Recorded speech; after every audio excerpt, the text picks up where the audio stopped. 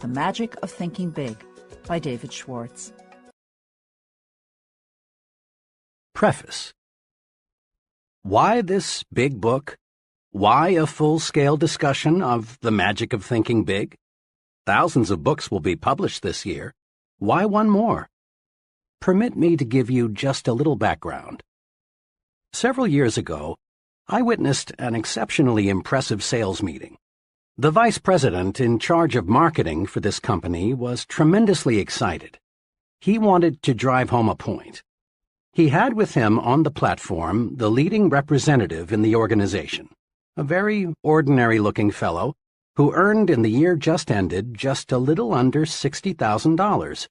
The earnings of other representatives averaged $12,000. The executive challenged the group. Here is what he said. I want you to take a good look at Harry. Look at him. Now what's Harry got that the rest of you haven't? Harry earned 5 times the average, but is Harry 5 times smarter? No, not according to our personnel tests. I checked. They show he's about average in that department. And did Harry work 5 times harder than you fellows? No, not according to the reports. In fact, he took more time off than most of you. Did Harry have a better territory? Again, I've got to say no. The accounts averaged about the same. Did Harry have more education, better health? Again, no. Harry is about as average as an average guy could be, except for one thing. The difference between Harry and the rest of you, said the vice president, the difference is that Harry thought 5 times bigger. Then the executive proceeded to show that success is determined not so much by the size of one's brain as it is by the size of one's thinking. This was an intriguing thought, and it stayed with me. The more I observed, the more people I talked with, the deeper I dug into what's really behind success, the clearer was the answer. Case history after case history proved that the size of bank accounts, the size of happiness accounts, and the size of one's general satisfaction account is dependent on the size of one's thinking. There is magic in thinking big. If thinking big accomplishes so much, why doesn't everyone think that way? I've been asked that question many times. Here, I believe, is the answer. All of us, more than we recognize, are products of the thinking around us, and much of this thinking is little, not big. All around you is an environment that is trying to tug you, trying to pull you down second-class street. You are told almost daily that there are too many chiefs and not enough Indians. In other words, that opportunities to lead no longer exist, that there is a surplus of chiefs, so be content to be a little guy. But this too many chiefs idea simply doesn't square with the truth. Leading people in all occupations will tell you, as they've told me, that the trouble is, there are too many Indians and not nearly enough chiefs. This petty environment says other things, too. It tells you, whatever will be, that your destiny is outside your control, that fate is in complete control. So forget those dreams, forget that finer home, forget that special college for the children, forget the better life. Be resigned, lie down and wait to die. And who hasn't heard the statement that success isn't worth the price? As if you have to sell your soul, your family life, your conscience, your set of values to reach the top. But in truth, success doesn't demand a price. Every step forward pays a dividend. This environment also tells us there's too much competition for the top spots in life. But is there? A personnel selection executive told me that he receives 50 to 250 times as many applicants for jobs that pay $10,000 per year as for jobs that pay $50,000 a year. This is to say that there is at least 50 times as much competition for jobs on Second-Class Street as for jobs on First-Class Avenue. First-Class Avenue, USA, is a short, uncrowded street. There are countless vacancies waiting there for people like you who dare to think big. The basic principles and concepts supporting the magic of thinking big come from the highest pedigree sources, the very finest and biggest thinking minds yet to live on planet Earth. Minds like the prophet David, who wrote, "As one thinketh in his heart, so is he." Minds such as Emerson, who said, "Great men are those who see that thoughts rule the world." Minds like Milton, who in Paradise Lost wrote, "The mind is its own place, and in itself can make a heaven of hell or a hell of heaven." Amazingly perceptive minds like Shakespeare, who observed, "There is nothing either good or bad except that thinking makes it so." But where does the proof come from? How do we know the master thinkers were right? Fair questions. The proof comes from the lives of the select people around us who, through winning success, achievement, and happiness, prove that thinking big does work magic. The simple steps we have set down here are not untested theories. They are not one man's guesses and opinions. They are proven approaches to life's situations, and they are universally applicable steps that work, and work like magic. That you're listening to this proves you are interested in larger success. You want to fulfill your desires. You want to enjoy a fine standard of living. You want this life to deliver to you all the good things you deserve. Being interested in success is a wonderful quality. You have another admirable quality. The fact that you're listening to this program shows you have the intelligence to look for tools that will help take you where you want to go. In building anything, automobiles, bridges, missiles, we need tools. Many people, in their attempt to build a successful life, forget there are tools to help them. You have not forgotten. You have then the two basic qualities needed to realize real profit from this book: a desire for greater success and the intelligence to select a tool to help you realize that desire. Think big and you'll live big. You'll live big in happiness, you'll live big in accomplishment, big in income, big in friends, big in respect. Enough for the promise. Start now, right now, to discover how to make your thinking make magic for you. Start out with this thought of the great philosopher Disraeli: life is too short to be little. What this book will do for you. In every chapter of this book, you will find dozens of hard-headed, practical ideas, techniques, and principles that will enable you to harness the tremendous power of thinking big, so as to gain for yourself the success, happiness, and satisfaction you want so much. Every technique is dramatically illustrated by a real-life case history. You discover not only what to do, but what is even more important, you see exactly how to apply each principle to actual situations and problems. Here, then, is what this book will do for you.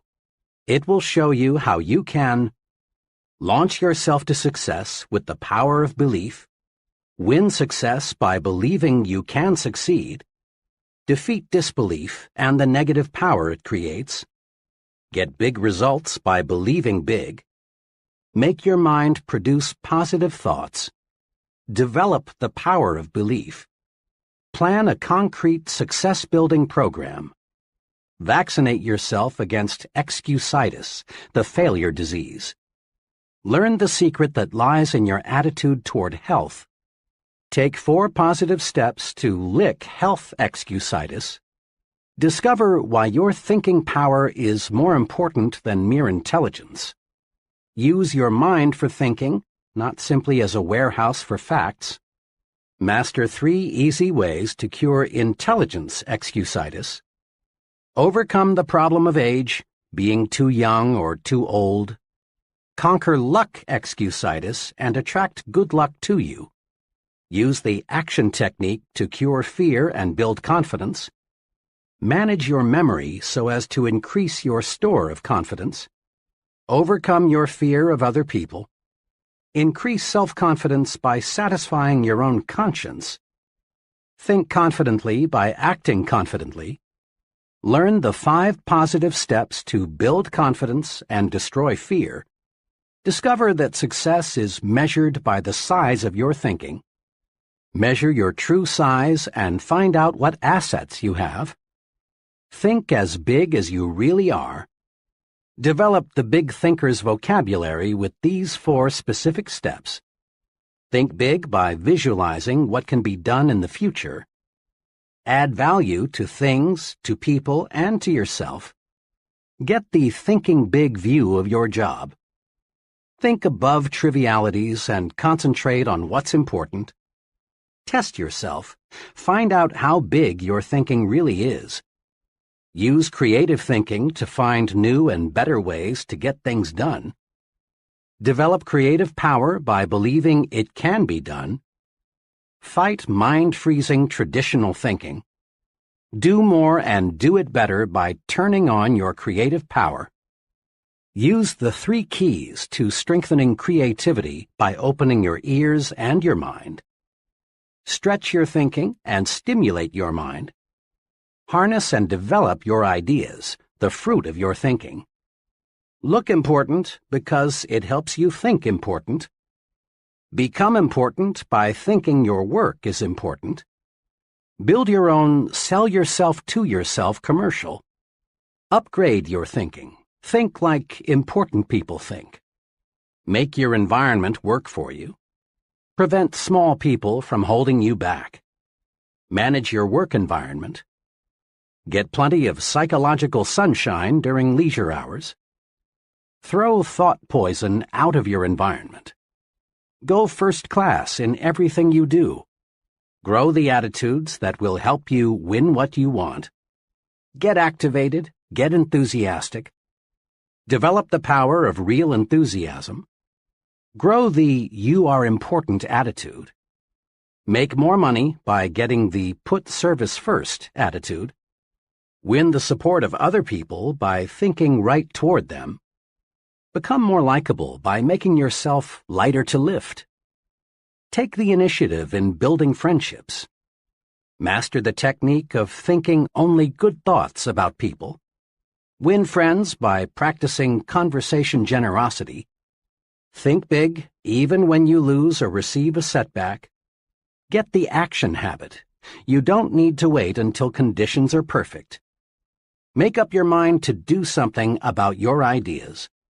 Use action to cure fear and gain confidence. Discover the secret of mind action. Capitalize on the magic of now. Strengthen yourself by getting the speak up habit. Develop initiative, a special kind of action. Discover that defeat is nothing more than a state of mind. Salvage something from every setback. Use the force of constructive self-criticism. Achieve positive results through persistence and experimentation. Whip discouragement by finding the good side to every situation. Multiply your energy by setting definite goals. Set goals that will help you get things done and live longer. Accomplish your goals with this 30-day improvement guide. Invest in yourself for future profit. Learn the 4 rules of leadership. Develop your power to trade minds with the people you want to influence. Put the be human approach to work for you. Think progress, believe in progress, push for progress. Test yourself to learn whether you are a progressive thinker. Tap your supreme thinking power. Use the magic of thinking big in life's most crucial situations. Chapter 1. Believe you can succeed and you will. Success means many wonderful, positive things. Success means personal prosperity, a fine home, vacations, travel, new things, financial security, giving your children maximum advantages. Success means winning admiration, leadership, being looked up to by people in your business and social life. Success means freedom, freedom from worries, fears, frustrations, and failure. Success means self-respect, continually finding more real happiness and satisfaction from life, being able to do more for those who depend on you. Success means winning. Success, achievement, is the goal of life. Every human being wants success. Everybody wants the best this life can deliver. Nobody enjoys crawling, living in mediocrity. No one likes feeling second class and feeling forced to go that way. Some of the most practical success-building wisdom is found in that biblical quotation stating that faith can move mountains. Believe, really believe you can move a mountain, and you can. Not many people believe that they can move mountains, so, as a result, not many people do. On some occasion, you've probably heard someone say something like, "It's nonsense to think you can make a mountain move away just by saying, 'Mountain, move away.' It's simply impossible."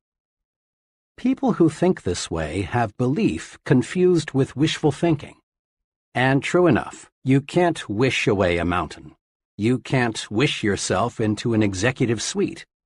Nor can you wish yourself into a 5-bedroom, 3-bath house or the high-income brackets. You can't wish yourself into a position of leadership. But you can move a mountain with belief. You can win success by believing you can succeed. There is nothing magical or mystical about the power of belief. Belief works this way.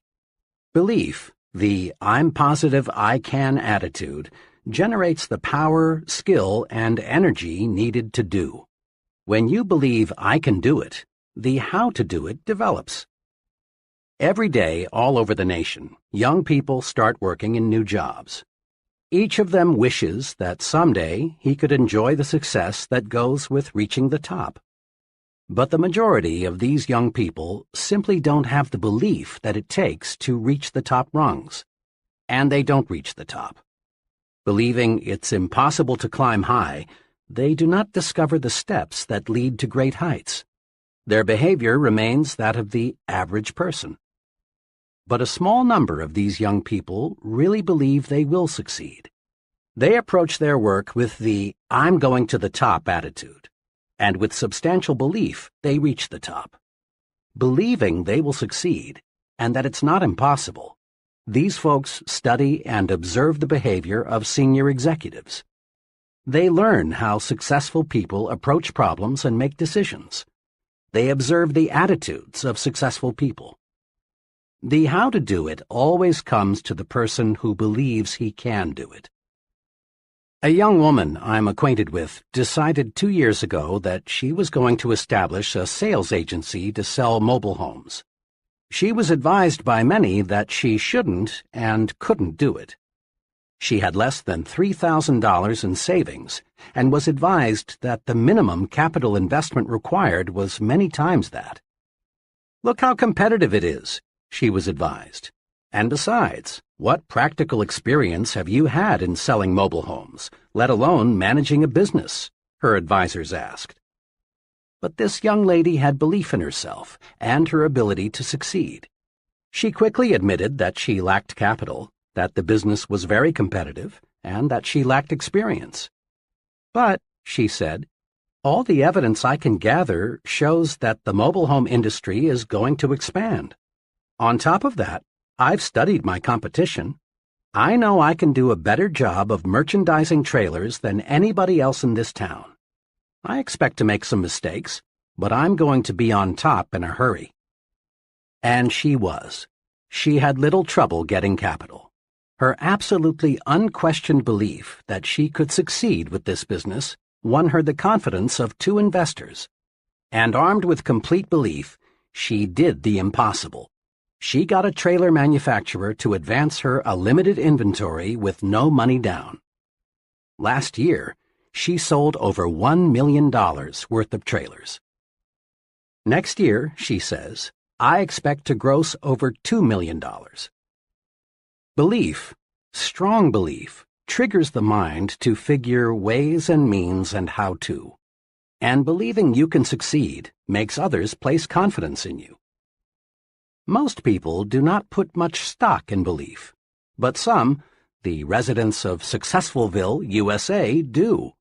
Just a few weeks ago, a friend who is an official with a state highway department in a Midwestern state related a mountain-moving experience to me. "Last month," my friend began, "our department sent notices to a number of engineering companies that we were authorized to retain some firm to design 8 bridges as part of our highway building program. The bridges were to be built at a cost of $5 million. The engineering firm selected would get a 4% commission, or $200,000 for its design work. I talked with 21 engineering firms about this. The 4 largest decided right away to submit proposals. The other 17 companies were small, having only 3 to 7 engineers each. The size of the project scared off 16 of these 17. They went over the project, shook their heads, and said, in effect, 'It's too big for us. I wish I thought we could handle it, but it's no use even trying.' But one of these small firms, a company with only 3 engineers, studied the plans and said, 'We can do it. We'll submit a proposal.' They did, and they got the job. Those who believe they can move mountains do. Those who believe they can't, cannot. Belief triggers the power to do. Actually, in these modern times, belief is doing much bigger things than moving mountains.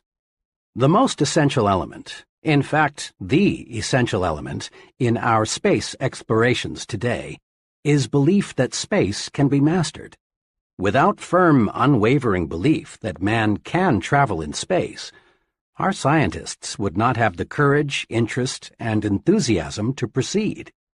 Belief that cancer can be cured will ultimately produce cures for cancer.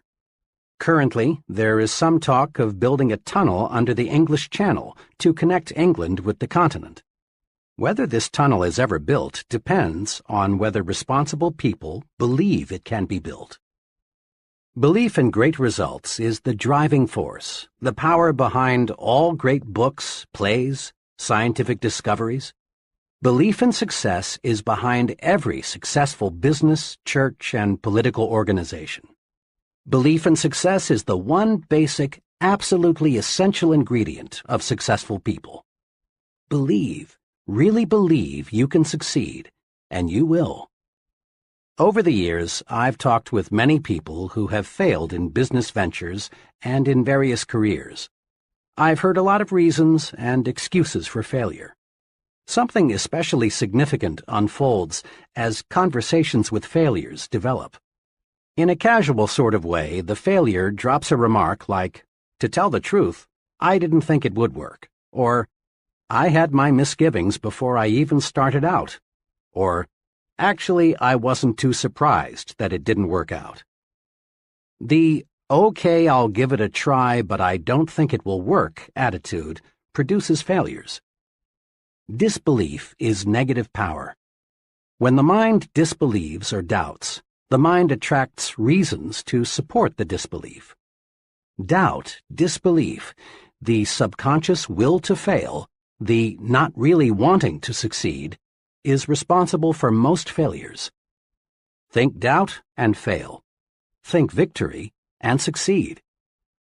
A young fiction writer talked with me recently about her writing ambitions. The name of one of the top writers in her field came up. "Oh," she said, "Mr. X is a wonderful writer, but, of course, I can't be nearly as successful as he is." Her attitude disappointed me very much because I know the writer mentioned. He is not super intelligent, nor super perceptive, nor super anything else except super confident. He believes he is among the best, and so he acts and performs the best. It is well to respect the leader, learn from him, observe him, study him, but don't worship him. Believe you can surpass. Believe you can go beyond. Those who harbor the second-best attitude are invariably second-best doers. Look at it this way. Belief is the thermostat that regulates what we accomplish in life. Study the fellow who is shuffling down there in mediocrity. He believes he is worth little, so he receives little. He believes he can't do big things, and he doesn't. He believes he is unimportant, so everything he does has an unimportant mark. As time goes by, lack of belief in himself shows through in the way the fellow talks, walks, acts. Unless he readjusts his thermostat forward, he shrinks, grows smaller and smaller in his own estimation. And since others see in us what we see in ourselves, he grows smaller in the estimation of the people around him. Now, look across the way at the person who is advancing forward. He believes he is worth much, and he receives much. He believes he can handle big, difficult assignments, and he does. Everything he does, the way he handles himself with people, his character, his thoughts, his viewpoints, all say, here is a professional. He is an important person. A person is a product of his own thoughts. Believe big. Adjust your thermostat forward. Launch your success offensive with honest, sincere belief that you can succeed. Believe big and grow big. Several years ago, after addressing a group of businessmen in Detroit, I talked with one of the gentlemen who approached me, introduced himself, and said, "I really enjoyed your talk. Can you spare a few minutes? I'd like very much to discuss a personal experience with you." In a few minutes, we were comfortably seated in a coffee shop, waiting for some refreshments. "I have a personal experience," he began, "that ties in perfectly with what you said this evening about making your mind work for you instead of letting it work against you. I've never explained to anyone how I lifted myself out of the world of mediocrity, but I'd like to tell you about it." "And I'd like to hear it," I said. "Well, just 5 years ago, I was plodding along, just another guy working in the tool and die trade. I made a decent living by average standards, but it was far from ideal. Our home was much too small, and there was no money for those many things we wanted. My wife, bless her, didn't complain much, but it was written all over her that she was more resigned to her fate than she was happy.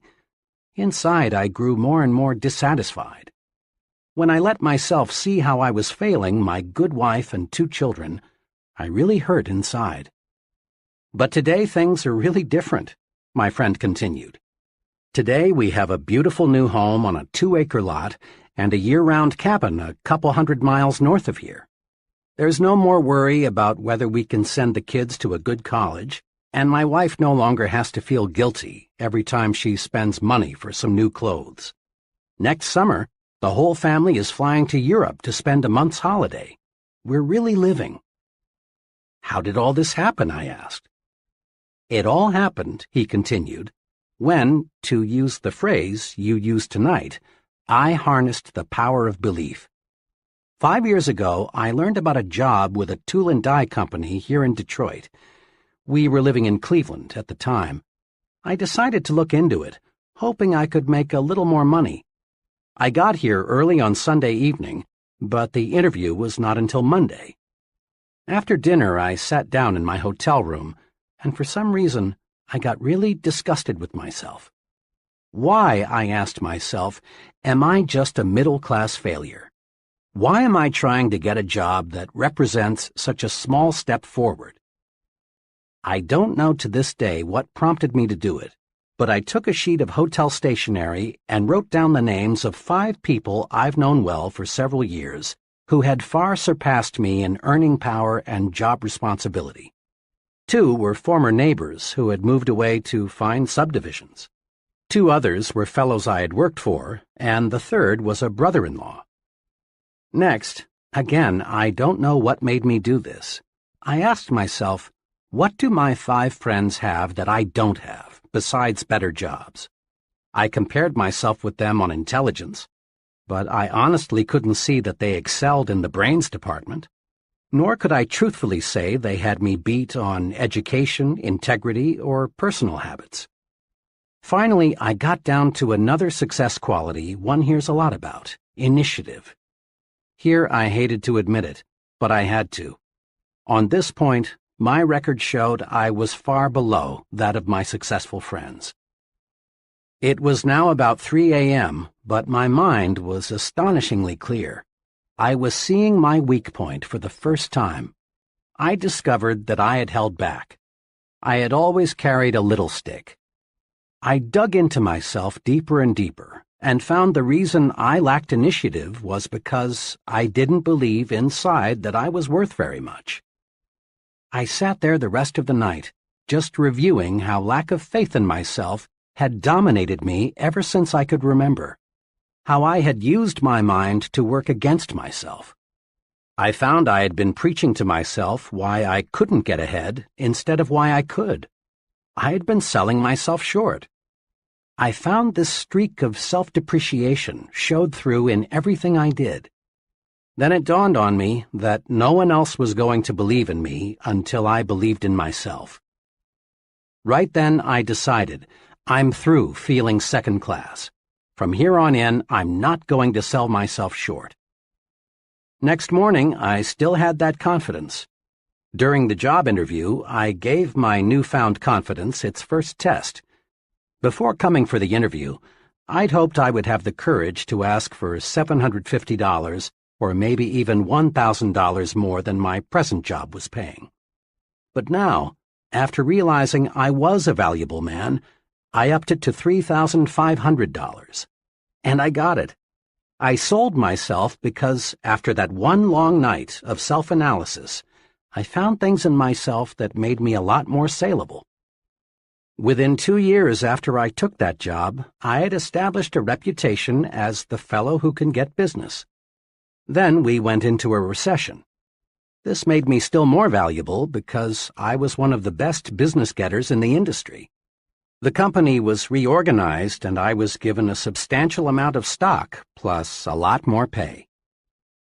Believe in yourself, and good things do start happening. Your mind is a thought factory. It's a busy factory, producing countless thoughts in one day. Production in your thought factory is under the charge of 2 foremen, one of whom we will call Mr. Triumph and the other Mr. Defeat. Mr. Triumph is in charge of manufacturing positive thoughts. He specializes in producing reasons why you can, why you're qualified, why you will. The other foreman, Mr. Defeat, produces negative, deprecating thoughts. He is your expert in developing reasons why you can't, why you're weak, why you're inadequate. His specialty is the why you will fail chain of thoughts. Both Mr. Triumph and Mr. Defeat are intensely obedient. They snap to attention immediately. All you need do to signal either foreman is to give the slightest mental beck and call. If the signal is positive, Mr. Triumph will step forward and go to work. Likewise, a negative signal brings Mr. Defeat forward. To see how these 2 foremen work for you, try this example. Tell yourself, today is a lousy day. This signals Mr. Defeat into action, and he manufactures some facts to prove you are right. He suggests to you that it's too hot or it's too cold. Business will be bad today. Sales will drop. Other people will be on edge. You may get sick.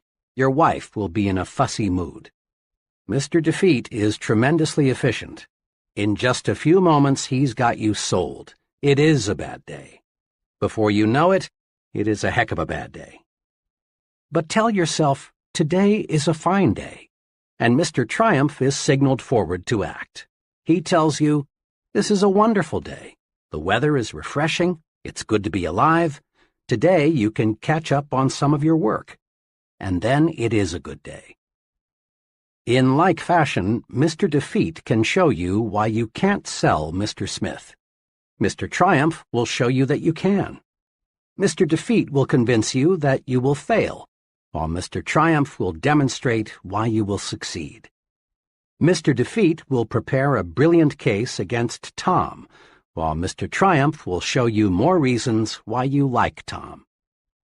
Now, the more work you give either of these 2 foremen, the stronger he becomes.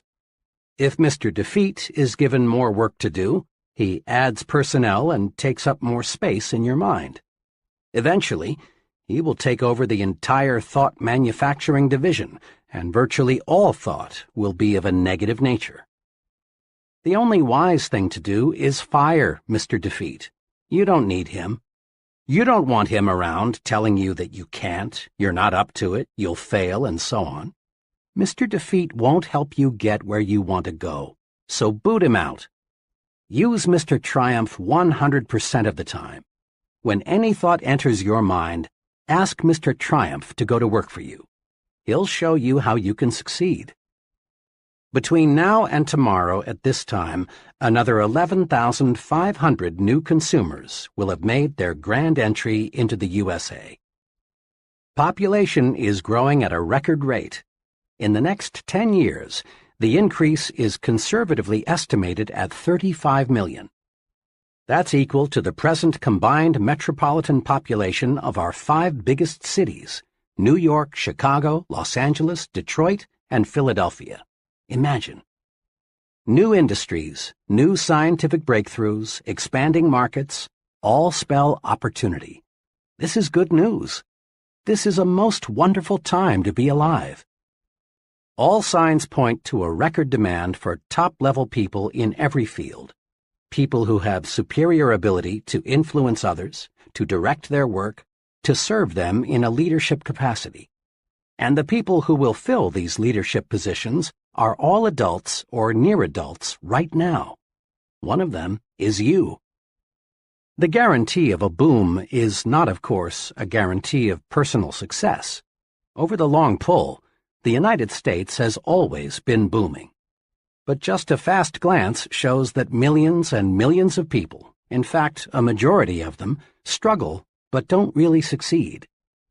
The majority of folks still plug along in mediocrity despite the record opportunity of the last 2 decades. And in the boom period ahead, most people will continue to worry, to be afraid, to crawl through life feeling unimportant, unappreciated, not able to do what they want to do. As a result, their performance will earn them petty rewards, petty happiness. Those who convert opportunity into reward, and let me say, I sincerely believe you are one of those, else you'd rely on luck and not bother with this book, will be those wise people who learn how to think themselves to success. Walk in. The door to success is open wider than ever before. Put yourself on record now that you are going to join that select group that is getting what it wants from life. Here is the first step toward success. It's a basic step. It can't be avoided. Step 1. Believe in yourself. Believe you can succeed. How to develop the power of belief. Here are the 3 guides to acquiring and strengthening the power of belief. 1. Think success. Don't think failure. At work, in your home, substitute success thinking for failure thinking. When you face a difficult situation, think, I'll win, not I'll probably lose.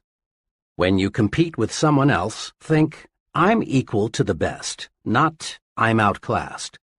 When opportunity appears, think, I can do it, never I can't. Let the master thought, I will succeed, dominate your thinking process.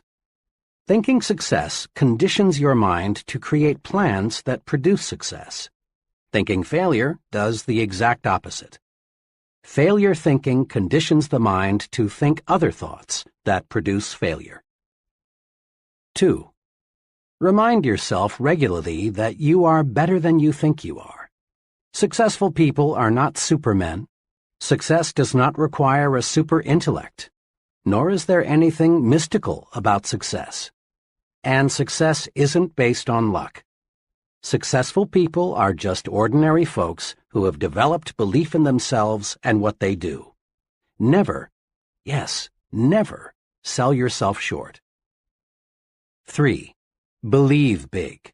The size of your success is determined by the size of your belief. Think little goals and expect little achievements. Think big goals and win big success. Remember this, too. Big ideas and big plans are often easier, certainly no more difficult, then small ideas and small plans. Mr. Ralph J. Cordiner, chairman of the board of the General Electric Company, said this to a leadership conference: "We need from every man who aspires to leadership, for himself and his company, a determination to undertake a personal program of self-development. Nobody is going to order a man to develop. Whether a man lags behind or moves ahead in his specialty is a matter of his own personal application. This is something which takes time, work, and sacrifice. Nobody can do it for you." Mr. Cordiner's advice is sound and practical. Live it. Persons who reach the top rungs in business management, selling, engineering, religious work, writing, acting, and in every other pursuit get there by following conscientiously and continuously a plan for self-development and growth. Any training program, and that's exactly what this book is, must do three things. It must provide content, the what to do. Second, it must supply a method, the how to do it. And third, it must meet the acid test, that is, get results. The what of your personal training program for success is built on the attitudes and techniques of successful people. How do they manage themselves? How do they overcome obstacles? How do they earn the respect of others? What sets them apart from the ordinary? How do they think?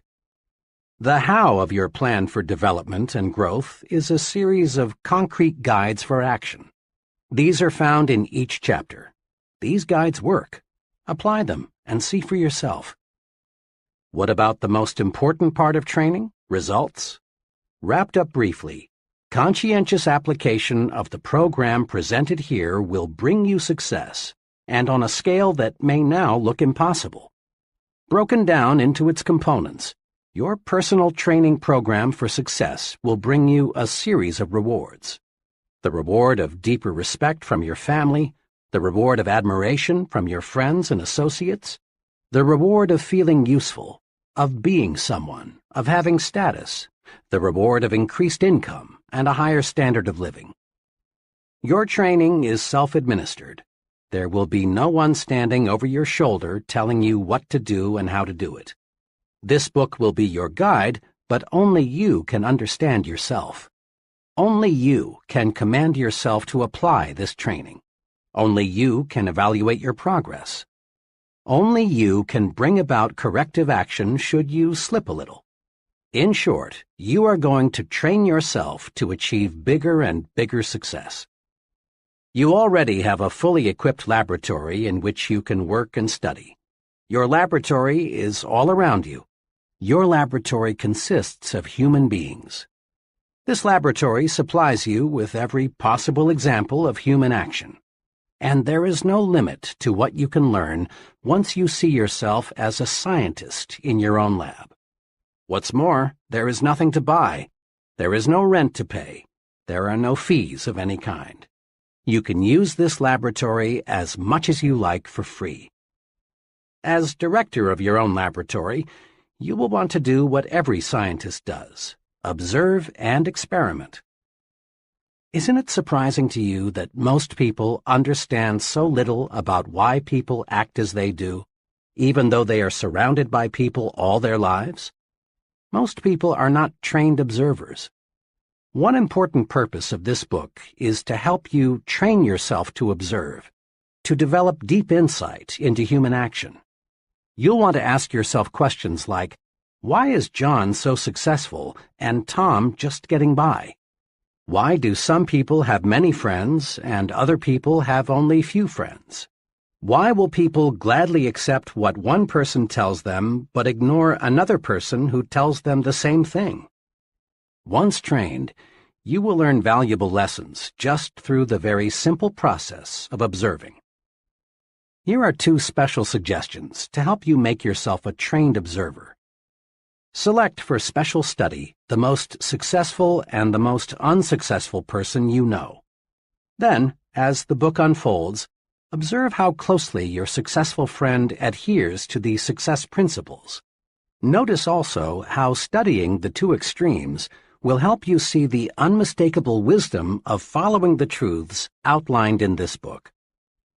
Each contact you make with another person gives you a chance to see success development principles at work. Your objective is to make successful action habitual. The more we practice, the sooner it becomes second nature to act in the desired way. Most of us have friends who grow things for a hobby, and we've all heard them say something like, "It's exciting to watch those plants grow. Just look how they respond to plant food and water. See how much bigger they are today than they were last week." To be sure, it is thrilling to watch what can happen when men cooperate carefully with nature. But it is not 1/10 as fascinating as watching yourself respond to your own carefully administered thought management program.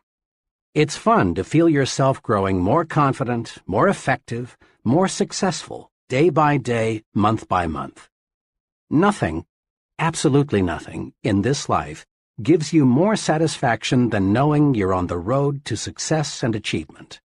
And nothing stands as a bigger challenge than making the most of yourself. Chapter 2. Cure yourself of Excusitis, the failure disease. People. As you think yourself to success, that's what you will study, people. You will study people very carefully to discover, then apply, success-rewarding principles to your life. And you want to begin right away. Go deep into your study of people, and you'll discover unsuccessful people suffer a mind-deadening thought disease. We call this disease Excusitis. Every failure has this disease in its advanced form, and most average persons have at least a mild case of it. You will discover that Excusitis explains the difference between the person who is going places and the fellow who is barely holding his own. You will find that the more successful the individual, the less inclined he is to make excuses. But the fellow who has gone nowhere and has no plans for getting anywhere always has a book full of reasons to explain why. Persons with mediocre accomplishments are quick to explain why they haven't, why they don't, why they can't, and why they aren't. Study the lives of successful people and you'll discover this. All the excuses made by the mediocre fellow could be, but aren't, made by the successful person. I have never met nor heard of a highly successful business executive, military officer, salesman, professional person, or leader in any field who could not have found one or more major excuses to hide behind. Roosevelt could have hidden behind his lifeless legs. Truman could have used no college education. Kennedy could have said, "I'm too young to be president." Johnson and Eisenhower could have ducked behind heart attacks. Like any disease, Excusitis gets worse if it isn't treated properly.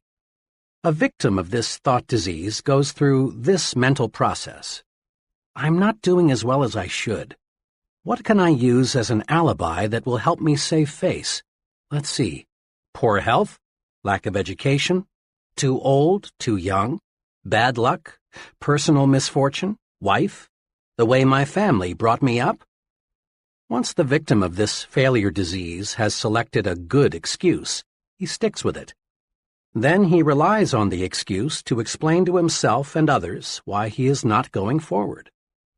And each time the victim makes the excuse becomes embedded deeper within his subconsciousness. Thoughts, positive or negative, grow stronger when fertilized with constant repetition. At first, the victim of Excusitis knows his alibi is more or less a lie. But the more frequently he repeats it, the more convinced he becomes that it is completely true, that the alibi is the real reason for his not being the success he should be. Procedure 1, then, in your individual program of thinking yourself to success, must be to vaccinate yourself against Excusitis, the disease of the failures. The 4 most common forms of Excusitis. Excusitis appears in a wide variety of forms, but the worst types of this disease are health Excusitis, intelligence Excusitis, age excusitis, and luck excusitis. Now let's see just how we can protect ourselves from these 4 common ailments. 1. But my health isn't good. Health excusitis ranges all the way from the chronic I don't feel good to the more specific I've got such and such wrong with me. Bad health, in 1,000 different forms, is used as an excuse for failing to do what a person wants to do, failing to accept greater responsibilities, failing to make more money, failing to achieve success. Millions and millions of people suffer from health excusitis. But is it in most cases a legitimate excuse? Think for a moment of all the highly successful people you know who could, but who don't, use health as an excuse. My physician and surgeon friends tell me the perfect specimen of adult life is non-existent. There is something physically wrong with everybody. Many surrender in whole or in part to health excusitis, but success-thinking people do not. 2 experiences happened to me in one afternoon that illustrate the correct and incorrect attitudes toward health. I had just finished a talk in Cleveland. Afterward, one fellow, about 30, asked to speak to me privately for a few minutes. He complimented me on the meeting, but then said, "I'm afraid your ideas can't do me much good." "You see," he continued, "I've got a bad heart, and I've got to hold myself in check." He went on to explain that he'd seen 4 doctors, but they couldn't find his trouble. He asked me what I would suggest he do. "Well," I said, "I know nothing about the heart, but as one layman to another, here are 3 things I'd do. First, I'd visit the finest heart specialist I could find and accept his diagnosis as final. You've already checked with 4 doctors, and none of them has found anything peculiar with your heart. Let the 5th doctor be your final check. It may very well be you've got a perfectly sound heart. But if you keep on worrying about it, eventually you may have a very serious heart ailment. Looking and looking and looking for an illness often actually produces illness." The second thing I'd recommend is that you read Dr. Schindler's great book, How to Live 365 Days a Year. Dr. Schindler shows in this book that 3 out of every 4 hospital beds are occupied by people who have EII, emotionally induced illness. Imagine, 3 out of 4 people who are sick right now would be well if they learned how to handle their emotions. Read Dr. Schindler's book and develop your program for emotions management. Third, I'd resolve to live until I die. I went on to explain to this troubled fellow some sound advice I received many years ago from a lawyer friend who had an arrested case of tuberculosis. This friend knew he would have to live a regulated life, but this hasn't stopped him from practicing law, rearing a fine family, and really enjoying life. My friend, who now is 78 years old, expresses his philosophy in these words: "I'm going to live until I die, and I'm not going to get life and death confused. While I'm on this earth, I'm going to live. Why be only half alive? Every minute a person spends worrying about dying is just 1 minute that fellow might as well have been dead." I had to leave at that point because I had to be on a certain plane for Detroit. On the plane, the second but much more pleasant experience occurred. After the noise of the takeoff, I heard a ticking sound. Rather startled, I glanced at the fellow sitting beside me, for the sound seemed to be coming from him. He smiled a big smile and said, "Oh, it's not a bomb. It's just my heart." I was obviously surprised, so he proceeded to tell me what had happened. Just 21 days before, he had undergone an operation that involved putting a plastic valve into his heart. The ticking sound, he explained, would continue for several months until new tissue had grown over the artificial valve. I asked him what he was going to do. "Oh," he said, "I've got big plans. I'm going to study law when I get back to Minnesota. Someday I hope to be in government work. The doctors tell me I must take it easy for a few months, but after that I'll be like new. There you have two ways of meeting health problems.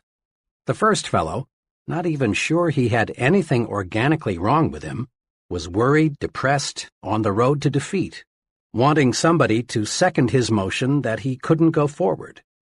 The second individual, after undergoing one of the most difficult of operations, was optimistic, eager to do something.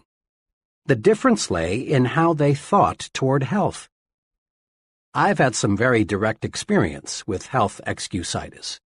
I'm a diabetic.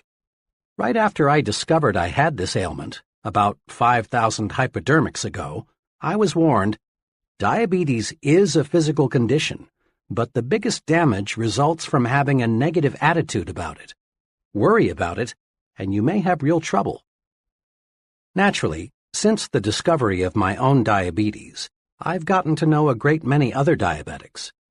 Let me tell you about two extremes. One fellow who has a very mild case belongs to that fraternity of the living dead. Obsessed with a fear of the weather, he is usually ridiculously bundled up. He's afraid of infection, so he shuns anybody who has the slightest sniffle. He's afraid of overexertion, so he does almost nothing. He spends most of his mental energy worrying about what might happen. He bores other people telling them how awful his problem really is. His real ailment is not diabetes. Rather, he's a victim of health excusitis. He has pitied himself into being an invalid. The other extreme is a division manager for a large publishing company. He has a severe case. He takes about 30 times as much insulin as the fellow just mentioned. But he is not living to be sick. He is living to enjoy his work and have fun. One day he said to me, "Sure, it is an inconvenience, but so is shaving. But I'm not going to think myself to bed. When I take those shots, I just praise the guys who discovered insulin." A good friend of mine, a widely known college educator, came home from Europe in 1945 minus one arm. Despite his handicap, John is always smiling, always helping others. He's about as optimistic as anyone I know. One day, he and I had a long talk about his handicap. "It's just an arm," he said. "Sure, two are better than one, but they just cut off my arm. My spirit is 100% intact. I'm really grateful for that." Another amputee friend is an excellent golfer. One day, I asked him how he had been able to develop such a near-perfect style with just one arm. I mentioned that most golfers with two arms can't do nearly as well. His reply says a lot. "Well, it's my experience," he said, "that the right attitude and one arm will beat the wrong attitude and two arms every time." The right attitude and one arm will beat the wrong attitude and two arms every time. Think about that for a while. It holds true not only on the golf course, but in every facet of life. 4 things you can do to lick health excusitis. The best vaccine against health excusitis consists of these 4 doses. 1. Refuse to talk about your health. The more you talk about an ailment, even the common cold, the worse it seems to get. Talking about bad health is like putting fertilizer on weeds. Besides, talking about your health is a bad habit. It bores people. It makes one appear self-centered and old-maidish. Success-minded people defeat the natural tendency to talk about their bad health. One may, and let me emphasize the word may, get a little sympathy, but one doesn't get respect and loyalty by being a chronic complainer. 2. Refuse to worry about your health. Dr. Walter Alvarez, emeritus consultant to the world-famous Mayo Clinic, wrote recently, "I always beg worriers to exercise some self-control. For instance, when I saw this man, a fellow who was convinced he had a diseased gallbladder, although 8 separate X-ray examinations showed that the organ was perfectly normal, I begged him to quit getting his gallbladder X-rayed. I have begged hundreds of heart-conscious men to quit getting electrocardiograms made." 3. Be genuinely grateful that your health is as good as it is. There's an old saying worth repeating often.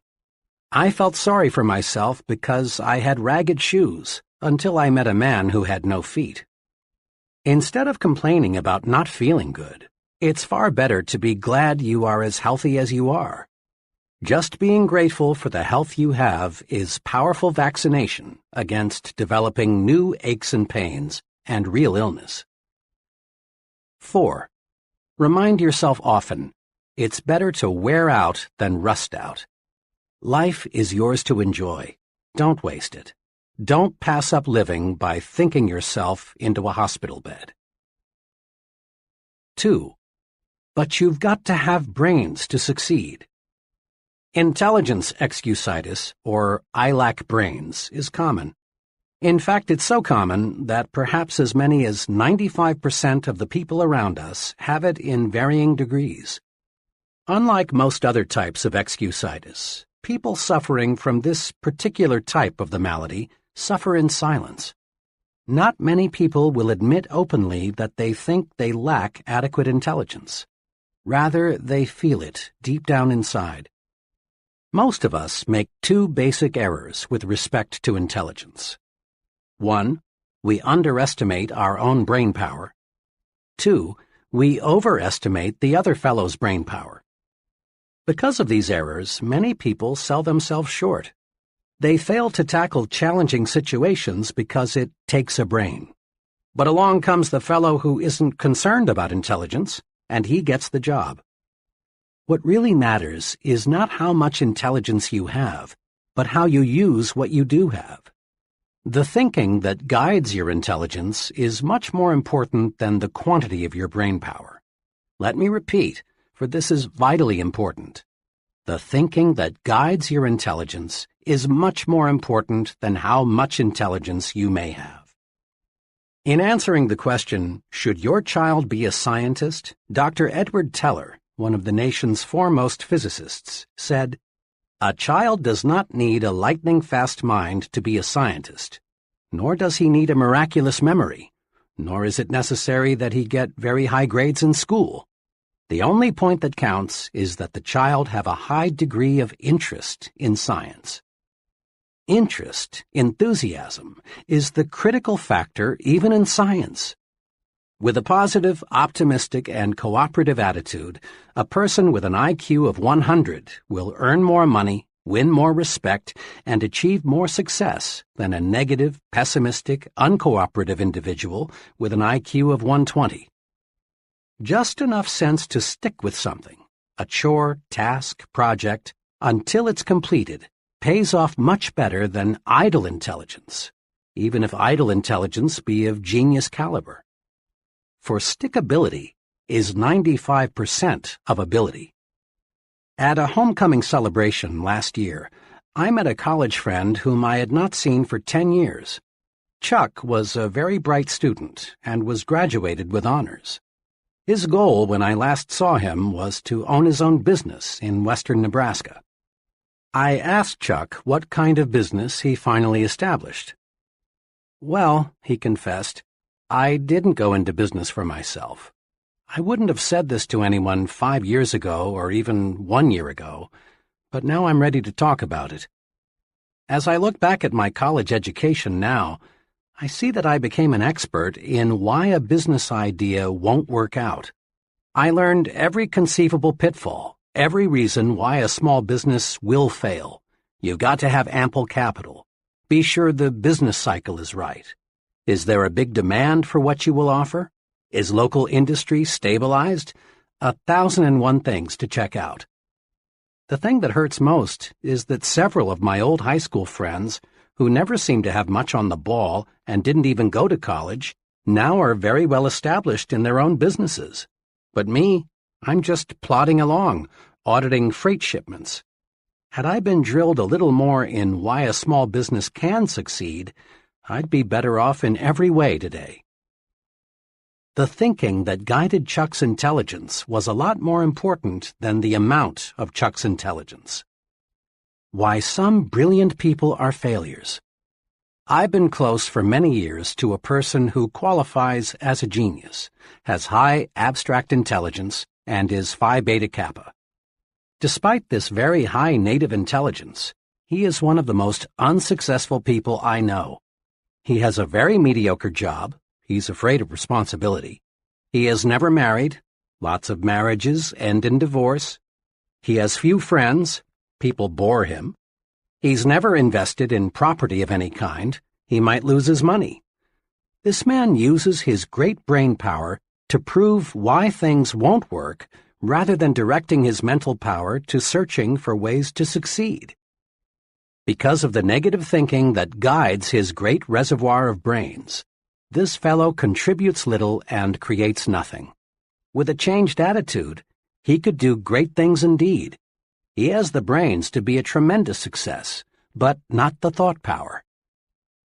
Another person I know well was inducted into the Army shortly after earning a Ph.D. degree from a leading New York university.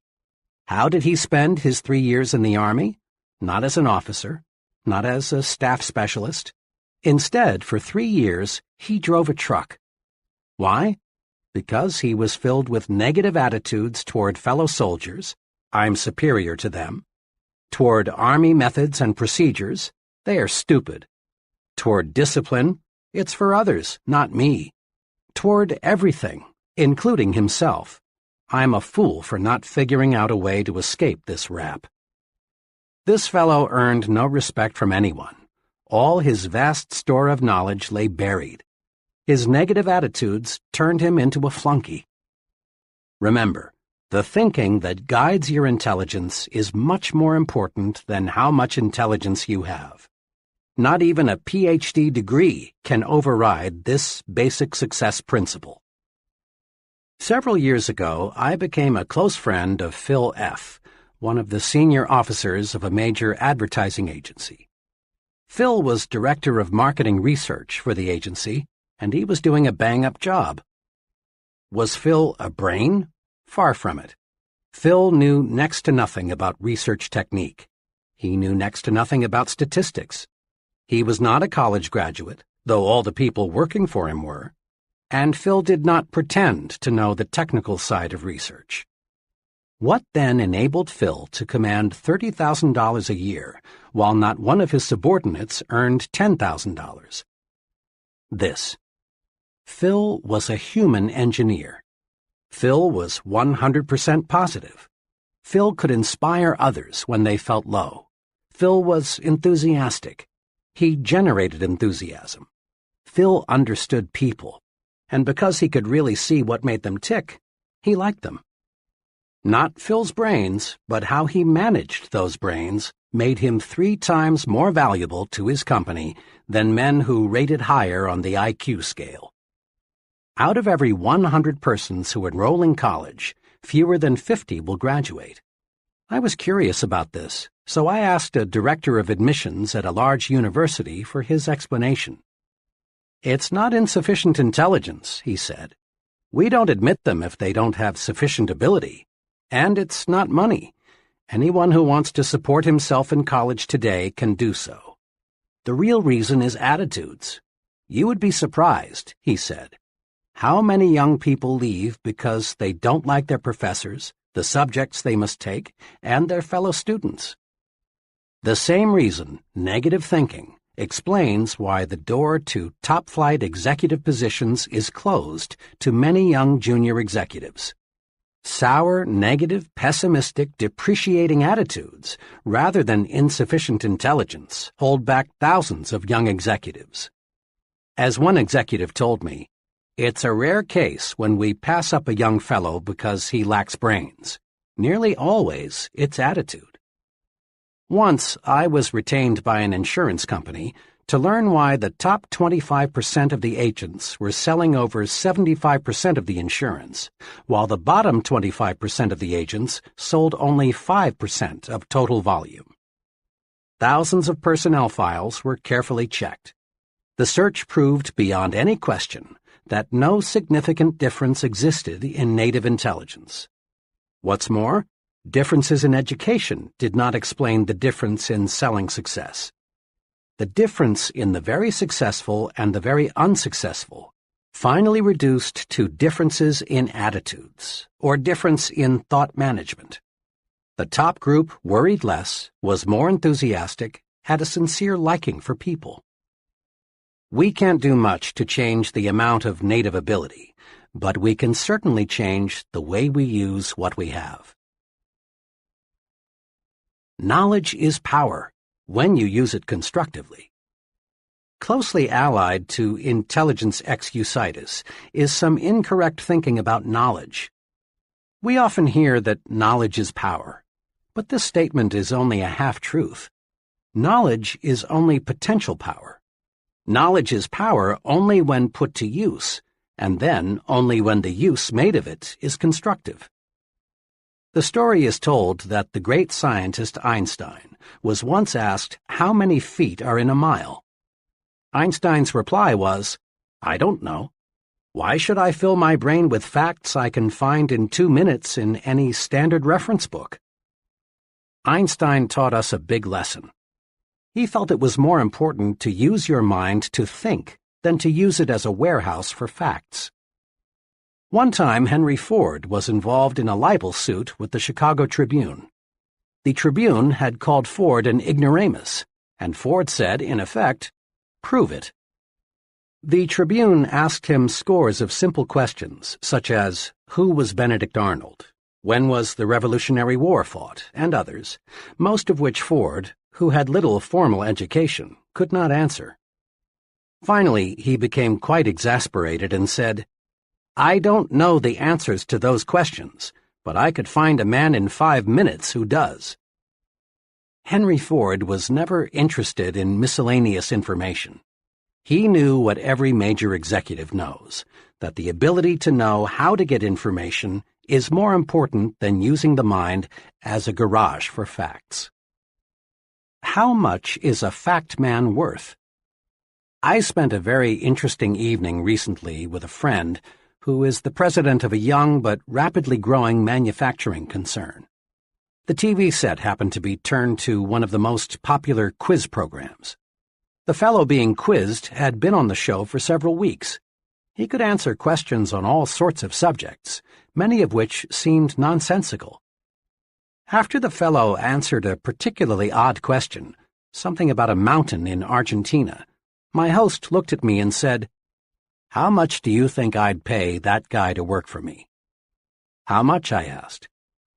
"Not a cent over $300, not per week, not per month, but for life. I've sized him up. That expert can't think. He can only memorize.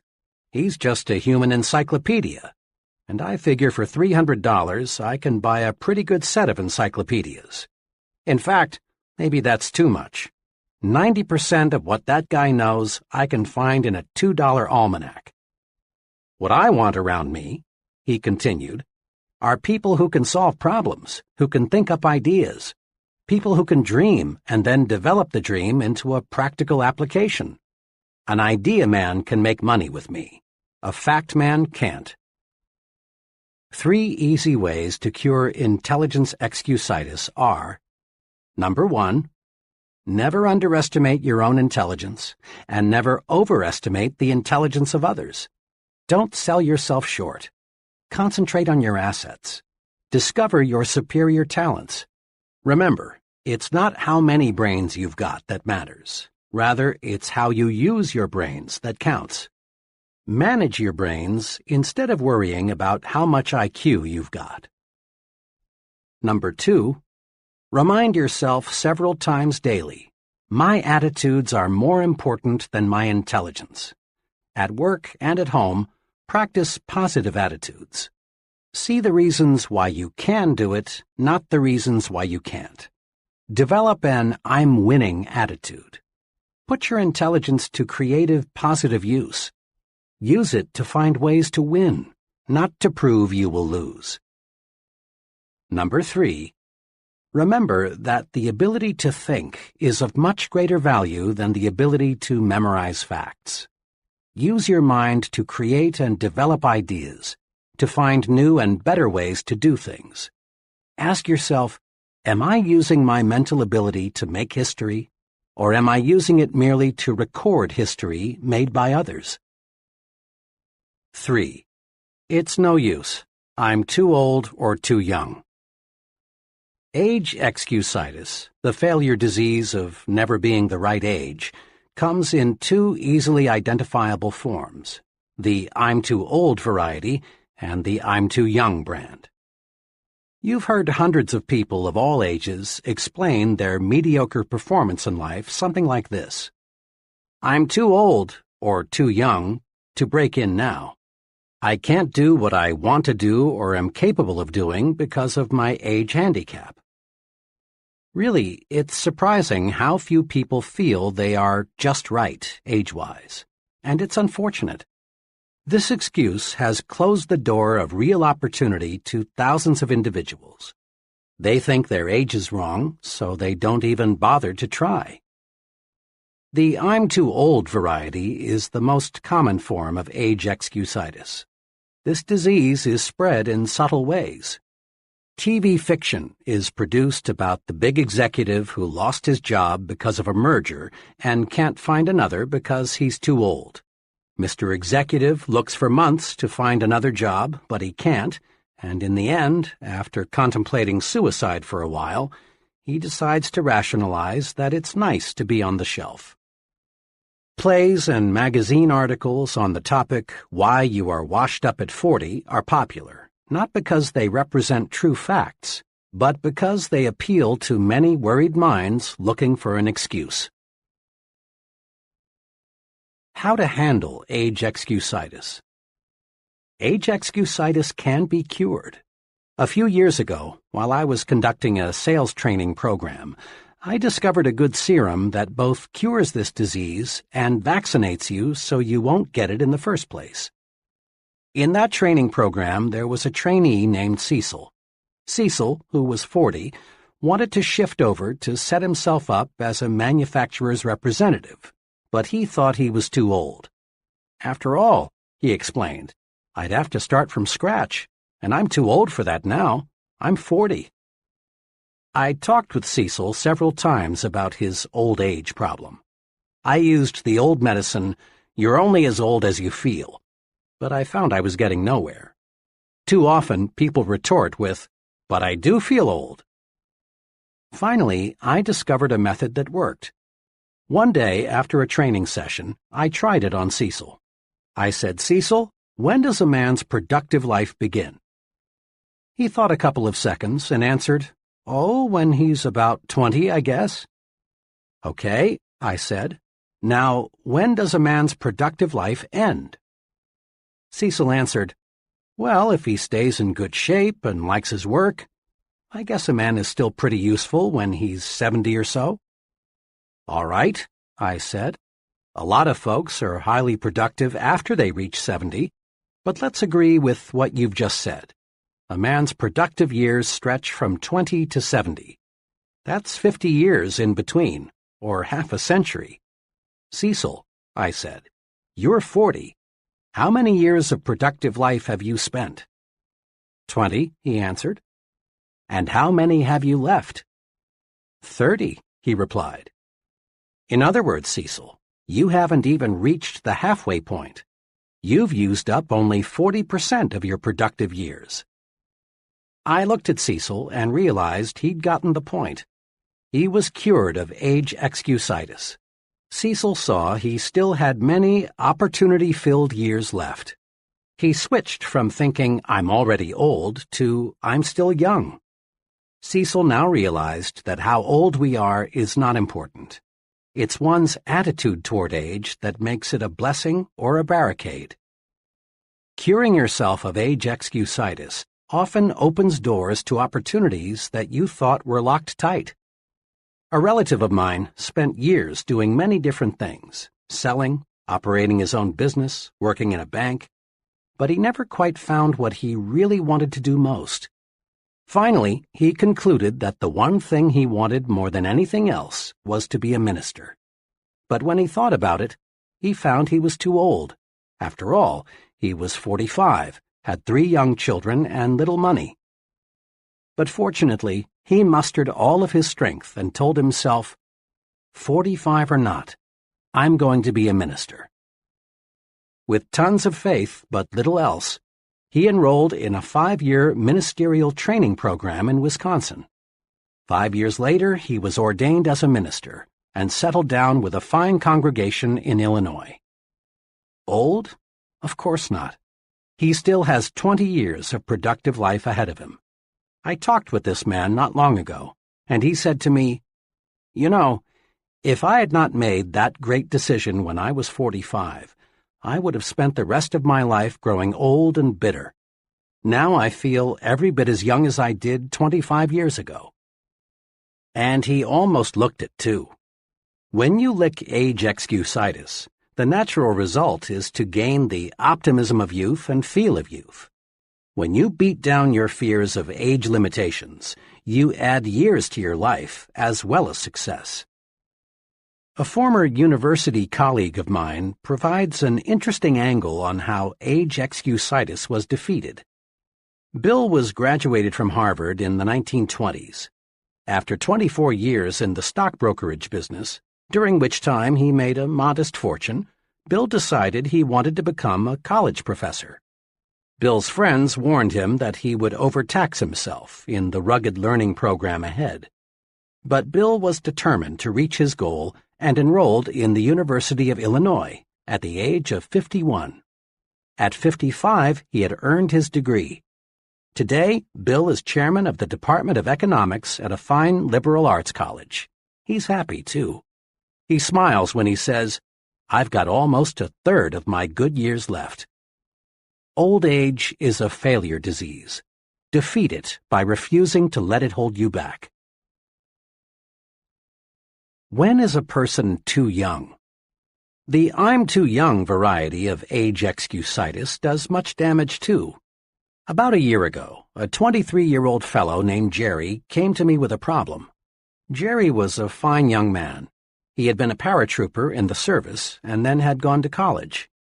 While going to college, Jerry supported his wife and son by selling for a large transfer and storage company.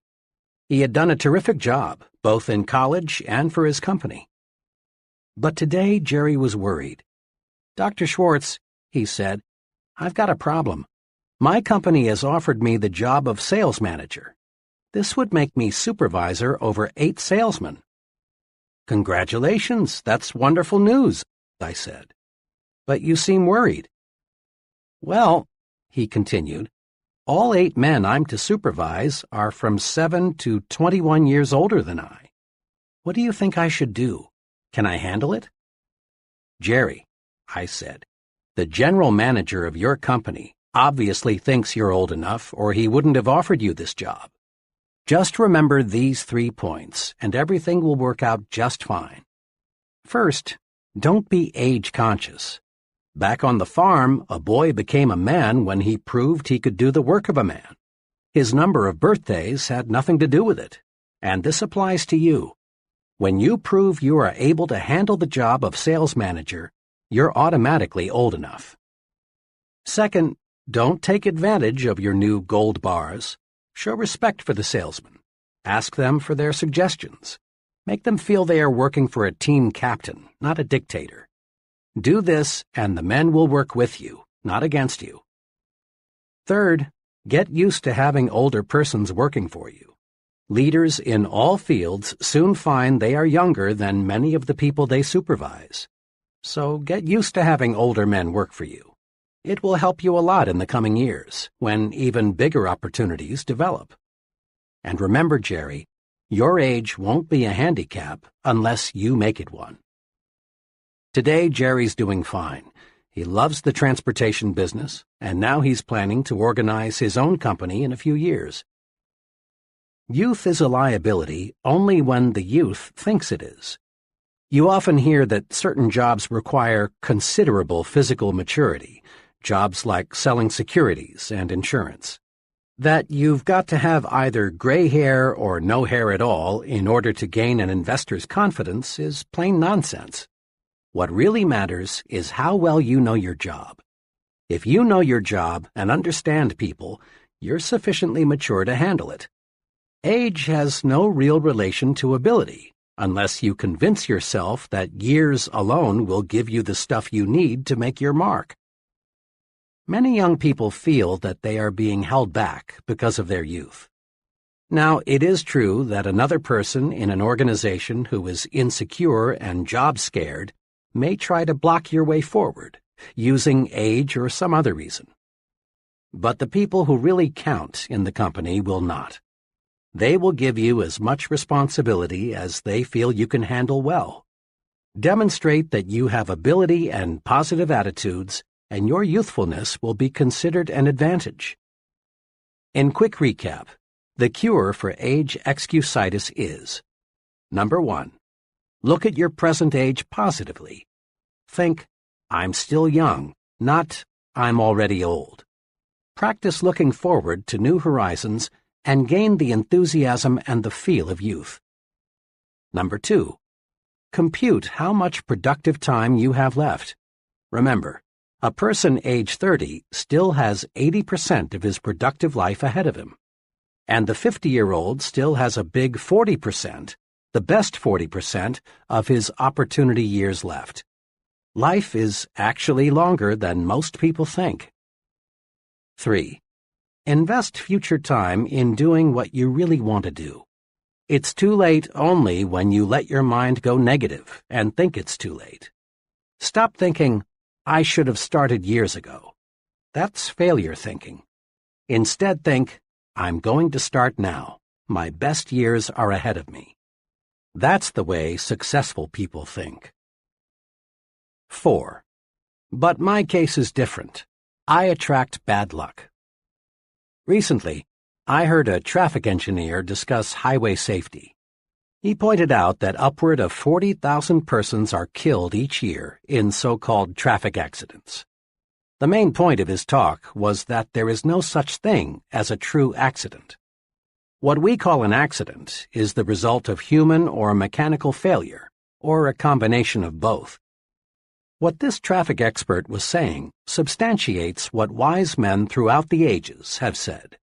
There is a cause for everything. Nothing happens without a cause. There is nothing accidental about the weather outside today. It is the result of specific causes.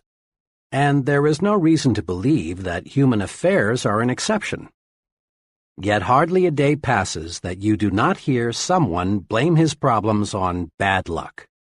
And it's a rare day that you do not hear someone attribute another person's success to good luck. Let me illustrate how people succumb to luck excusitis. I lunched recently with 3 young junior executives. The topic of conversation that day was George C., who just yesterday had been picked from among their group for a major promotion. Why did George get the position?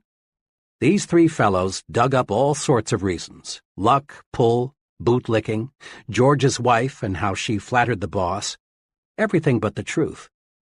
The facts were that George was simply better qualified. He had been doing a better job. He was working harder.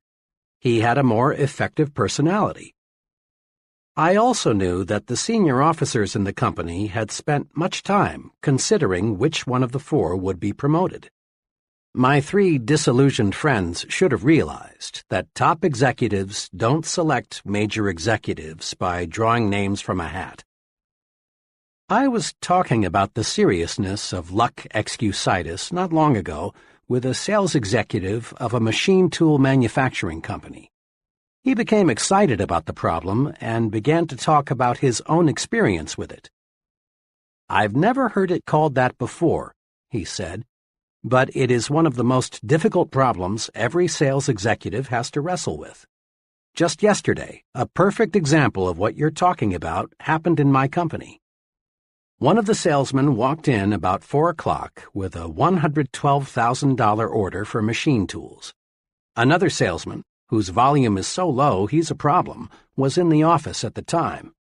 Hearing John tell the good news, he rather enviously congratulated him and then said, "Well, John, you're lucky again." Now, what the weak salesman won't accept is that luck had nothing to do with John's big order. John had been working on that customer for months. He had talked repeatedly to a half-dozen people out there. John had stayed up nights figuring out exactly what was best for them. Then he got our engineers to make preliminary designs of the equipment. John wasn't lucky, unless you can call carefully planned work and patiently executed plans luck. Suppose luck were used to reorganize General Motors. If luck determined who does what and who goes where, every business in the nation would fall apart. Assume for a moment that General Motors were to be completely reorganized on the basis of luck. To carry out the reorganization, the names of all employees would be placed in a barrel. The first name drawn would be the president, the second name the executive vice president, and so on down the line. Sounds stupid, doesn't it? Well, that's how luck would work. People who rise to the top in any occupation, business management, selling, law, engineering, acting, or what have you, get there because they have superior attitudes and use their good sense in applied hard work. Conquer luck excusitis in 2 ways. Number 1. Accept the law of cause and effect. Take a second look at what appears to be someone's good luck.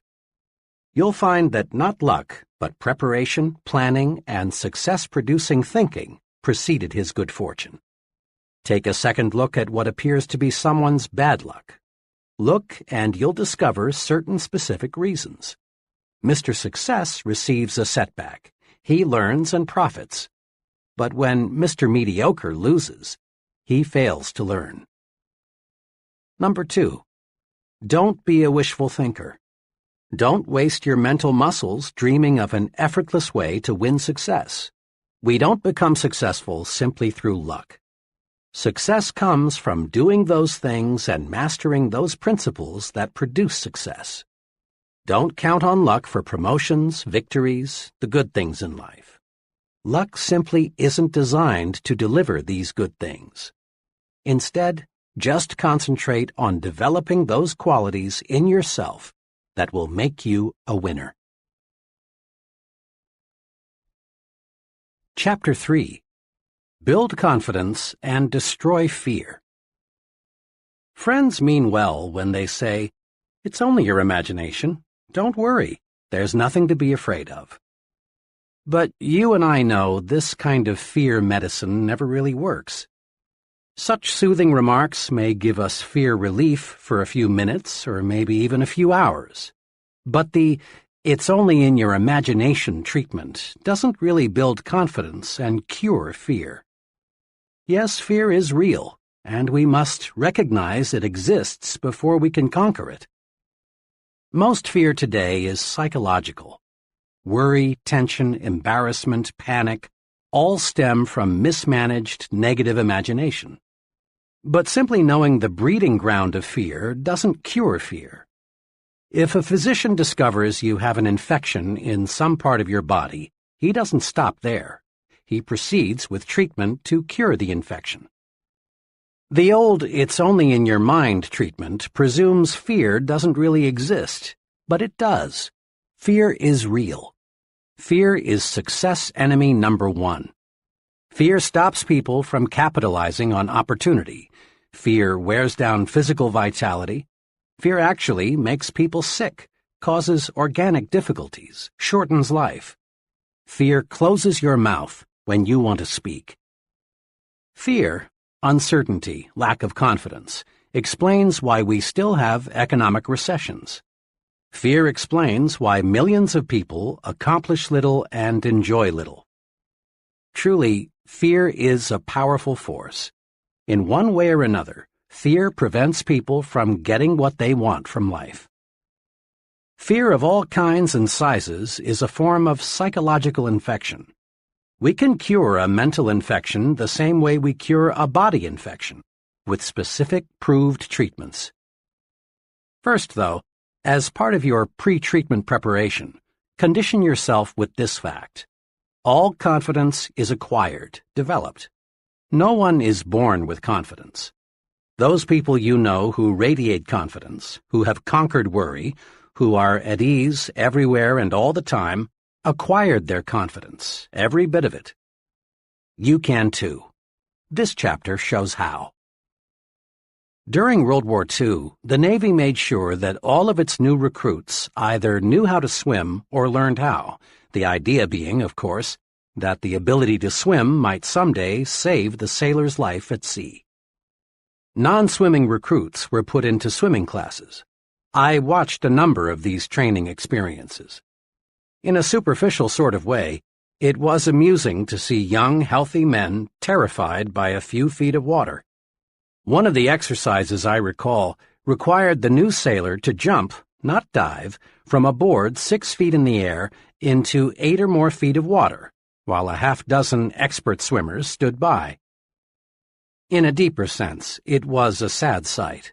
The fear those young men displayed was real. Yet all that stood between them and the defeat of that fear was one drop into the water below.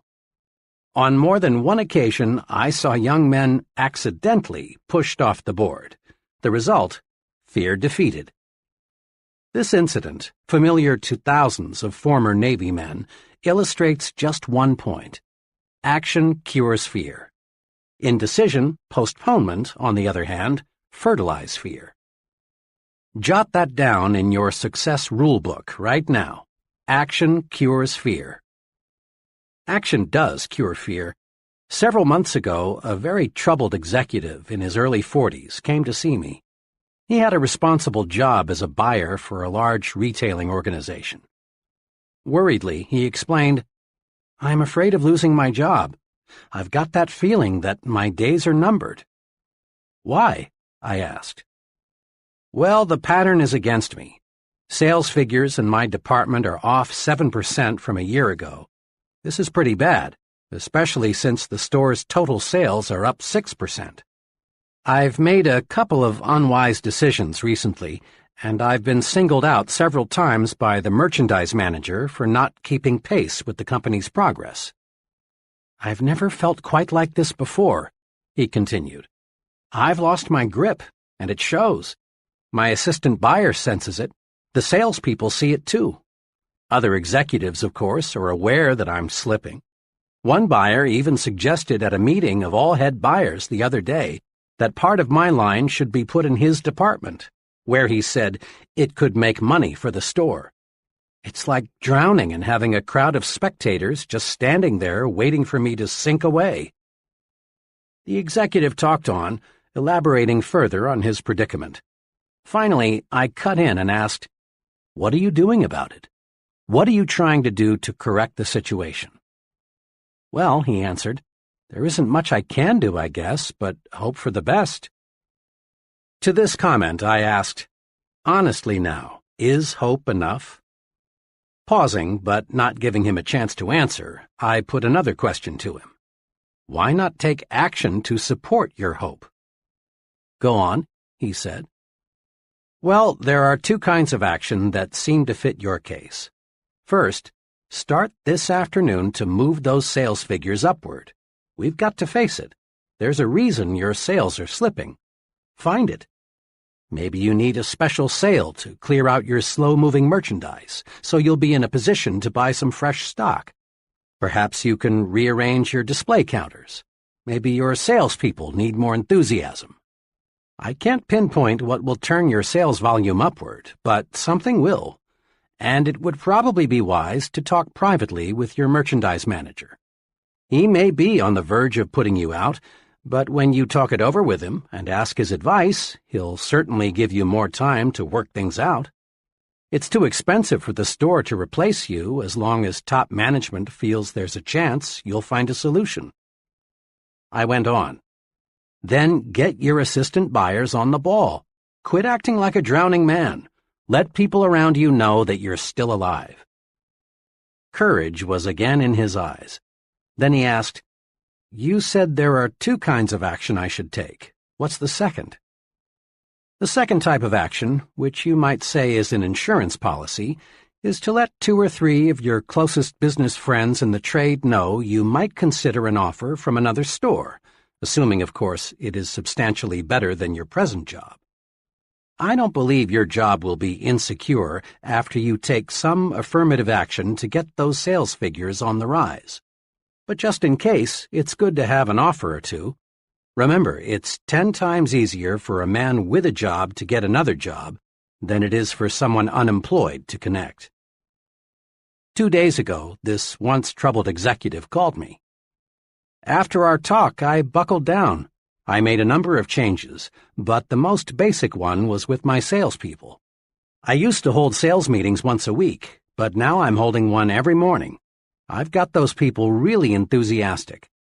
I guess once they saw some life in me, they were ready to push harder too. They were just waiting for me to start things moving again. Things sure are working out okay. Last week, my sales were well ahead of a year ago, and much better than the store's average. Oh, by the way, he continued, I want to tell you some other good news. I got 2 job offers since we talked. Naturally, I'm glad, but I've turned them both down since everything is looking good here again. When we face tough problems, we stay mired in the mud until we take action. Hope is a start, but hope needs action to win victories. Put the action principle to work. Next time you experience big fear or little fear, steady yourself. Then search for an answer to this question. What kind of action can I take to conquer my fear? Isolate your fear. Then take appropriate action. Here are some examples of fear and some possible action cures. Type of fear. 1. Embarrassment because of personal appearance. Action. Improve it. Go to a barber shop or beauty salon. Shine your shoes. Get your clothes cleaned and pressed. In general, practice better grooming. It doesn't always take new clothes. 2. Fear of losing an important customer. Work doubly hard to give better service. Correct anything that may have caused customers to lose confidence in you. 3. Fear of failing an examination. Convert worry time into study time. 4. Fear of things totally beyond your control. Turn your attention to helping to relieve the fear of others. Pray. 5. Fear of being physically hurt by something you can't control, such as a tornado or an airplane out of control. Switch your attention to something totally different. Go out into your yard and pull up weeds. Play with your children. Go to a movie. 6. Fear of what other people may think and say. Make sure that what you plan to do is right, then do it. No one ever does anything worthwhile for which he is not criticized. 7. Fear of making an investment or purchasing a home. Analyze all factors, then be decisive. Make a decision and stick with it. Trust your own judgment. 8. Fear of people. Put them in proper perspective. Remember, the other person is just another human being pretty much like yourself. Use this 2-step procedure to cure fear and win confidence. 1. Isolate your fear. Pin it down. Determine exactly what you are afraid of. 2. Then take action. There is some kind of action for any kind of fear. And remember, hesitation only enlarges, magnifies the fear. Take action promptly. Be decisive. Much lack of self-confidence can be traced directly to a mismanaged memory. Your brain is very much like a bank.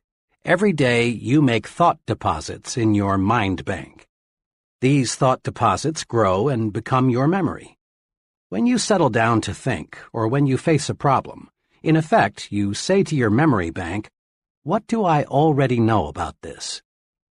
Your memory bank automatically answers and supplies you with bits of information relating to this situation that you deposited on previous occasions.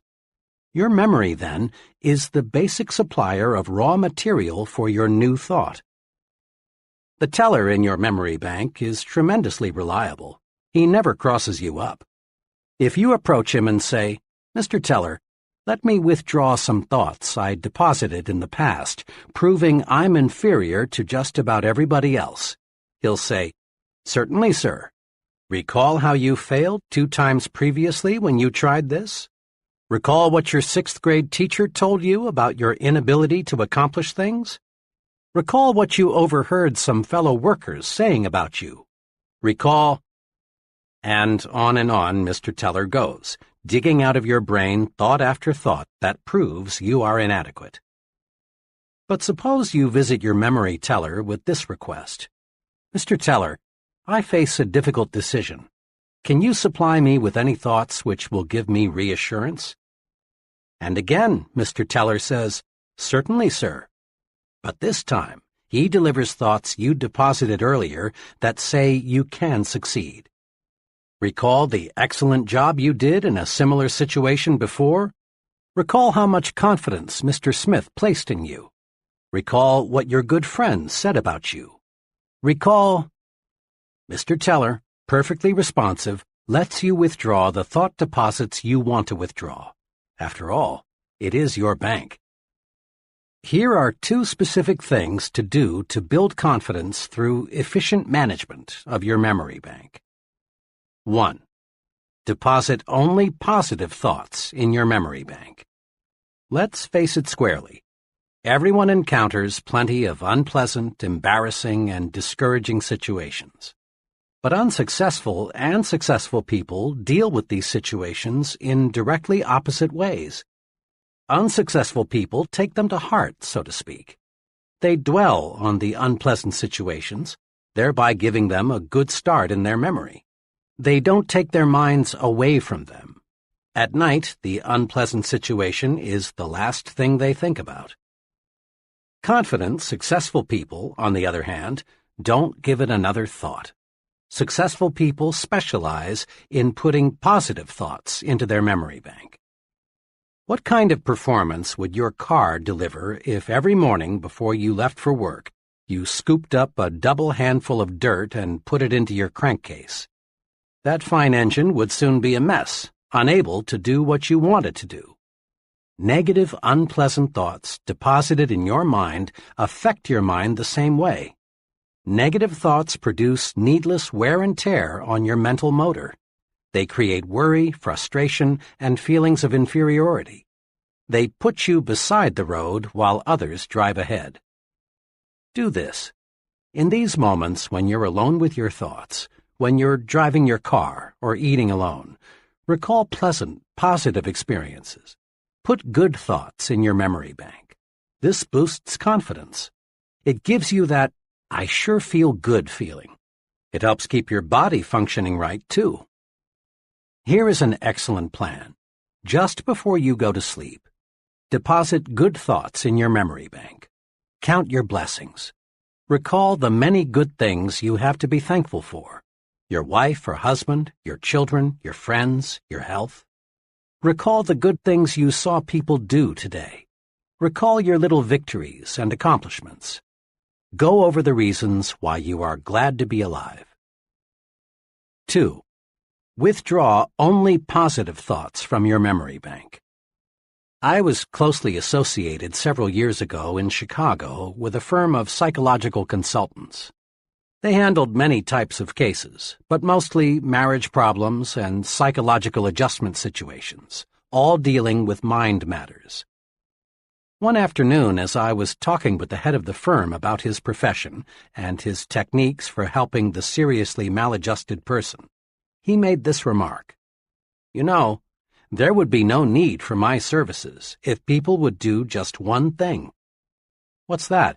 I asked eagerly. "Simply this: destroy their negative thoughts before those thoughts become mental monsters. Most individuals I try to help," he continued, "are operating their own private museum of mental horror. Many marriage difficulties, for example, involve the honeymoon monster. The honeymoon wasn't as satisfactory as one or both of the marriage partners had hoped, but instead of burying the memory, they reflected on it hundreds of times until it was a giant obstacle to successful marital relationships. They come to me as much as 5 or 10 years later. Usually, of course, my clients don't see where their trouble lies. It's my job to uncover and explain the source of their difficulty to them and help them to see what a triviality it really is. A person can make a mental monster out of almost any unpleasant happening, my psychologist friend went on. A job failure, a jilted romance, a bad investment, disappointment in the behavior of a teenage child. These are common monsters I have to help troubled people destroy. It is clear that any negative thought, if fertilized with repeated recall, can develop into a real mind monster, breaking down confidence and paving the way to serious psychological difficulties. In an article in Cosmopolitan magazine, The Drive Towards Self-Destruction, Alice Mulcahy pointed out that upward of 30,000 Americans commit suicide each year and another 100,000 attempt to take their own lives.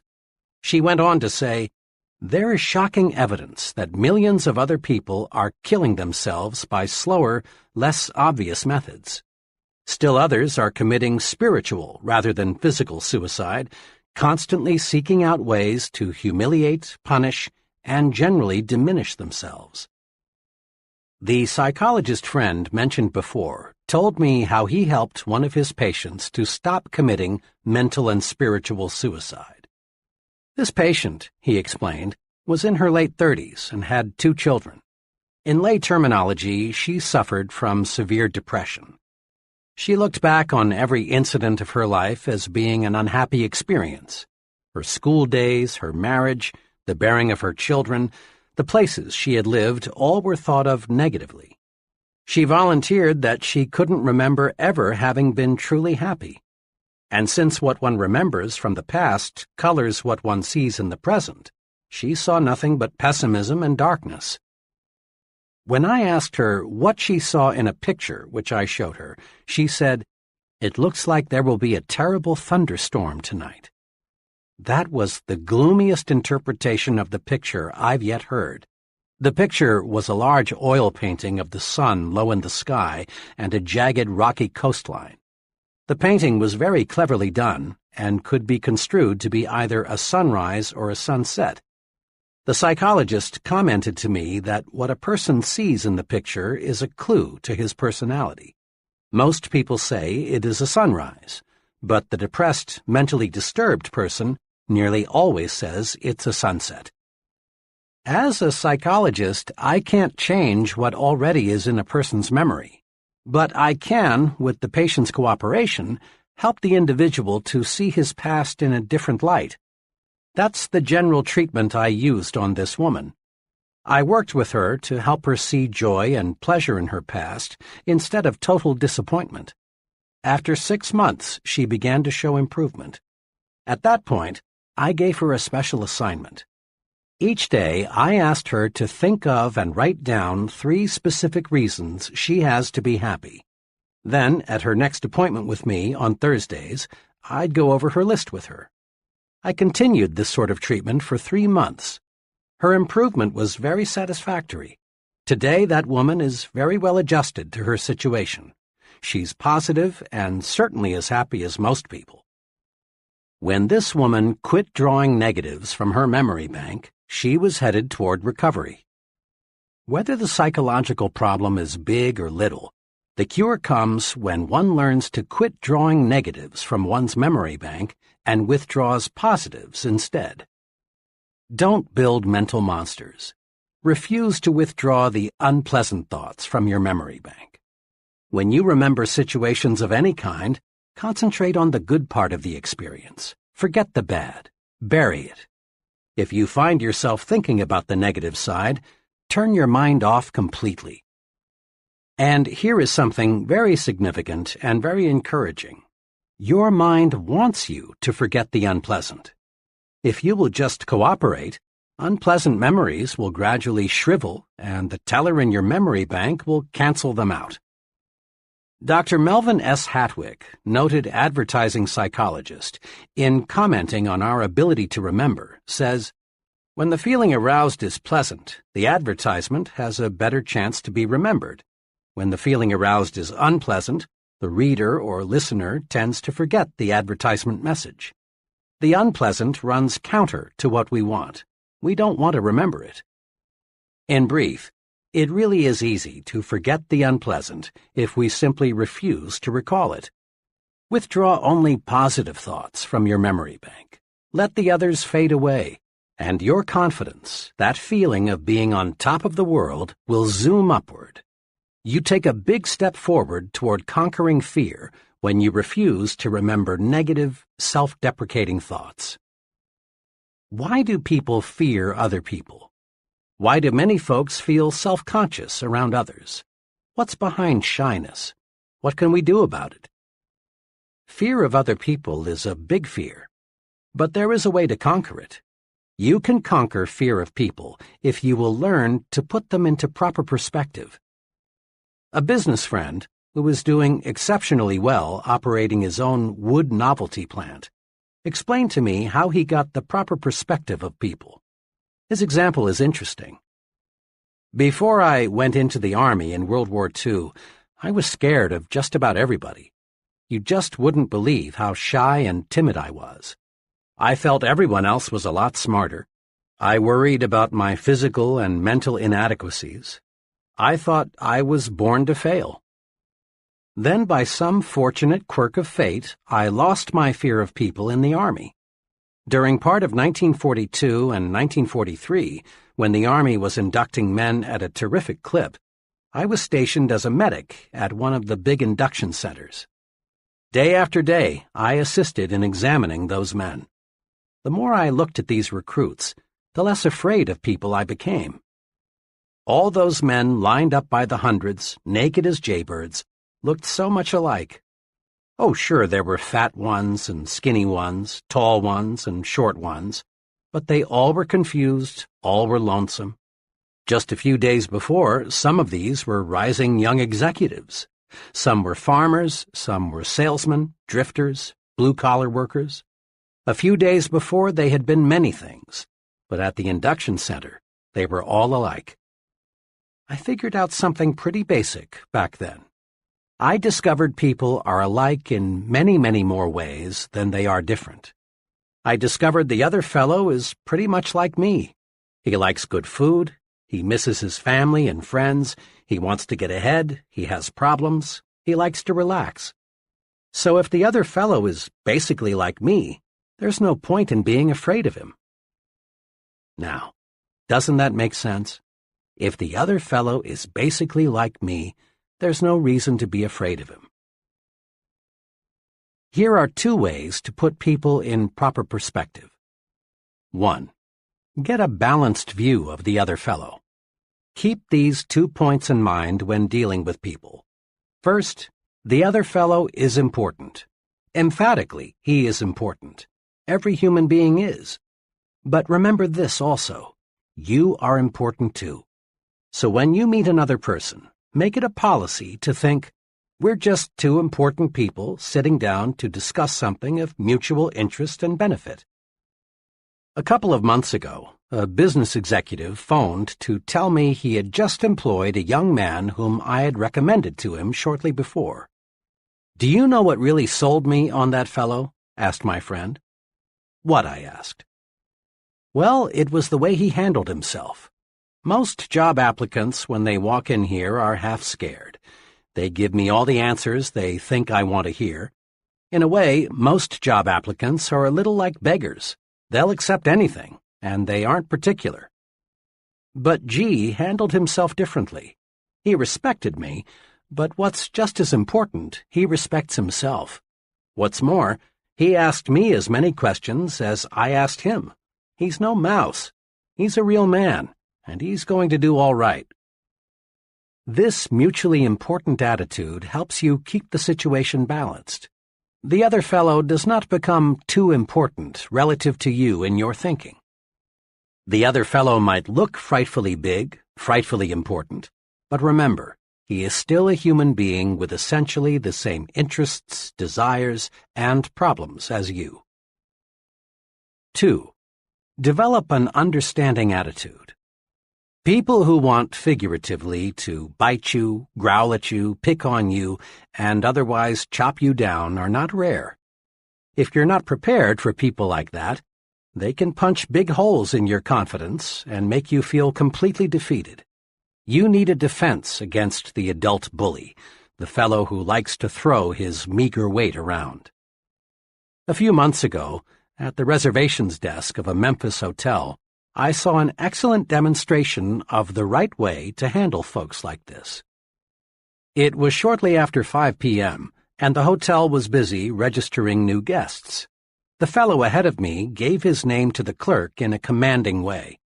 The clerk said, "Yes, sir, Mr. R. We have a fine single for you." "Single?" shouted the fellow. "I ordered a double."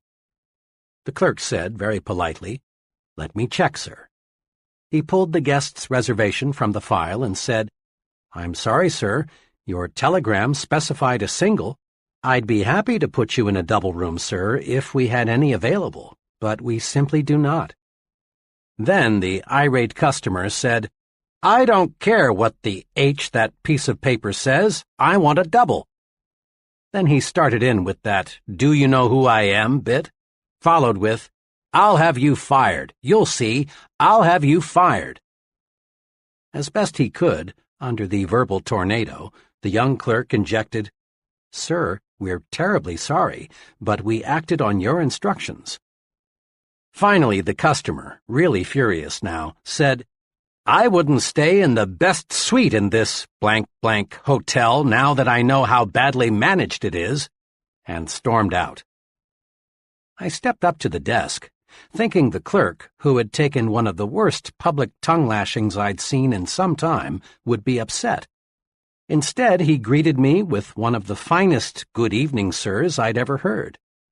As he went through the routine of processing my room, I said to him, "I certainly admire the way you handled yourself just a moment ago. You have tremendous temper control." "Well, sir," he said, "I really can't get mad at a fellow like that. You see, he really isn't mad at me. I was just the scapegoat.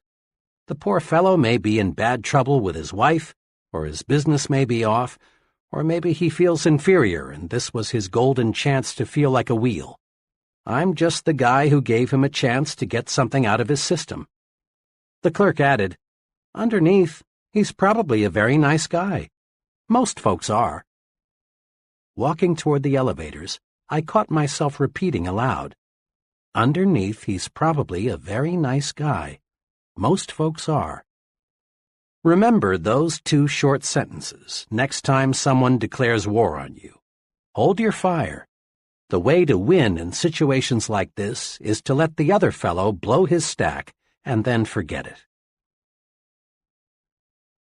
Several years ago, while checking student examination papers, I came across one that especially disturbed me.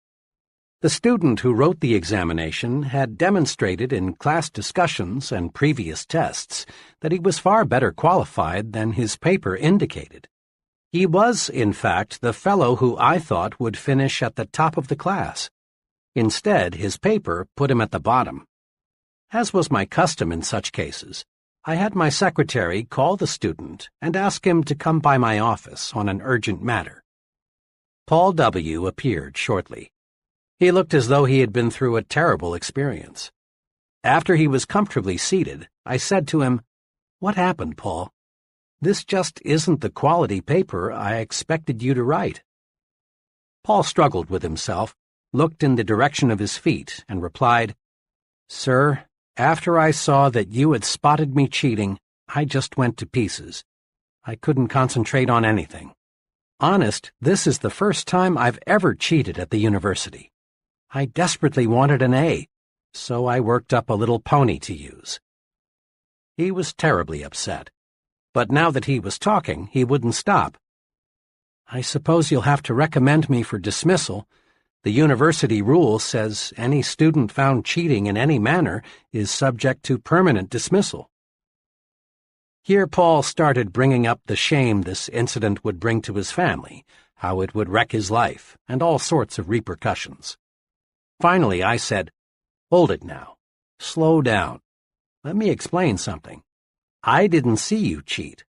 Until you walked in and told me, I hadn't the faintest idea that was the trouble. I am sorry, Paul, that you did." Then I continued, "Paul, tell me, just what do you want to gain from your university experience?" He was a little calmer now, and after a short pause he said, "Well, Doctor, I think my overall aim is to learn how to live, but I guess I'm failing pretty badly." "We learn in different ways," I said. "I think you can learn a real success lesson from this experience. When you used your pony in there, your conscience bothered you terribly. This gave you a guilt complex that in turn broke your confidence. As you expressed it, you went to pieces. Most of the time, Paul, this matter of right and wrong is approached from a moral or religious standpoint. Now understand, I'm not here to preach to you, give you a sermon about right and wrong. But let's look at the practical side.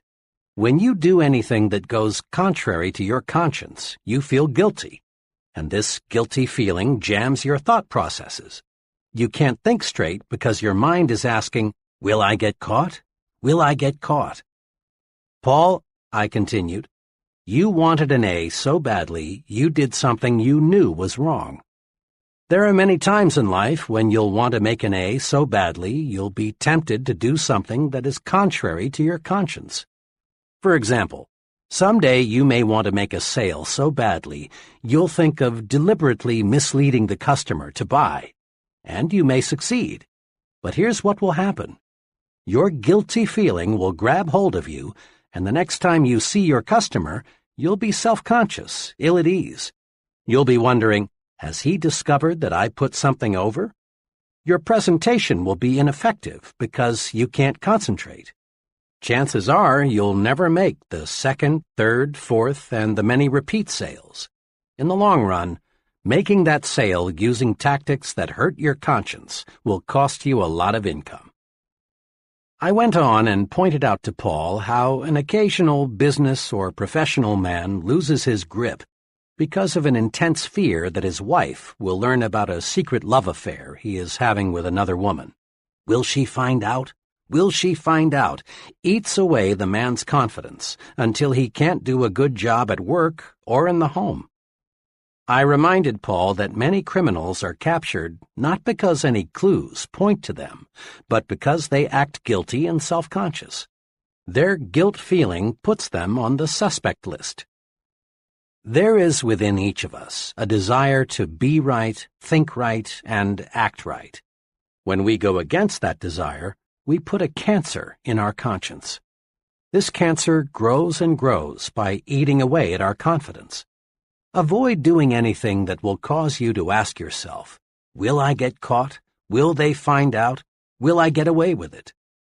Don't try to make an A if it means violating your confidence. Paul, I'm pleased to say, got the point. He learned the practical value of doing what's right. I then proposed he sit down and retake the examination. In answer to his question, "But what about my dismissal?" I said, "I know what the regulations say about cheating, but you know, if we dismissed all students who have cheated in any way, half the professors would have to leave. And if we dismissed all students who thought about cheating, the university would have to shut down. So I'm forgetting this whole incident if you'll do me a favor." "Gladly," he said. I walked over to my bookshelf, took down my personal copy of 50 Years with the Golden Rule, and said, "Paul, read this book and return it. See how, in J.C. Penney's own words, just doing what's right made him one of America's richest men." Doing what's right keeps your conscience satisfied, and this builds self-confidence. When we do what is known to be wrong, two negative things happen. First, we feel guilt, and this guilt eats away confidence. Second, other people sooner or later find out and lose confidence in us. Do what's right and keep your confidence. That's thinking yourself to success. Here is a psychological principle that is worth listening to repeatedly until it absolutely saturates you. To think confidently, act confidently.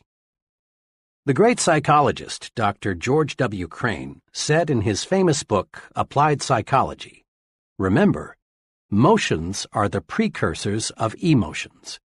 You can't control the latter directly, but only through your choice of motions or actions. To avoid this all-too-common tragedy, marital difficulties and misunderstandings, become aware of the true psychological facts. Go through the proper motions each day, and you'll soon begin to feel the corresponding emotions. Just be sure you and your mate go through those motions of dates and kisses, the phrasing of sincere daily compliments, plus the many other little courtesies, and you need not worry about the emotion of love. You can't act devoted for very long without feeling devoted." Psychologists tell us we can change our attitudes by changing our physical actions. For example, you actually feel more like smiling if you make yourself smile. You feel more superior when you make yourself stand tall than when you slouch. On the negative side, frown a really bitter frown and see if you don't feel more like frowning. It is easy to prove that managed motions can change emotions. People who are shy in introducing themselves can replace this timidity with confidence just by taking 3 simple actions simultaneously. First, reach for the other person's hand and clasp it warmly. Second, look directly at the other person. And third, say, "I'm very glad to know you." These 3 simple actions automatically and instantaneously banish shyness. Confident action produces confident thinking. So, to think confidently, act confidently. Act the way you want to feel. Here are 5 confidence-building exercises. Listen to these guides carefully, then make a conscious effort to practice them and build your confidence. 1. Be a front-seater. Ever notice in meetings, in church, classrooms, and other kinds of assemblies, how the back seats fill up first? Most folks scramble to sit in the back rows so they won't be too conspicuous. And the reason they are afraid to be conspicuous is that they lack confidence. Sitting up front builds confidence. Practice it. From now on, make it a rule to sit as close to the front as you can. Sure, you may be a little more conspicuous in the front, but remember, there is nothing inconspicuous about success. 2. Practice making eye contact. How a person uses his eyes tells us a lot about him. Instinctively, you ask yourself questions about the fellow who doesn't look you in the eye. What's he trying to hide? What's he afraid of? Is he trying to put something over on me? Is he holding something back? Usually, failure to make eye contact says one of 2 things. It may say, "I feel weak beside you. I feel inferior to you. I'm afraid of you." Or avoiding another person's eyes may say, "I feel guilty. I've done something or I've thought something that I don't want you to know. I'm afraid if I let my eyes connect with yours, you'll see through me." You say nothing good about yourself when you avoid making eye contact. You say, "I'm afraid. I lack confidence." Conquer this fear by making yourself look the other person in the eyes. Looking the other person in the eye tells him, "I'm honest and above board. I believe in what I'm telling you. I'm not afraid. I'm confident." Make your eyes work for you. Aim them right at the other person's eyes. It not only gives you confidence, it wins you confidence too. 3.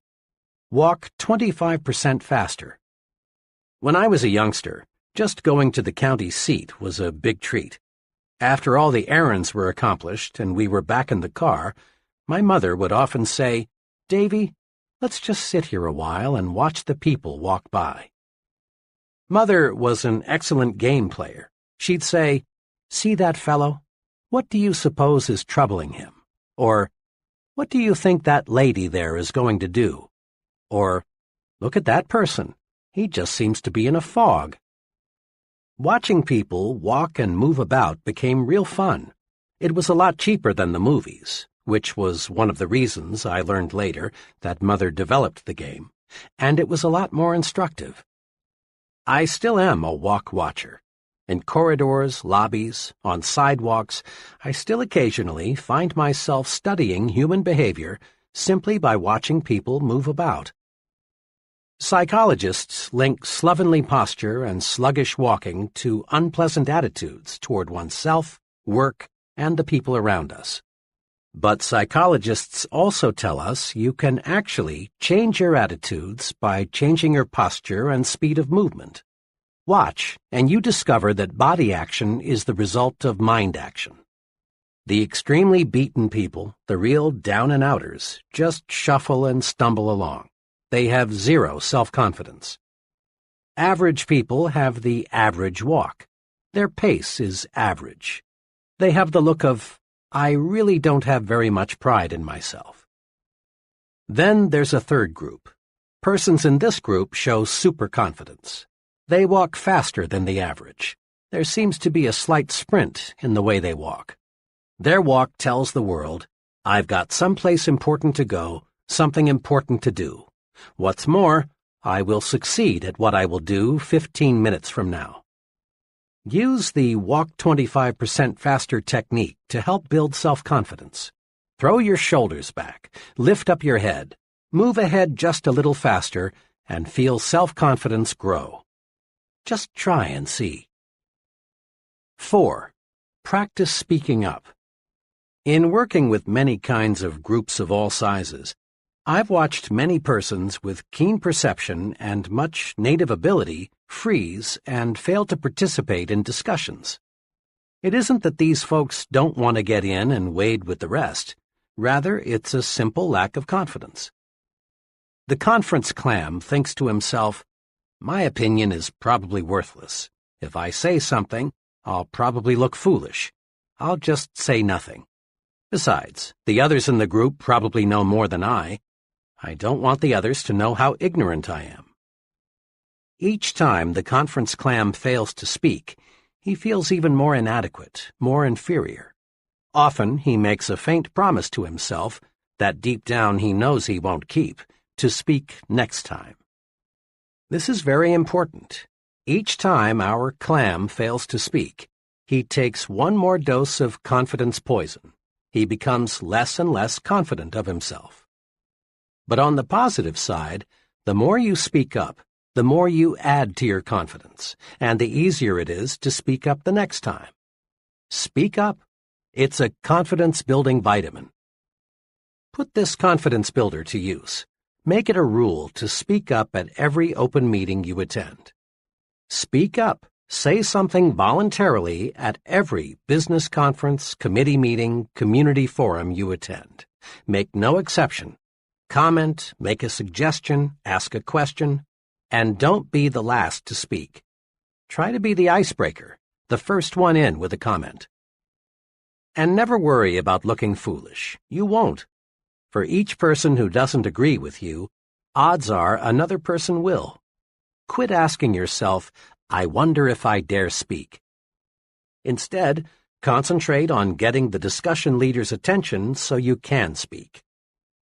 For special training and experience in speaking, consider joining your local Toastmasters Club. Thousands of conscientious people have developed confidence through a planned program to feel at ease talking with people and to people. 5. Smile big. Most folks have heard at one time or another that a smile will give them a real boost. They've been told that a smile is excellent medicine for confidence deficiency. But lots of people still don't really believe this because they've never tried smiling when they feel fear. Make this little test. Try to feel defeated and smile big at the same time. You can't. A big smile gives you confidence. A big smile beats fear, rolls away worry, defeats despondency. And a real smile does more than cure just your ill feeling. A real smile melts away the opposition of others, and instantly, too. Another person simply can't be angry with you if you give him a big, sincere smile. Just the other day, a little incident happened to me that illustrates this. I was parked at an intersection, waiting for the light to change, when bam! The driver behind me had let his foot slip the brake and put my rear bumper to a test. I looked back through my mirror and saw him getting out. I got out too, and forgetting the rule book, started preparing myself for verbal combat. I confess I was ready verbally to bite him to pieces. But fortunately, before I got the chance, he walked up to me, smiled, and said in the most earnest voice, "Friend, I really didn't mean to do that." That smile, matched with his sincere comment, melted me. I mumbled something about, "That's okay. Happens all the time." Almost in less time than it takes to wink an eye, my opposition turned into friendship. Smile big and you feel like happy days are here again. But smile big. A half-developed smile is not fully guaranteed.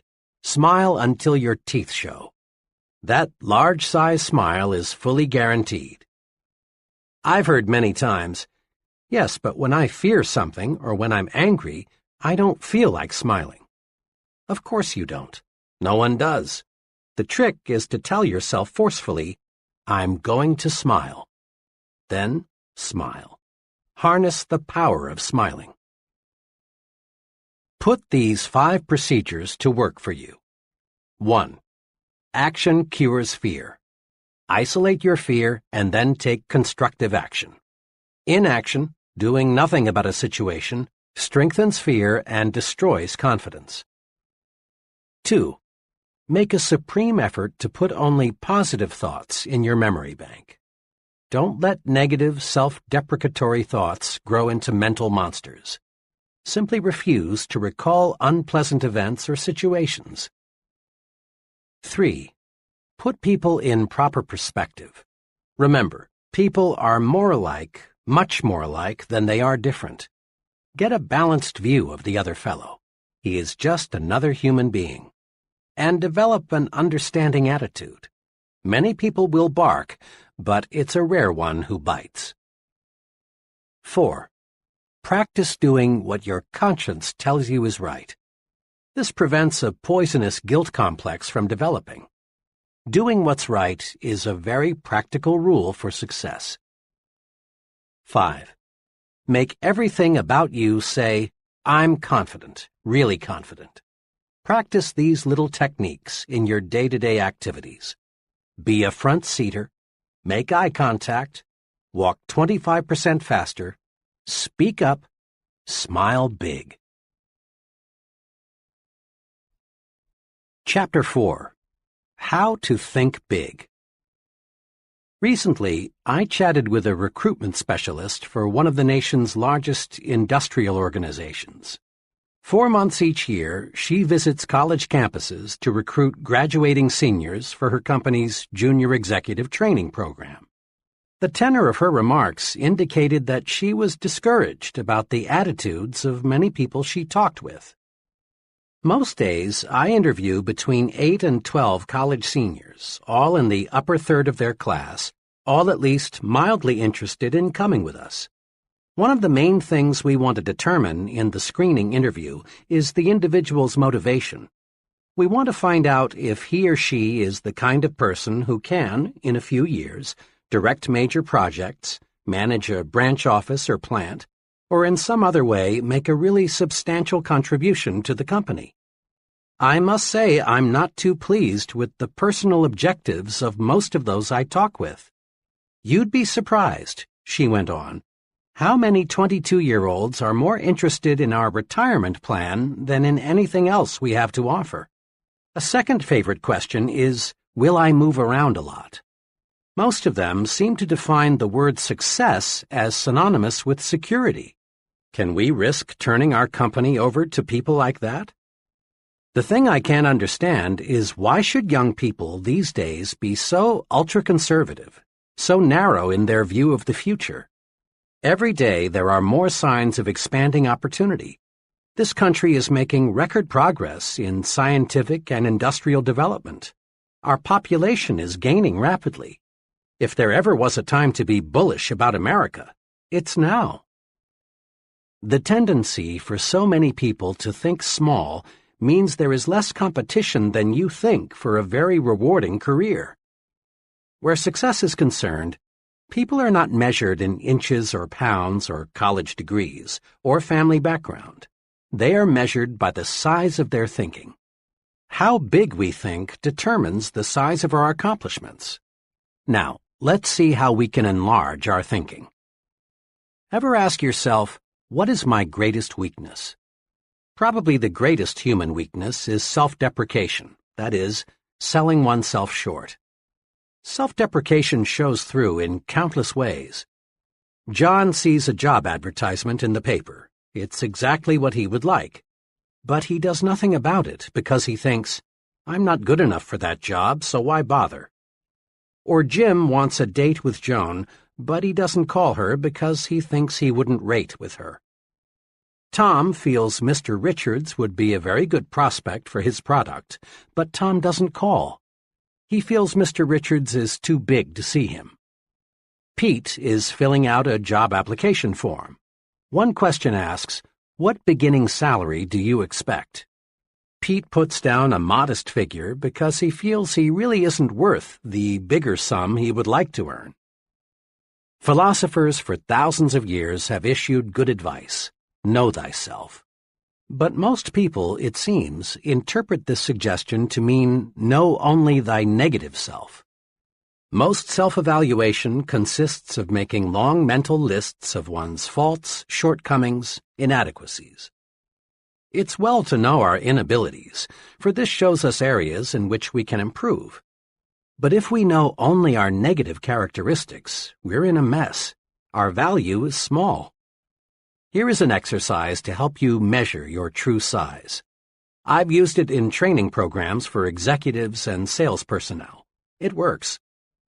1. Determine your 5 chief assets. Invite some objective friend to help, possibly your wife, your superior, a professor, some intelligent person who will give you an honest opinion. Examples of assets frequently listed are education, experience, technical skills, appearance, well-adjusted home life, attitudes, personality, initiative. 2. Next, under each asset, write the names of 3 persons you know who have achieved large success, but who do not have this asset to as great a degree as you. When you've completed this exercise, you will find you outrank many successful people on at least one asset. There is only one conclusion you can honestly reach. You're bigger than you think. So fit your thinking to your true size. Think as big as you really are. Never, never, never sell yourself short. The person who says adamantine when in plain talk he means immovable, or says coquette when we would understand him better if he said flirt, may have a big vocabulary. But does he have a big thinker's vocabulary? Probably not. People who use difficult, high-sounding words and phrases that most folks have to strain themselves to understand are inclined to be overbearing and stuffed shirts. And stuffed shirts are usually small thinkers. The important measure of a person's vocabulary is not the size or the number of words he uses. Rather, the thing that counts, the only thing that counts about one's vocabulary, is the effect his words and phrases have on his own and others' thinking. Here is something very basic. We do not think in words and phrases. We think only in pictures and/or images.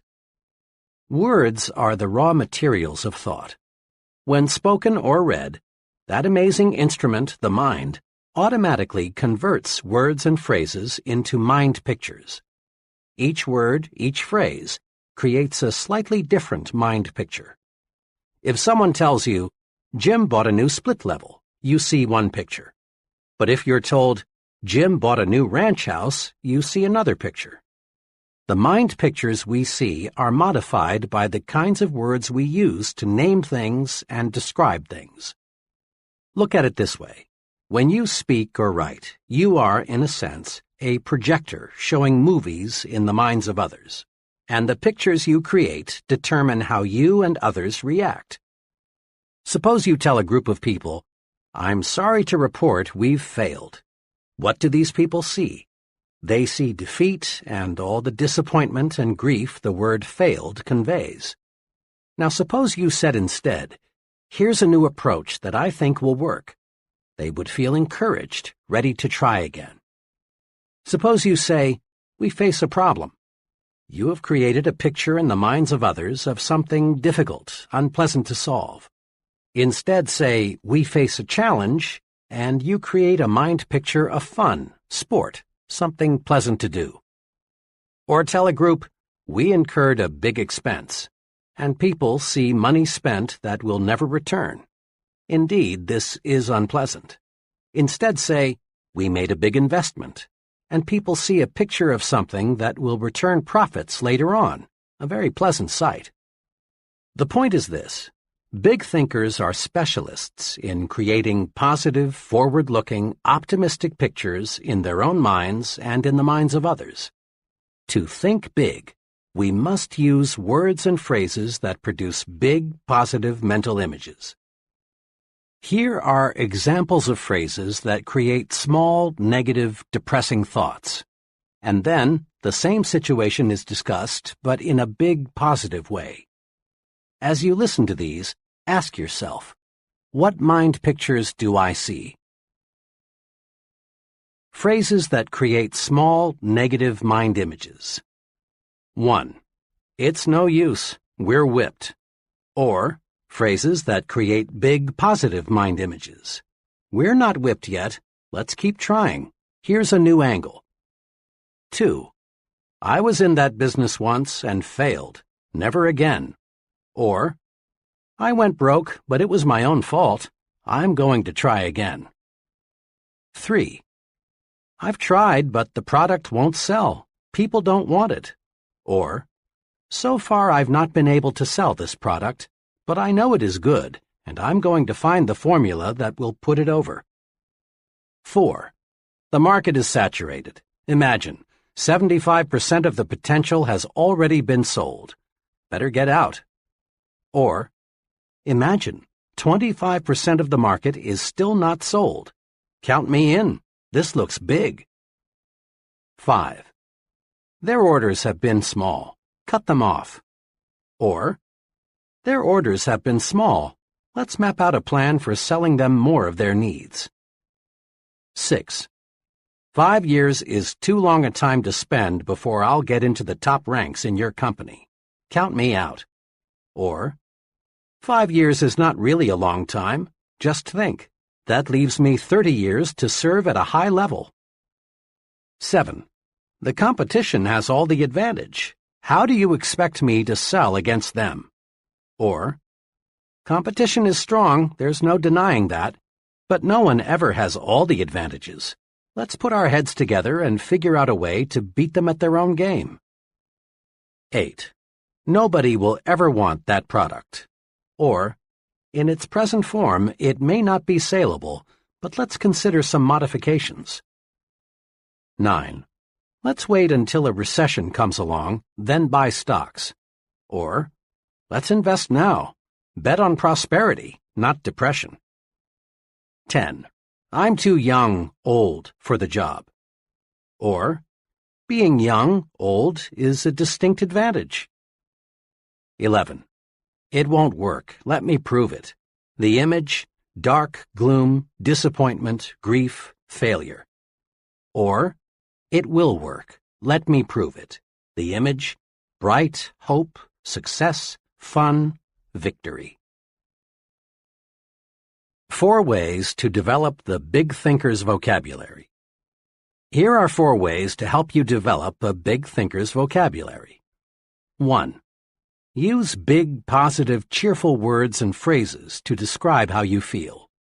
When someone asks, "How do you feel today?" and you respond with an, "I'm tired, I have a headache, I wish it were Saturday, I don't feel so good," you actually make yourself feel worse. Practice this. It's a very simple point, but it has tremendous power. Every time someone asks you, "How are you?" or "How are you feeling today?" respond with a, "Just wonderful, thanks, and you?" or say, "Great," or "Fine." Say you feel wonderful at every possible opportunity, and you will begin to feel wonderful, and bigger too. Become known as a person who always feels great. It wins friends. 2. Use bright, cheerful, favorable words and phrases to describe other people. Make it a rule to have a big, positive word for all your friends and associates. When you and someone else are discussing an absent third party, be sure you compliment him with big words and phrases like, "He's really a fine fellow. They tell me he's working out wonderfully well." Be extremely careful to avoid the petty, cut-him-down language. Sooner or later, third parties hear what's been said, and then such talk only cuts you down. 3. Use positive language to encourage others. Compliment people personally, at every opportunity. Everyone you know craves praise. Have a special good word for your wife or husband every day. Notice and compliment the people who work with you. Praise, sincerely administered, is a success tool. Use it. Use it again and again and again. Compliment people on their appearance, their work, their achievements, their families. 4. Use positive words to outline plans to others. When people hear something like this, "Here is some good news, we face a genuine opportunity," their minds start to sparkle. But when they hear something like, "Whether we like it or not, we've got a job to do," the mind movie is dull and boring, and they react accordingly. Promise victory and watch eyes light up. Promise victory and win support. Build castles. Don't dig graves. See what can be, not just what is. Big thinkers train themselves to see not just what is, but what can be. Here are 4 examples to illustrate this point. 1. What gives real estate value? A highly successful realtor who specializes in rural property shows what can be done if we train ourselves to see something where little or nothing presently exists. "Most of the rural property around here," my friend began, "is run down and not very attractive. I'm successful because I don't try to sell my prospects a farm as it is. I develop my entire sales plan around what the farm can be. Simply telling the prospect, 'The farm has XX acres of bottom land and XX acres of woods and is XX miles from town,' doesn't stir him up and make him want to buy it. But when you show him a concrete plan for doing something with the farm, he's just about sold. Here, let me show you what I mean." He opened his briefcase and pulled out a file. "This farm," he said, "is a new listing with us. It's like a lot of them. It's 43 miles from the center of the metropolitan area. The house is run down, and the place hasn't been farmed in 5 years. Now here's what I've done. I spent 2 full days on the place last week, just studying it. I walked over the place several times. I looked at neighboring farms. I studied the location of the farm with respect to existing and planned highways. I asked myself, what's this farm good for? I came up with 3 possibilities. Here they are." He showed them to me. Each plan was neatly typed and looked quite comprehensive. One plan suggested converting the farm into a riding stable. The plan showed why the idea was sound: a growing city, more love for the outdoors, more money for recreation, good roads. The plan also showed how the farm could support a sizable number of horses so that the revenue from the rides would be largely clear. The whole riding stable idea was very thorough, very convincing. The plan was so clear and convincing, I could see a dozen couples riding horseback through the trees. In similar fashion, this enterprising salesman developed a second thorough plan for a tree farm and a third plan for a combination tree and poultry farm. Now, when I talk with my prospects, I won't have to convince them that the farm is a good buy as it is. I help them to see a picture of the farm changed into a money-making proposition. Besides selling more farms and selling them faster, my method of selling the property for what it can be pays off in another way.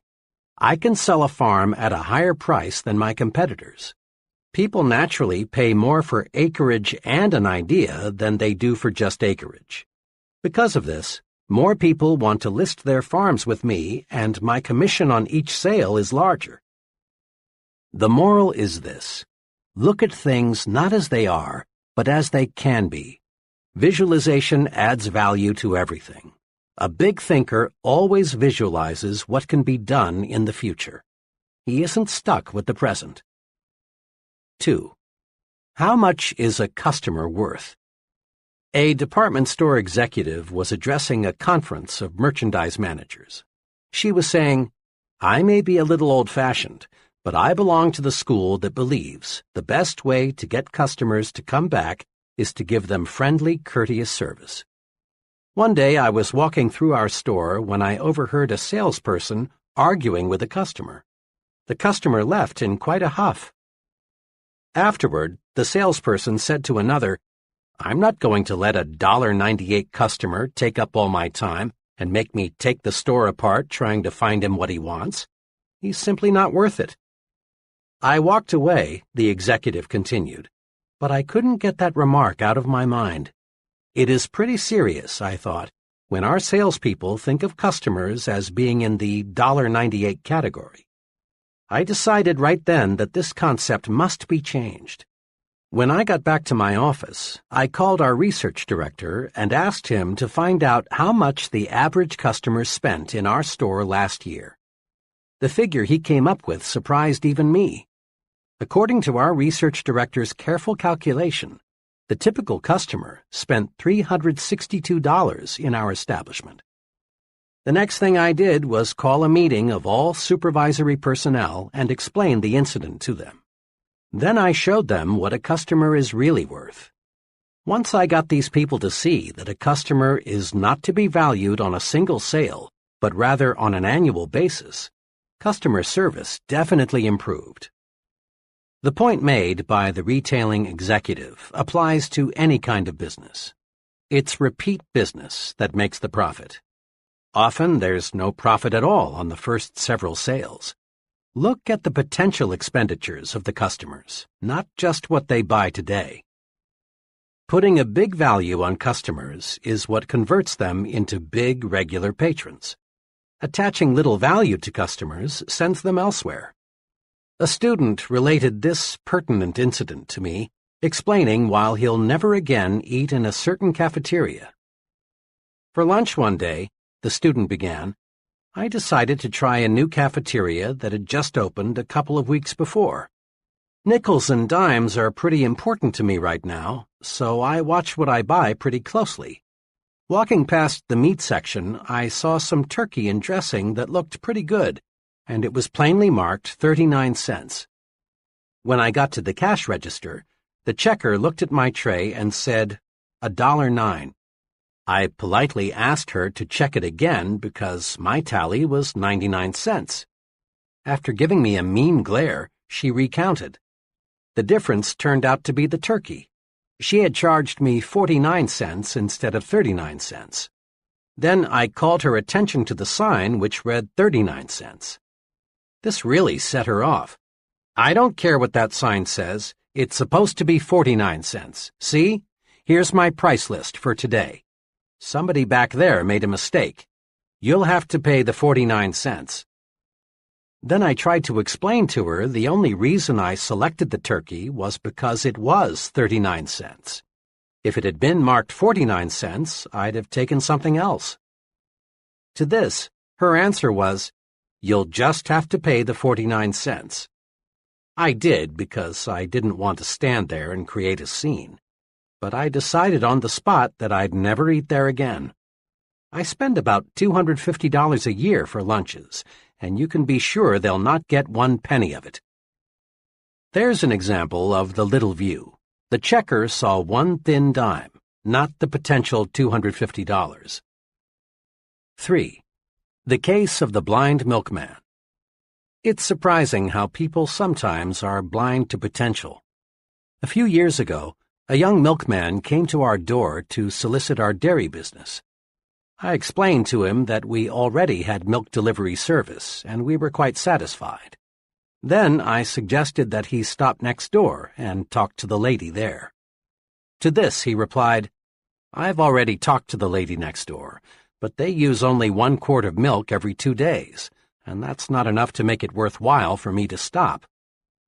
"That may be," I said, "but when you talked to our neighbor, did you not observe that the demand for milk in that household will increase considerably in a month or so? There will be a new addition over there that will consume lots of milk." The young man looked for a moment like he had been struck, and then he said, "How blind can a guy be?" Today, that same 1 quart every 2 days family buys 7 quarts every 2 days from a milkman who had some foresight. That first youngster, a boy, now has 2 brothers and 1 sister, and I'm told there'll be another young one soon. How blind can we be? See what can be, not just what is. The schoolteacher who thinks of Jimmy only as he is, an ill-mannered, backward, uncouth brat, certainly will not aid Jimmy's development. But the teacher who sees Jimmy not as he is now, but as he can be, she'll get results. Most folks driving through Skid Row see only broken-down stumble-bums hopelessly lost to the bottle. A few devoted people see something else in the Skid Rowite. They see a reconstructed citizen, and because they see this, they succeed in many cases in doing an excellent rehabilitation job. 4. What determines how much you're worth? After a training session a few weeks ago, a young man came to see me and asked if he could talk with me for a few minutes. I knew that this young fellow, now about 26, had been a very underprivileged child. On top of this, he had experienced a mountain of misfortune in his early adult years. I also knew that he was making a real effort to prepare himself for a solid future. Over coffee, we quickly worked out his technical problem, and our discussion turned to how people who have few physical possessions should look toward the future. His comments provide a straightforward, sound answer. "I've got less than $200 in the bank. My job as a rate clerk doesn't pay much, and it doesn't carry much responsibility. My car is 4 years old, and my wife and I live in a cramped second-floor apartment. But, Professor," he continued, "I'm determined not to let what I haven't got stop me." That was an intriguing statement, so I urged him to explain. "It's this way," he went on. "I've been analyzing people a lot lately, and I've noticed this. People who don't have much look at themselves as they are now. That's all they see. They don't see a future. They just see a miserable present. My neighbor is a good example. He's continually complaining about having a low-pay job, the plumbing that's always getting fouled up, the lucky breaks somebody else just got, the doctor bills that are piling up. He reminds himself so often that he's poor that now he just assumes that he's always going to be poor. He acts as if he were sentenced to living in that broken-down apartment all the rest of his life." My friend was really speaking from the heart, and after a moment's pause he added, "If I looked at myself strictly as I am, old car, low income, cheap apartment, and hamburger diet, I couldn't help but be discouraged. I'd see a nobody, and I'd be a nobody for the rest of my life. I've made up my mind to look at myself as the person I'm going to be in a few short years. I see myself not as a rate clerk, but as an executive. I don't see a crummy apartment. I see a fine new suburban home.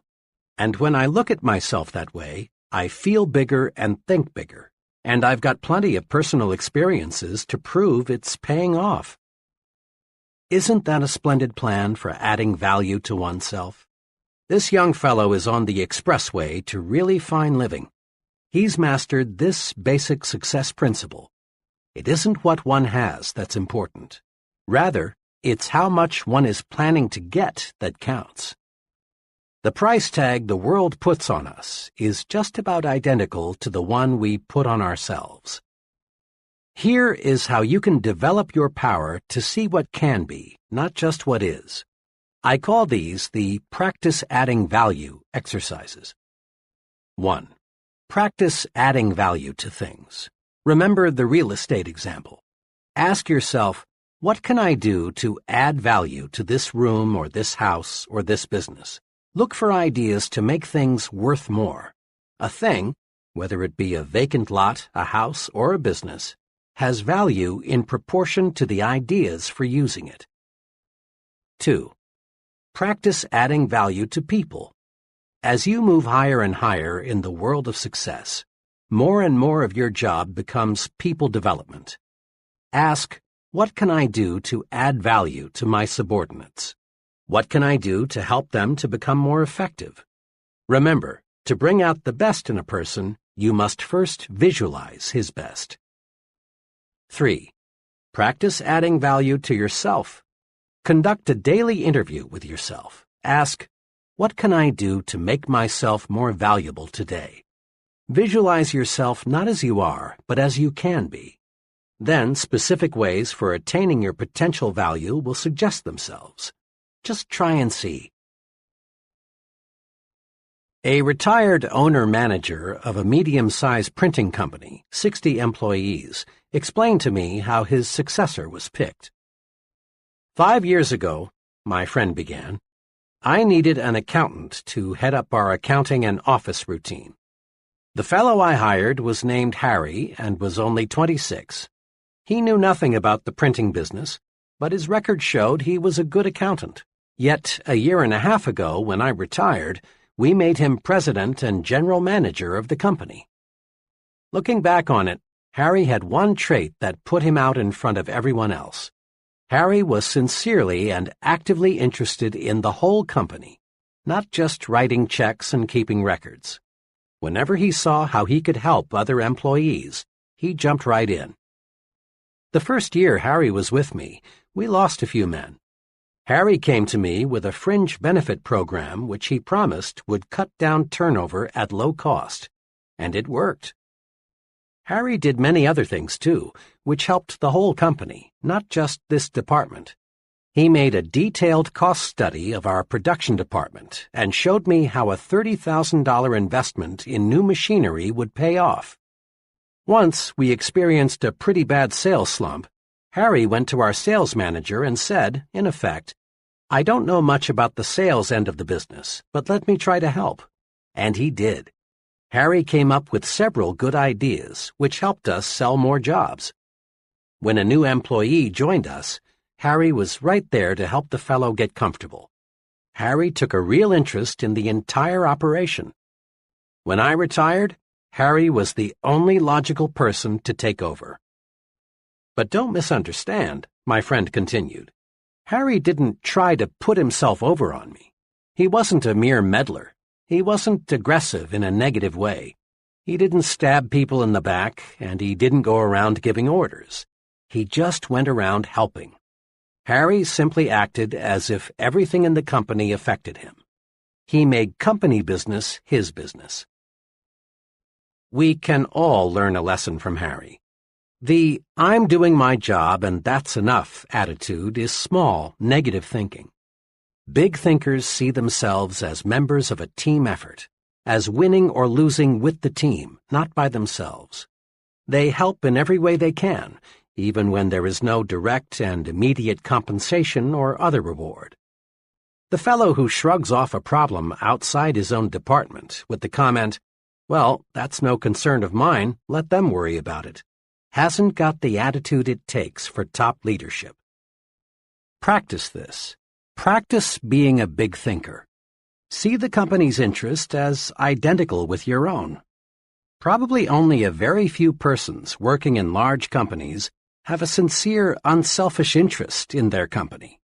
But after all, only a relatively few persons qualify as big thinkers, and these few are the ones eventually rewarded with the most responsible, best-paying jobs. Many potentially powerful people let petty, small, insignificant things block their way to achievement. Let's look at 4 examples. 1. What does it take to make a good speech? Just about everyone wishes he had the ability to do a first-class job of speaking in public. But most people don't get their wish. Most folks are lousy public speakers. Why? The reason is simple. Most people concentrate on the small, trivial things of speaking at the expense of the big, important things. In preparing to give a talk, most people give themselves a host of mental instructions, like, I've got to remember to stand straight. Don't move around and don't use your hands. Don't let the audience see you use your notes. Remember, don't make mistakes in grammar, especially don't say, for he and I. Say, for him and me. Be sure your tie is straight. Speak loud, but not too loud, and so on and so on. Now, what happens when the speaker gets up to speak? He's scared because he's given himself a terrific list of things not to do. He gets confused in his talk and finds himself silently asking, have I made a mistake? He is, in brief, a flop. He's a flop because he concentrated on the petty, trivial, relatively unimportant qualities of a good speaker and failed to concentrate on the big things that make a good speaker. Knowledge of what he's going to talk about and an intense desire to tell it to other people. The real test of a speaker is not did he stand straight or did he make any mistakes in grammar, but rather did the audience get the points he wanted to put across. Most of our top speakers have petty defects. Some of them even have unpleasant voices. Some of the most sought-after speakers in America would flunk a speech course taught by the old negative, don't do this and don't do that method. Yet all these successful public speakers have one thing in common. They have something to say, and they feel a burning desire for other people to hear it. Don't let concern with trivia keep you from speaking successfully in public. 2. What causes quarrels? Ever stop to ask yourself just what causes quarrels? At least 99% of the time, quarrels start over petty, unimportant matters like this. John comes home a little tired, a little on edge. Dinner doesn't exactly please him, so he turns up his nose and complains. Joan's day wasn't perfect either, so she rallies to her own defense with, well, what do you expect on my food budget? Or, maybe I could cook better if I had a new stove like everybody else. This insults John's pride, so he attacks with, now, Joan, it's not lack of money. It's simply that you don't know how to manage. And away they go. Before a truce is finally declared, all sorts of accusations are made by each party. In-laws, sex, money, premarital and postmarital promises, and other issues will be introduced. Both parties leave the battle nervous, tense. Nothing has been settled, and both parties have new ammunition to make the next quarrel more vicious. Little things, petty thinking, causes arguments. So, to eliminate quarrels, eliminate petty thinking. Here's a technique that works. Before complaining or accusing or reprimanding someone or launching a counterattack in self-defense, ask yourself, is it really important? In most cases, it isn't, and you avoid conflict. Ask yourself, is it really important if he or she is messy with cigarettes or forgets to put the cap on the toothpaste or is late coming home? Is it really important if he or she squandered a little money or invited some people in I don't like? When you feel like taking negative action, ask yourself, is it really important? That question works magic in building a finer home situation. It works at the office, too. It works in homegoing traffic when another driver cuts in ahead of you. It works in any situation in life that is apt to produce quarrels. 3. John got the smallest office and fizzled out. Several years ago, I observed small thinking about an office assignment destroy a young fellow's chances for a profitable career in advertising. 4 young executives, all on the same status level, were moved into new offices. 3 of the offices were identical in size and decoration. The 4th was smaller and less elaborate. J.M. was assigned the 4th office. This turned out to be a real blow to his pride. Immediately, he felt discriminated against. Negative thinking, resentment, bitterness, jealousy built up. JM began to feel inadequate. The result was that JM grew hostile toward his fellow executives. Rather than cooperate, he did his best to undermine their efforts. Things got worse. 3 months later, JM slipped so badly that management had no choice but to issue him a pink slip. Small thinking over a very small matter stopped JM. In his haste to feel he was discriminated against, JM failed to observe that the company was expanding rapidly and office space was at a premium. He didn't stop to consider the possibility that the executive who made the office assignments didn't even know which one was the smallest. No one in the organization, except JM, regarded his office as an index of his value. Small thinking about unimportant things, like seeing your name last on the department route sheet or getting the fourth carbon of an office memo, can hurt you. Think big, and none of these little things can hold you back. 4. Even stuttering is a detail. A sales executive told me how even stuttering is a mere detail in salesmanship, if the fellow has the really important qualities. I have a friend, also a sales executive, who loves to play practical jokes, though sometimes these jokes aren't jokes at all. A few months ago, a young fellow called on my practical joking friend and asked for a sales job. The fellow had a terrible stutter, though, and my friend decided right here was a chance to play a joke on me. So the friend told the stammering applicant that he wasn't in the market for a salesman right now, but one of his friends, me, had a spot to fill. Then he phoned me, and boy did he give this fellow a build-up. Not suspecting anything, I said, "Send him right over." 30 minutes later, in he walked. The young fellow hadn't said 3 words before I knew why my friend was so eager to send him over. I'm Jack R., he said. "Mr. X sent me over to talk to you about a job." Almost every word was a struggle. I thought to myself, this guy couldn't sell a dollar bill for 90 cents on Wall Street. I was sore at my friend, but I really felt sorry for this fellow. So I thought the least I could do was to ask him some polite questions while I thought up a good excuse as to why I couldn't use him. As we talked on, however, I discovered this fellow was no stoop. He was intelligent. He handled himself very nicely, but I just couldn't overlook the fact that he stuttered. Finally, I decided I'd wind up the interview by asking one last question. What makes you think you can sell? "Well," he said, "I learn fast, I like people, I think you've got a good company, and I want to make money. Now, I do have a speech impairment, but that doesn't bother me, so why should it bother anybody else?" His answer showed me he had all the really important qualifications for a salesman. I decided right then to give him a chance, and you know, he's working out very well.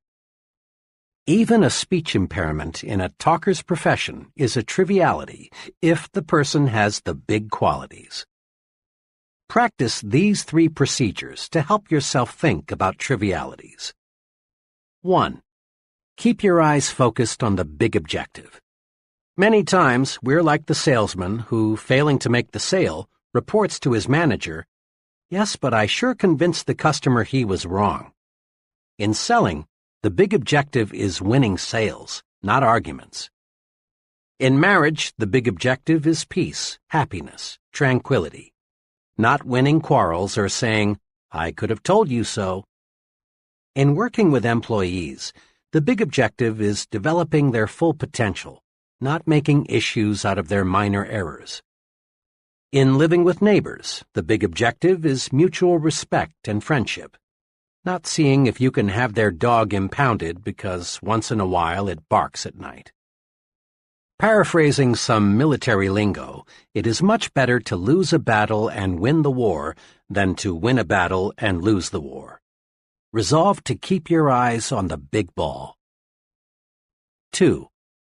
Ask, is it really important? Before becoming negatively excited, just ask yourself, is it important enough for me to get all worked up about? There is no better way to avoid frustration over petty matters than to use this medicine. At least 90% of quarrels and feuds would never take place if we just faced troublesome situations with, is this really important? 3. Don't fall into the triviality trap.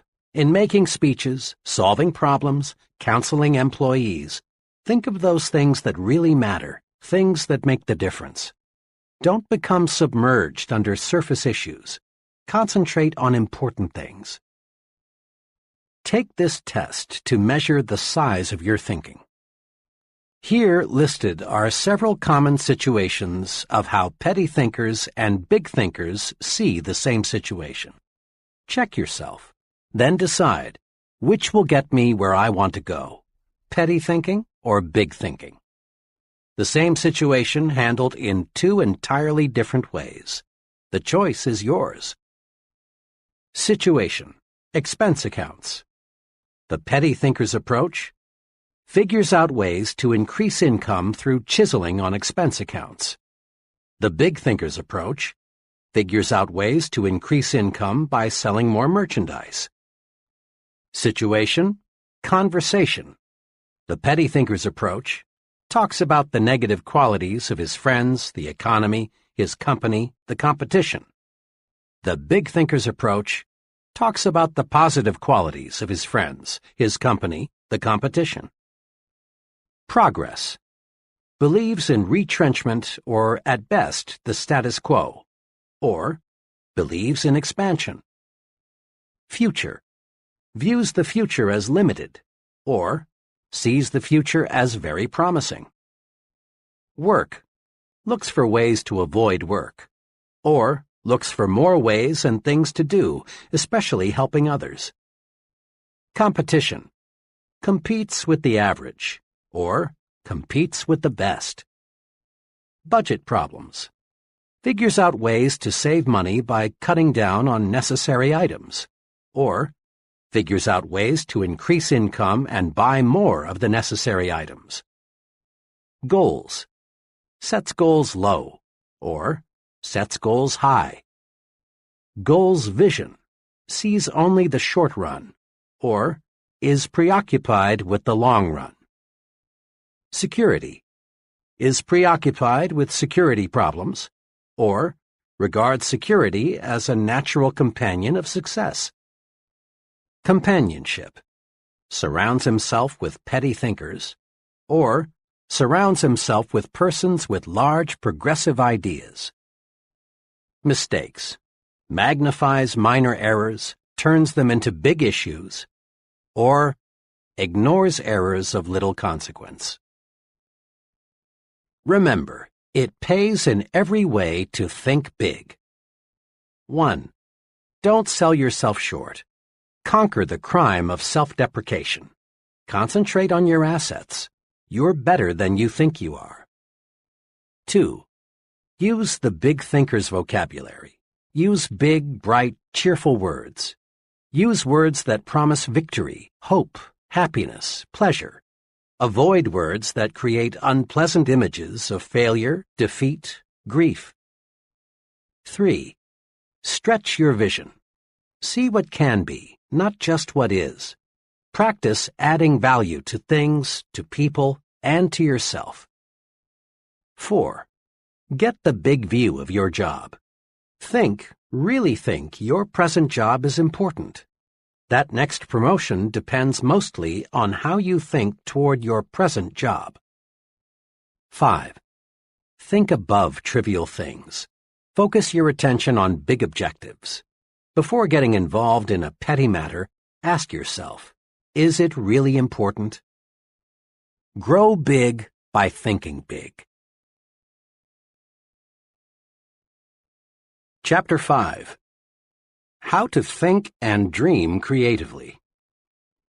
First, let's clear up a common fallacy about the meaning of creative thinking. For some illogical reason, science, engineering, art, and writing got tabbed as about the only truly creative pursuits. Most people associate creative thinking with things like the discovery of electricity or a polio vaccine, or the writing of a novel, or the development of color television. Certainly, accomplishments like these are evidence of creative thinking. Each forward step made in the conquest of space is the result of creative thinking, lots of it. But creative thinking is not reserved for certain occupations, nor is it restricted to super-intelligent people. Well then, what is creative thinking? A low-income family devises a plan to send their son to a leading university. That's creative thinking. A family turns the street's most undesirable lot into the neighborhood beauty spot. That's creative thinking. A minister develops a plan that doubles his Sunday evening attendance. That's creative thinking. Figuring out ways to simplify record-keeping, selling the impossible customer, keeping the children occupied constructively, making employees really like their work, or preventing a certain quarrel. All of these are examples of practical, everyday creative thinking. Creative thinking is simply finding new improved ways to do anything. The rewards of all types of success in the home, at work, in the community, hinge on finding ways to do things better. Now, let's see what we can do to develop and strengthen our creative thinking ability. Step 1. Believe it can be done. Here is a basic truth. To do anything, we must first believe it can be done. Believing something can be done sets the mind in motion to find a way to do it. To illustrate this point of creative thinking in training sessions, I often use this example. I ask the group, how many of you feel it is possible to eliminate jails within the next 30 years? Invariably, the group looks bewildered, not quite sure they heard right, and thinking they are listening to a real fuzzbrain. So, after a pause, I repeat, how many of you feel it is possible to eliminate jails within the next 30 years? Once they're sure I'm not joking, someone always blasts me with something like, "You mean to say you want to turn all those murderers, thieves, and rapists loose? Don't you realize what this would mean? Why, none of us would be safe. We have to have jails." Then the others cut loose. All order would break down if we didn't have jails. Some people are born criminals. If anything, we need more jails. Did you read in this morning's paper about that murder? And the group goes on, telling me all sorts of good reasons why we must have jails. One fellow even suggested we've got to have jails so the police and prison guards can have jobs. After about 10 minutes of letting the group prove why we can't eliminate the need for jails, I say to them, now, let me mention here that this question of eliminating jails is used to make a point. Each of you has come up with reasons why we can't eliminate the need for jails. Will you do me a favor? Will you try extra hard for a few minutes to believe we can eliminate jails? Joining in the spirit of the experiment, the group says, in effect, "Oh well, but just for kicks." Then I ask, now, assuming we can eliminate jails, how could we begin? Suggestions come slowly at first. Someone hesitantly says something like, well, you might cut down crime if you established more youth centers. Before long, the group, which 10 minutes ago was solidly against the idea, now begins to work up real enthusiasm. Work to eliminate poverty. Most crime stems from the low income levels. Conduct research to spot potential criminals before they commit a crime. Develop surgical procedures to cure some kinds of criminals. Educate law enforcement personnel in positive methods of reform. These are just samples of the 78 specific ideas I've tabulated that could help accomplish the goal of eliminating jails. When you believe, your mind finds ways to do. This experiment has just one point. When you believe something is impossible, your mind goes to work for you to prove why. But when you believe, really believe, something can be done, your mind goes to work for you and helps you find the ways to do it. Believing something can be done paves the way for creative solutions. Believing something can't be done is destructive thinking. This point applies to all situations, little and big. The political leaders who do not genuinely believe permanent world peace can be established will fail because their minds are closed to creative ways to bring about peace. The economists who believe business depressions are inevitable will not develop creative ways to beat the business cycle. In a similar fashion, you can find ways to like a person if you believe you can. You can discover solutions to personal problems if you believe you can. You can find a way to purchase that new, larger home if you believe you can. Belief releases creative powers. Disbelief puts the brakes on. Believe, and you'll start thinking constructively.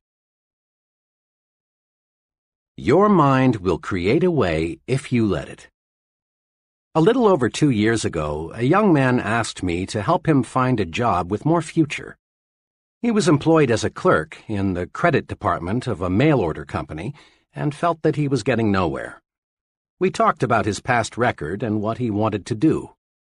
After knowing something about him, I said, "I admire you very much for wanting to move up the ladder to a better job and more responsibility. But getting a start in the kind of job you want requires a college degree these days. I notice you finished 3 semesters. May I suggest you finish college? Going summers, you can do it in 2 years. Then I'm sure you can land the job you want, with the company you want to work for." "I realize," he answered, "that a college education would help, but it's impossible for me to go back to school." "Impossible? Why?" I asked. "Well, for one thing," he began, "I'm 24. On top of that, my wife and I are expecting our second child in a couple of months. We barely get by now on what I make. I wouldn't have time to study since I'd have to keep my job. It's just impossible, that's all." This young man really had himself convinced that finishing college was impossible. Then I said to him, "If you believe it is impossible to finish school, then it is. But by the same token, if you'll just believe it is possible to return to the university, a solution will come. Now here's what I would like you to do. Make up your mind you are going to go back to school.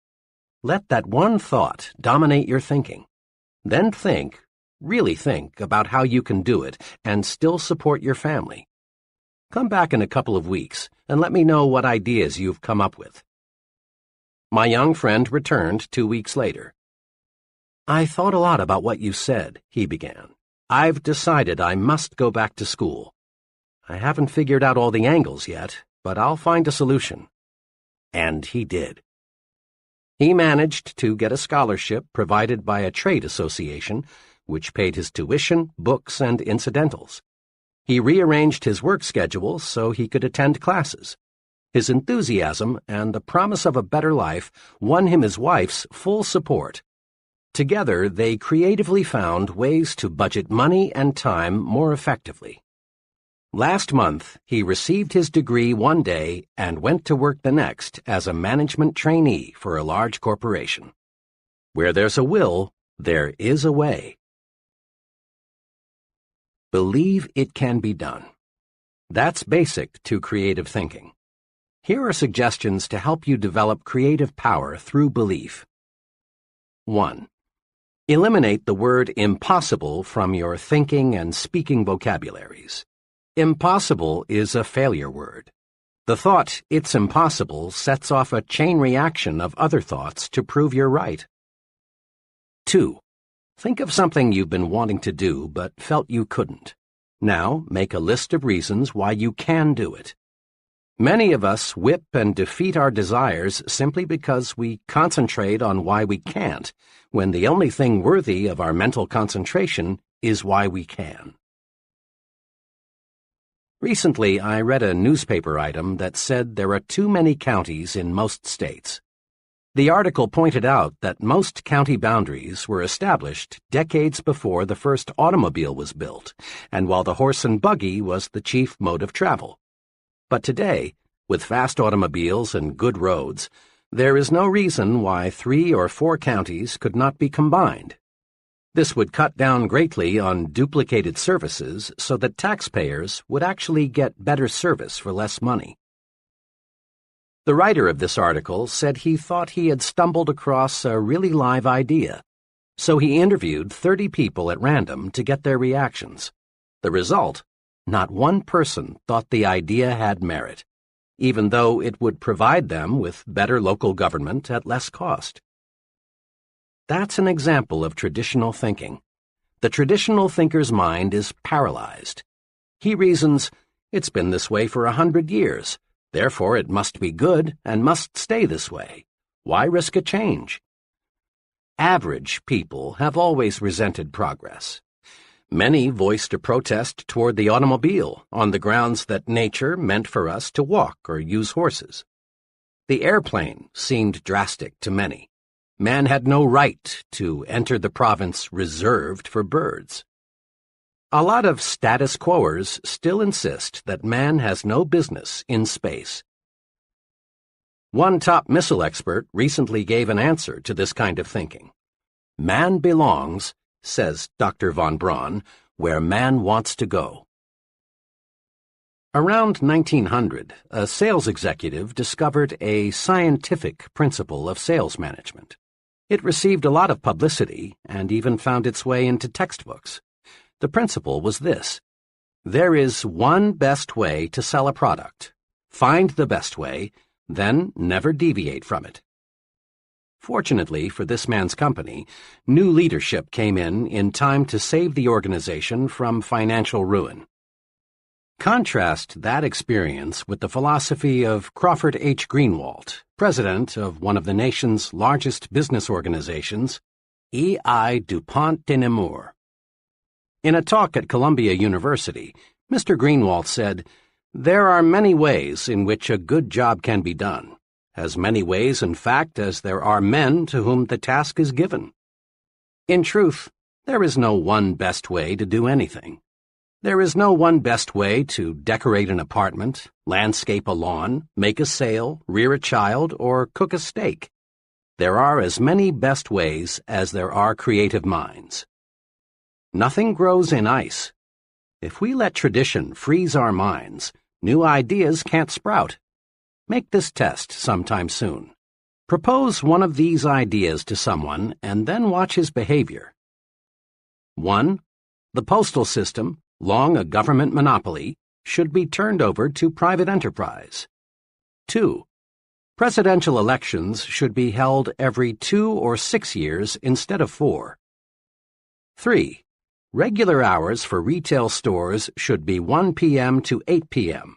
instead of 9 a.m. to 5:30 p.m. 4. The retirement age should be raised to 70. Whether these ideas are sound or practical is not the point.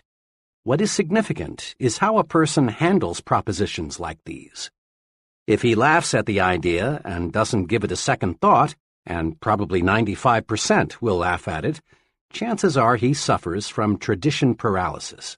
But the 1 in 20 who says, "That's an interesting idea, tell me more about it," has a mind that's turned to creativity. Traditional thinking is personal enemy number 1 for the person who is interested in a creative personal success program. Traditional thinking freezes your mind, blocks your progress, and prevents you from developing creative power. Here are 3 ways to fight it. 1. Become receptive to ideas. Welcome new ideas. Destroy these thought repellents. Won't work. Can't be done. It's useless. And it's stupid. A very successful friend of mine who holds a major position with an insurance company said to me, "I don't pretend to be the smartest guy in the business, but I think I am the best sponge in the insurance industry. I make it a point to soak up all the good ideas I can." 2. Be an experimental person. Break up fixed routines. Expose yourself to new restaurants, new books, new theaters, new friends. Take a different route to work someday. Take a different vacation this year. Do something new and different this weekend. If your work is in distribution, develop an interest in production, accounting, finance, and the other elements of business. This gives you breadth and prepares you for larger responsibilities. 3. Be progressive, not regressive. Not, that's the way we did it where I used to work, so we ought to do it that way here, but how can we do it better than we did it where I used to work? Not backward, regressive thinking, but forward, progressive thinking. Because you got up at 5:30 a.m. to deliver papers or milk the cows when you were a youngster doesn't necessarily mean it's a good idea for you to require your children to do the same. Imagine what would happen to the Ford Motor Company if its management allowed itself to think, "This year we've built the ultimate in automobiles. Further improvement is impossible. Therefore, all experimental engineering and designing activities are hereby permanently terminated." Even the mammoth Ford Motor Company would shrivel fast with this attitude. Successful people, like successful businesses, live with these questions. How can I improve the quality of my performance? How can I do better? Absolute perfection in all human undertakings, from building missiles to rearing children, is unattainable. This means there is endless room for improvement. Successful people know this, and they are always searching for a better way. Note, the successful person doesn't ask, "Can I do it better?" He knows he can. So he phrases the question, "How can I do it better?" A few months ago, a former student of mine, in business for just 4 years, opened her 4th hardware store. This was quite a feat, considering the young lady's small initial capital investment of only $3,500, strong competition from other stores, and the relatively short time she had been in business. I visited her new store shortly after it opened to congratulate her on the fine progress she had made. In an indirect way, I asked her how she was able to make a success of 3 stores and open a 4th one, when most merchants had to struggle to make a success of just 1 store. "Naturally," she answered, "I worked hard, but just getting up early and working late isn't responsible for the 4 stores. Most people in my business work hard. The main thing I attribute my success to is my self-styled weekly improvement program." "A weekly improvement program? Sounds impressive. How does it work?" I asked. "Well, it really isn't anything elaborate," she continued. "It's just a plan to help me do a better job as each week rolls around. To keep my forward thinking on the track, I've divided my job into 4 elements: customers, employees, merchandise, and promotion. All during the week, I make notes and jot down ideas as to how I can improve my business. Then, every Monday evening, I set aside 4 hours to review the ideas I've jotted down and figure out how to put the solid ones to use in the business. In this 4-hour period, I force myself to take a hard look at my operation. I don't simply wish more customers would shop in my store. Instead, I ask myself, what can I do to attract more customers? How can I develop regular, loyal customers? She went on describing numerous little innovations that made her first 3 stores so successful. Things like the way she arranged the merchandise within her stores, her suggestion selling technique that sold 2 out of 3 customers merchandise they had not planned to buy when they entered her stores, the credit plan she devised when many of her customers were out of work because of a strike, the contest she developed that boosted sales during a slack season. I ask myself, what can I do to improve my merchandise offerings? And I get ideas. Let me cite just one case. 4 weeks ago, it occurred to me that I should do something to get more youngsters into the store. I reasoned if I had something here to draw the kids to the store, I'd also draw more of the parents. I kept thinking about it, and then this idea came. Put in a line of small carded toys for children in the 4 to 8 age bracket. It's working. The toys take little space, and I make a nice profit on them. But most important, the toys have increased store traffic. "Believe me," she went on, "my weekly improvement plan works. Just by conscientiously asking myself, how can I do a better job, I find the answers. It's a rare Monday night that I don't come up with some plan or technique that makes that profit and loss statement look better. And I've learned something else, too, about successful merchandising. Something that I think every person going into business for himself should know. What's that? I asked. Just this.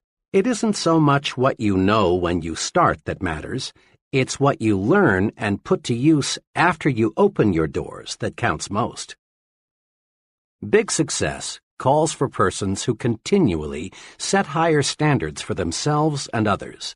Persons who are searching for ways to increase efficiency, to get more output at lower cost, do more with less effort.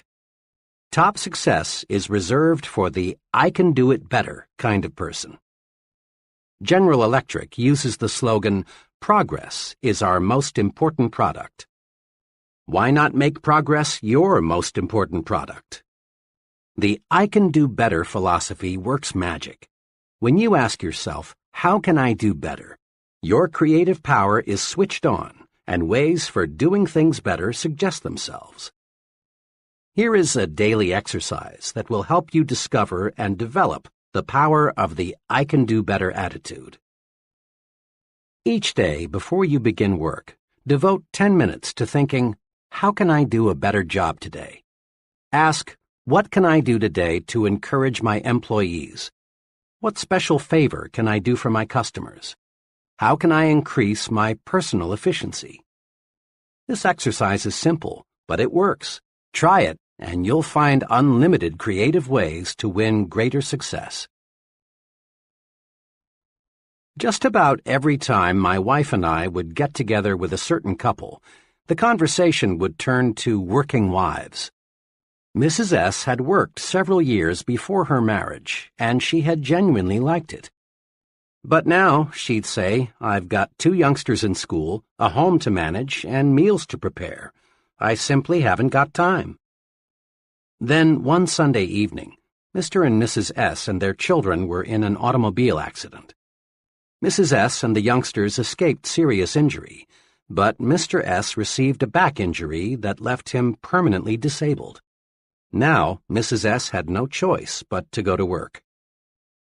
When we saw her several months after the accident, we were amazed to find how well she had adjusted to her new responsibilities. You know, she said, 6 months ago I never dreamed I could possibly manage the house and work full-time. But after the accident, I just made up my mind that I had to find the time. Believe me, my efficiency has gone up 100%. I discovered a lot of things I was doing didn't need to be done at all.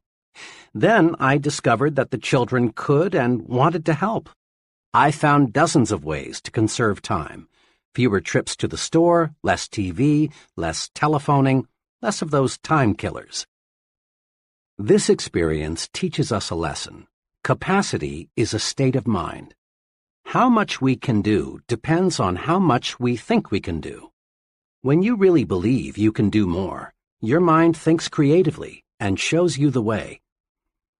A young bank executive related this personal experience about work capacity. One of the other executives in our bank left us with very short notice. This put our department on the spot. The fellow leaving had filled an important job, and his work couldn't be postponed or left undone. The day after he left, the vice president in charge of my department called me in. He explained to me that he had already talked individually to the 2 others in my group, asking them if they could divide the work of the man who had just left until a replacement could be found. Neither of them flatly refused, said the vice president, but each stated that he is up to his neck now with his own pressing work. I'm wondering if you could handle some of the overload temporarily? Throughout my working career, I've learned that it never pays to turn down what looks like an opportunity. So I agreed and promised to do my very best to handle all the vacated job as well as keep up with my own work. The vice president was pleased at this. I walked out of his office knowing I had taken on a big job. I was just as busy as the 2 others in my department who had wiggled out of this extra duty. but I was determined to find a way to handle both jobs. I finished up my work that afternoon, and when the offices were closed, I sat down to figure out how I could increase my personal efficiency. I got a pencil and started writing down every idea I could think of. And I came up with some good ones, like working out an arrangement with my secretary to channel all routine telephone calls to me during a certain hour each day, placing all outgoing calls during a certain hour, cutting my usual conference periods from 15 minutes to 10, giving all my dictation at one time each day. I also discovered my secretary could and was eager to take over a number of little time-consuming details for me. I had been handling my present job for over 2 years, and frankly, I was amazed to discover how much inefficiency I had let creep in. Within a week's time, I was dictating twice as many letters, handling 50% more phone calls, attending half again as many meetings, all with no strain. A couple more weeks passed. The vice president called me in. He complimented me on doing a fine job. He went on to say that he had looked over a number of people from both inside and outside the bank, but he had not yet found the right man. Then he confessed that he had already cleared with the bank's executive committee, and they had authorized him to combine the two jobs, put them both in my charge, and give me a substantial increase in salary. I proved to myself that how much I can do depends on how much I think I can do. Capacity is indeed a state of mind. Every day, it seems, this takes place in the fast-moving world of business. The boss calls in an employee and explains that a special task must be accomplished. Then he says, "I know you've got a lot of work to do, but can you handle this?" Too often the employee replies, "I'm awfully sorry, but I'm all loaded down now. I wish I could take it on, but I'm just too busy."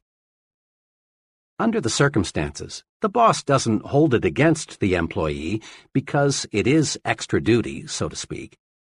But the boss realizes the task must be done, and he'll keep on looking until he finds an employee who is just as busy as the rest, but who feels he can take on more. And this employee is the fellow who will forge ahead. In business, in the home, in the community, the success combination is do what you do better, improve the quality of your output, and do more of what you do, increase the quantity of your output. Convinced it pays to do more and better? Then try this two-step procedure. 1.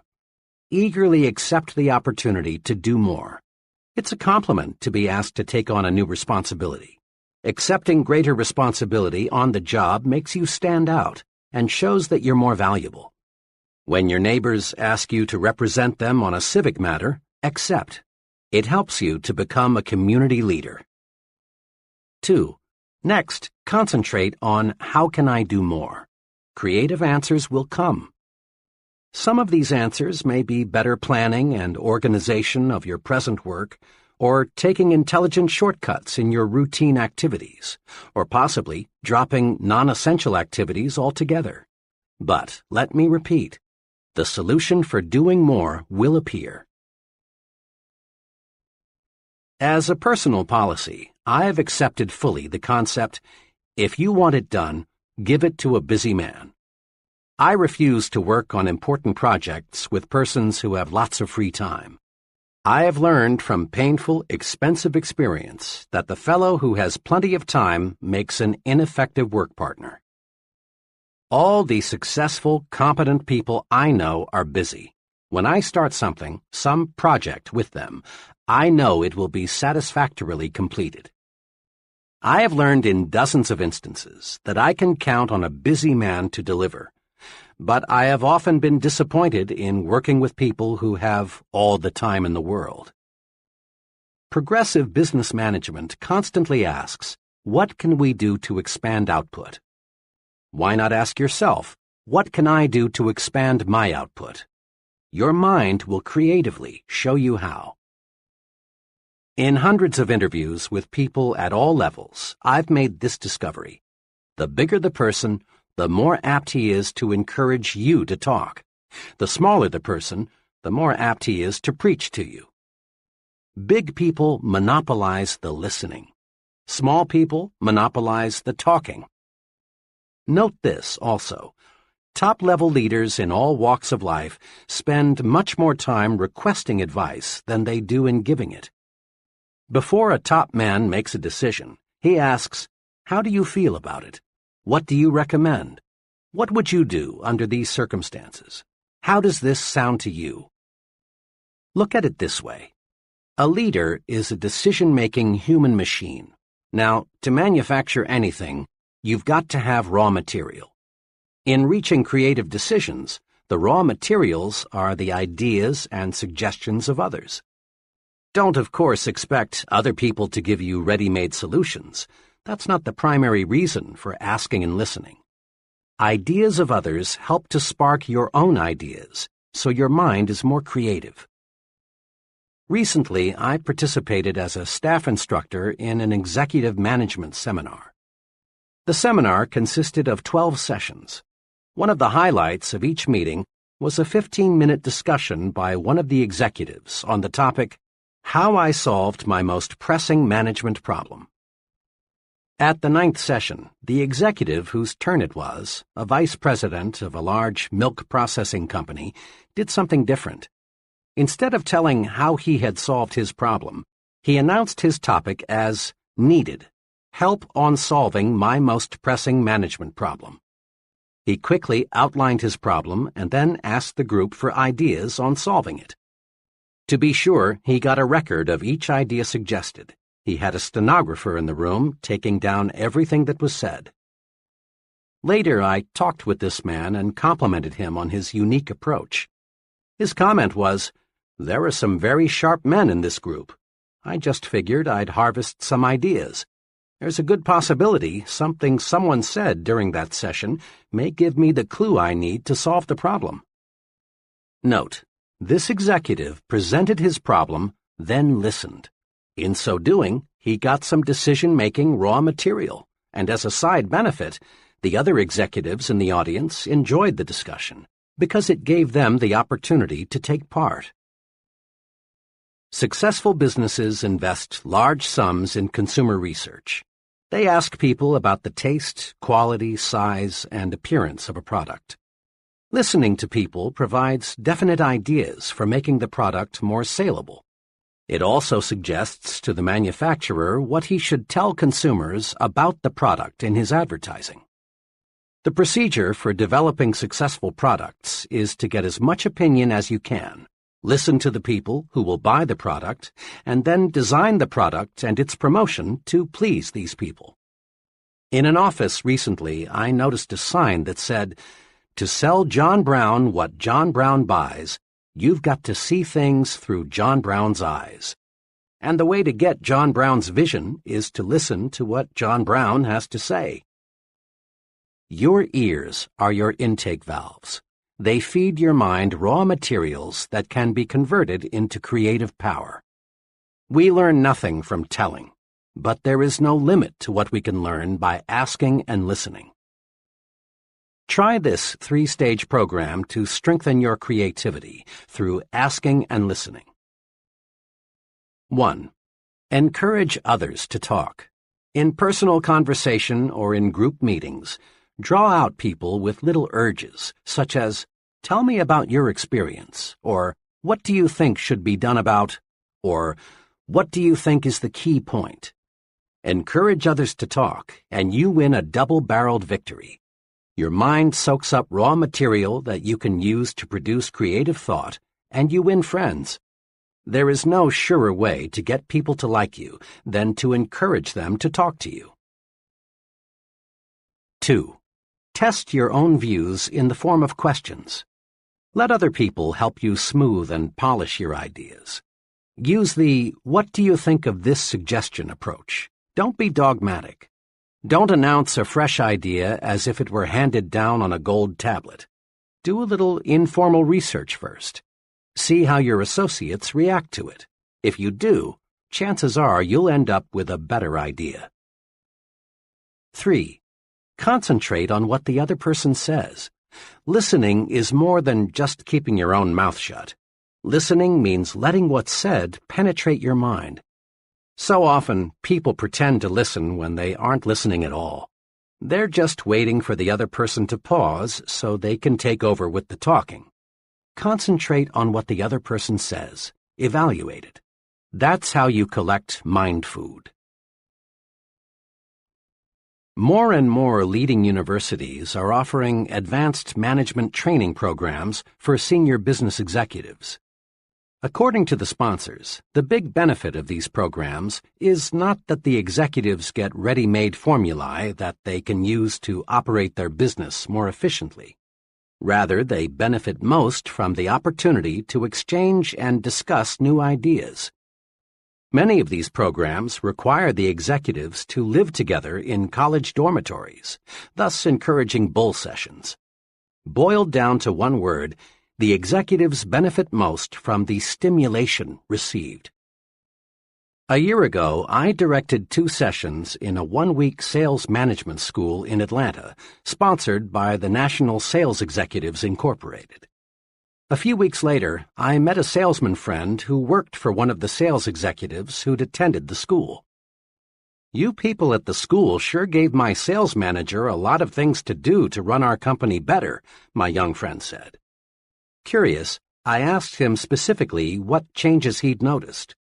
He reeled off a number of things: a revision in the compensation plan, sales meetings twice a month instead of once a month, new business cards and stationery, a revision in sales territories, not one of which was specifically recommended in the training program.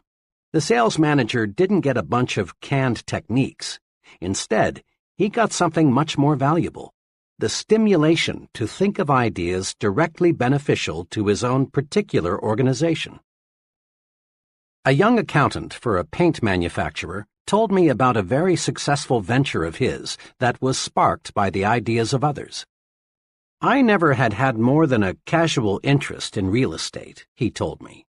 "I've been a professional accountant for several years now, and I've stuck pretty close to my profession. One day, a realtor friend invited me to be his guest at a luncheon of one of the city's real estate groups. The speaker that day was an older man who had seen the city grow. His talk was about the next 20 years. He predicted that the metropolitan area would continue to grow far out into the surrounding farmland. He also predicted that there would be a record demand for what he called gentleman-size farms, 2 to 5 acres.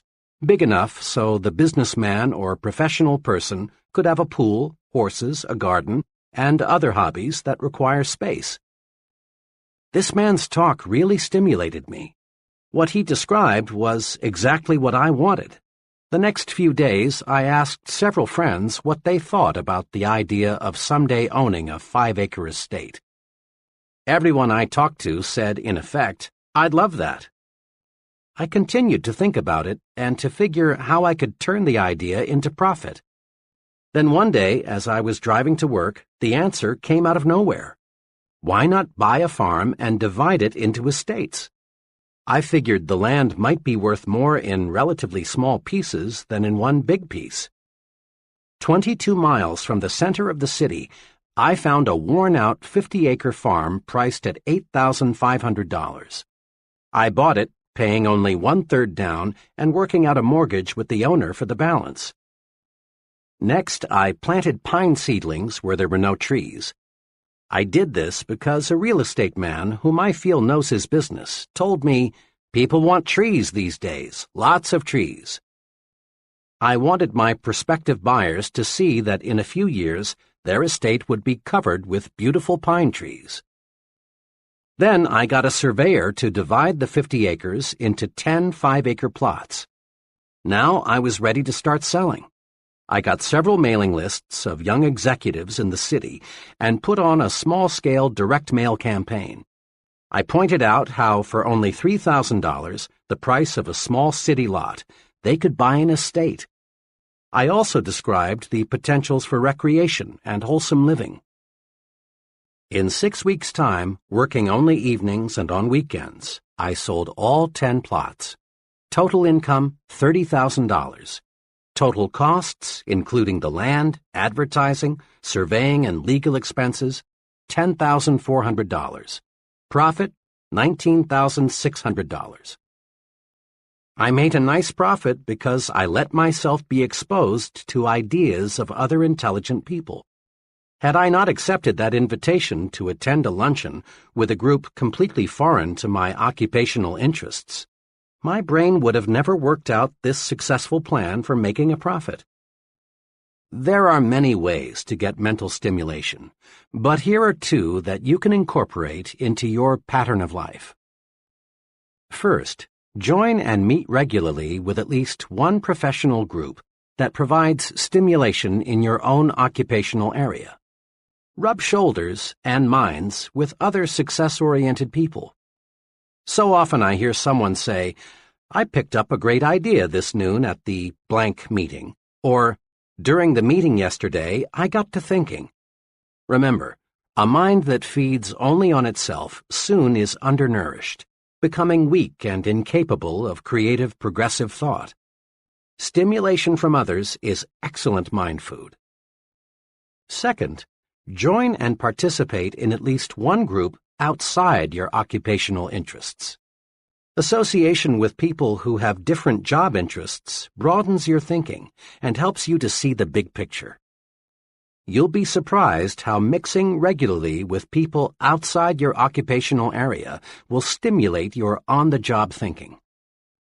Ideas are fruits of your thinking, but they've got to be harnessed and put to work to have value. Each year, an oak tree produces enough acorns to populate a good-sized forest.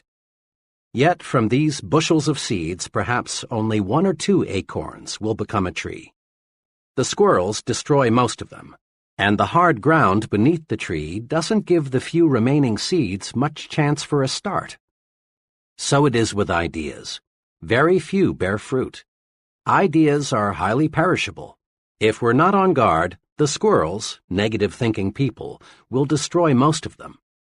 Ideas require special handling from the time they are born until they're transformed into practical ways for doing things better.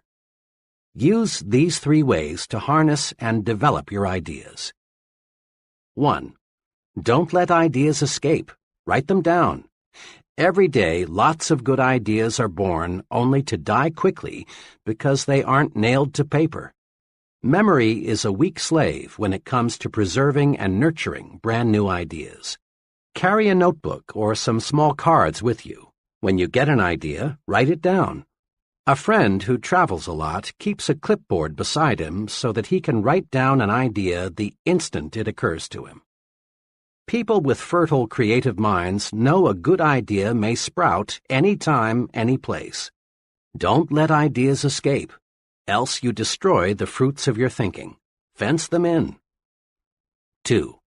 Next, review your ideas. File these ideas in an active file. The file can be an elaborate cabinet or it can be a desk drawer. A shoebox will do. But build a file and then examine your storehouse of ideas regularly. As you go over your ideas, some may, for very good reasons, have no value at all. Get rid of them. But so long as the idea has any promise, keep it. 3. Cultivate and fertilize your idea. Now make your idea grow. Think about it. Tie the idea to related ideas. Read anything you can find that is in any way akin to your idea. Investigate all angles. Then, when the time is ripe, put it to work for yourself, your job, your future. When an architect gets an idea for a new building, he makes a preliminary drawing. When a creative advertising person gets an idea for a new TV commercial, he puts it into storyboard form, a series of drawings that suggest what the idea will look like in finished form. Writers with idea prepare a first draft. Note: shape up the idea on paper. There are 2 excellent reasons for this. When the idea takes tangible form, you can literally look at it, see the loopholes, see what it needs in the way of polish. Then, too, ideas have to be sold to someone. Customers, employees, the boss, friends, fellow club members, investors. Somebody must buy the idea, else it has no value. One summer, I was contacted by 2 life insurance salesmen. Both wanted to work on my insurance program. Both promised to return with a plan for making the needed changes. The first salesman gave me strictly an oral presentation. He told me in words what I needed, but I soon was confused. He brought in taxes, options, Social Security, all the technical details of insurance programming. Frankly, he lost me, and I had to say no. The second salesman used a different approach.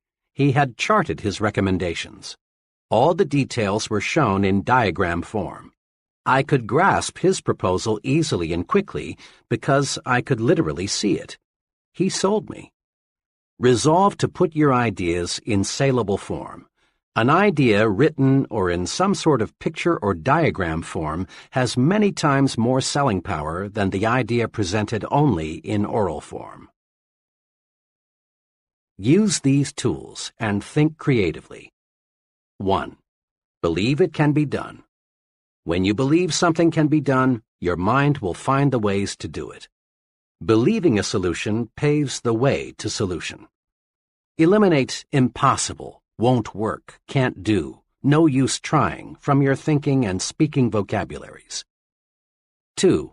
Don't let tradition paralyze your mind. Be receptive to new ideas. Be experimental. Try new approaches. Be progressive in everything you do.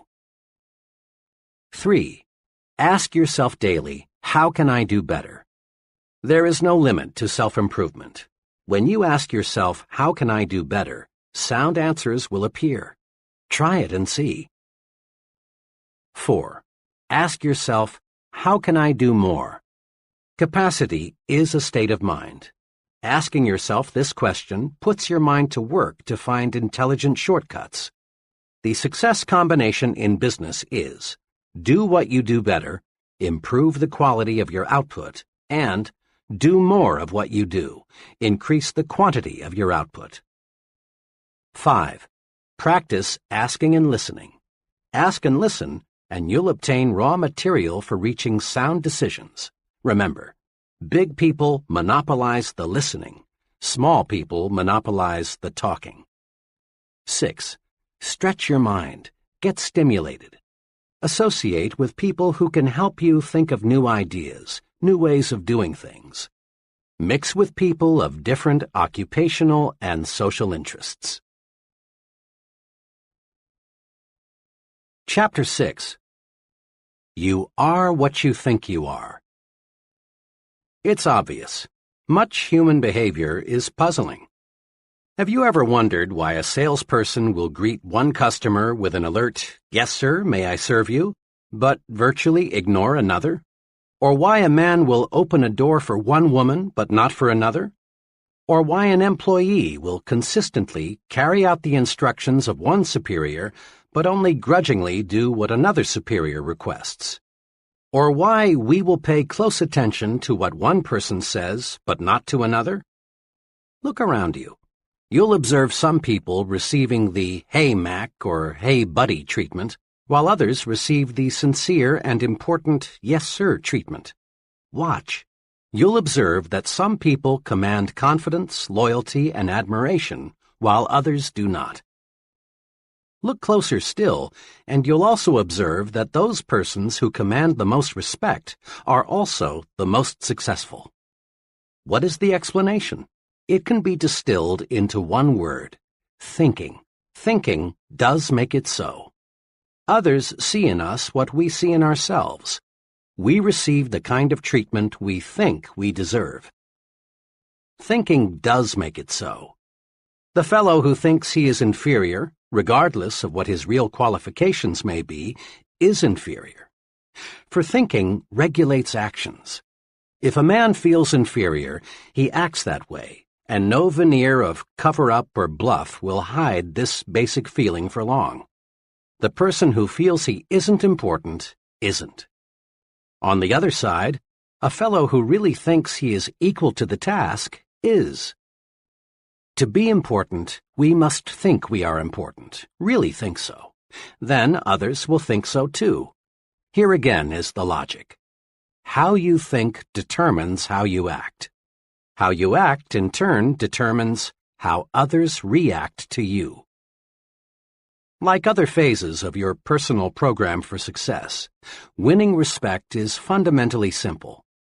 To gain the respect of others, you must first think you deserve respect. And the more respect you have for yourself, the more respect others will have for you. Test this principle. Do you have much respect for the fellow on Skid Row? Of course not. Why? Because the poor fellow doesn't respect himself. He's letting himself rot away from lack of self-respect. Self-respect shows through in everything we do. Let's focus our attention now on some of the specific ways we can increase self-respect and thereby earn more respect from others. Look important. It helps you think important. Rule. Remember, your appearance talks. Be sure it says positive things about you. Never leave home without feeling certain you look like the kind of person you want to be. The most honest advertisement ever appearing in print is the "Dress Right, You Can't Afford Not To" slogan, sponsored by the American Institute of Men's and Boys' Wear. This slogan deserves to be framed in every office, restroom, bedroom, and schoolroom in America. In one ad, a policeman speaks. He says, "You can usually spot a wrong kid just by the way he looks." Sure, it's unfair, but it's a fact. People today judge a youngster by appearance, and once they've tabbed a boy, it's tough to change their minds about him, their attitude toward him. Look at your boy. Look at him through his teacher's eyes, your neighbor's eyes. Could the way he looks, the clothes he wears, give them the wrong impression?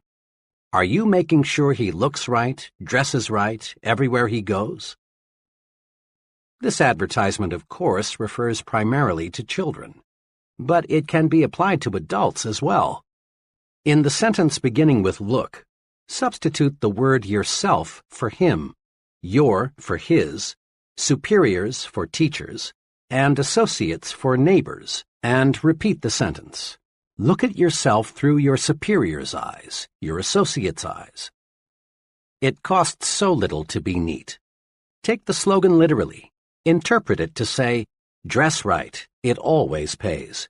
Remember, look important because it helps you to think important.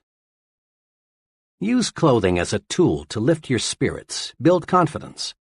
An old psychology professor of mine used to give this advice to students on last-minute preparations for final examinations. Dress up for this important exam. Get a new tie, have your suit pressed, shine your shoes. Look sharp because it will help you think sharp.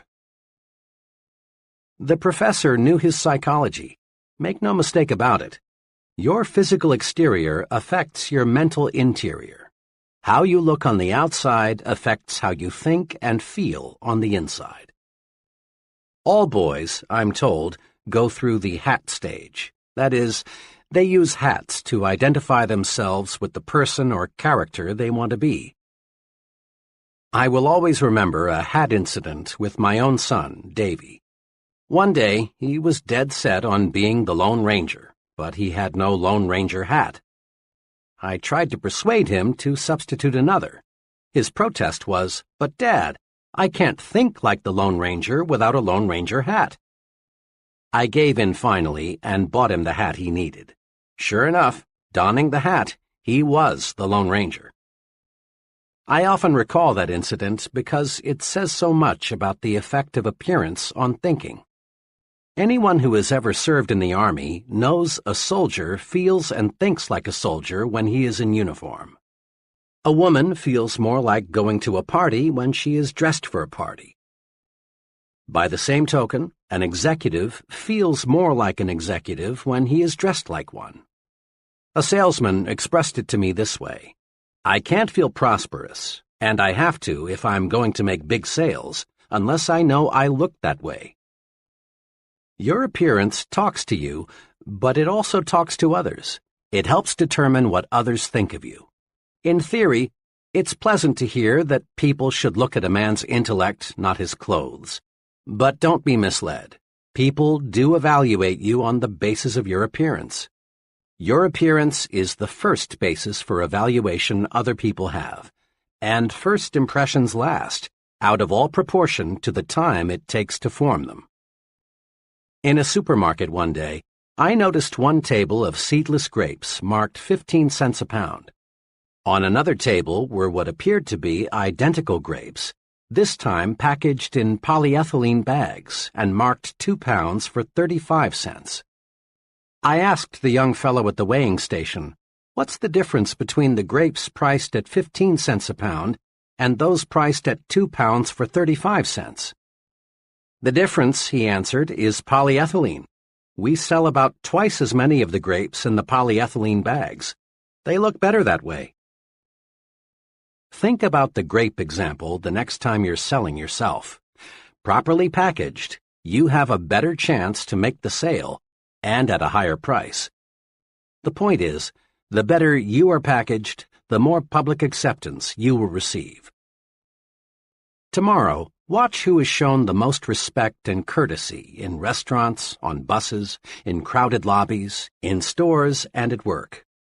People look at another person, make a quick and often subconscious appraisal, and then treat them accordingly. We look at some people and respond with the "Hey, Mac" attitude. We look at others and respond with the "Yes, sir" feeling. Yes, a person's appearance definitely talks. The well-dressed person's appearance says positive things. It tells people, here is an important person, intelligent, prosperous, and dependable. This man can be looked up to, admired, trusted. He respects himself, and I respect him. The shabby-looking fellow's appearance says negative things. It says, here is a person who isn't doing well. He's careless, inefficient, unimportant. He's just an average person. He deserves no special consideration. He's used to being pushed around. When I stress respect your appearance in training programs, almost always I am asked the question, I'm sold, appearance is important. But how do you expect me to afford the kind of clothing that really makes me feel right and that causes others to look up to me? That question puzzles many people. It plagued me for a long time. But the answer is really a simple one. Pay twice as much and buy half as many. Commit this answer to memory, then practice it. Apply it to hats, suits, shoes, socks, coats, everything you wear. Insofar as appearance is concerned, quality is far more important than quantity. When you practice this principle, you'll find that both your respect for yourself and the respect of others for you will zoom upward, and you'll find you're actually ahead money-wise when you pay twice as much and buy half as many, because 1. Your garments will last more than twice as long because they are more than twice as good, and as a rule they will show quality as long as they last. 2. What you buy will stay in style longer. Better clothing always does. 3. You'll get better advice. Merchants selling $200 suits are usually much more interested in helping you find the garment that is just right for you than are merchants selling $100 suits. Remember, your appearance talks to you and it talks to others. Make certain it says, here is a person who has self-respect. He's important. Treat him that way. You owe it to others, but more important, you owe it to yourself to look your best. You are what you think you are. If your appearance makes you think you're inferior, you are inferior. If it makes you think small, you are small. Look your best, and you will think and act your best. Think your work is important. There's a story often told about the job attitudes of 3 bricklayers. It's a classic, so let's go over it again. When asked, what are you doing? The first bricklayer replied, laying brick. The second answered, making $9.30 an hour. And the third said, me? Why, I'm building the world's greatest cathedral. Now, the story doesn't tell us what happened to these bricklayers in later years, but what do you think happened? chances are that the first two bricklayers remained just that, bricklayers. They lacked vision. They lacked job respect. There was nothing behind them to propel them forward to greater success. But you can wager every cent you have the bricklayer who visualized himself as building a great cathedral did not remain a bricklayer. Perhaps he became a foreman, or perhaps a contractor, or possibly an architect. He moved forward and upward. Why? Because thinking does make it so. Bricklayer number 3 was tuned to thought channels that pointed the way to self-development in his work. Job thinking tells a lot about a person and his potential for larger responsibility. A friend who operates a personnel selection firm said this to me recently. One thing we always look for in appraising a job applicant for a client is how the applicant thinks about his present job. We are always favorably impressed when we find that an applicant thinks his present job is important, even though there may be something about it he doesn't like. Why? Simply this. If the applicant feels his present job is important, odds are that he will take pride in his next job too. We've found an amazingly close correlation between a person's job respect and his job performance. Like your appearance, the way you think toward your work says things about you to your superiors, associates, and subordinates. In fact, to everyone with whom you come in contact. A few months ago, I spent several hours with a friend who is personnel director for an appliance manufacturer. We talked about building men. He explained his personnel audit system and what he had learned from it. We have about 800 non-production people, he began. Under our personnel audit system, an assistant and I interview each employee every 6 months. Our purpose is simple. We want to learn how we can help him in his job. We think this is a good practice because each person working with us is important, else he wouldn't be on the payroll. We are careful not to ask the employees any point-blank questions. Instead, we encourage him to talk about whatever he wants to. We aim to get his honest impressions. After each interview, we fill out a rating form on the employee's attitudes toward specific aspects of his job. Now here's something I've learned, he went on. Our employees fit into one of two categories, Group A and Group B, on the basis of how they think toward their jobs.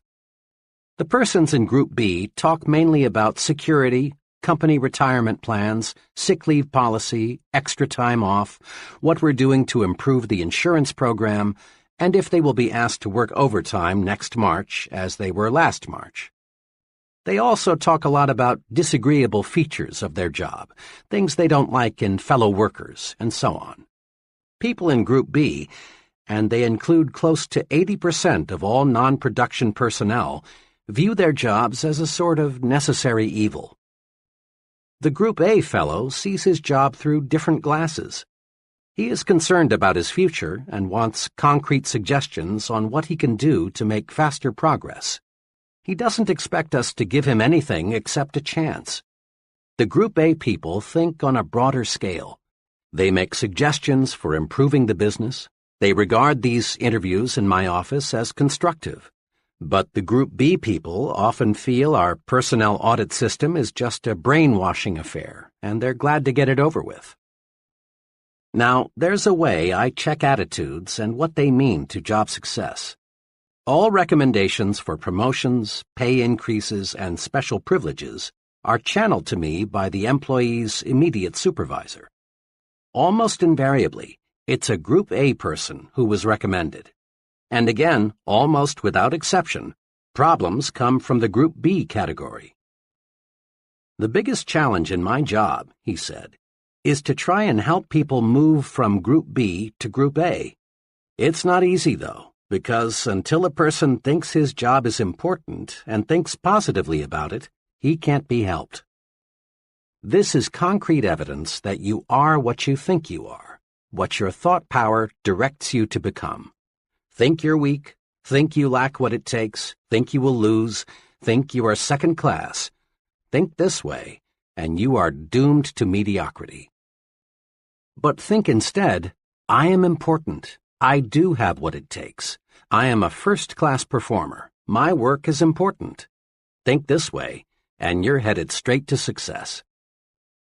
The key to winning what you want lies in thinking positively toward yourself. The only real basis other people have for judging your abilities is your actions, and your actions are controlled by your thoughts. You are what you think you are. Wear the shoes of a supervisor for a few moments and ask yourself which person you would recommend for a raise or a promotion. 1. The secretary who, when the executive is out of the office, spends her time reading magazines, or the secretary who uses such time to do the many little things that help the executive to accomplish more when he returns. 2. The employee who says, "Oh well, I can always get another job. If they don't like the way I do my work, I'll just quit." Or the employee who views criticism constructively and sincerely tries to do higher quality work. 3. The salesman who tells a customer, "Oh, I just do what they tell me to do. They said come out and see if you need anything." Or the salesman who says, "Mr. Brown, I'm here to help you." 4. The foreman who says to an employee, "To tell you the truth, I don't like my job much. Those guys up top give me a pain in the neck. I don't know what they're talking about half the time." Or the supervisor who says, "You've got to expect some unpleasantness on any job, but let me assure you, the men in the front office are on the ball. They'll do right by us." Isn't it obvious why many people stay at one level all their lives? Their thinking alone keeps them there.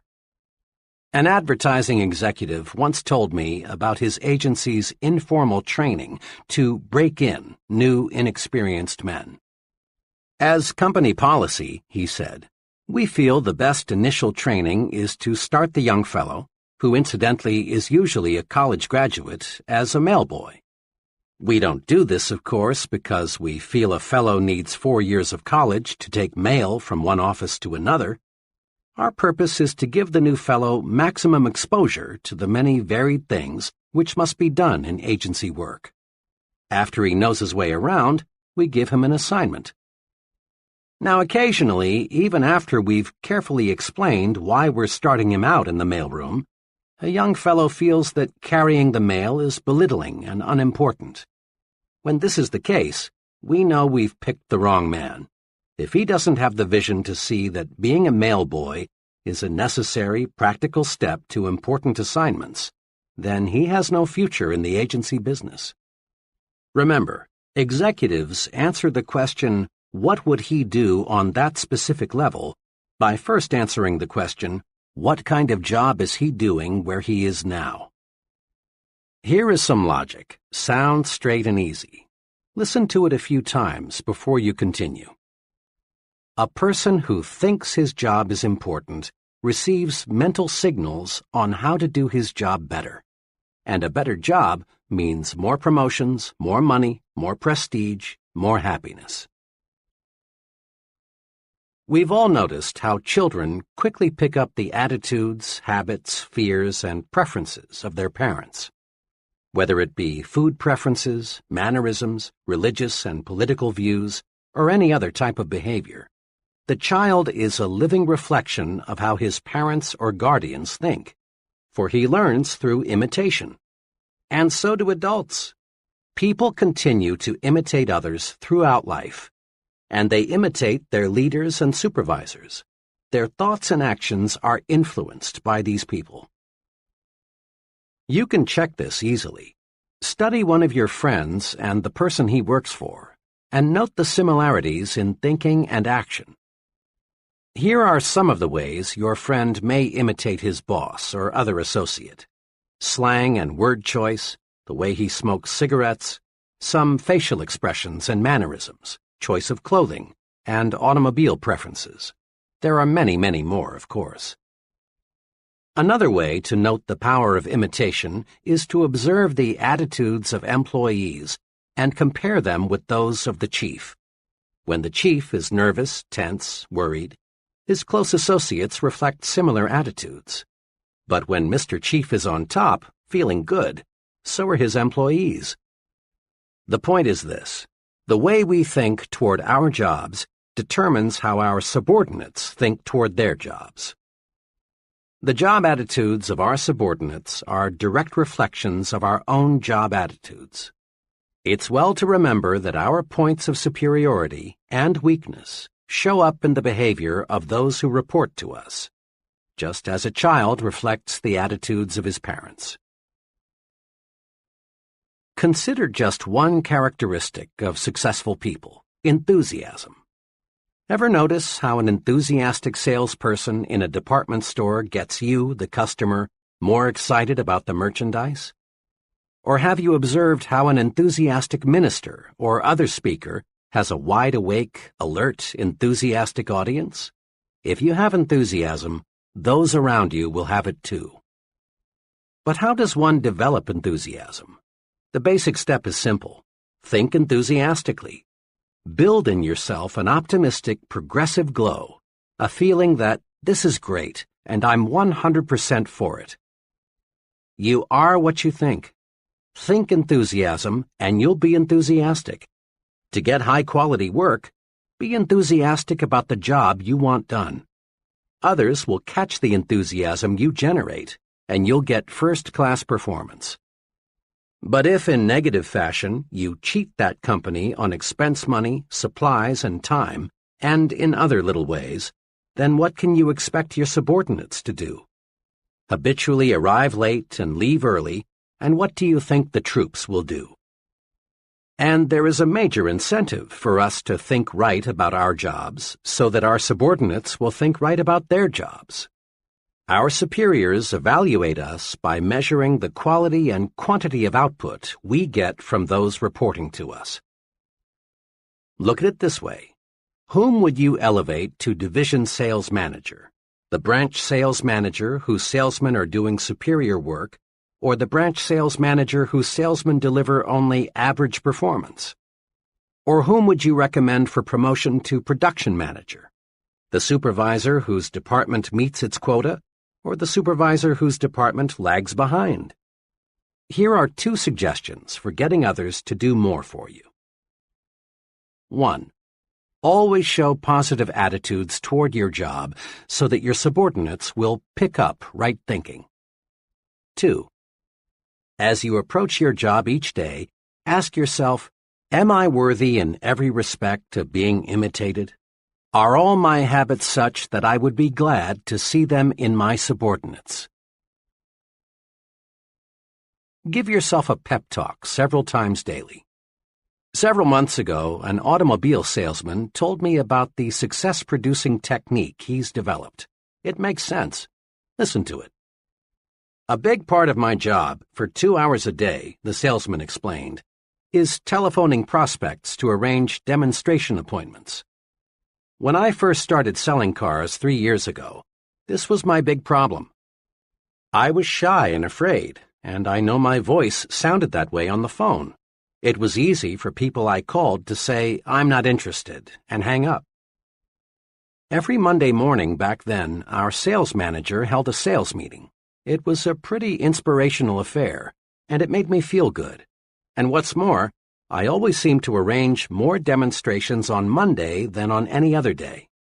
But the trouble was that little of Monday's inspiration carried over to Tuesday and the rest of the week. Then I got an idea. If the sales manager can pep me up, why can't I pep myself up? Why not give myself a pep talk just before I start making those phone calls? That day, I decided to try it. Without telling anyone, I walked out on the lot and found a vacant car. Then, for several minutes, I talked to myself. I told myself, I'm a good car salesman, and I'm going to be the best. I sell good cars, and I give good deals. The people I'm phoning need those cars, and I'm going to sell them. Well, from the very beginning, this self-supercharging paid off. I felt so good, I didn't dread making those calls. I wanted to make them. I no longer go out on the lot and sit in a car to give myself a pep talk, but I still use the technique. Before I dial a number, I silently remind myself that I'm a top-notch salesman and I'm going to get results, and I do. That's a pretty good idea, isn't it? To be on top, you've got to feel like you're on top. Give yourself a pep talk and discover how much bigger and stronger you feel.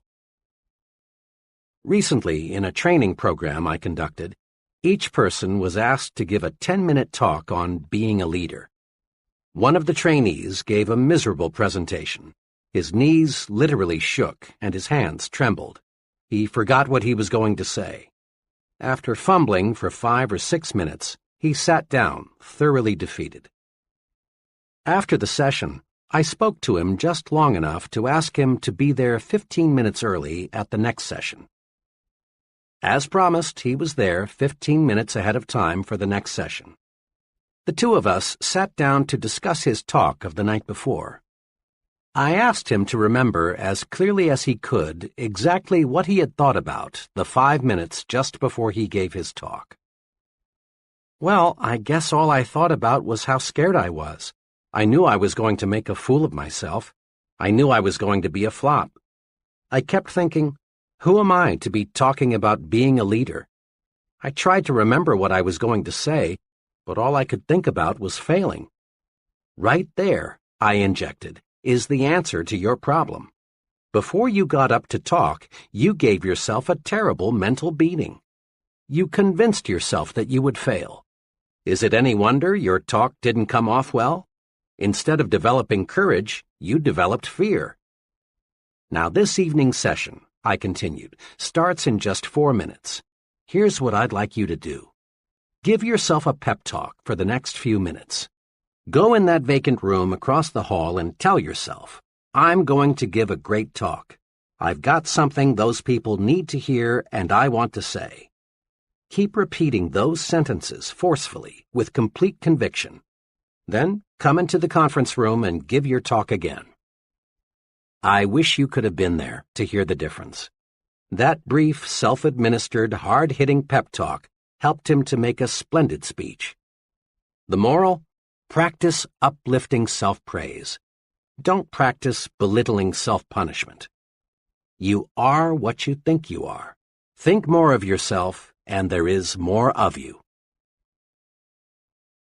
Build your own sell yourself to yourself commercial. Think for a moment about one of America's most popular products, Coca-Cola. Every day, your eyes or ears come in contact many times with the good news about Coke. The people who make Coca-Cola are continually reselling you on Coke, and for a good reason. If they stopped reselling you, chances are you'd grow lukewarm and eventually cold to Coke. Then sales would drop. But the Coca-Cola Company isn't going to let this happen. They resell you and resell you and resell you on Coke.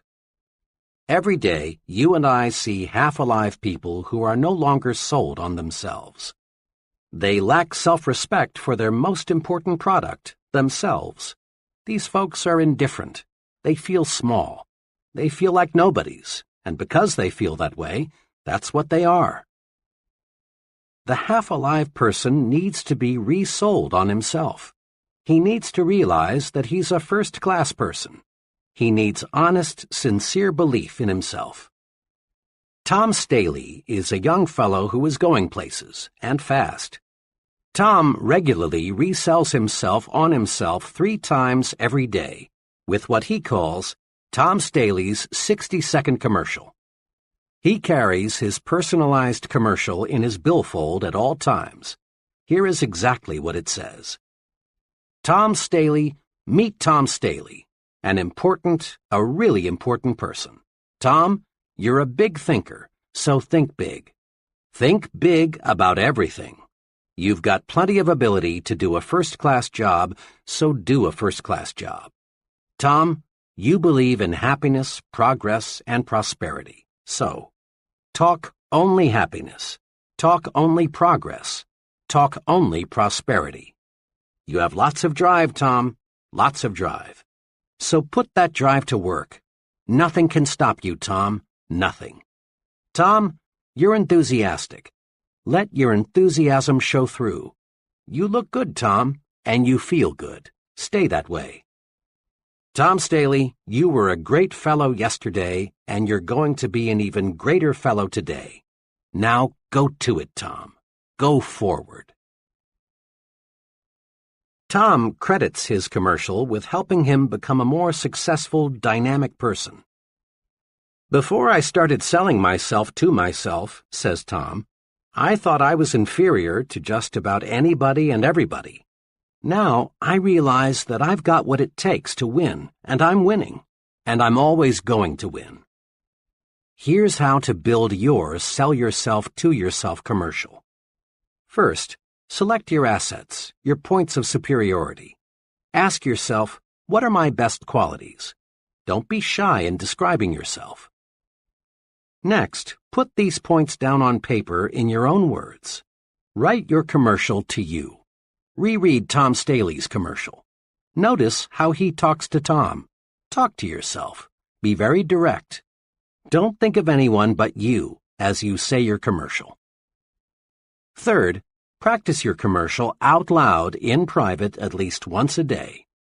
It helps a lot to do this before a mirror. Put your body into it. Repeat your commercial forcefully with determination. Make your blood travel faster through your body. Get yourself warmed up. Fourth, read your commercial silently several times every day. Read it before you tackle anything that demands courage. Read it every time you feel let down. Keep your commercial handy at all times, then use it. Just one thing more.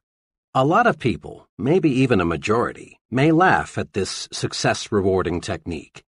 That's because they refuse to believe that success comes from managed thinking. But please, don't accept the judgment of average people. You are not average. If you have any doubts as to the basic soundness of the sell yourself to yourself principle, ask the most successful person you know what he thinks about it. Ask him, and then start selling yourself to yourself. Upgrade your thinking. Think like important people think. Upgrading your thinking upgrades your actions, and this produces success. Here is an easy way to help you make more of yourself by thinking like important people think.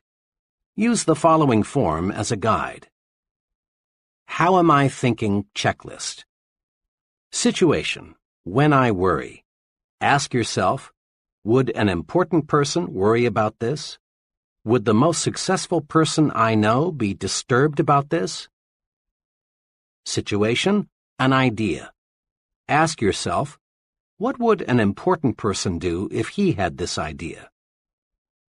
Situation, my appearance. Ask yourself, do I look like someone who has maximum self-respect? Situation, my language. Ask yourself, am I using the language of successful people? Situation, what I read. Ask yourself, would an important person read this? Situation, conversation. Ask yourself, is this something successful people would discuss? Situation, when I lose my temper. Ask yourself, would an important person get mad at what I'm mad at? Situation, my jokes. Ask yourself, is this the kind of joke an important person would tell? Situation, my job. Ask yourself, how does an important person describe his job to others? Cement in your mind the question, is this the way an important person does it? Use this question to make you a bigger, more successful person. In a nutshell, remember. 1. Look important. It helps you think important. Your appearance talks to you. Be sure it lifts your spirits and builds your confidence. Your appearance talks to others. Make certain it says, here is an important person, intelligent, prosperous, and dependable. 2. Think your work is important. Think this way, and you will receive mental signals on how to do your job better. Think your work is important, and your subordinates will think their work is important too. 3. Give yourself a pep talk several times daily. Build a sell yourself to yourself commercial. Remind yourself at every opportunity that you're a first-class person. 4. In all of life's situations, ask yourself, is this the way an important person thinks? Then, obey the answer. Chapter 7. Manage your environment. Go first class. Your mind is an amazing mechanism. When your mind works one way, it can carry you forward to outstanding success. But the same mind, operating in a different manner, can produce a total failure. The mind is the most delicate, most sensitive instrument in all creation. Let's look now and see what makes the mind think the way it does. Millions of people are diet conscious. We're a calorie-counting nation. We spend millions of dollars on vitamins, minerals, and other dietary supplements. And we all know why. Through nutritional research, we've learned that the body reflects the diet fed the body. Physical stamina, resistance to disease, body size, even how long we live are all closely related to what we eat. The body is what the body is fed. By the same token, the mind is what the mind is fed. Mind food, of course, doesn't come in packages, and you can't buy it at the store. Mind food is your environment, all the countless things that influence your conscious and subconscious thought. The kind of mind food we consume determines our habits, attitudes, personality. Each of us inherited a certain capacity to develop. But how much of that capacity we have developed and the way we have developed that capacity depends on the kind of mind food we feed it. The mind reflects what its environment feeds it, just as surely as the body reflects the food you feed it. Have you ever thought what kind of person you would be had you been reared in some foreign country instead of the United States? What kinds of foods would you prefer? Would your preferences for clothing be the same? What sort of entertainment would you like the most? What kind of work would you be doing?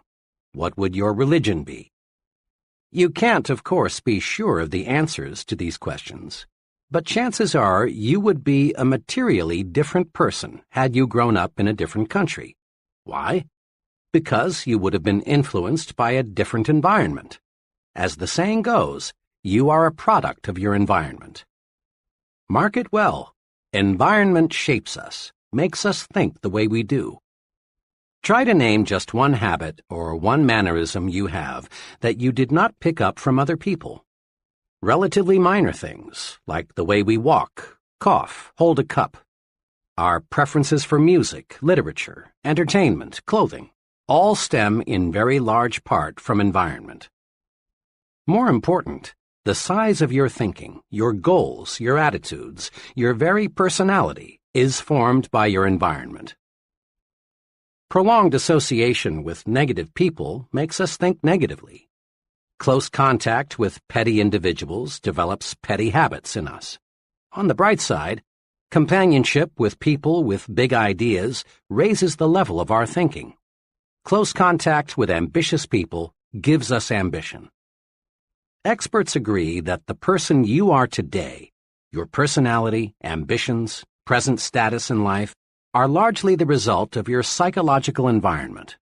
And experts agree also that the person you will be 1, 5, 10, 20 years from now depends almost entirely on your future environment. You will change over the months and years, this we know.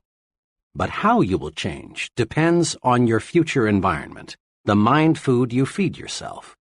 Let's look now at what we can do to make our future environment pay off in satisfaction and prosperity. Recondition yourself for success. The number one obstacle on the road to high-level success is the feeling that major accomplishment is beyond reach. This attitude stems from many, many suppressive forces that direct our thinking toward mediocre levels. To understand these suppressive forces, let's go back to the time we were children. As children, all of us set high goals. At a surprisingly young age, we made plans to conquer the unknown, to be leaders, to attain positions of high importance, to do exciting and stimulating things, to become wealthy and famous. In short, to be first, biggest, and best. And in our blessed ignorance, we saw our way clear to accomplish these goals. But what happened? Long before we reached the age when we could begin to work toward our great objectives, a multitude of suppressive influences went to work. From all sides we heard, it's foolish to be a dreamer, and that our ideas were impractical, stupid, naive, or foolish, that you have got to have money to go places, that luck determines who gets ahead, or you've got to have important friends, or you're too old or too young. As a result of being bombarded with the "you can't get ahead, so don't bother to try" propaganda, most people you know can be classified into 3 groups. First group, those who surrendered completely. The majority of people are convinced deep down inside that they haven't got what it takes, that real success, real accomplishment, is for others who are lucky or fortunate in some special respect. You can easily spot these people because they go to great lengths to rationalize their status and explain how happy they really are.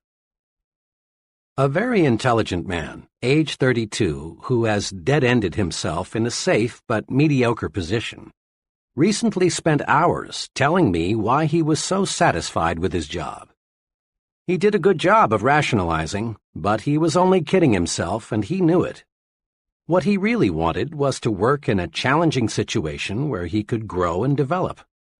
But that multitude of suppressive influences had convinced him that he was inadequate for big things. This group is, in reality, just the other extreme of the discontented job switcher searching for opportunity. Rationalizing yourself into a rut, which, incidentally, has been described as a grave with both ends open, can be as bad as wandering aimlessly, hoping opportunity will somehow, someday, hit you in the face. Second group, those who surrendered partially. A second but much smaller group enters adult life with considerable hope for success. These people prepare themselves, they work, they plan. But after a decade or so, resistance begins to build up. Competition for top-level jobs looks rugged. This group then decides that greater success is not worth the effort. They rationalize, we're earning more than the average, and we live better than the average. Why should we knock ourselves out? Actually, this group has developed a set of fears: fear of failure, fear of social disapproval, fear of insecurity, fear of losing what they already have. These people aren't satisfied because deep down they know they have surrendered. This group includes many talented, intelligent people who elect to crawl through life because they are afraid to stand up and run. Third group, those who never surrender.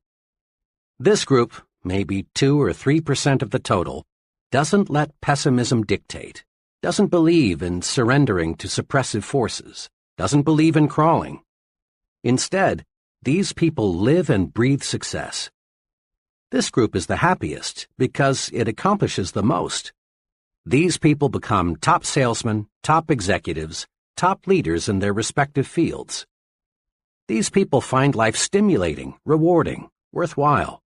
These people look forward to each new day, each new encounter with other people, as adventures to be lived fully. Let's be honest. All of us would like to be in the third group, the one that finds greater success each year, the one that does things and gets results. To get and stay in this group, however, we must fight off the suppressive influences of our environment. To understand how persons in the first and second groups will unwittingly try to hold you back, study this example. Suppose you tell several of your average friends with the greatest sincerity, "Someday, I'm going to be vice president of this company." What will happen? Your friends will probably think you are joking. And if they should believe you mean it, chances are they will say, "You poor guy, you sure have a lot to learn." Behind your back, they may even question whether you have all your marbles. Now, assume you repeat the same statement with equal sincerity to the president of your company. How will he react? One thing is certain: he will not laugh. He will look at you intently and ask himself, "Does this fellow really mean this?" But he will not, we repeat, laugh. Because big men do not laugh at big ideas. Or suppose you tell some average people you plan to own an expensive home, and they may laugh at you because they think it's impossible. But tell your plan to a person already living in an expensive home, and he won't be surprised. He knows it isn't impossible because he's already done it. Remember, people who tell you it cannot be done almost always are unsuccessful people, are strictly average or mediocre at best in terms of accomplishment. The opinions of these people can be poison. Develop a defense against people who want to convince you that you can't do it. Accept negative advice only as a challenge to prove that you can do it. Be extra cautious about this. Don't let negative thinking people, negators, destroy your plan to think yourself to success. Negators are everywhere, and they seem to delight in sabotaging the positive progress of others. During college, I buddied for a couple of semesters with W.W. He was a fine friend, the kind of fellow who would loan you a little money when you were short, or help you in many little ways. Despite this fine loyalty, W.W. was just about 100% sour and bitter toward life, the future, opportunity. He was a real negator. During that period, I was an enthusiastic reader of a certain newspaper columnist who stressed hope, the positive approach, opportunity. When W.W. would find me reading this columnist, or when her column was mentioned, he'd swing verbally and say, "Oh, for Pete's sake, Dave, read the front page. That's where you learn about life. You ought to know that columnist is just making a quick buck, dishing out sweet sauce for the weak."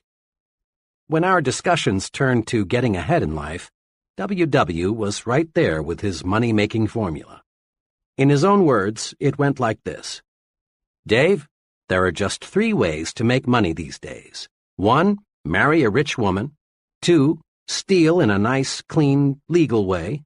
Or 3, get to know the right people, somebody with plenty of pull." W.W. was always prepared to defend his formula with examples. Sticking to the front page, he was quick to cite that one labor leader in 1,000 who had siphoned off a pile of money from the union till and got away with it. He kept his eyes open for that rare marriage of the fruit picker to Miss Millionaire. And he knew a fellow who knew a fellow who knew a big man and got cut in on a big deal that made him rich. W.W. was several years older than I, and he made excellent grades in his engineering classes. I looked up to him in a younger brother sort of way. I came dangerously close to ditching my basic convictions about what it takes to be a success and accepting the negator's philosophy. Fortunately, one evening, after a long discussion with W.W., I grabbed hold of myself. It dawned on me that I was listening to the voice of failure. It seemed to me W.W. was talking more to convince himself than he was to convert me to his way of thinking. From then on, I regarded W.W. as an object lesson, a sort of experimental guinea pig. Rather than buy what he said, I studied him, trying to figure out why he thought the way he did and where such thinking would take him. I turned my negator friend into a personal experiment. I haven't seen W.W. in 11 years, but a mutual friend saw him just a few months ago. W.W. is working as a low-paid draftsman in Washington. I asked my friend whether W.W. has changed. "No, except if anything, he's more negative than when we knew him. He's having a tough go of it. He has 4 children, and on his income it's rough. Old W.W. has the brains to be making 5 times what he is, if he just knew how to use those brains." Negators are everywhere, Some negators, like the one who almost tripped me, are well-meaning folks, but others are jealous people who, not moving ahead themselves, want you to stumble too.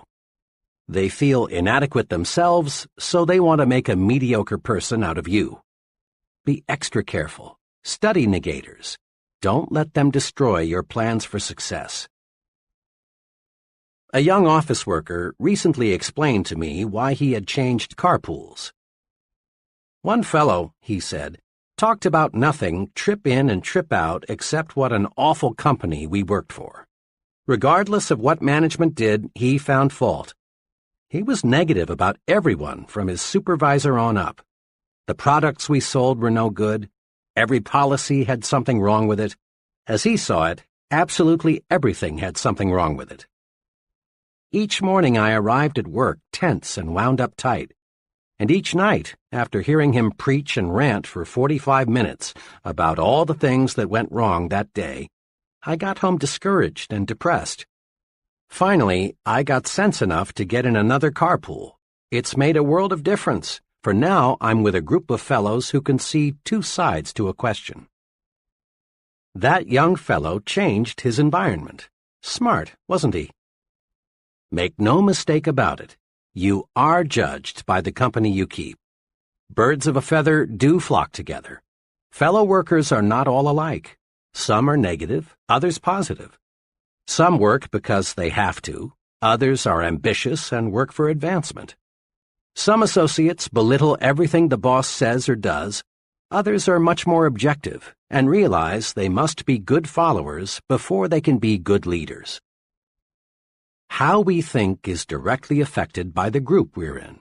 Be sure you're in the flock that thinks right.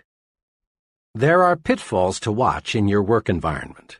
In every group, there are persons who, secretly aware of their own inadequacies, want to stand in your way and prevent you from making progress. Many ambitious fellows have been laughed at, even threatened, because they tried to be more efficient and produce more. Let's face it. Some folks, being jealous, want to make you feel embarrassed because you want to move upward. This often happens in factories, where fellow workers sometimes resent the fellow who wants to speed up production. It happens in the military service when a clique of negative-minded individuals poke fun at and try to humiliate the young soldier who wants to go to officer's school. It happens in business, too, when a few individuals not qualified to advance try to block the way for someone else. You've seen it happen time and again in high schools when a group of lunkheads deride a classmate who has the good sense to make the most of his educational opportunities and come out with high grades. Sometimes, and all too sadly often, the bright student is jeered at until he reaches the conclusion that it isn't smart to be intelligent. Ignore such negative thinkers in your midst. For often, the remarks made in your direction aren't so personal as you might at first think. They are merely a projection of the speaker's own feeling of failure and discouragement. Don't let negative thinkers pull you down to their level. Let them slide by, like the water from the proverbial duck's back. Cling to people who think progressively. Move upward with them. You can do it simply by thinking right. A special word of caution. Be careful about your source of advice. In most organizations, you will encounter freelance advisors who know the ropes and are tremendously eager to clue you in. One time, I overheard a freelance advisor explaining the facts of office life to a bright young man just starting in. Said the advisor, "The best way to get along here is just stay out of everybody's way. If they ever get to know you, all they'll do is pile more work on you. Be especially careful to stay away from Mr. Z, the department manager. If he thinks you haven't got enough to do, he'll really load you down." This freelance advisor had been with the company for almost 30 years and was still bottom man on the totem pole. What a consultant for a young man who wants to move upward in the business. Make it a rule to seek advice from people who know. There's a lot of incorrect thinking that successful people are inaccessible. The plain truth is that they are not. As a rule, it's the more successful people who are the most humble and ready to help. Since they are sincerely interested in their work and success, they are eager to see that the work lives on and that somebody capable succeeds them when they retire. It's the would-be big people who are most often the most abrupt and hard to get to know. An executive made this clear. "I'm a busy woman, but there's no do not disturb sign on my office door. Counseling people is one of my key functions. We give standardized training of one kind or another to everybody in the company. But personal counseling or tutoring, as I like to call it, is available for the asking. I stand ready to help the fellow who comes in here with either a company or a personal problem. The fellow who displays curiosity and exhibits a real desire to know more about his job and how it relates to other jobs is the individual I like most to help. But," she said, "for obvious reasons, I can't spend time offering advice to anybody who isn't sincere in seeking it. Go first class when you have questions. Seeking advice from a failure is like consulting a quack on how to cure cancer." Many executives today never employ persons for key jobs without first interviewing the fellow's wife. One sales executive explained to me, "I want to be sure the prospective salesman has his family behind him, a cooperative family that won't object to travel, irregular hours, and other inconveniences which are part of selling, a family that will help the salesman over those inevitable rough spots."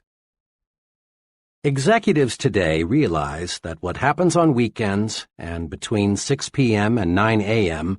directly affects a person's performance from 9 a.m. to 6 p.m. The person with a constructive off-the-job life nearly always is more successful than the person who lives in a dull, dreary home situation.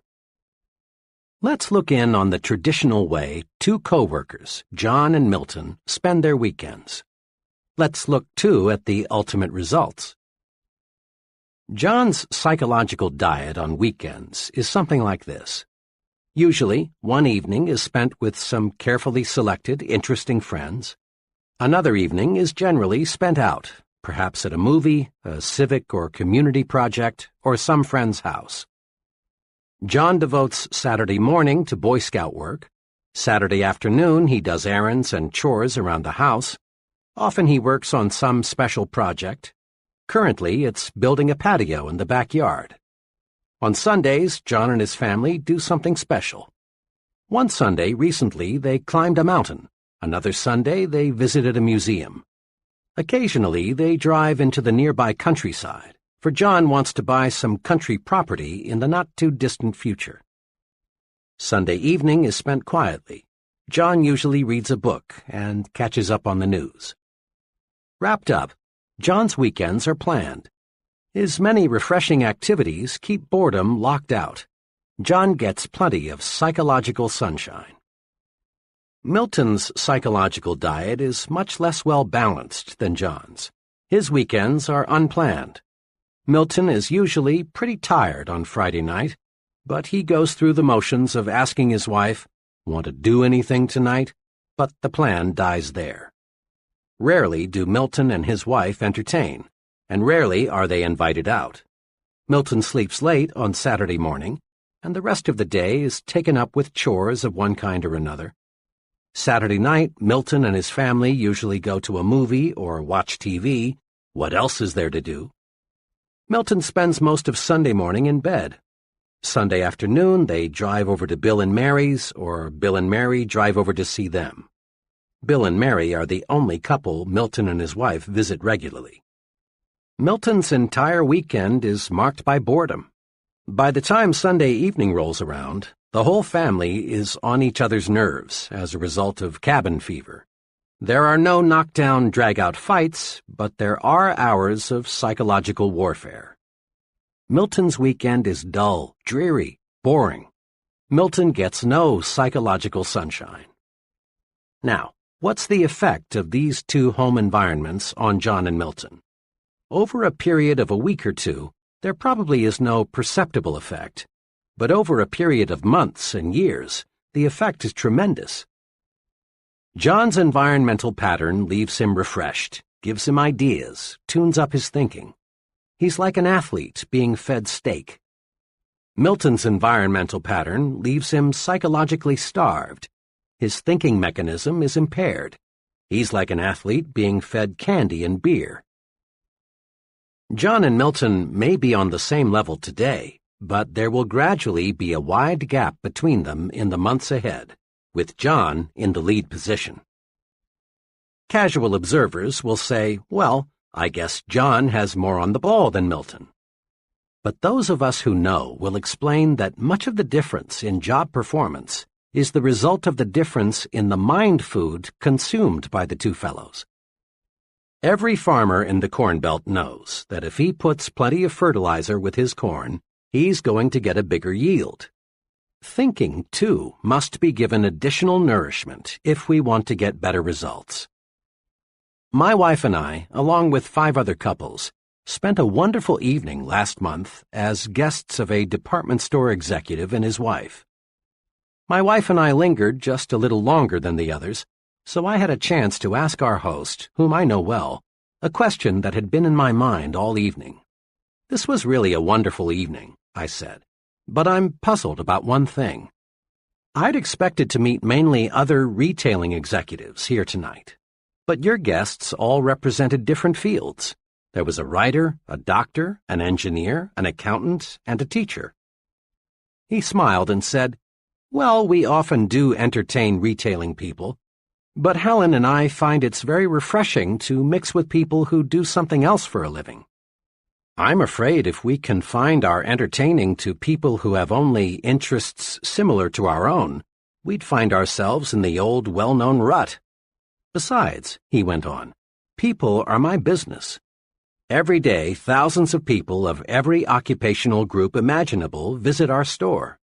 The more I can learn about other people, their ideas, interests, viewpoints, the better job I can do in giving them the merchandise and service they want and will buy.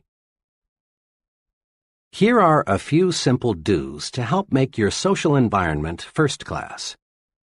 1. Do circulate in new groups. Restricting your social environment to the same small group produces boredom, dullness, dissatisfaction.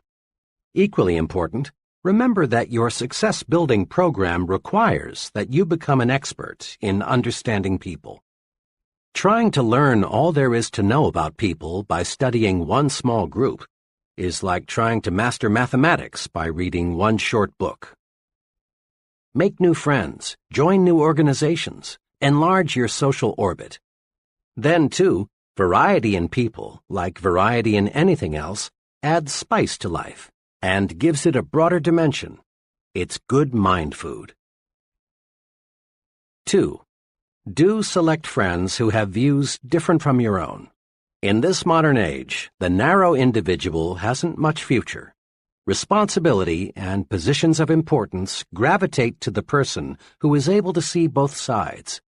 If you're a Republican, make sure you have some friends who are Democrats, and vice versa. Get to know people of different religious faiths. Associate with opposites, but just be sure they are persons with real potential. 3. Do select friends who stand above petty, unimportant things. Folks who are more concerned with the square footage of your home or the appliances you have or don't have than with your ideas and your conversation are inclined to be petty.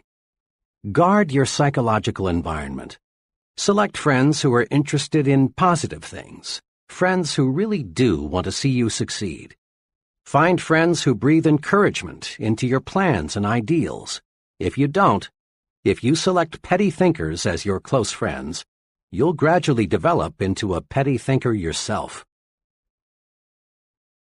We're a poison-conscious nation. Body poison, that is.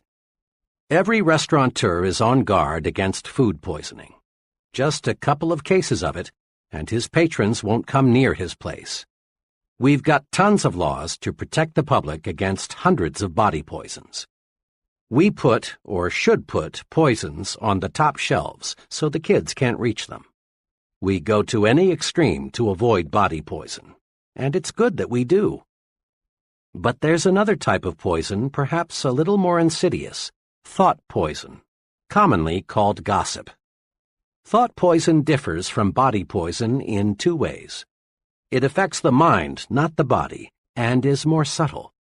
The person being poisoned usually doesn't know it. Thought poison is subtle, but it accomplishes big things. It reduces the size of our thinking by forcing us to concentrate on petty, unimportant things. It warps and twists our thinking about people because it is based on a distortion of facts, and it creates a guilt feeling in us that shows through when we meet the person we've gossiped about. Thought poison is 0% right thinking. It is 100% wrong thinking. And contrary to lots of opinion, women have no exclusive franchise on gossip. Every day, many men, too, live in a partially poisoned environment. Every day, thousands of gossip fests staged by men take place on such topics as the boss's marital or financial problems, Bill's politicking to get ahead in business, the probability of John being transferred, the reasons for special favors being awarded Tom, and why they brought in that new man. Gossiping goes something like this. Say, I just heard. No, why? Well, it doesn't surprise me.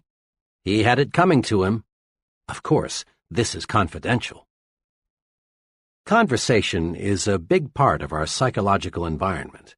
Some conversation is healthy. It encourages you. It makes you feel like you're taking a walk in the warm sunshine of a spring day. Some conversation makes you feel like a winner. But other conversation is more like walking through a poisonous, radioactive cloud. It chokes you. It makes you feel ill. It turns you into a loser. Gossip is just negative conversation about people, and the victim of thought poison begins to think he enjoys it. He seems to get a form of poisoned joy from talking negatively about others, not knowing that to successful people, he is becoming increasingly unlikable and unreliable. One of these thought poison addicts walked into a conversation some friends and I were having about Benjamin Franklin. As soon as Mr. Killjoy learned the topic of our chat, he came through with choice bits about Franklin's personal life in a negative way. Perhaps it's true that Franklin was a character in some ways, and he might have made the scandal magazines had they been around in the 18th century. But the point is, Benjamin Franklin's personal life had no bearing on the discussion at hand, and I couldn't help being glad that we weren't discussing somebody whom we knew intimately. Talk about people? Yes, but stay on the positive side. Let's make one point clear. Not all conversation is gossip. Bull sessions, shop talk, and just batting the breeze are necessary at times. They serve a good purpose when they are constructive. You can test your proneness to be a gossiper by taking this test. 1. Do I spread rumors about other people? 2. Do I always have good things to say about others? 3. Do I like to hear reports of a scandal? 4. Do I judge others only on the basis of facts? 5. Do I encourage others to bring their rumors to me? 6. Do I precede my conversations with, "Don't tell anybody"? 7. Do I keep confidential information confidential? 8. Do I feel guilty about what I say concerning other people? The right answers are obvious. Meditate on this thought for just a moment. Taking an axe and chopping your neighbor's furniture to pieces won't make your furniture look one bit better. And using verbal axes and grenades on another person doesn't do one thing to make you a better you or me a better me. Go first class. That is an excellent rule to follow in everything you do, including the goods and services you buy. Once, to prove the unconditional truth of the go first class thinking, I asked a group of trainees to give one example of how they had been penny-wise and pound-foolish. Here are some sample replies. I bought a low-priced suit from an offbeat retailer, thought I got a bargain, but the suit was simply no good. My car needed a new automatic transmission. Took it to an alley garage that agreed to do the job for $25 less than an authorized dealer. The new transmission lasted 1,800 miles, and the garage wouldn't make it right. For months, I ate at a real greasy spoon trying to save money. The place wasn't clean, the food wasn't good, the service, well, you couldn't call it that, and the clientele was a bunch of down-at-heelers. One day, a friend persuaded me to join him for lunch at one of the best restaurants in town. He ordered the businessman's lunch, so I did too. I was amazed at what I got. Good food, good service, good atmosphere, and for just a little more than I had been paying at the Greasy Spoon. I learned a big lesson. There were many other replies. One fellow reported that he got in trouble with the Bureau of Internal Revenue because he used a bargain accountant. Another went to a cut-rate doctor and later learned he had received a completely wrong diagnosis. Others related the costs of going second class in home repairs, hotels, and other goods and services. Of course, I've heard the argument many times, but I can't afford to go first class. The simplest answer is, you cannot afford to go any other way. Certainly in the long run, going first class actually costs you less than going second class. Then, too, it's better to have fewer things and have quality than to have many things and have junk. It's better, for example, to have one really good pair of shoes than to have 3 pairs of second-class shoes. People rate you for quality, often subconsciously, perhaps. Develop an instinct for quality. It pays. And it costs no more, often costs less, than second class. Make your environment make you successful. 1. Be environment conscious. Just as body diet makes the body, mind diet makes the mind. 2. Make your environment work for you, not against you. Don't let suppressive forces, the negative, you can't do it people, make you think defeat. 3. Don't let small-thinking people hold you back. Jealous people want to see you stumble. Don't give them that satisfaction. 4. Get your advice from successful people. Your future is important. Never risk it with freelance advisors who are living failures. 5. Get plenty of psychological sunshine. Circulate in new groups. Discover new and stimulating things to do. 6. Throw thought poison out of your environment. Avoid gossip. Talk about people, but stay on the positive side. 7. Go first class in everything you do. You can't afford to go any other way. Chapter 8. Make your attitudes your allies. Can you read minds? Reading minds is easier than you think. Perhaps you've never thought of it, but you read the minds of other people, and they read your mind every day. How do we do it? We do it automatically, through attitude appraisals. Remember the song, "You Don't Need to Know the Language to Say You're in Love"? Bing Crosby made it famous some years ago. There's a whole book full of applied psychology packed into those simple lyrics. You don't need to know the language to say you're in love. Anyone who's ever been in love knows that. And you don't need to know any language to say, I like you, or I despise you, or I think you're important, or unimportant, or I envy you. You don't need to know words or to use words to say, I like my job, or I'm bored, or I'm hungry. People speak without a sound. How we think shows through in how we act. Attitudes are mirrors of the mind. They reflect thinking. You can read the mind of the fellow sitting at a desk. You sense, by observing his expressions and mannerisms, how he feels toward his job. You can read the minds of salesmen, students, husbands, and wives. You not only can, you do. The expert actors, those in demand in movies and television year after year, in a sense, are not actors at all. They don't play their roles. Instead, they lose their own identity and actually think and feel like the character they are playing. They've got to. Else they'd look like phonies, and their ratings would plunge. Attitudes do more than show through. They sound through, too. A secretary does more than identify an office when she says, "Good morning, Mr. Shoemaker's office." In just 5 words, one secretary says, "I like you. I'm glad you're calling. I think you are important. I like my job." But another secretary, saying exactly the same words, tells you, "You bothered me. I wish you hadn't called. I'm bored with my job, and I don't like people who bother me." We read attitudes through expressions and voice tones and inflections. Here's why. In the long, long history of humankind, a speaking language, even remotely resembling what we use today, is a very recent invention. So recent, you might say, in terms of the great clock of time, that we developed a language only this morning.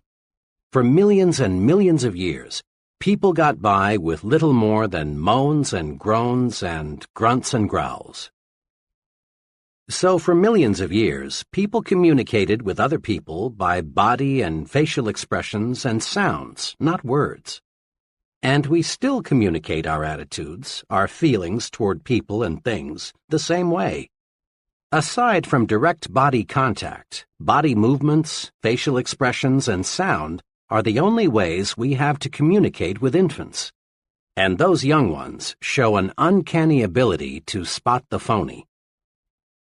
Professor Irwin H. Shell, one of America's most respected authorities on leadership, says, "Obviously, there is something more than facilities and competence that makes for accomplishment. I have come to believe that this linkage factor, this catalyst, if you will, can be defined in a single word, attitude. When our attitude is right, our abilities reach a maximum of effectiveness, and good results inevitably follow." Attitudes do make the difference. Salesmen with the right attitude beat their quotas. Students with the right attitude make A's. Right attitudes pave the way to really happy married life. Right attitudes make you effective in dealing with people, enable you to develop as a leader. Right attitudes win for you in every situation. Grow these 3 attitudes. Make them your allies in everything you do. 1. Grow the attitude of, "I'm activated." 2. Grow the attitude of, "You are important." 3. Grow the attitude of, "Service first."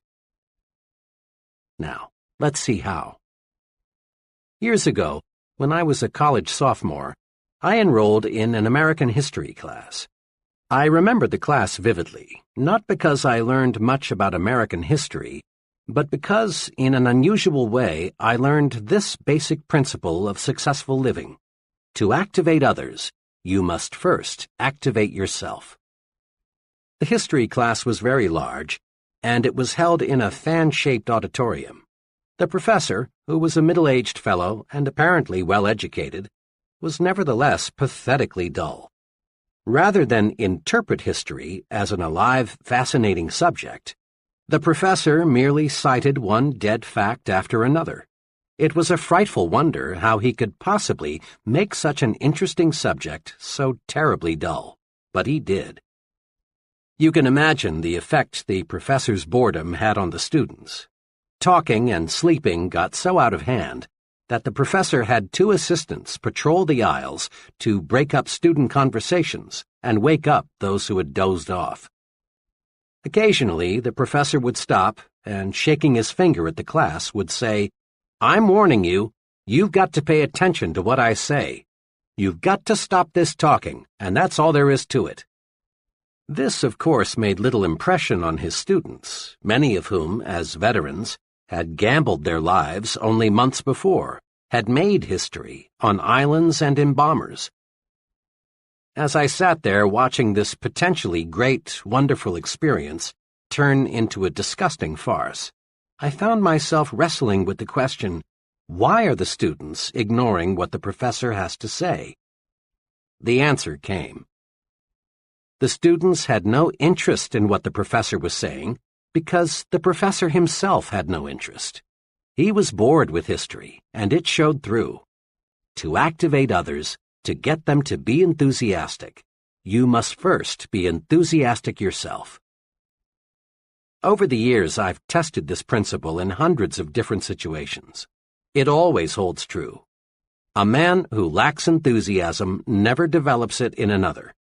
But a person who is enthusiastic soon has enthusiastic followers. The enthusiastic salesman need never worry about unenthusiastic buyers. The enthusiastic teacher need never worry about disinterested students. The activated minister need never be distressed by a sleepy congregation. Enthusiasm can make things 1,100% better. 2 years ago, employees in a business I'm acquainted with donated $94.35 to the Red Cross.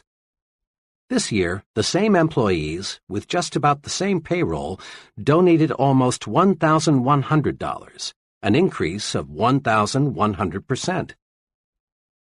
The drive captain, who collected only $94.35, was totally lacking in enthusiasm. He made remarks like, "I suppose it's a worthwhile organization. I've never had any direct contact with it. It's a big organization and they collect a lot from the wealthy, so I suppose it's not too important if you contribute. If you can make a donation, see me." This fellow did nothing to inspire anyone to want to join the Red Cross and do it in a big way. This year's drive captain was a different sort. He had enthusiasm. He gave examples of case histories that showed how the Red Cross pitches in when disaster strikes. He showed how the Red Cross depends on donations from everyone. He asked the employees to be guided in giving by how much they would be willing to give their neighbor if disaster should strike him. He said, "Look what the Red Cross has done." Notice, he did not beg. He did not say, "Each of you is expected to donate XX dollars."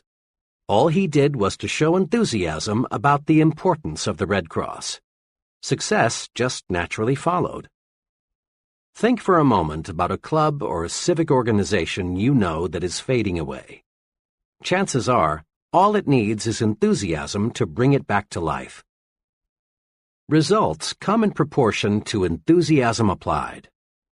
Enthusiasm is simply, "This is great. Here's why."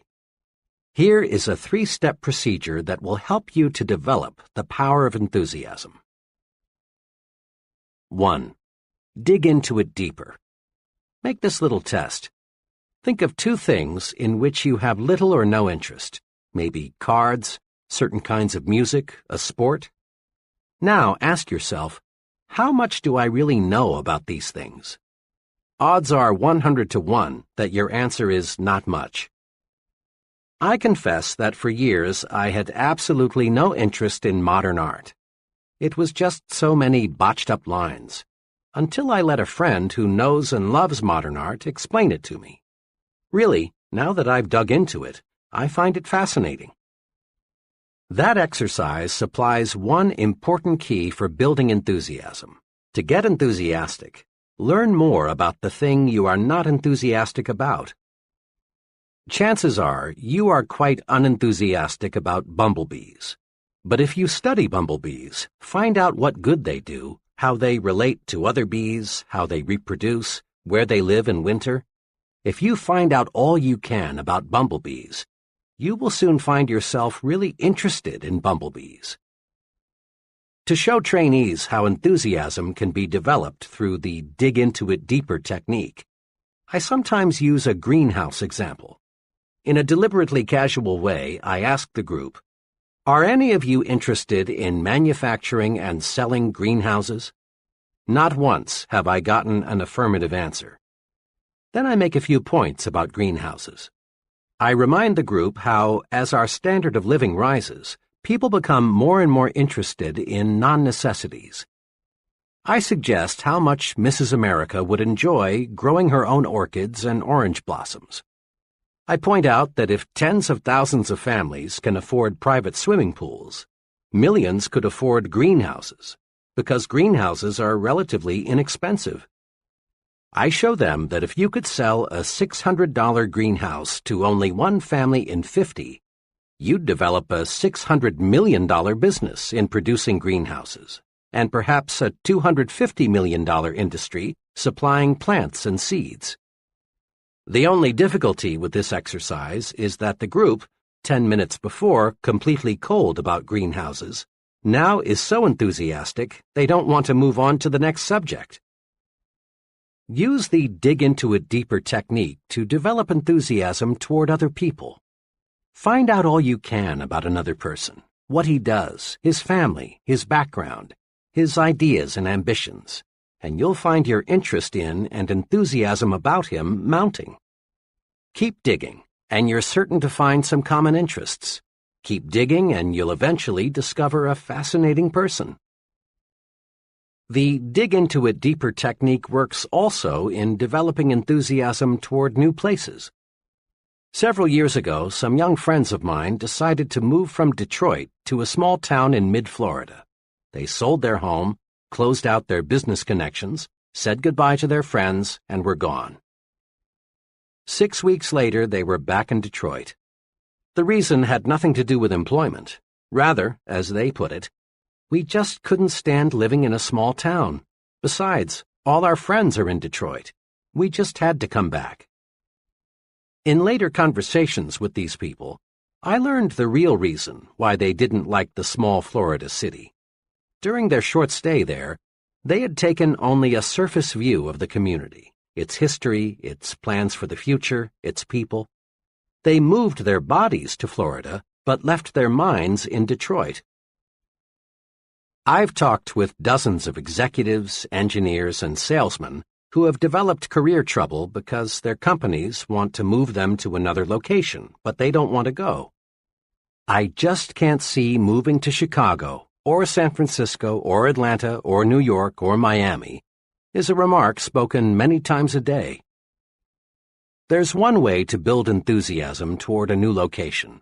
Simply resolve to dig into the new community. Learn all you can about it. Mix with the people. Make yourself feel and think like a community citizen from the very first day. Do this, and you'll be enthusiastic about your new environment. Today, millions of Americans invest in corporate securities. But there are many millions more who have no interest at all in the stock market. That's because they are people who have not familiarized themselves with what the securities market is, how it operates, the day-to-day romance of American business.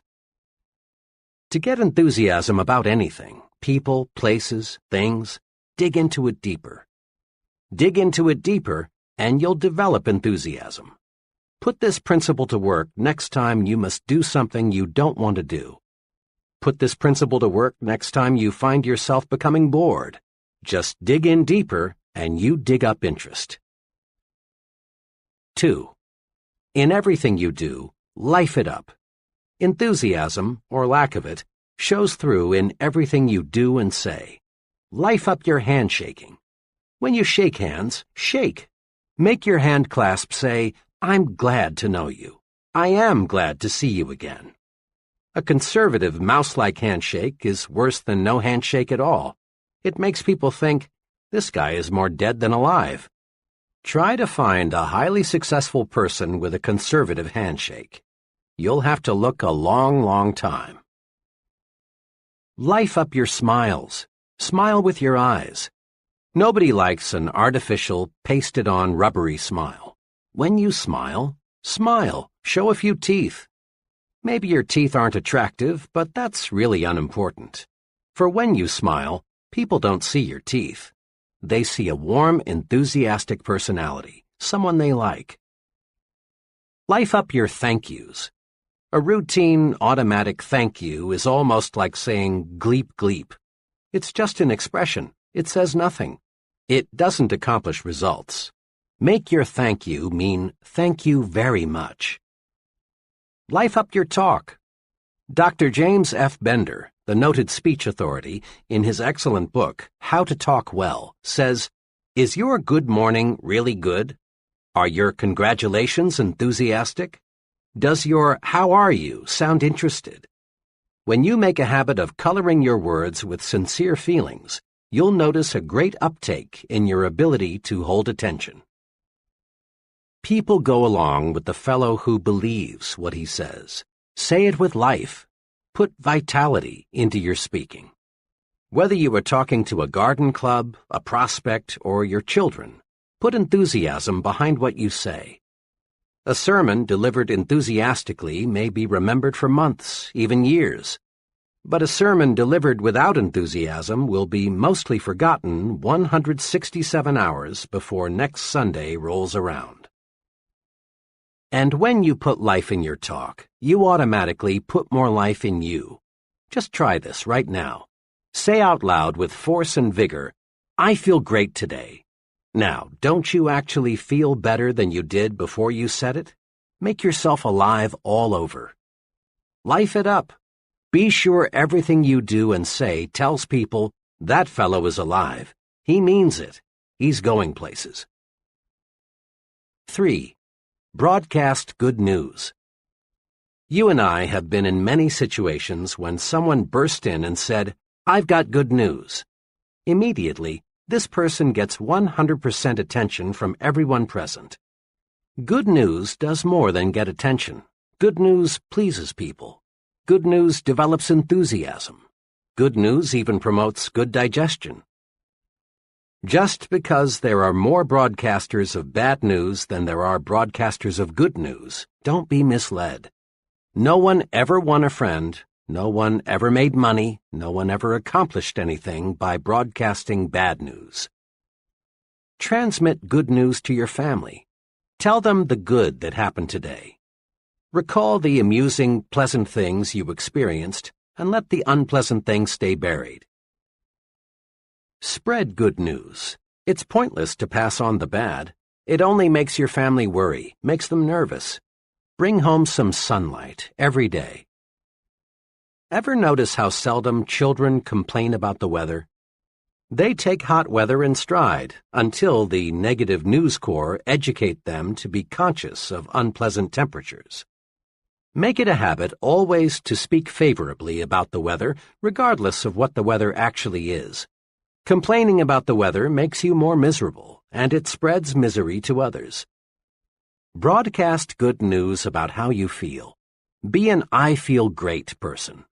Just say, "I feel great" at every possible opportunity, and you will feel better. By the same token, tell people, "I feel awful, just awful," and you will feel worse.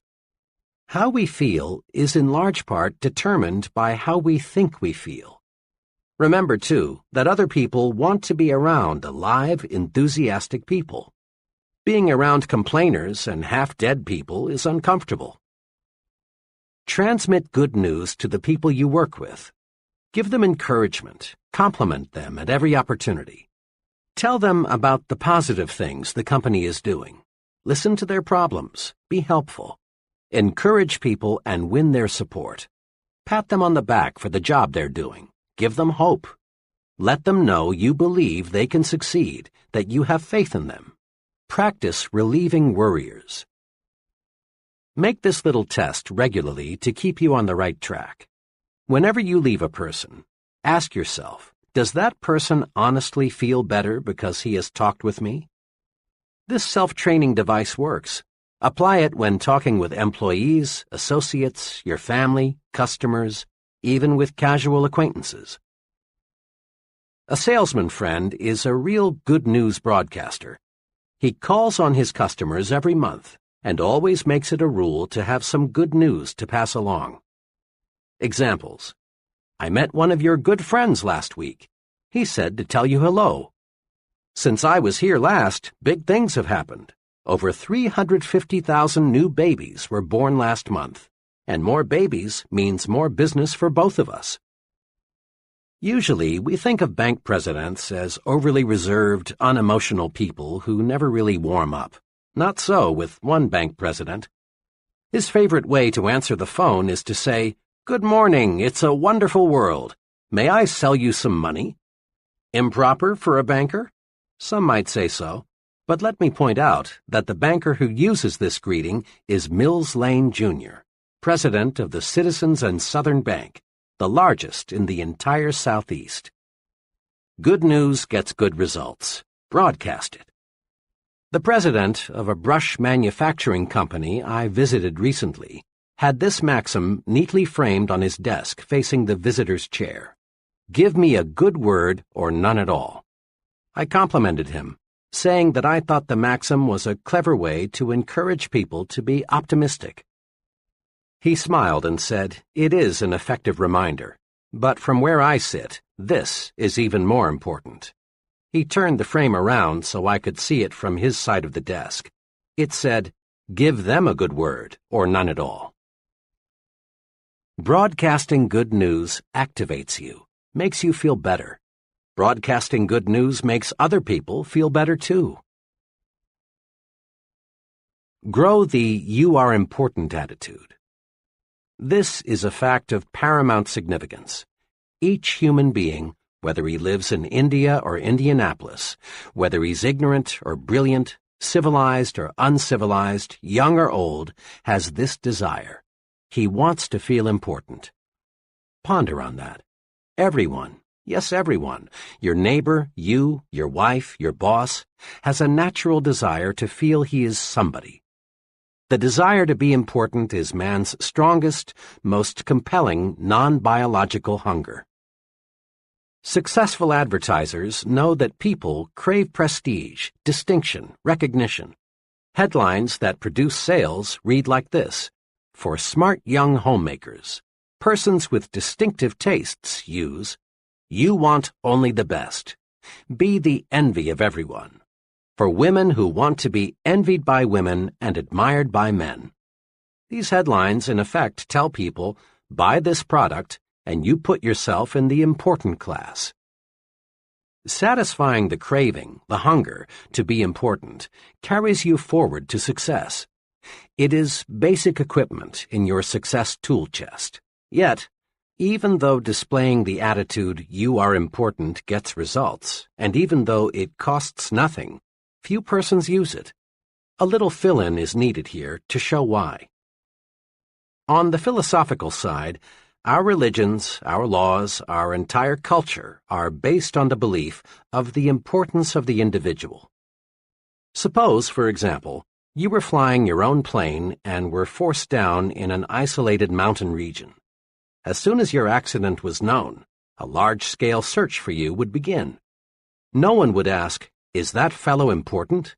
Without knowing anything about you except that you are a human being, helicopters, other aircraft, and searching parties on foot would begin looking for you. And they would keep on looking for you, spending thousands of dollars in the process, until they found you, or until not one trace of hope remained. When a little child wanders off into a woods, falls into a well, or gets into some other dangerous predicament, no one is concerned with whether or not the child comes from an important family. Every effort is made to rescue the child because every child is important. It's not too wild a guess that of all living creatures, probably not more than 1 in 10 million is a human being. A person is a biological rarity. He is important in God's scheme of things. Now, let's look at the practical side. When most people shift their thinking from philosophical discussions to everyday situations, they tend to forget, unfortunately, their ivory tower concepts of the importance of individuals. Tomorrow, take a good look at how most people exhibit an attitude that seems to say, "You are a nobody, you count for nothing, you mean nothing, absolutely nothing to me." There is a reason why the "you are unimportant" attitude prevails. Most folks look at another person and think, "He can't do anything for me, therefore he's not important." But right there is where people make a basic blunder. The other person, regardless of his status or his income, is important to you, and for 2 giant dollars and cents reasons. First, people do more for you when you make them feel important. Years ago, in Detroit, I rode a certain bus to work each morning. The driver was an old grump. Dozens, maybe hundreds of times, I saw this driver pull away from the curb when a wildly waving, shouting, and running passenger was just a second or two from the door. Over a period of several months, I saw this driver show special courtesy to only one passenger, and this passenger was shown special courtesy many times. The driver would wait for this passenger. And why? Because this passenger went out of his way to make the driver feel important. Every morning he greeted the driver with a personalized, sincere, "Good morning, sir." Sometimes this passenger would sit near the driver and make little comments like, "You sure have a lot of responsibility. It must take nerves of steel to drive through traffic like this every day. You sure keep this thing on schedule." That passenger made the driver feel as important as if he were piloting a 180-passenger jet airliner, and the driver, in return, showed special courtesy to the passenger. It pays to make little people feel like big people. Today, in thousands of offices all over America, secretaries are helping salesmen make sales or lose sales, depending on how the salesman has treated them. Make someone feel important and he cares about you. And when he cares about you, he does more for you. Customers will buy more from you, employees will work harder for you, associates will go out of their way to cooperate with you, your boss will do more to help you if you will only make these people feel important. It pays to make big people feel even bigger. The big thinker always adds value to people by visualizing them at their best. Because he thinks big about people, he gets their best out of them. Here's the second giant reason for making others feel important. When you help others feel important, you help yourself feel important too. One of the elevator operators who carried me up and down for several months had the look of complete unimportance written all over. She was 50-ish, unattractive, and certainly uninspired in her work. It was obvious that her longing to be important was completely unfulfilled. She was one of the millions of people who live for months at a time without ever being given a reason to believe that someone notices them or cares about them. One morning, shortly after I became one of her regular uppers and downers, I noticed that she had had her hair redone. It was nothing fancy. It was obviously a homemade job. But it had been cut, and it did look better. So I said, "Miss S." Note, I had learned her name. "I do like what you've done to your hair. It really looks fine." She blushed, said, "Thank you, sir," and nearly missed her next stop. She appreciated the compliment. Next morning, lo and behold, when I stepped into the elevator, I heard, "Good morning, Dr. Schwartz." Not one time before had I heard this operator address anyone by name. And in the remaining months that I had an office in the building, I never heard anyone called by name except me. I had made the operator feel important. I had sincerely complimented her and called her by name. I had made her feel important. Now she was repaying me by making me feel important. Let's not kid ourselves. People who do not have a deep-down feeling of self-importance are slated for mediocrity. Again and again, this point must be driven home. You must feel important to succeed. Helping others to feel important rewards you because it makes you feel more important. Try it and see. Here's how to do it. 1. Practice appreciation. Make it a rule to let others know you appreciate what they do for you. Never, never let anyone feel he is taken for granted. Practice appreciation with a warm, sincere smile. A smile lets others know you notice them and feel kindly toward them. Practice appreciation by letting others know how you depend on them. An earnest, "Jim, I don't know what we'd do without you" type of remark makes people feel necessary, and when they feel necessary, they do increasingly better work. Practice appreciation with honest, personalized compliments. People thrive on compliments, whether 2 or 20, 9 or 90. A person craves praise. He wants to be assured that he's doing a good job, that he is important. Don't feel that you should hand out praise only for big accomplishments. Compliment people on little things, their appearance, the way they do their routine work, their ideas, their loyal efforts. Praise by writing personal notes, complimenting people you know on their achievements. Make a special phone call or a special trip to see them. Don't waste time or mental energy trying to classify people as very important persons, or unimportant persons. Make no exceptions. A person, whether he is garbage collector or company vice president, is important to you. Treating someone as second class never gets you first-class results. 2. Practice calling people by their names. Every year, shrewd manufacturers sell more briefcases, pencils, Bibles, and hundreds of other items just by putting the buyer's name on the product. People like to be called by name. It gives everyone a boost to be addressed by name. 2 special things you must remember. Pronounce the name correctly and spell it correctly. If you mispronounce or misspell someone's name, that person feels that you feel he is unimportant. And here's one special reminder. When talking with people you don't know well, add the appropriate title, Miss, Mr., or Mrs.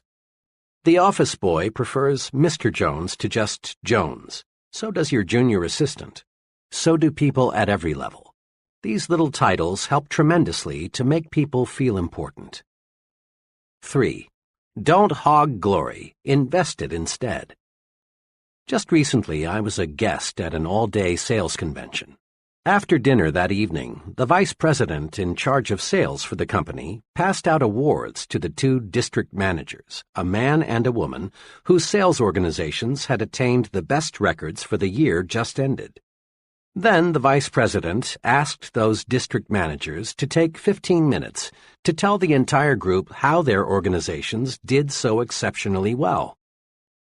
The first district manager, who I later learned had been appointed a manager only 3 months before and was therefore only partially responsible for his organization's record, got up and explained how he did it. He conveyed the impression that his efforts, and his efforts alone, caused the sales increase. Remarks such as, "When I took over, I did such and such. Things were in a mess, but I cleared them up. It wasn't easy, but I just grabbed hold of the situation and wouldn't let go," characterized his talk. As he talked, I could see the increasing resentment gathering in the faces of his salesmen. They were being ignored for the sake of the district manager's personal glory. Their hard work, which was responsible for the sales increase, was completely unrecognized. Then the second district manager got up to make her short talk. But this lady used an entirely different approach. First, she explained that the reason for her organization's success was the wholehearted effort of her sales force. Then she asked each one to stand and paid a sincere personal compliment to each for his or her efforts. Note this difference. The first manager squandered the vice president's praise entirely on himself. In doing so, he offended his own people. His sales force was demoralized. The second passed the praise on to her sales force, where it could do more good. This manager knew that praise, like money, can be invested to pay dividends. She knew that passing the credit on to her salespeople would make them work even harder next year. Remember, praise is power. Invest the praise you receive from your superior. Pass praise on down to your subordinates, where it will encourage still greater performance. When you share praise, your subordinates know you sincerely appreciate their value. Here's a daily exercise that pays off surprisingly well. Ask yourself every day, what can I do today to make my wife and family happy? This may seem almost too simple, but it is amazingly effective. One evening, as part of a sales training program, I was discussing building the home environment for selling success. To illustrate a point, I asked the salesmen, who were all married, When was the last time, aside from Christmas, your wedding anniversary, or her birthday, that you surprised your wife with a special gift? Even I was shocked at the answers. Of the 35 salesmen, only one had surprised his wife in the past month. Many of the group answered between 3 and 6 months, and over a third said, "I can't remember." Imagine. And some men wonder why their wives no longer treat them like Mr. King with a crown. I wanted to impress these salesmen with the power of the thoughtful gift. The next evening, I arranged to have a florist appear just before the close of the session. I introduced him and leveled with them. I want each of you to discover what a little unexpected remembrance will do to build a better home environment. I've arranged with the florist for each of you to get a fine, long-stemmed red rose for just 50 cents. Now, if you don't have 50 cents, or if you think your wife isn't worth that, they laughed, I'll buy the flower for her myself. All I ask is that you take the rose to your wife, and then tomorrow evening tell us what happened. Don't, of course, tell her how you came to purchase this rose for her. They understood. Without exception, every fellow testified the next evening that the mere investment of 50 cents had made his wife happy. Do something special for your family often. It doesn't have to be something expensive. It's thoughtfulness that counts. Anything that shows that you put your family's interests first will do the trick. Get the family on your team. Give them planned attention. In this busy age, a lot of people never seem able to find time for their families. But if we plan, we can find it. One company vice president told me of this method, which he says works well for him. My job carries a lot of responsibility, and I have no choice but to bring quite a lot of work home every night. But I will not neglect my family, because it's the most important thing in my life. It's the main reason I work as hard as I do. I've worked out a schedule that enables me to give attention to my family as well as to my work. From 7:30 to 8:30 every evening, I devote my time to my 2 young children. I play games with them, read them stories, draw, answer questions, anything they want me to do. After an hour with those kids of mine, they're not only satisfied, but I'm 100% fresher.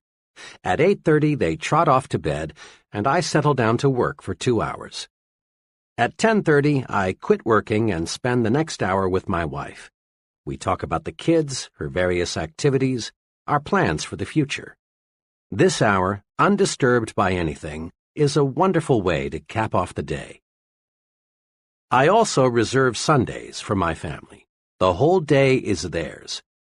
I find my organized program for giving my family the attention it deserves is good not only for them, but also good for me. It gives me new energy. Want to make money? Then get the put service first attitude. It's perfectly natural, in fact, it's highly desirable, to want to make money and accumulate wealth. Money is power to give your family and yourself the standard of living they deserve. Money is power to help the unfortunate. Money is one of the means to living life fully. Once criticized for urging people to make money, the great minister Russell H. Conwell, author of Acres of Diamonds, said, "Money printed your Bible, money builds your churches, money sends your missionaries, and money pays your preachers, and you would not have many of them either if you did not pay them." The person who says he wants to be poor usually suffers from a guilt complex or a feeling of inadequacy. He's like the youngster who feels he can't make A's in school or make the football team, so he pretends he doesn't want to make A's or play football. Money, then, is a desirable objective. What's puzzling about money is the backward approach so many people use in trying to make it. Everywhere you see people with a money-first attitude. Yet these same people always have little money. Why? Simply this. People with a money-first attitude become so money-conscious that they forget money can't be harvested unless they plant the seeds that grow the money. And the seed of money is service. That's why put service first is an attitude that creates wealth. Put service first, and money takes care of itself. One summer evening, I was traveling by car through Cincinnati. It was time for a gas-up. I stopped at an ordinary-looking but surprisingly busy service station. 4 minutes later, I knew why this particular service station was so popular. After filling my car with gasoline, checking under the hood, and cleaning the outside of my windshield, the attendant walked around to my side of the car and said, "Pardon me, sir, it's been a dusty day. Let me clean the inside of your windshield." Quickly and efficiently, he did a thorough job of cleaning the inside of my windshield, something not one service station attendant in 100 ever does. This little special service did more than improve my night visibility, and it improved a lot. It made me remember this station. It so happened that I made 8 trips through Cincinnati during the next 3 months. Each time, of course, I stopped at this station, and each time I got more service than I expected to get.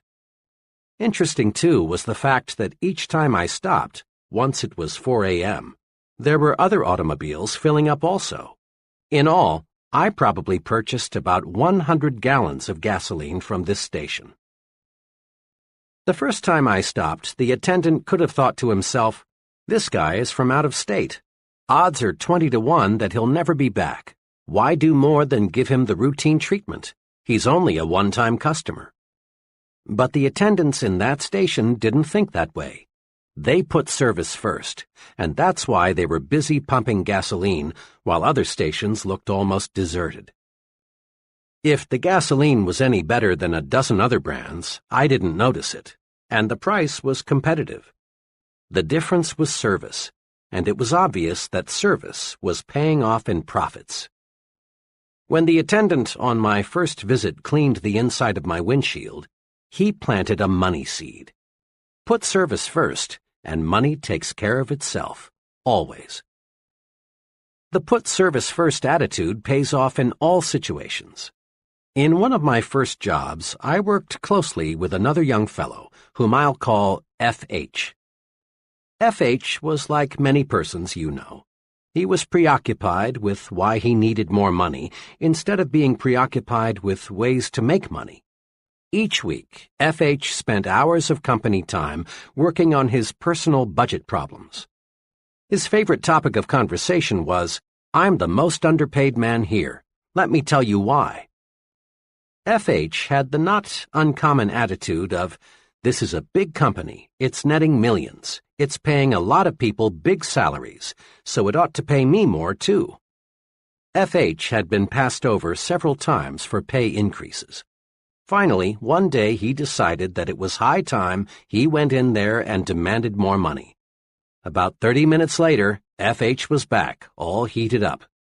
His expression made it obvious that next month's check would look exactly like this month's check. Immediately, F.H. began to let go. Boy, am I mad. What do you suppose the old man said when I told him I wanted more money? He had the gall to ask me, "Why do you believe you are justified in asking for an increase?" I gave him plenty of reasons, F.H. went on. I told him I'd been passed over when others around here were getting pay raises. I told him my bills are getting larger and my paycheck isn't.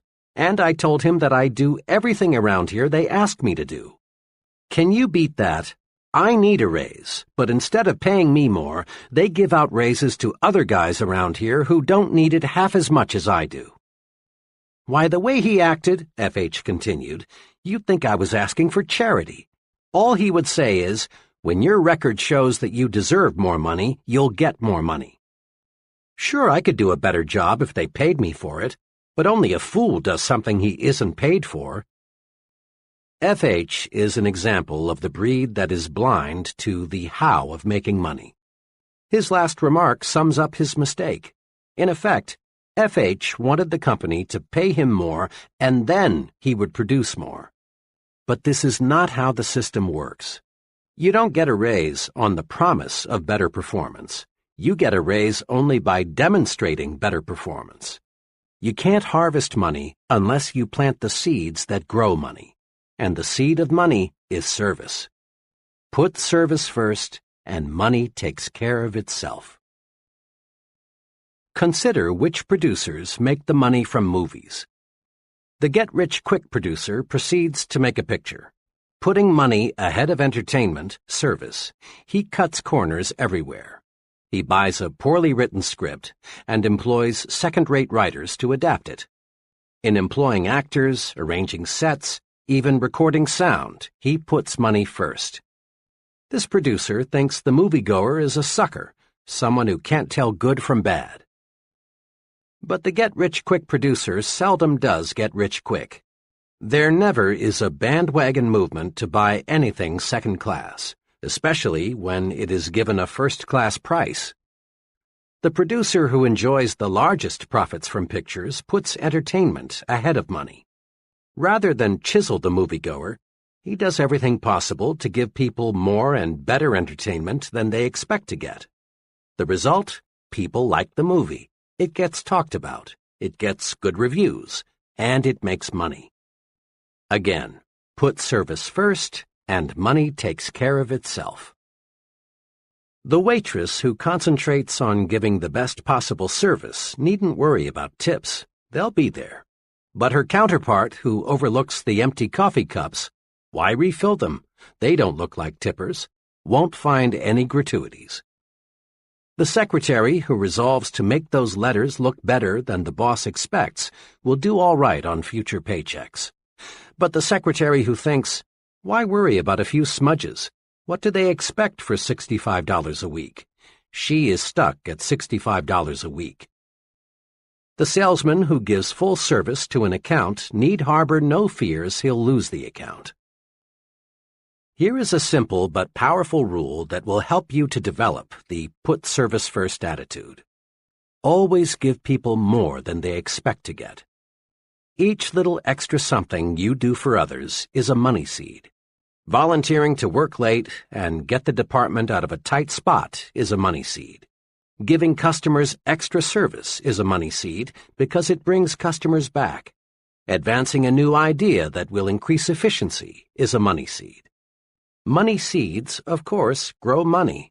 Plant service and harvest money. Spend some time each day answering this question. How can I give more than is expected of me? Then apply the answers. Put service first, and money takes care of itself. In quick recap, grow attitudes that will carry you forward to success. 1. Grow the I'm activated attitude. Results come in proportion to the enthusiasm invested. 3 things to do to activate yourself are: dig into it deeper. When you find yourself uninterested in something, dig in and learn more about it. This sets off enthusiasm. Life up everything about you. Your smile, your handshake, your talk, even your walk. Act alive. Broadcast good news. No one ever accomplished anything positive telling bad news. 2. Grow the you are important attitude. People do more for you when you make them feel important. Remember to do these things. Show appreciation at every opportunity. Make people feel important. Call people by name. 3. Grow the service-first attitude and watch money take care of itself. Make it a rule in everything you do. Give people more than they expect to get. Chapter 9. Think right toward people. Here is a basic rule for winning success. Let's mark it in the mind and remember it. The rule is, success depends on the support of other people. The only hurdle between you and what you want to be is the support of others. Look at it this way. An executive depends on people to carry out his instructions. If they don't, the company president will fire the executive, not the employees. A salesman depends on people to buy his product. If they don't, the salesman fails. Likewise, a college dean depends on professors to carry forward his educational program. A politician depends on voters to elect him. A writer depends on people to read what he writes. A chain store magnate got to be a chain store magnate because employees accepted his leadership and consumers accepted his merchandising program. There were times in history when a person could gain a position of authority through force and hold it with force and/or threats of force. In those days, a man either cooperated with the leader or risked literally losing his head. But today, remember, a person either supports you willingly or he doesn't support you at all. Now it's time to ask, granted, I depend on others in order to achieve the success I want. But what must I do to get these people to support me and accept my leadership? The answer, wrapped up in one phrase, is think right toward people. Think right toward people, and they will like and support you. This chapter shows how. Thousands of times daily, a scene like this takes place. A committee or group is in session. The purpose, to consider names for a promotion, a new job, a club membership, an honor, someone to be the new company president, the new supervisor, the new sales manager. A name is placed before the group. The chairman asks, "What is your feeling about so-and-so?" Comments come forth. For some names, there are positive remarks, such as, "He's a good fellow. People there speak highly of him. He has a good technical background, too." Mr. F. "Oh, he's a personable sort of man, very human. I believe he would fit in well with our group." Some names draw negative, lukewarm statements. "I think we should investigate that fellow carefully. He doesn't seem to get along too well with people. I know he has a good academic and technical background. I don't question his competence, but I am concerned about the acceptance he would receive. He doesn't command much respect from people." Now, here is an exceptionally important observation. In at least 9 cases out of 10, the likability factor is the first thing mentioned. And in an overwhelmingly large number of cases, the likability factor is given far more weight than the technical factor. This holds true even in selecting scholars for university professorships. In my own academic experience, I've sat in on a considerable number of occasions when names for new faculty personnel were under question. When a name came up, the group would weigh most carefully thoughts such as, will he fit in? Will students like him? Will he cooperate with others on the staff? Unfair? Unacademic? No.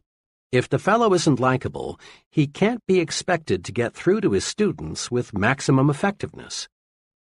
Mark this point well.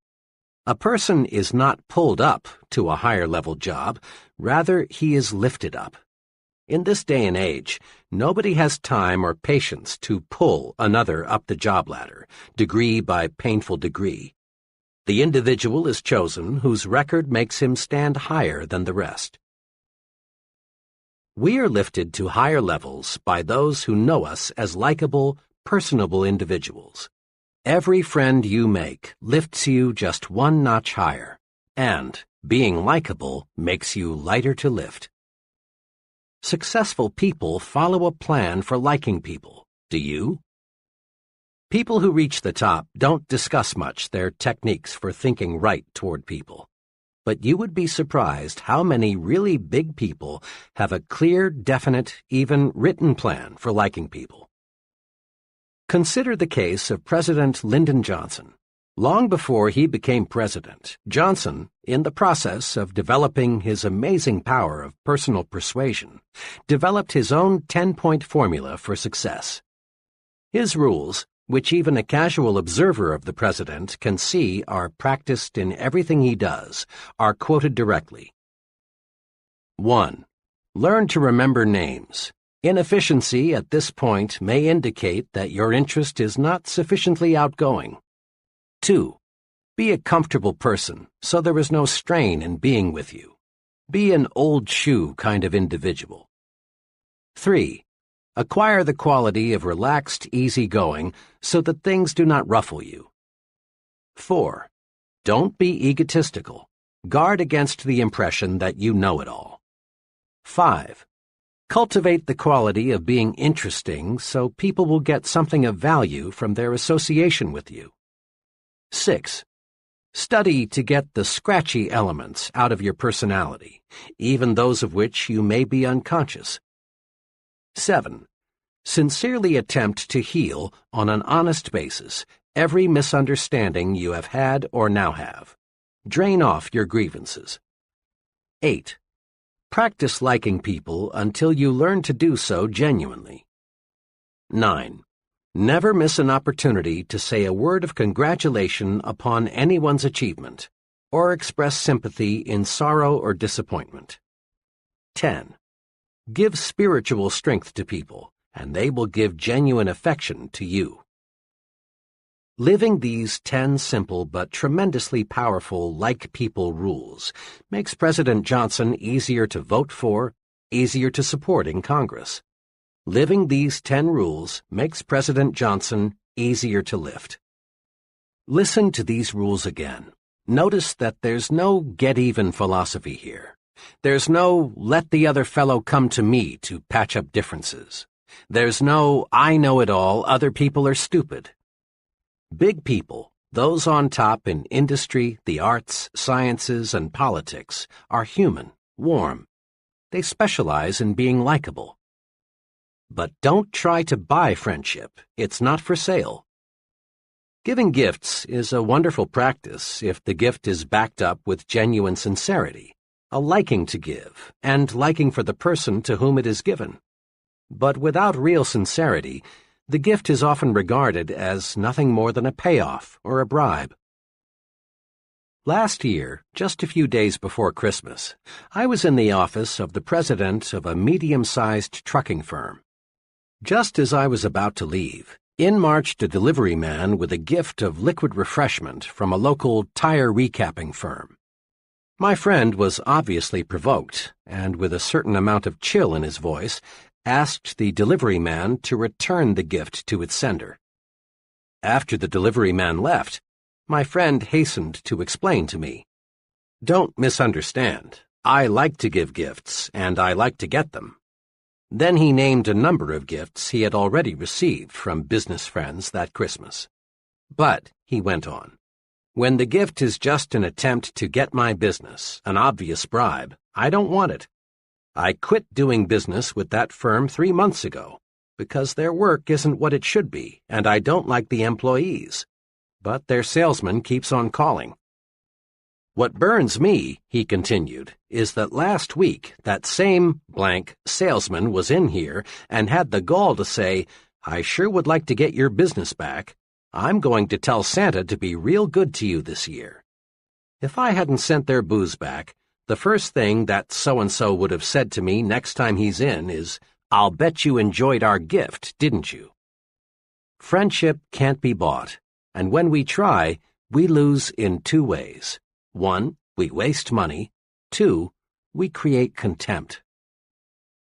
Take the initiative in building friendships. Leaders always do. It's easy and natural for us to tell ourselves, let him make the first move. Let them call us. Let her speak first. It's easy, too, virtually, to ignore other people. Yes, it's easy and natural, but it isn't right thinking toward people. If you follow the rule of letting the other person build the foundation for friendship, you may not have many friends. Actually, it's a mark of real leadership to take the lead in getting to know people. Next time you are in a large group, observe something very significant. The most important person present is the one person most active in introducing himself. It's always a big person who walks up to you, offers his hand, and says, "Hello, I'm Jack R." Digest this observation for a moment, and you'll discover the reason the fellow is important is that he works at building friendships. Think right toward people. As a friend of mine expresses it, I may not be very important to him, but he's important to me. That's why I've got to get to know him. Have you ever noticed how people freeze while waiting for elevators? Unless they are with someone they know, most folks never say anything to the person standing beside them. One day, I resolved to do a little experimenting. I resolved to say something to the stranger who was waiting as I was. I kept track of his reaction 25 consecutive times, and 25 times I got back a positive, friendly response. Now, talking to strangers may not be very urbane, but most people like it nevertheless. And here is the big payoff. When you make a pleasant remark to a stranger, you make him feel 1 degree better. This makes you feel better and helps you relax. Every time you say something pleasant to another person, you compensate yourself. It's like warming up your automobile on a cold morning. Here are 6 ways to win friends by exercising just a little initiative. 1. Introduce yourself to others at every possible opportunity, at parties, meetings, on airplanes, at work, everywhere. 2. Be sure the other person gets your name straight. 3. Be sure you can pronounce the other person's name the way he pronounces it. 4. Write down the other person's name, and be mighty sure you have it spelled correctly. People have a fetish about the correct spelling of their own names. If possible, get his address and phone number also. 5. Drop a personal note or make a phone call to the new friends you feel you want to know better. This is an important point. Most successful people follow through on new friends with a letter or a phone call. 6. And last but not least, say pleasant things to strangers. It warms you up and gets you ready for the task ahead. Putting these 6 rules to work is really thinking right about people.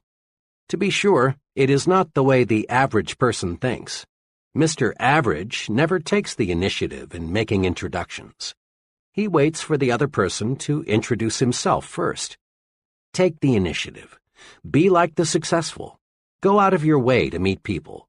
And don't be timid. Don't be afraid to be unusual. Find out who the other person is and be sure he knows who you are. Recently, an associate and I were retained to do a preliminary screening of an applicant for an industrial sales job. We found the applicant, whom we'll call Ted, to have some good qualifications. He was exceptionally intelligent, made a fine appearance, and seemed to have a lot of ambition. But we found something that forced us to disqualify him, at least temporarily. Ted's big limitation was this: he expected perfection in other people. Ted was annoyed by many little things, like mistakes in grammar, people who were messy with cigarettes, people who had bad taste in clothes, and so on. Ted was surprised to learn this fact about himself, but he was eager to get into higher-paying work, and he asked whether there was anything we could tell him to help overcome his weakness. We made 3 suggestions. 1. Recognize the fact that no person is perfect. Some people are more nearly perfect than others, but no man is absolutely perfect. The most human quality about human beings is that they make mistakes, all kinds of them. 2. Recognize the fact that the other fellow has a right to be different. Never play God about anything. Never dislike people because their habits are different from your own, or because they prefer different clothes, religion, parties, or automobiles. You don't have to approve of what another fellow does, but you must not dislike him for doing it. 3. Don't be a reformer. Put a little more live and let live into your philosophy. Most people intensely dislike being told you're wrong. You have a right to your own opinion, but sometimes it's better to keep it to yourself. Ted conscientiously applied these suggestions. A few months later, he had a fresh outlook. He now accepts people for what they are, neither 100% good nor 100% bad. Besides, he says, the things that used to annoy the heck out of me I now find amusing. It finally dawned on me what a dull world this would be if people were all alike and everybody was perfect. Note this simple but key fact. No person is all good and no person is all bad. The perfect person just doesn't exist. Now, if we let our thinking go uncontrolled, we can find much to dislike in almost anyone. By the same token, if we manage our thinking properly, if we think right toward people, we can find many qualities to like and admire in the same person. View it this way. Your mind is a mental broadcasting station. This broadcasting system transmits messages to you on two equally powerful channels, Channel P, positive, and Channel N, negative. Let's see how your broadcasting system works. Suppose that today your business superior, we'll call him Mr. Jacobs, called you into his office and reviewed your work with you. He complimented you on your work, but he also made some specific suggestions on how you can do it better. Tonight, it's only natural for you to recall the incident and do some thinking about it. If you tune in Channel N, the announcer will be saying something like this: "Watch out! Jacobs is out to get you. He's a crab. You don't need any of his advice. To heck with it. Remember what Joe told you about Jacobs? He was right. Jacobs wants to grind you down like he did Joe. Resist him. Next time he calls you in, fight back. Better still, don't wait. Tomorrow, go in and ask him just what he really meant by his criticism." But tune in Channel P, and the announcer will say something along these lines. "You know, Mr. Jacobs is a pretty good fellow. Those suggestions he made to me seem pretty sound. If I put them to use, I can probably do a better job and position myself for an increase. The old boy did me a favor. Tomorrow I'll go in and thank him for his constructive help. Bill was right. Jacobs is a good man to work with." In this specific case, if you listen to Channel N, you're almost certain to make some bad, perhaps fatal mistake in your relations with your superior. But if you are tuned to Channel P, you are definitely certain to benefit from your superior's suggestions and at the same time draw yourself closer to him. He will appreciate that visit. Try it and see. Bear in mind that the longer you stay tuned to either Channel P or Channel N, the more interested you become and the harder it is to switch channels. This is true because one thought, positive or negative, sets off a whole chain reaction of similar thought.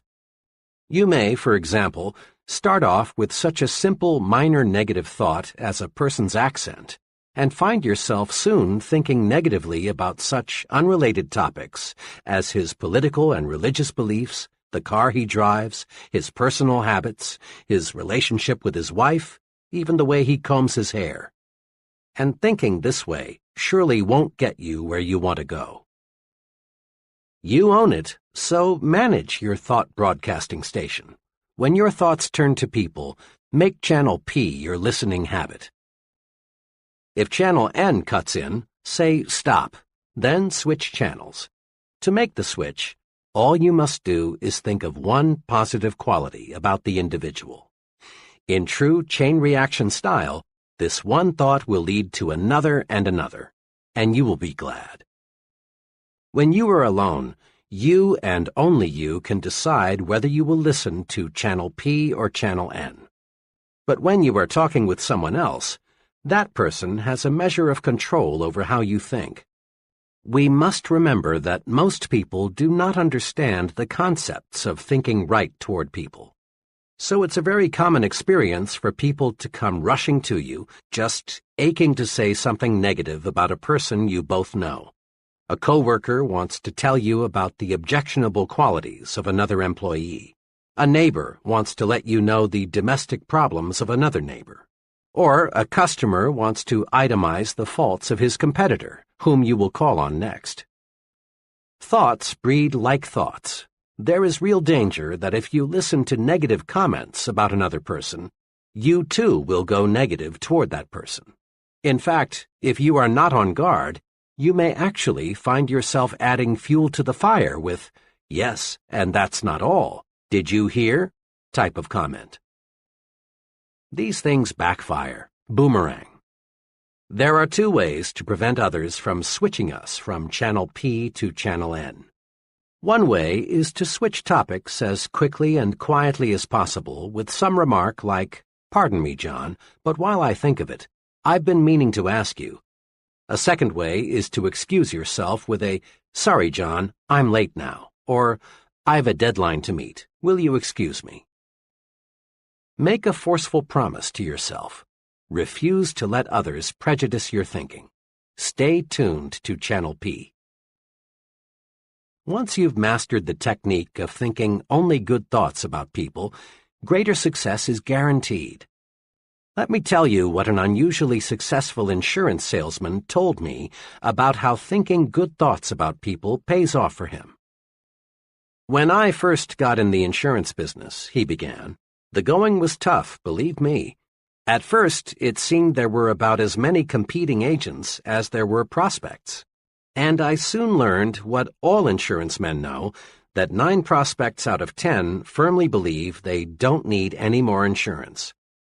I'm doing well, but let me tell you, it's not because I know a lot about the technical side of insurance. That's important, don't misunderstand me. But there are men trying to sell insurance who know policies and contracts better than I. In fact, I know one man who wrote a book about insurance, but he couldn't sell a policy to a man who knew he had only 5 days to live. My success," he continued, "is based on one thing. I really like the guy I'm selling. Let me say again, I really like him. Some of my fellow salesmen try to pretend they like the other fellow, but this won't work. You can't even fool a dog. Your mannerisms, eyes, facial expressions, all spell PHONY when you pretend. Now, when I'm gathering information about a prospect, I do what every other agent does. I get his age, where he works, how much he makes, how many kids he's got, and so on. But I also get something else, which most salesmen never search for. That is, some sound reasons why I can like the prospect. Maybe the job he's doing will supply the reason, or perhaps I can find it someplace in his past record. But I find some good reasons to like him. Then, whenever my attention is focused on the prospect, I review the reasons why I like him. I build a likable image of the prospect before I say one word to him about insurance. This little technique works. Because I like him, he sooner or later likes me. Pretty soon, instead of sitting across the table from him, I'm on the same side with him, and we're working out his insurance plan together. He trusts and believes in my judgment because I am a friend. Now, people don't always accept me right off the bat, but I've found that so long as I continue to like a fellow, he'll come around and we can get down to business. "Just last week," my friend went on, "I was making the 3rd call on a difficult prospect. He met me at the door, and before I could even say good evening, he proceeded to give me hell. He went on, not even stopping for a breath until he had run down and finished with, 'And don't ever come back here again.' After he had said that, I just stood there looking into his eyes for about 5 seconds, and then said softly and with genuine sincerity, because I meant it, 'But Mr. S., I'm calling tonight as your friend.' Yesterday, he bought a $250,000 endowment policy." Saul Polk is popularly called the appliance king of Chicago. Starting with nothing, Saul Polk now sells millions of dollars worth of appliances in a year in metropolitan Chicago. Saul Polk credits a lot of his success to his attitude toward shoppers. "Customers," says Mr. Polk, "should be treated like they are guests in my home." Isn't that thinking toward people? And isn't it about the simplest success formula one can put to work? Just treat customers like guests in your home. This technique works outside the store, too. Substitute the word employees for customers so that it reads, "Employees should be treated like guests in my home." Give first-class treatment to your employees, and you get first-class cooperation, first-class output. Think first class about everyone around you, and you'll receive first-class results in return. One of the reviewers of an early version of this book is a close personal friend who owns his own business management consulting firm. When he read the above illustration, he commented, "That's the positive result of liking and respecting people." Let me give you a personal experience of a friend of mine which shows what happens if you don't like and admire people. His experience has a big point. Here it is. My firm obtained a contract to provide consulting services to a relatively small soft drink bottling concern. The contract was substantial. The client had little formal education. His business was in bad shape, and in recent years he had made some very costly mistakes. 3 days after we had got the contract, an associate and I were driving out to his plant, which was about 45 minutes from our offices.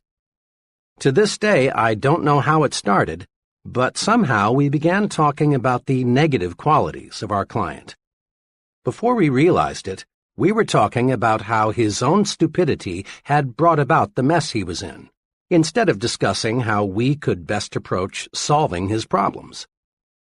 I remember one remark I made which I thought particularly clever. "The only thing holding up Mr. F is fat." My associate laughed and came up with an equally choice observation. "And that son of his, Junior, must be all of 35, but the only qualification he has for the job he's holding is he speaks English." The whole drive out, we talked about nothing else but what a weak-minded numbskull we had as a client. Well, the conference that afternoon was cold. Looking back, I think our client sensed somehow the way we felt toward him. He must have thought, "These fellows think I'm stupid or something, and all they're going to do for my money is give me some smooth-sounding talk." 2 days later, I got a 2-sentence letter from this client. It said, "I've decided to cancel our contract for your consulting services. If there is a charge for your services to date, please bill me." Printing ourselves with negative thoughts for only 40 minutes cost us a contract. What made it even more painful was learning about a month later that this former client had contracted with an out-of-town firm for the professional assistance he needed. We would never have lost him had we concentrated on his many fine qualities, and he has them. Most people do. Here's how you can have some fun and discover a basic success principle at the same time. For the next 2 days, listen in on as many conversations as you can. Note 2 things. Which person in the conversation does the most talking, and which person is the more successful. Hundreds of my own little experiments have revealed this. The person who does the most talking and the person who is the most successful are rarely the same person. Almost without exception, the more successful the person, the more he practices conversation generosity. That is, he encourages the other person to talk about himself, his views, his accomplishments, his family, his job, his problems. Conversation generosity paves the way to greater success in 2 important ways. 1. Conversation generosity wins friends. 2. Conversation generosity helps you learn more about people. Remember this, the average person would rather talk about himself than anything else in this world. When you give him the chance, he likes you for it. Conversation generosity is the easiest, simplest, and surest way there is to win a friend. The second benefit of conversation generosity, learning more about other people, is important too. As we said in Chapter 1, people are what we study in our success lab. The more we can learn from them, their thought processes, their strong and weak points, why they do what and as they do, the better equipped we are to influence them effectively in the way that we want. Let me illustrate. A large New York advertising agency, like all advertising agencies, specializes, of course, in telling the public why it should buy the products it advertises. But this agency does something else, too. It requires its copywriters to spend 1 week each year behind counters so they can listen to what the people say about the products they promote. Listening provides the clues these copywriters need to write better, more effective ads. Many progressive businesses conduct so-called terminal interviews with employees who are leaving.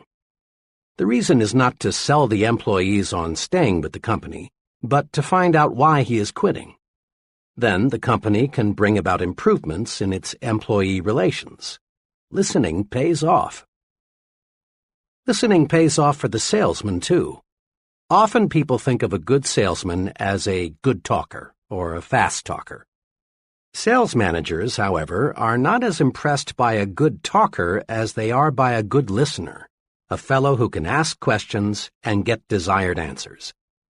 Don't be a conversation hog. Listen, win friends, and learn.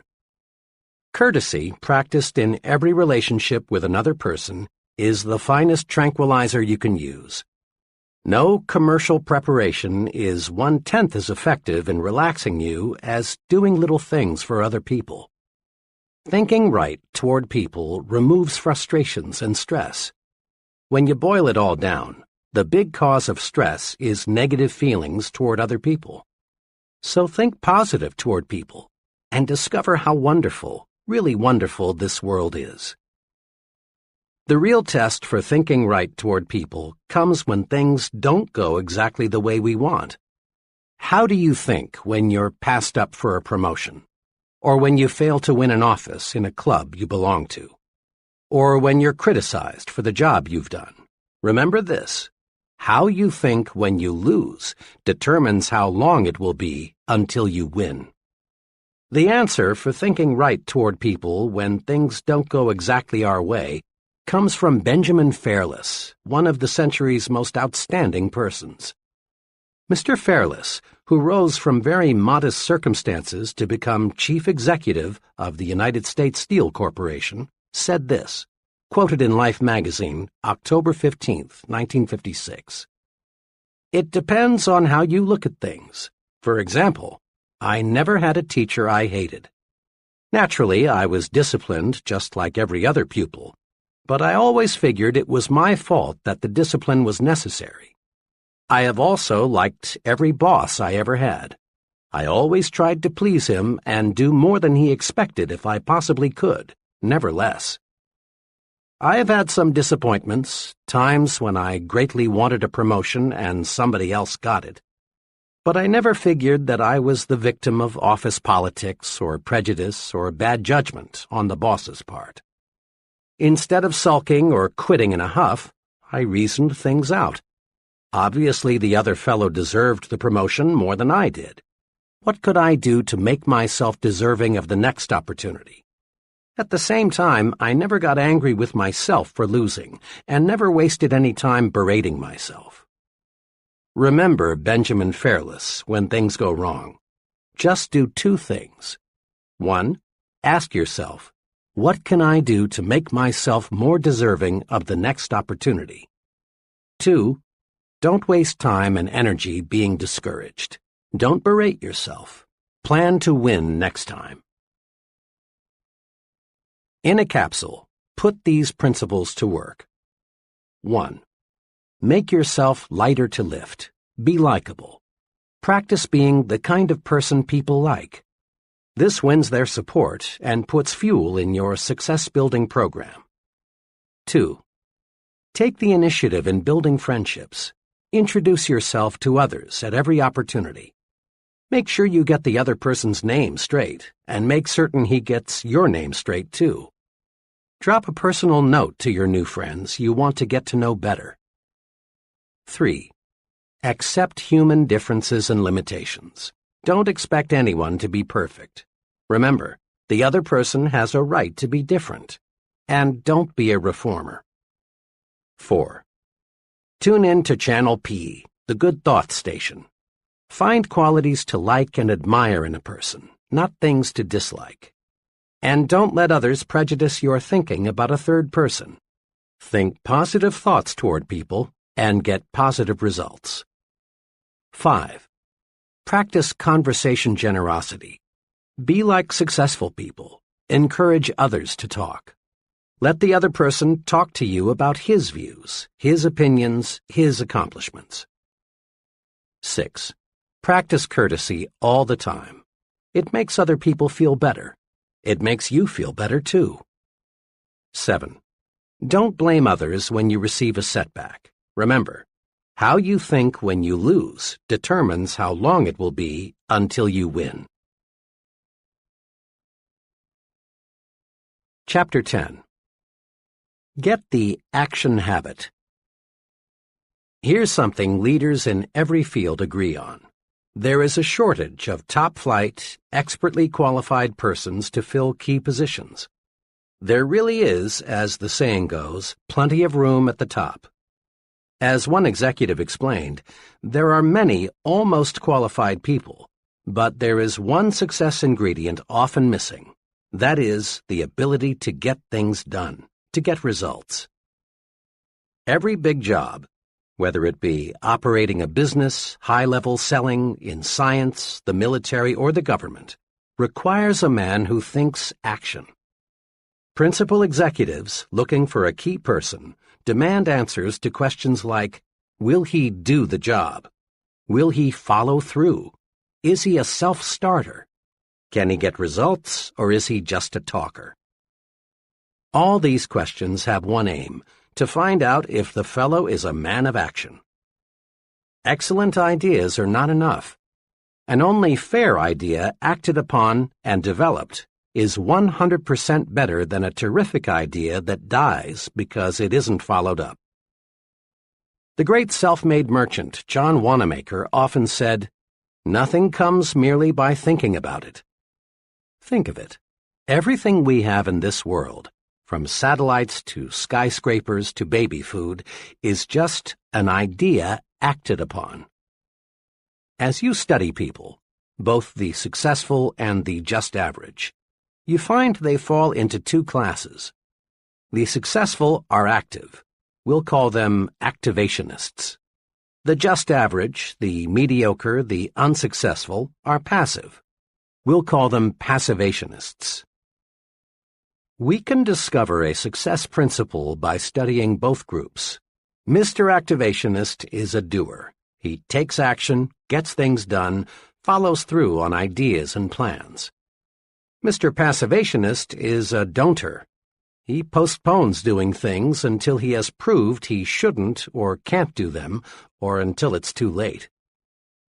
The difference between Mr. Activationist and Mr. Passivationist shows through in countless little ways. Mr. Activationist plans a vacation. He takes it. Mr. Passivationist plans a vacation, but he postpones it until next year. Mr. A decides he should attend church regularly. He does. Mr. P thinks it's a good idea to go to church regularly too, but he finds ways to postpone acquiring this new habit. Mr. A feels that he should drop a note to someone he knows to congratulate him on some achievement. He writes the note. Under the same circumstances, Mr. P finds a good reason to put off writing the note, and it never gets written. The difference shows up in big things, too. Mr. A wants to go into business for himself. He does. Mr. P also wants to go into business for himself, but he discovers just in the nick of time a good reason why he had better not. Mr. A, age 40, decides he wants to take up a new line of work. He does. The same idea occurs to Mr. P, but he debates himself out of doing anything about it. The difference between Messrs. Activationist and Passivationist shows through in all forms of behavior. Mr. A gets the things done he wants done, and as byproducts he gains confidence, a feeling of inner security, self-reliance, and more income. Mr. P doesn't get the things done he wants done because he won't act. As byproducts, he loses confidence in himself, destroys his self-reliance, lives in mediocrity. Mr. Activationist does. Mr. Passivationist is going to do, but doesn't. Everyone wants to be an activationist. So, let's get the action habit. A lot of passivationists got that way because they insisted on waiting until everything was 100% favorable before they took action. Perfection is highly desirable, but nothing man-made or man-designed is or can be absolutely perfect. So to wait for the perfect set of conditions is to wait forever. Here are 3 case histories that show how 3 persons reacted to conditions. Case number 1. Why G.N. hasn't married. Mr. G.N. is now in his late 30s, is well-educated, works as an accountant, and lives alone in Chicago. G.N.'s big desire is to get married. He wants love, companionship, a home, children, the works. G.N. has been close to marriage. Once he was only 1 day away. But each time he has been near marriage, he discovers something wrong with the girl he's about to marry. Just in time before I made an awful mistake. One instance stands out. 2 years ago, G.N. thought he finally had met just the right girl. She was attractive, pleasant, intelligent. But G.N. had to be absolutely sure that marriage was the right thing. As they were discussing marriage plans one evening, the future Mrs. G.N. made a few remarks that bothered G.N. So, to make certain he was marrying the right girl, G.N. drew up a 4-page document of stipulations she was to agree to before they got married. The document, neatly typed and looking very legal, covered every segment of living G.N. could think of. There was one section on religion, what church they would go to, how often they would attend, how much they would donate. Another section covered children, how many and when. In detail, G.N. outlined the kind of friends they would have, his future wife's employment status, where they would live, how their income would be spent. To finish the document, G.N. devoted half a page to listing specific habits the girl must break or must acquire. This covered such habits as smoking, drinking, makeup, entertainment, and so on. When G.N.'s prospective bride reviewed his ultimatum, she did what you would expect. She sent it back with a note saying, "The usual marriage clause, for better or for worse, is good enough for everyone else, and it's good enough for me. The whole thing is off." As G.N. was relating his experience to me, he said worriedly, "Now what was so wrong in writing out this agreement? After all, marriage is a big step. You can't be too careful." But G.N. was wrong. You can be too careful, too cautious, not only in planning a marriage, but in planning anything in the world where things get done. The standards can be too high. G.N.'s approach to marriage was very much like his approach to his work, his savings, his friendships, everything else. The test of a successful person is not an ability to eliminate all problems before they arise, but to meet and work out difficulties when they do arise. We must be willing to make an intelligent compromise with perfection, lest we wait forever before taking action. It's still good advice to cross bridges as we come to them. Case number 2. Why J.M. lives in a new home. In every big decision, the mind battles with itself, to act or not to act, to do or not to do. Here's how one young fellow elected to act and reaped big rewards. J.M.'s situation is similar to that of a million other young men. He is in his 20s, has a wife and child, and still has only a modest income. Mr. and Mrs. J.M. lived in a small apartment. Both wanted a new home. They wanted the advantage of more space, cleaner surroundings, a place for the youngster to play, and a chance to build up equity in their own property. But there was a hitch to buying a new home, the down payment. One day, as J.M. was writing next month's rent check, he became very disgusted with himself. He observed that the rent payment was as much as monthly payments on a new home. J.M. called his wife and said, "How would you like to buy a new home next week?" "What's got into you?" she asked. "Why make jokes? You know we can't. We haven't even got the money for the down payment." But JM was determined. There are hundreds of thousands of couples like us who are going to buy a new home someday, but only about half of them ever do. Something always comes up to stop them. We're going to buy a home. I don't know yet how we'll raise the down payment, but we will. Well, the next week they found a house they both liked, quite unpretentious but nice, for $1,200 down. Now, the obstacle was to find a way to raise $1,200. JM knew he couldn't borrow it through the usual channels, for this would encumber his credit so that he couldn't get a mortgage for the sale price. Where there's a will, there's always a way. Suddenly, JM got a brainstorm. Why not contact the builder and work out a private loan arrangement for $1,200? This JM did. At first, the builder was cold to the idea, but JM persisted. Finally, it was agreed. The builder would, in effect, advance JM the $1,200 to be repaid at $100 a month plus interest. Now, all JM had to do was to find $100 a month. Mr. and Mrs. JM sharpened their pencils and figured out a way to cut expenditures $25 a month. But that still left $75, which JM would have to raise each month. Then JM got another idea.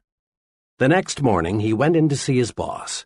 He explained to his employer what he was doing. His boss was glad to learn that JM was going to buy a new home. Then JM said, "Look, Mr. T, to work this deal out, I've got to earn at least $75 more each month. Now I know," JM continued, "you'll give me a raise when you feel that I deserve it. What I want now is just a chance to earn more money. There are some things around here that could best be done on weekends. Will you make it possible for me to work then?" The employer was impressed with JM's sincerity and ambition. He proposed a way for JM to work 10 extra hours each weekend, and Mr. and Mrs. JM moved into their new home. 1. The resolution to take action ignited JM's mind to think of ways to accomplish his goal. 2. JM gained tremendously in new confidence. It will be much easier for him to take action in other major situations. 3. JM provided his wife and child the living standard they deserved. Had he waited, postponed buying the house until conditions were perfect, there is a real possibility they never would have owned a home of their own. Case number 3. CD wanted to start his own business, but Mr. CD represents another case of what happens to big ideas when one waits until conditions are perfect before taking action on those ideas. Shortly after World War II, CD got a job with the Customs Division of the U.S. Post Office Department. He liked his work, but after 5 years he became dissatisfied with the confinement, regular hours, low pay, and the seniority system with its relatively narrow chances for advancement. Then he got an idea. He had learned a great deal about what it takes to be a successful importer. Why not set himself up in the business of importing low-cost gift items and toys? CD knew many successful importers who didn't have his knowledge of the ins and outs of this business. It's been 10 years now since CD decided he wanted to go into business for himself. But today, he's still working for the Customs Office. Why? Well, every time CD was just about ready to cut loose on his own, something happened that stopped him from taking action. Lack of money, economic recession, new baby, need for temporary security, trade restrictions, and more excuses all served as reasons for waiting, for postponing. The real truth is that CD let himself develop into a passivationist. He wanted conditions to be perfect before he took action. Since conditions were never perfect, CD never took action. Here are 2 things to do to help you avoid the costly mistake of waiting until conditions are perfect before you act. 1. Expect future obstacles and difficulties. Every venture presents risks, problems, and uncertainties. Let's suppose you wanted to drive your car from Chicago to Los Angeles, but you insisted on waiting until you had absolute assurance that there would be no detours, no motor trouble, no bad weather, no drunken drivers, no risk of any kind. When would you start? Never. In planning your trip to Los Angeles, it makes sense to map your route, check your car, in other ways to eliminate as much risk as possible before you start. But you can't eliminate all risks. 2. Meet problems and obstacles as they arise. The test of a successful person is not the ability to eliminate all problems before he takes action, but rather the ability to find solutions to difficulties when he encounters them. In business, marriage, or in any activity, cross bridges when you come to them. We can't buy an insurance policy against all problems. Make up your mind to do something about your ideas. 5 or 6 years ago, a very capable professor told me of his plans for writing a book, a biography of a controversial personality of a few decades ago. His ideas were more than interesting. They were alive, fascinating. The professor knew what he wanted to say, and he had the skill and energy to say it. The project was destined to reward him with much inner satisfaction, prestige, and money. Last spring I saw my friend again, and I innocently asked him whether the book was about finished. This was a blunder. It opened up an old wound. No, he hadn't written the book. He struggled with himself for a moment, as if he were debating with himself whether to explain why.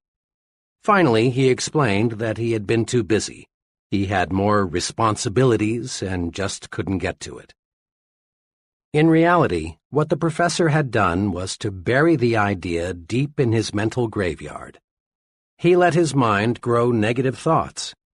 He visualized the tremendous work and sacrifices that would be involved. He saw all sorts of reasons why the project would fail. Ideas are important. Let's make no mistake about that. We must have ideas to create and improve anything. Success shuns the man who lacks ideas. But let's make no mistakes about this point either. Ideas in themselves are not enough. That idea for getting more business, for simplifying work procedures, is of value only when it is acted upon. Every day, thousands of people bury good ideas because they are afraid to act on them. And afterward, the ghosts of those ideas come back to haunt them. Put these 2 thoughts deep in your mind. First, give your ideas value by acting on them. Regardless of how good the idea, unless you do something with it, you gain nothing. Second, act on your ideas and gain mind tranquility. Someone once said that the saddest words of tongue or pen are these: "It might have been." Every day you hear someone saying something like, "Had I gone into business 7 years ago, I'd sure be sitting pretty now." Or, "I had a hunch it would work out like that. I wish I had done something about it." A good idea, if not acted upon, produces terrible psychological pain. But a good idea acted upon brings enormous mental satisfaction. Got a good idea? Then do something about it. Use action to cure fear and gain confidence. Here's something to remember. Action feeds and strengthens confidence. Inaction, in all forms, feeds fear. To fight fear, act. To increase fear, wait, put off, postpone. Once I heard a young paratrooper instructor explain, "The jump really isn't so bad. It's the waiting to jump that gets a fellow." On the trip to the jump site, I always try to make the time pass quickly for the men. It's happened more than once that a trainee thought too much about what may happen and panicked. If we can't get him to jump the next trip, he's through as a paratrooper. Instead of gaining confidence, the longer he postpones the jump, the more scared he gets. Waiting even makes the experts nervous. Time magazine reported that Edward R. Murrow, the nation's top newscaster, perspires and is on edge just before he telecasts.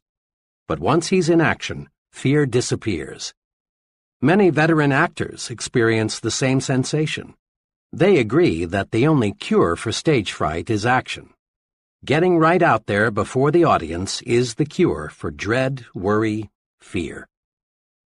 Action cures fear. One evening, we were visiting in a friend's home when their 5-year-old boy, who had been put to bed 30 minutes before, cried out.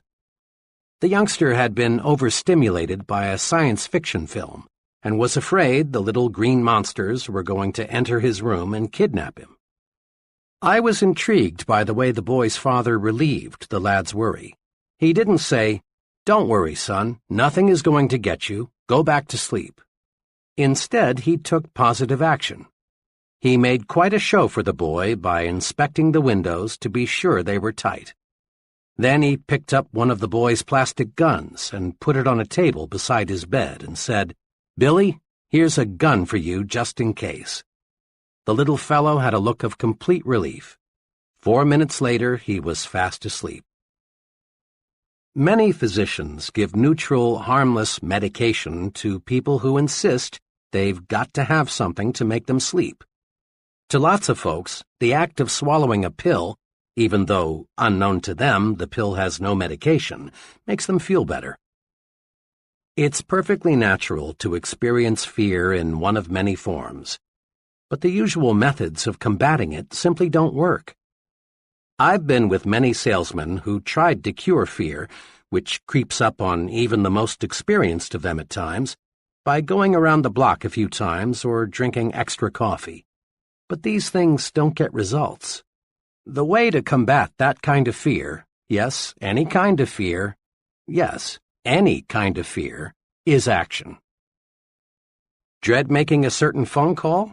Make it and dread disappears. Put it off, and it will get harder and harder to make. Dread going to a doctor for a checkup?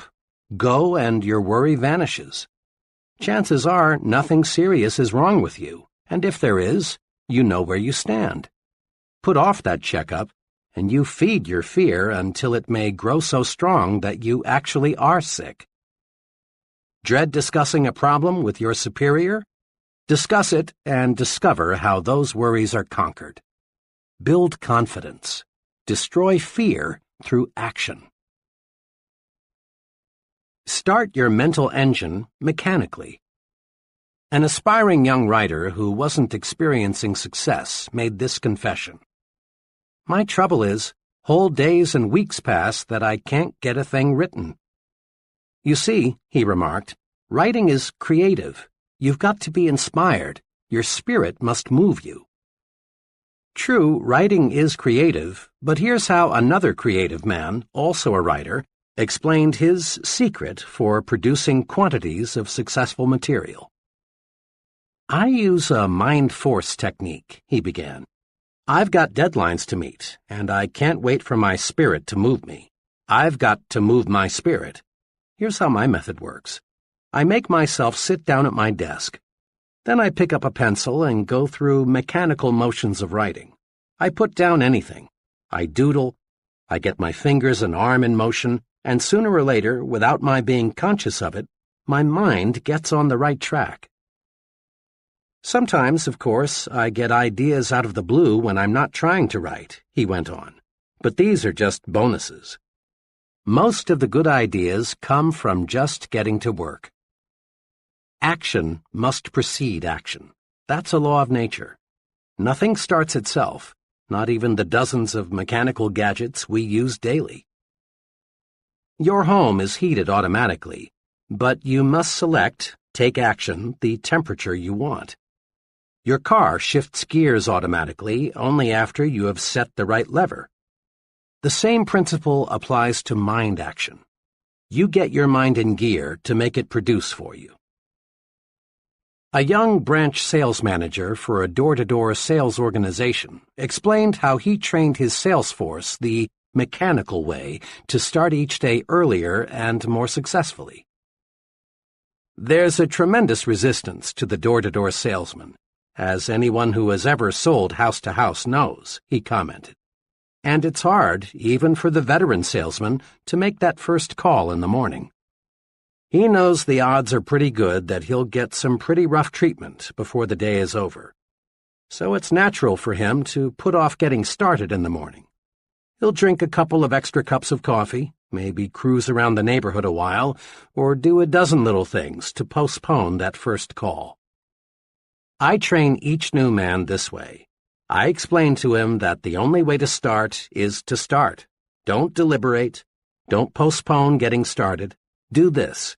Just park your car, get your sample case, walk to the door, ring the bell, smile, say good morning, and make your presentation, all mechanically, without a lot of conscious thought. Start making calls this way and you break the ice. By the second or third call, your mind is sharp and your presentations become effective. A humorist once said the most difficult problem in life was getting out of a warm bed into a cold room, and he had a point. The longer you lie there and think how unpleasant it will be to get up, the more difficult it becomes. Even in such a simple operation as this, mechanical action, just throwing off the covers and putting your feet on the floor, defeats dread. The point is clear. People who get things done in this world don't wait for the spirit to move them. They move the spirit. Try these 2 exercises. 1. Use the mechanical way to accomplish simple but sometimes unpleasant business and household chores. Rather than think about the unpleasant features of the task, jump right in and get going without a lot of deliberation. Perhaps the most unpleasant household task to most women is washing dishes. My mother is no exception. But she has mastered a mechanical approach to dispensing with this task quickly, so she can return to things she likes to do. As she leaves the table, she always mechanically picks up several dishes, and without thinking about the task ahead, just gets started. In just a few minutes, she is through. Doesn't this beat stacking dishes and dreading the unpleasant inevitable? Do this today. Pick the one thing you like to do least. Then, without letting yourself deliberate on or dread the task, do it. That's the most efficient way to handle chores. 2. Next, use the mechanical way to create ideas, map out plans, solve problems, and do other work that requires top mental performance. Rather than wait for the spirit to move you, sit down and move your spirit. Here's a special technique guaranteed to help you. Use a pencil and paper. A simple pencil is the greatest concentration tool money can buy. If I had to choose between an ultra-fancy, deeply carpeted, beautifully decorated soundproof office and a pencil and paper, I'd choose the pencil and paper every time. With a pencil and paper, you can tie your mind to a problem. When you write a thought on paper, your full attention is automatically focused on that thought. That's because the mind is not designed to think one thought and write another at the same time. When you write on paper, you write on your mind, too. Tests prove conclusively that you remember something much longer and much more exactly if you write the thought on paper.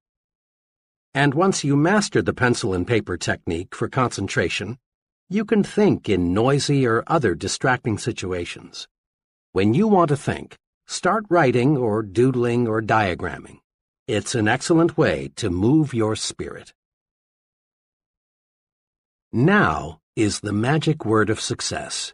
Tomorrow, next week, later, sometime, someday, often as not are synonyms for the failure word, never. Lots of good dreams never come true because we say, "I'll start someday," when we should say, "I'll start now, right now." Take one example, saving money. Just about everybody agrees that saving money is a good idea. But just because it's a good idea doesn't mean many folks follow an organized savings and investment program. Many people have intentions to save, but only relatively few act on these intentions. Here's how one young couple got into gear with a regular wealth accumulation program. Bill's take-home income was $1,000 a month, but he and his wife Janet spent $1,000 each month too. Both wanted to save, but there were always reasons why they felt they couldn't begin. For years, they had promised themselves, "We'll start when we get a raise, when we've caught up with our installments, when we're over the hump, next month, next year." Finally, Janet got disgusted with their failure to save. She said to Bill, "Look, do we want to save or don't we?" He replied, "Of course we do. But you know as well as I, we can't put aside anything now." But for once, Janet was in a do-or-die mood. "We've been telling ourselves for years we're going to start a savings program. We don't save because we think we can't. Now let's start thinking we can. I saw an ad today that shows if we'd save just $100 a month, in 15 years we'd have $18,000 plus $6,600 accumulated interest." The ad also said it's easier to spend what's left over after savings than it is to save what's left over after spending. If you're game, let's start with 10% of your pay and let's save off the top. We may eat crackers and milk before the month's up, but if we have to, we will. Bill and Janet were cramped for a few months, but soon they were adjusted to their new budget. Now they feel it's just as much fun to spend money on savings as it is to spend it on something else. Want to write a note to a friend? Do it now. Got an idea you think would help your business? Present it now. Live the advice of Benjamin Franklin. Don't put off until tomorrow what you can do today. Remember, thinking in terms of now gets things accomplished.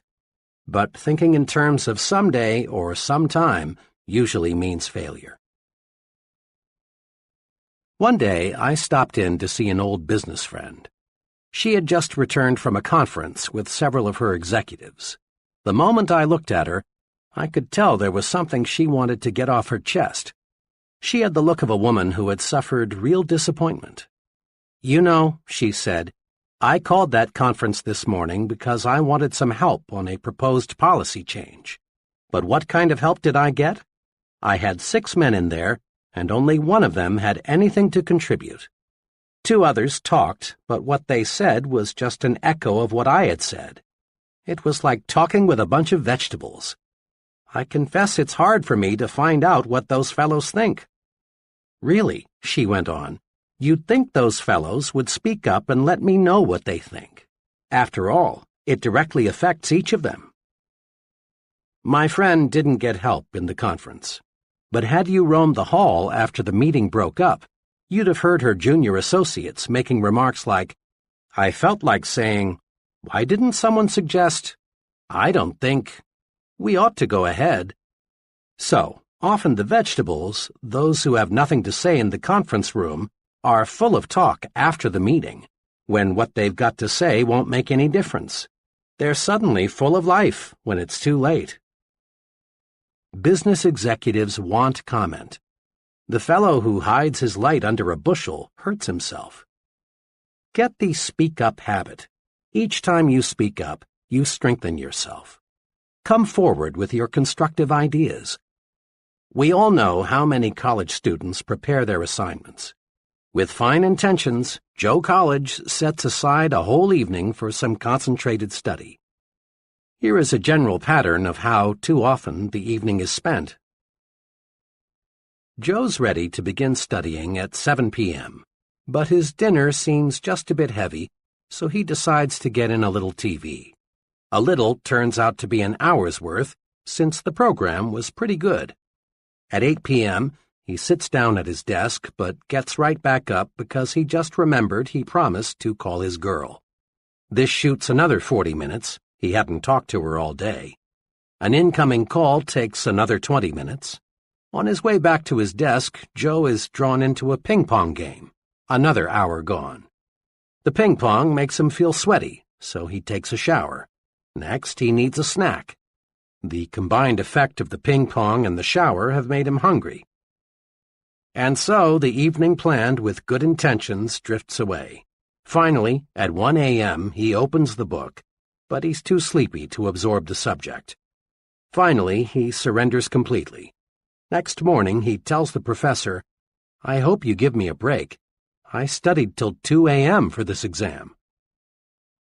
Joe College didn't get into action because he spent too much time getting ready to get into action. And Joe College isn't alone in being a victim of overpreparedness. Joe Salesman, Joe Executive, Joe Professional Worker, Josephine Housewife. They all often try to build strength and get ready with office chats, coffee breaks, sharpening pencils, reading, personal business, getting the desk cleared off, TV, and dozens of other little escape devices. But there's a way to break this habit. Tell yourself, "I'm in condition right now to begin. I can't gain a thing by putting it off. I'll use the get ready time and energy to get going instead." What we want more than anything else in our business, an executive in a machine tool company said in an address to a group of sales executives, is more people who get sound ideas and then push them through. There's not one job in our production and marketing setup that can't be done better, a lot better. I don't want to infer that we're not doing a good job now. We are. But like all progressive companies, we need new products, new markets, new and more efficient ways of doing things. We depend on people with initiative. They're the ball carriers on our team. Initiative is a special kind of action. It's doing something worthwhile without being told to do it. The person with initiative has a standing invitation to join the high-income brackets in every business and profession. The director of marketing research in a medium-sized drug manufacturing firm told me how he got to be a director of marketing research. It's a good lesson in the power of initiative.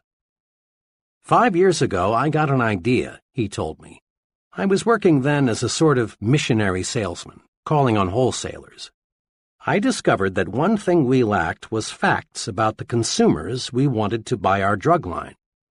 I talked about the need for market research to everyone here. At first I got only deaf ears because management couldn't see the need for it. I was pretty much obsessed with the idea of marketing research in our company, so I sort of took the bull by the horns. I asked and got permission to prepare a monthly report on facts of drug marketing. I collected information from every source I could find. I kept on with this, and pretty soon management and the other salesmen found themselves really interested in what I was doing. Just 1 year after I started crusading for research, I was relieved of my regular duties and asked to concentrate on developing my ideas. The rest, he continued, was just natural development. Now I've got 2 assistants, a secretary, and about 3 times the yearly income I had 5 years ago. Here are 2 special exercises for developing the initiative habit. 1. Be a crusader. When you see something that you believe ought to be done, pick up the ball and run. A new subdivision not far from where I live was about 2/3 built when expansion came almost to a standstill. A few families with a don't-care attitude had moved in. This prompted several of the finest families in the area to sell their homes at a loss and move on. As so often happens, the do-care families caught the don't-care attitude from their don't-care neighbors. Everyone, that is, except Harry L. Harry, did care, and he decided to crusade for a fine neighborhood. Harry began by calling together some friends. He pointed out that this subdivision had tremendous potential, but that something must be done now or the area would soon be a strictly second-class neighborhood. Harry's enthusiasm and initiative quickly won support. Soon there were clean-up-the-vacant lots projects. Garden clubs were organized. A massive tree-planting project was started. A playground was built for the youngsters. A community swimming pool was constructed. The don't-care families became eager supporters. The whole subdivision took on new life and new sparkle. It's really a pleasure now to drive through that community. It shows what a crusader can do. Do you feel your business should develop a new department, make a new product, or in some other way expand? Well then, crusade for it. Feel your church needs a new building? Crusade for it. Would you like your children's school to have better equipment? Crusade and get it for them. And you can bank on this. While crusades may start out as one-man crusades, if the idea behind the enterprise is good, soon you'll have lots of support. Be an activationist and crusade. 2. Be a volunteer. Each of us has been in situations in which we wanted to volunteer for some activity but didn't. Why? Because of fear. Not fear that we couldn't accomplish the task, but rather fear of what our associates would say. The fear of being laughed at, of being called an eager beaver, of being accused of bucking for a raise holds many people back. It's natural to want to belong, to be accepted, to have group approval. But ask yourself, which group do I want to have accept me? The group that laughs because it is secretly jealous, or the group that is making progress by doing things? The right choice is obvious. The volunteer stands out. He receives special attention. Most important of all, he gives himself an opportunity to show he has special ability and ambition by volunteering. By all means, volunteer for those special assignments. Think about the leaders you know in business, the military, your community. Do they fit the description of activationist, or would you say they are passivationists? 10 times out of 10, they're activationists, people who do things. The fellow who stands on the sidelines, who holds off, who is passive, does not lead. But the doer, the fellow who thinks action, finds others want to follow him. People place confidence in the fellow who acts. They naturally assume he knows what he is doing. I've never heard anyone complimented and praised because he doesn't disturb anyone, he doesn't take action, or he waits until he's told what to do. Have you? Grow the action habit. Practice these key points. 1. Be an activationist. Be someone who does things. Be a doer, not a don'ter. 2. Don't wait until conditions are perfect. They never will be. Expect future obstacles and difficulties and solve them as they arise. 3. Remember, ideas alone won't bring success. Ideas have value only when you act upon them. 4. Use action to cure fear and gain confidence. Do what you fear, and fear disappears. Just try it and see. 5. Start your mental engine mechanically. Don't wait for the spirit to move you. Take action, dig in, and you move the spirit. 6. Think in terms of now. Tomorrow, next week, later, and similar words often are synonymous with the failure word never. Be an I'm starting right now kind of person. 7. Get down to business, pronto. Don't waste time getting ready to act. Start acting instead. 8. Seize the initiative. Be a crusader. Pick up the ball and run. Be a volunteer. Show that you have ability and ambition to do. Get in gear and go. Chapter 11. How to turn defeat into victory. Social workers and others who work on Skid Row find many differences in age, religious faith, education, and background among the tragic souls who have dropped into America's gutters. Some of these citizens are surprisingly young. Others are old. A sprinkling are college graduates. A few have essentially no formal education. Some are married, others are not. But the people on Skid Row do have something in common. Each one is defeated, whipped, beaten. Each one has encountered situations that conquered him. Each is eager, even anxious, to tell you about the situation that wrecked him, about his own private Waterloo. These situations cover the waterfront of human experience, from "my wife ran out on me," to "I lost everything I had and had no place else to go," to "I did a couple of things that made me a social outcast, so I came down here."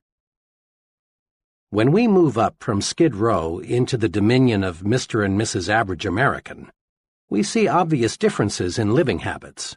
But again, we discover that Mr. Mediocre gives essentially the same reasons to explain his mediocrity as Mr. Skid Row gave to explain his complete collapse. Inside, Mr. Mediocre feels defeated. He has unhealed wounds suffered in situations that beat him. Now he is super cautious. He plods along, ducking the thrill of living victoriously, discontented with himself. He feels beaten, but tries hard to endure the sentence of mediocrity that fate has handed him. He, too, has surrendered to defeat, but in a reasonably clean, socially accepted way. Now, when we climb upstairs into the uncrowded world of success, we again discover people from every possible background. Corporate executives, leading ministers, government officials, top men in every field, we discover come from poor homes, rich homes, broken homes, cotton patches, cornfields, and slums. These people, who lead every branch of our society, have experienced every tough situation you can describe. It is possible to match every Mr. Skid Row with a Mr. Mediocre and a Mr. Success on every score: age, intelligence, background, nationality, you name it, with one exception. The one thing you can't match them on is their response to defeat. When the fellow we call Mr. Skid Row got knocked down, he failed to get up again. He just lay there, splattered out. Mr. Mediocre got up to his knees, but he crawled away, and when out of sight, ran in the opposite direction, so he'd be sure never to take a beating again. But Mr. Success reacted differently when he got knocked down. He bounced up, learned a lesson, forgot the beating, and moved upward. One of my closest friends is an exceptionally successful management consultant. When you walk into his office, you feel that you are really uptown. The fine furniture, the carpeting, the busy people, the important clients all tell you his company is prosperous. A cynic might say, "It must have taken a real con man to put across an operation like this." But the cynic would be wrong. It didn't take a con man. And it didn't take a brilliant man or a wealthy man or a lucky man. All, and I hesitate to use the word all because all means so much sometimes, all it took was a persistent man who never thought he was defeated. Behind this prosperous and respected company is the story of a man fighting, battling his way upward, losing 10 years' savings in his first 6 months in business, living in his office several months because he lacked money to pay rent on an apartment, turning down numerous good jobs because he wanted more to stay with his idea and make it work, hearing prospects for his service say no 100 times as often as they said yes. During the 7 unbelievably hard years it took him to succeed, I never heard my friend complain once. He'd explain, "Dave, I'm learning. This is competitive business, and because it's intangible, it's hard to sell, but I'm learning how." And he did. Once I told my friend that this experience must be taking a lot out of him, but he replied, "No, it's not taking something out of me. It's putting something into me instead." Check the lives of the people in Who's Who in America, and you'll find that those who have succeeded in a major way have been pounded by losing situations. Each person in this elite core of successful men has encountered opposition, discouragement, setbacks, personal misfortune. Read the biographies and autobiographies of great people, and again you discover that each of these people could have surrendered to setbacks many times. Or do this. Learn the background of the president of your company or the mayor of your city, or select any person you consider a real success. When you probe, you'll discover the individual has overcome big, real obstacles. It is not possible to win high-level success without meeting opposition, hardship, and setback. But it is possible to use setbacks to propel you forward. Let's see how. I saw some commercial airline statistics recently showing that there is only one fatality per 10 billion miles flown. Air travel is a magnificently safe way to go these days. Unfortunately, air accidents still occur. But when they do, the Civil Aviation Administration is on the scene quickly to find out what caused the crash. Fragments of metal are picked up from miles around and pieced together. A variety of experts reconstruct what probably happened. Witnesses and survivors are interviewed. The investigation goes on for weeks, months, until the question, what caused this crash, is answered.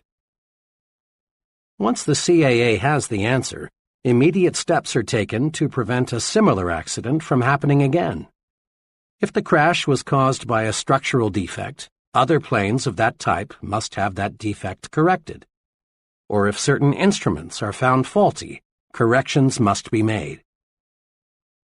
Literally hundreds of safety devices on modern aircraft have resulted from CAA investigations. The CAA studies setbacks to pave the way to safer air travel, and it's obvious that their efforts pay off. Doctors use setbacks to pave the way to better health and longer life. Often, when a patient dies for an uncertain reason, doctors perform a post-mortem to find out why. In this way, they learn more about the functioning of the human body, and lives of other people are saved. A sales executive friend of mine devotes one entire sales meeting a month to helping his salesmen discover why they lost important sales.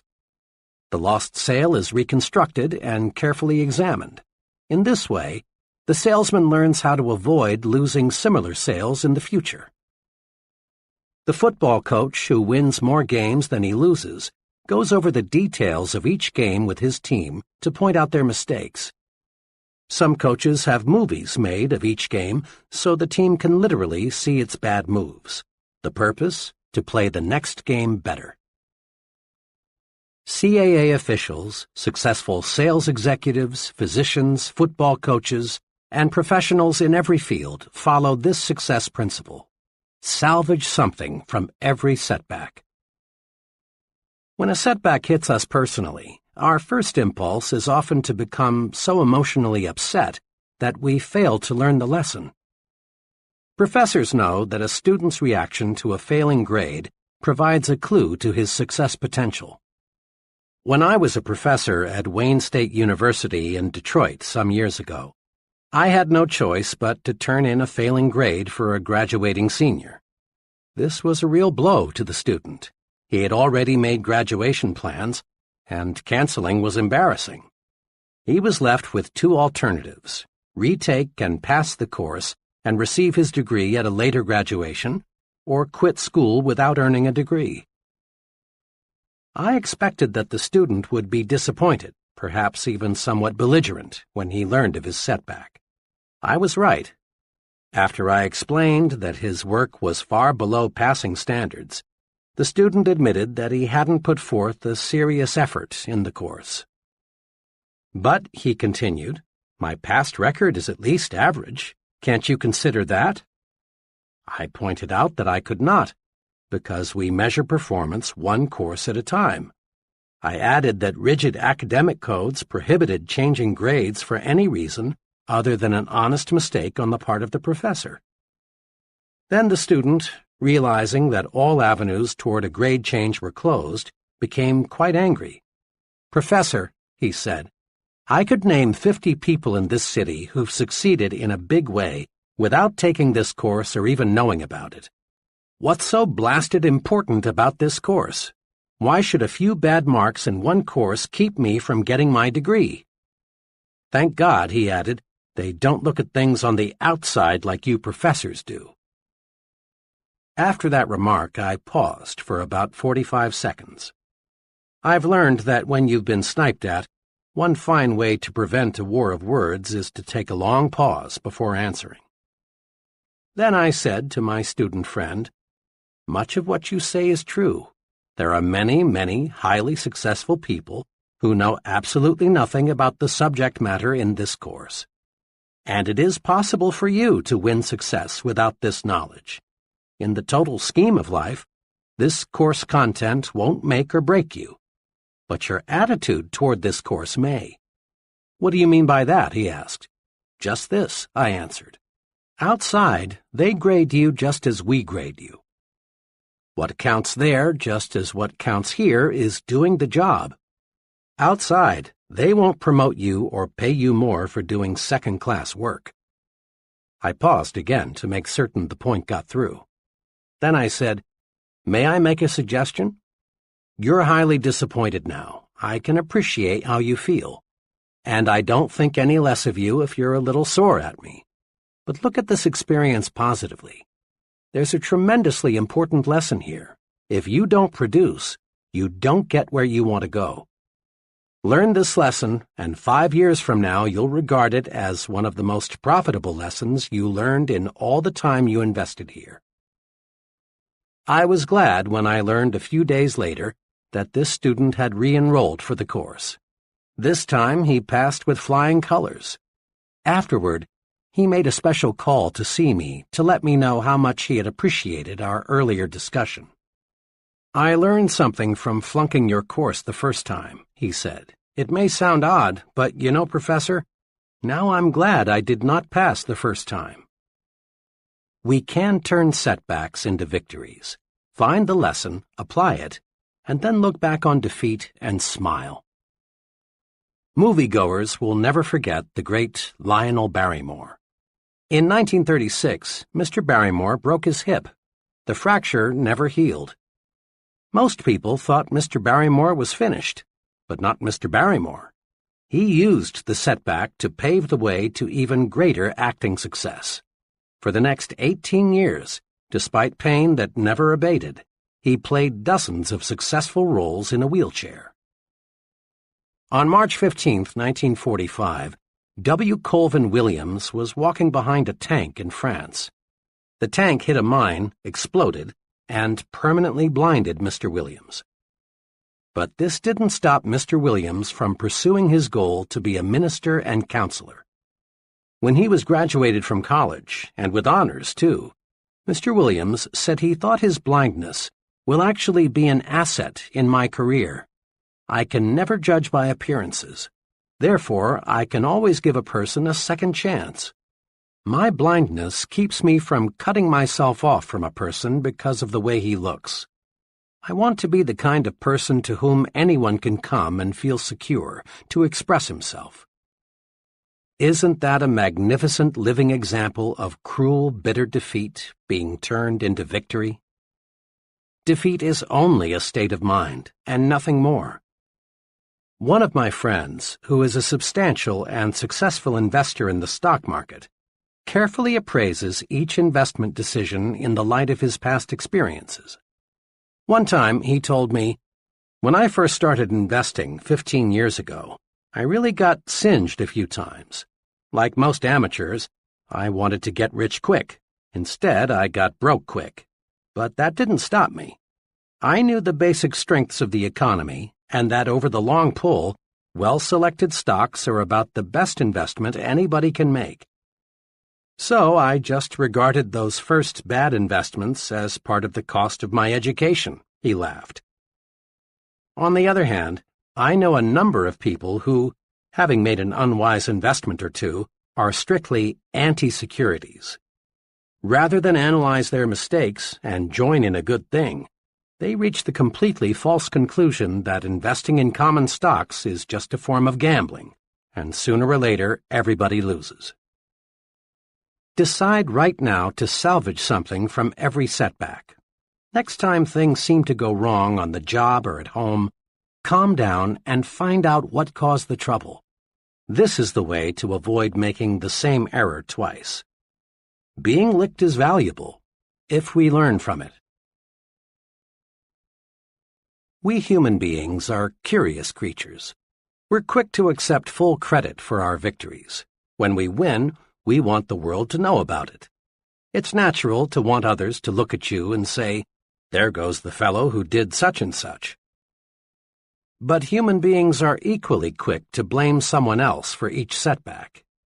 It's natural for salesmen to blame customers when sales are lost. It's natural for executives to blame employees or other executives when things get out of gear. It's natural for husbands to blame wives and wives to blame husbands for quarrels and family problems.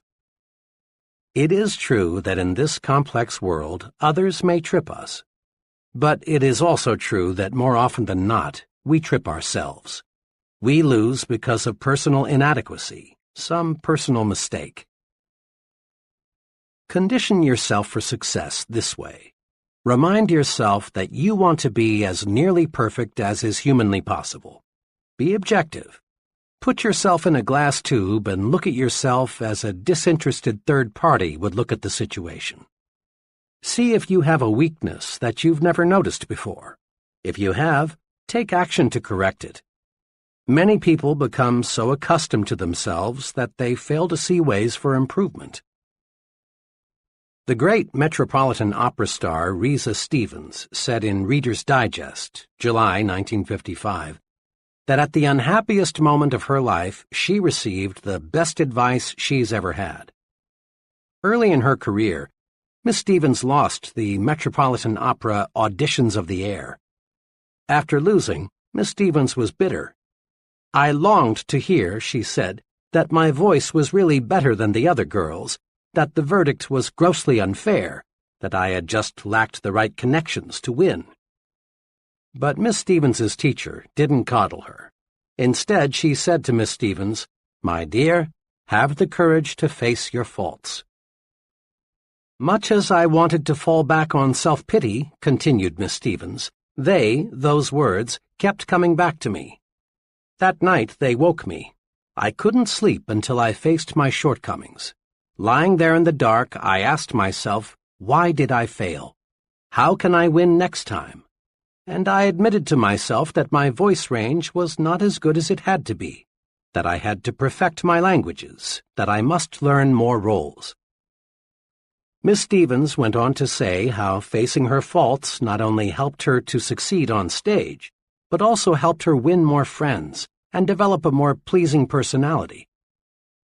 Being self-critical is constructive. It helps you to build the personal strength and efficiency needed for success. Blaming others is destructive. You gain absolutely nothing from proving that someone else is wrong. Be constructively self-critical. Don't run away from inadequacies. Be like the real professionals. They seek out their faults and weaknesses, then correct them. That's what makes them professionals. Don't, of course, try to find your faults so you can say to yourself, "Here's another reason I'm a loser." Instead, view your mistakes as, "Here's another way to make me a bigger winner." The great Orville Hubbard once said, "A failure is a man who has blundered but is not able to cash in on the experience." Often we blame luck for our setbacks. We say, "Well, that's the way the ball bounces," and let it go at that. But stop and think. Balls don't bounce in certain ways for uncertain reasons. The bounce of a ball is determined by three things: the ball, the way it is thrown, and the surface it strikes. Definite physical laws explain the bounce of a ball, not luck. Suppose the CAA were to issue a report saying, "We're sorry the crash occurred, but folks, that's just the way the ball bounces." You'd say it's time to get a new CAA. Or suppose a doctor explained to a relative, "I'm awfully sorry, I don't know what happened. It's just one of those things." You'd switch doctors when you or another relative became ill. The "that's the way the ball bounces" approach teaches us nothing. We're no better prepared to avoid a duplication of the mistake the next time we face a similar situation. The football coach who takes Saturday's loss with, "Well, boys, that's the way the ball bounces," isn't helping his team avoid the same mistakes the next Saturday. Orville Hubbard, mayor of Dearborn, Michigan for 17 consecutive years, is one of the nation's most colorful and respected urban administrators. For 10 years prior to becoming mayor of Dearborn, Mr. Hubbard could have used the bad luck excuse and stepped out of politics. Before becoming a perennial winner, Orville Hubbard was unlucky 3 times in trying to get the nomination for mayor. 3 times he tried to get the nomination for state senator, but failed.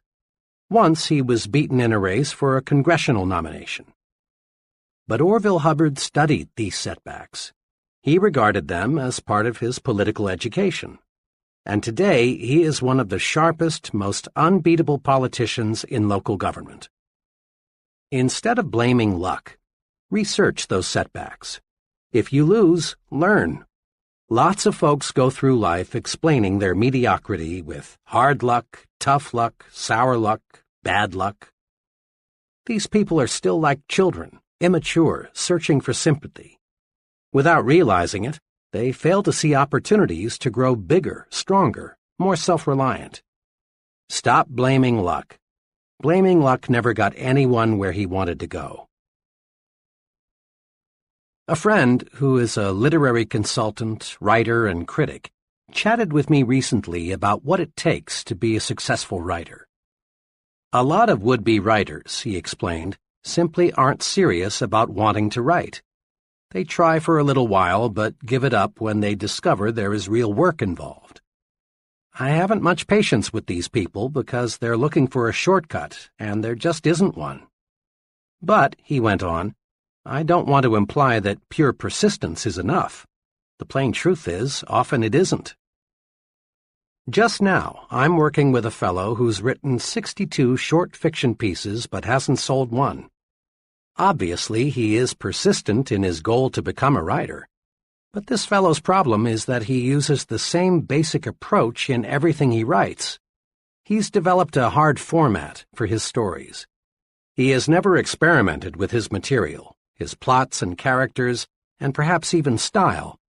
What I'm trying to do now is to get this client to try some new approaches and some new techniques. He has ability, and if he'll do some experimenting, I'm sure he'll sell much of what he writes. But until he does, he'll just go on receiving one rejection slip after another. The advice of the literary consultant is good. We must have persistence. But persistence is only one of the ingredients of victory. We can try and try and try and try and try again and still fail, unless we combine persistence with experimentation. Edison is credited with being one of America's most persistent scientists. It's reported that he conducted thousands of experiments before he invented the electric light bulb. But note, Edison conducted experiments. He persisted in his goal to develop a light bulb. But he made that persistence pay off by blending it with experimentation. Persisting in one way is not a guarantee of victory, but persistence blended with experimentation does guarantee success.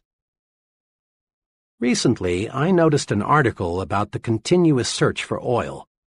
It said that oil companies study the rock formations carefully before they drill a well. Yet, despite their scientific analysis, 7 out of 8 wells drilled turn out to be dry holes. Oil companies are persistent in their search for oil, not by digging one hole to ridiculous depths, but rather by experimenting with a new well when good judgment says the first well won't produce. Many ambitious people go through life with admirable persistence and show of ambition, but they fail to succeed because they don't experiment with new approaches. Stay with your goal. Don't waver an inch from it. But don't beat your head against a wall. If you aren't getting results, try a new approach. People who have bulldog persistence, who can grab something and not let go, have an essential success quality. Here are 2 suggestions for developing greater power to experiment, the ingredient that, when blended with persistence, gets results. 1. Tell yourself there is a way. All thoughts are magnetic. As soon as you tell yourself, I'm beaten, there's no way to conquer this problem, negative thoughts are attracted, and each of these helps convince you that you are right, that you are whipped. Believe instead, there is a way to solve this problem, and positive thoughts rush into your mind to help you find a solution. It's believing there is a way that is important. Marriage counselors report no success in saving marriages until one, and preferably both partners, see that it is possible to win back happiness. Psychologists and social workers say an alcoholic is doomed to alcoholism until he believes he can beat his thirst. This year, thousands of new businesses are being formed. 5 years from now, only a small portion will be still in operation. Most of those who fail will say, competition was just too much. We had no choice but to quit. The real problem is that when most people hit the tar, things are rough barrier, they think only defeat, and so they are defeated. When you believe there is a way, you automatically convert negative energy, let's quit, let's go back, into positive energy, let's keep going, let's move ahead. A problem, a difficulty, becomes unsolvable only when you think it is unsolvable. Attract solutions by believing solutions are possible. Refuse, simply refuse to even let yourself say or think that it's impossible. 2. Back off and start afresh. Often we stay so close to a problem for so long that we can't see new solutions or new approaches. An engineer friend was retained a few weeks ago to design a distinctly new aluminum structure. In fact, nothing even resembling it had even been developed or designed before. I saw him just a few days ago, and I asked him how his new building was coming along. Not too well, he replied. I guess I haven't spent enough time with my garden this summer. When I live with tough design problems for a long stretch, I've got to get away and let some new ideas soak in. You'd be surprised, he continued, to know how many engineering ideas come to me when I'm just sitting beside a tree holding a water hose on the grass. President Eisenhower once was asked at a news conference why he took so many weekend vacations. His answer is good advice for everybody who wants to maximize his creative ability. Mr. Eisenhower said, I do not believe that any individual, whether he is running General Motors or the United States of America, can do the best job just by sitting at a desk and putting his face in a bunch of papers. Actually, the president ought to be trying to keep his mind free of inconsequential details and doing his own thinking on the basic principles and factors, so that he can make clear and better judgments. A former business associate of mine takes a 72-hour out-of-town vacation with his wife once each month. He found this backing off and starting afresh increased his mental efficiency, thereby making him more valuable to his clients. When you hit a snag, don't throw up the whole project. Instead, back off, get mentally refreshed.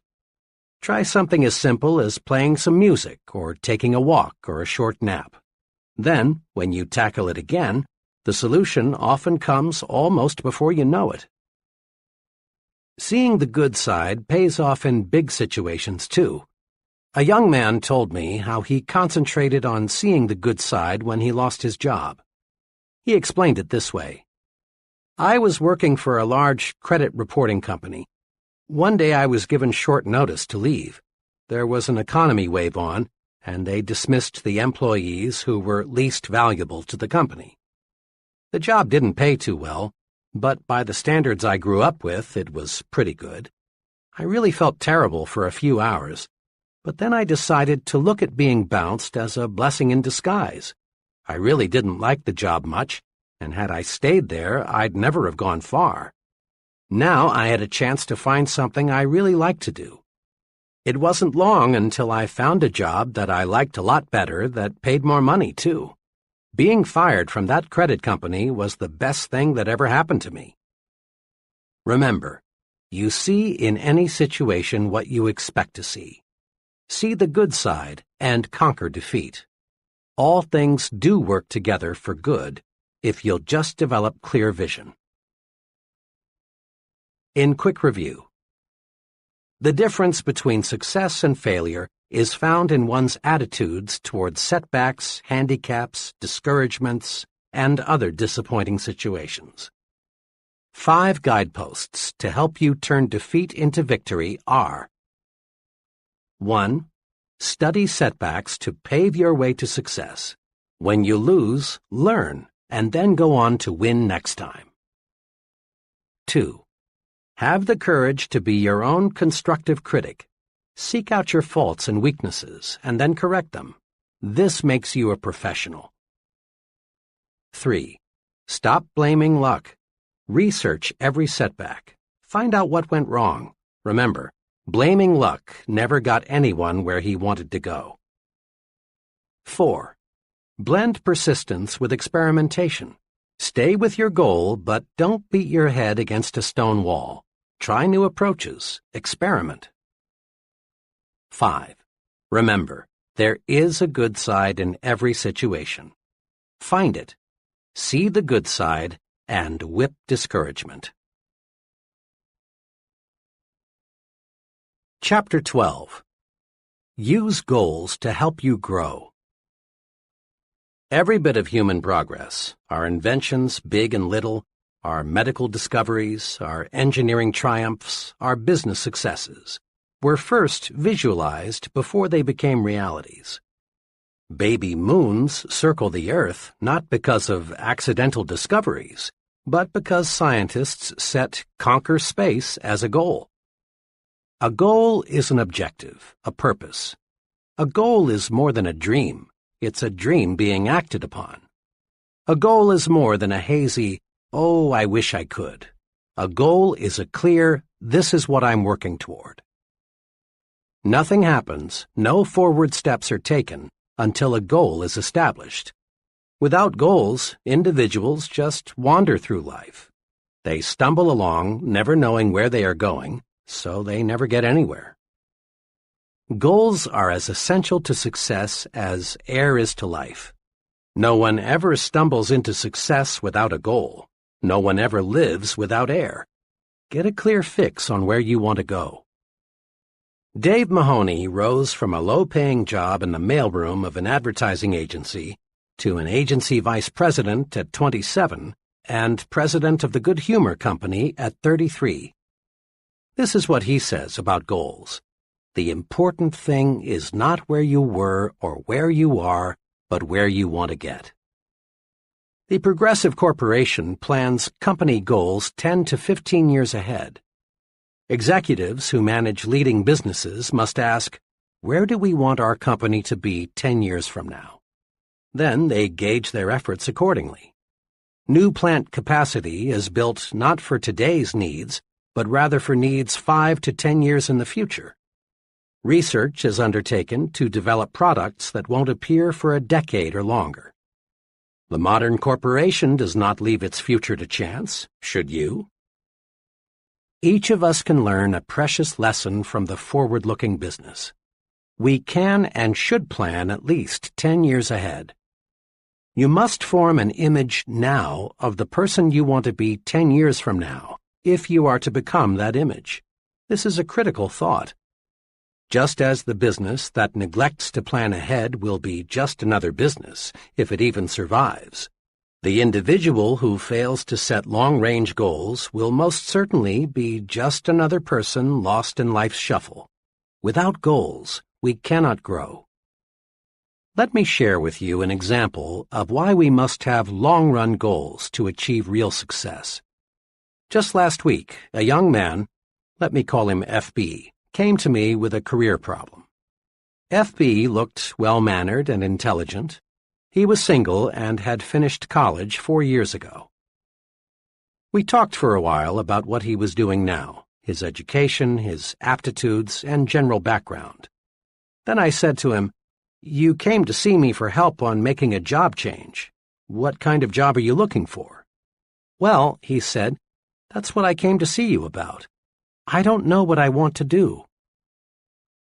His problem, of course, was a very common one, but I realized that just to arrange for the young man to have interviews with several possible employers would not help him. Trial and error is a pretty poor way to select a career. With dozens of career possibilities, the odds of stumbling into the right choice are several dozen to one. I knew I had to help FB see that before he starts going someplace career-wise, he's got to know where that someplace is. So I said, "Let's look at your career plan from this angle. Will you describe for me your image of yourself 10 years from now?" FB, obviously studying the question, finally said, "Well, I guess I want what just about everyone else wants, a good job that pays well and a nice home. Really, though," he continued, "I haven't given it too much thought." This, I assured him, was quite natural. I went on to explain that his approach to selecting a career was like going to an airline ticket counter and saying, "Give me a ticket." The people selling the tickets just can't help you unless you give them a destination. So I said, "And I can't help you find a job until I know what your destination is, and only you can tell me that." This jarred FB into thinking. We spent the next 2 hours not talking about the merits of different kinds of jobs, but rather discussing how to set goals. FB learned, I believe, the most important lesson in career planning. Before you start out, know where you want to go. Like the Progressive Corporation, plan ahead. You are, in a sense, a business unit. Your talent, skills, and abilities are your products. You want to develop your products so they command the highest possible price. Forward planning will do it. Here are 2 steps that will help. First, visualize your future in terms of 3 departments: work, home, and social. Dividing your life this way keeps you from becoming confused, prevents conflicts, helps you look at the whole picture. Second, demand of yourself clear, precise answers to these questions. What do I want to accomplish with my life? What do I want to be? And what does it take to satisfy me? Using this planning guide will help. An image of me 10 years from now. 10 years planning guide. A. Work department. 10 years from now. 1. What income level do I want to attain? 2. What level of responsibility do I seek? 3. How much authority do I want to command?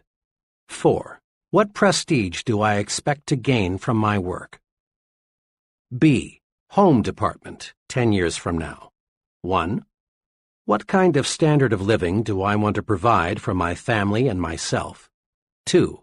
What kind of house do I want to live in? 3. What kind of vacations do I want to take? 4. What financial support do I want to give my children in their early adult years? C. Social department, 10 years from now. 1. What kinds of friends do I want to have? 2. What social groups do I want to join? 3. What community leadership positions would I like to hold? 4. What worthwhile causes do I want to champion? A few years ago, my young son insisted the 2 of us build a doghouse for Peanut, an intelligent pup of dubious pedigree and my son's pride and joy.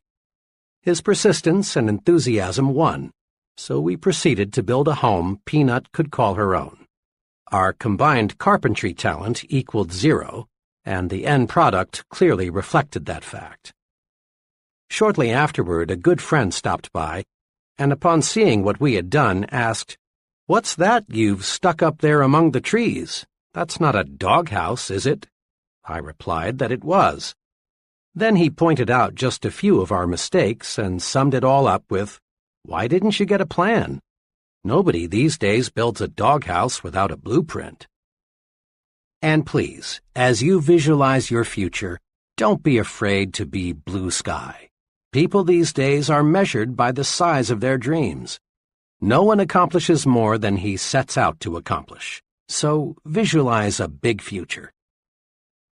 Here is a word-for-word excerpt from the life plan of one of my former trainees. Listen to it. Note how well this fellow visualized his home future.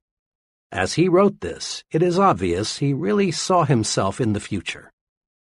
My home goal is to own a country estate. The house will be of the typical Southern manor type, 2 stories, white columns and all. We will have the grounds fenced in, and probably we'll have a fish pond or 2 on the place, as my wife and I both enjoy fishing. We will keep our Doberman kennels back of the house somewhere. The thing I have always wanted is a long winding driveway with trees lining each side. But a house is not necessarily a home. I am going to do everything I can to make our house more than just a place to eat and sleep. Of course, we do not intend to leave God out of our plans, and throughout the years we will spend a certain amount of time in church activities. 10 years from now, I want to be in a position to take a family cruise around the world. I would like very much to do this before the family gets scattered all over the world by marriages, etc. If we can't find the time to make the cruise all at once, we will put it into 4 or 5 separate vacations and visit a different part of the world each year. Naturally, all these plans in home department depend on how well things go in my work department. So I'll have to keep on the ball if I'm to accomplish all this. This plan was written 5 years ago. The trainee then owned 2 small dime stores. Now he owns 5, and he has purchased 17 acres for his country estate. He's thinking and progressing right along toward his goal. The 3 departments of your life are closely interrelated. Each depends on the others to some extent.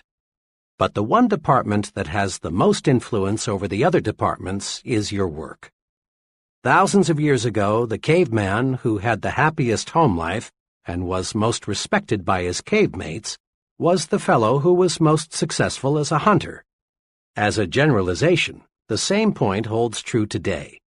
The standard of living we provide our families and the social and community respect we attain depends largely on our success in the work department. Not long ago, the McKinsey Foundation for Management Research conducted a large-scale study to determine what it takes to become an executive. Leaders in business, government, science, and religion were questioned. Over and over again, in different ways, these researchers kept getting one answer. The most important qualification for an executive is the sheer desire to get ahead. Remember this advice of John Wanamaker. A man is not doing much until the cause he works for possesses all there is of him. Desire, when harnessed, is power. Failure to follow desire, to do what you want to do most, paves the way to mediocrity. I recall a conversation with a very promising young writer on a college newspaper. This fellow had ability. If anyone showed promise for a career in journalism, it was he. Shortly before his graduation, I asked him, "Well, Dan, what are you going to do? Get into some form of journalism?" Dan looked at me and said, "Heck no.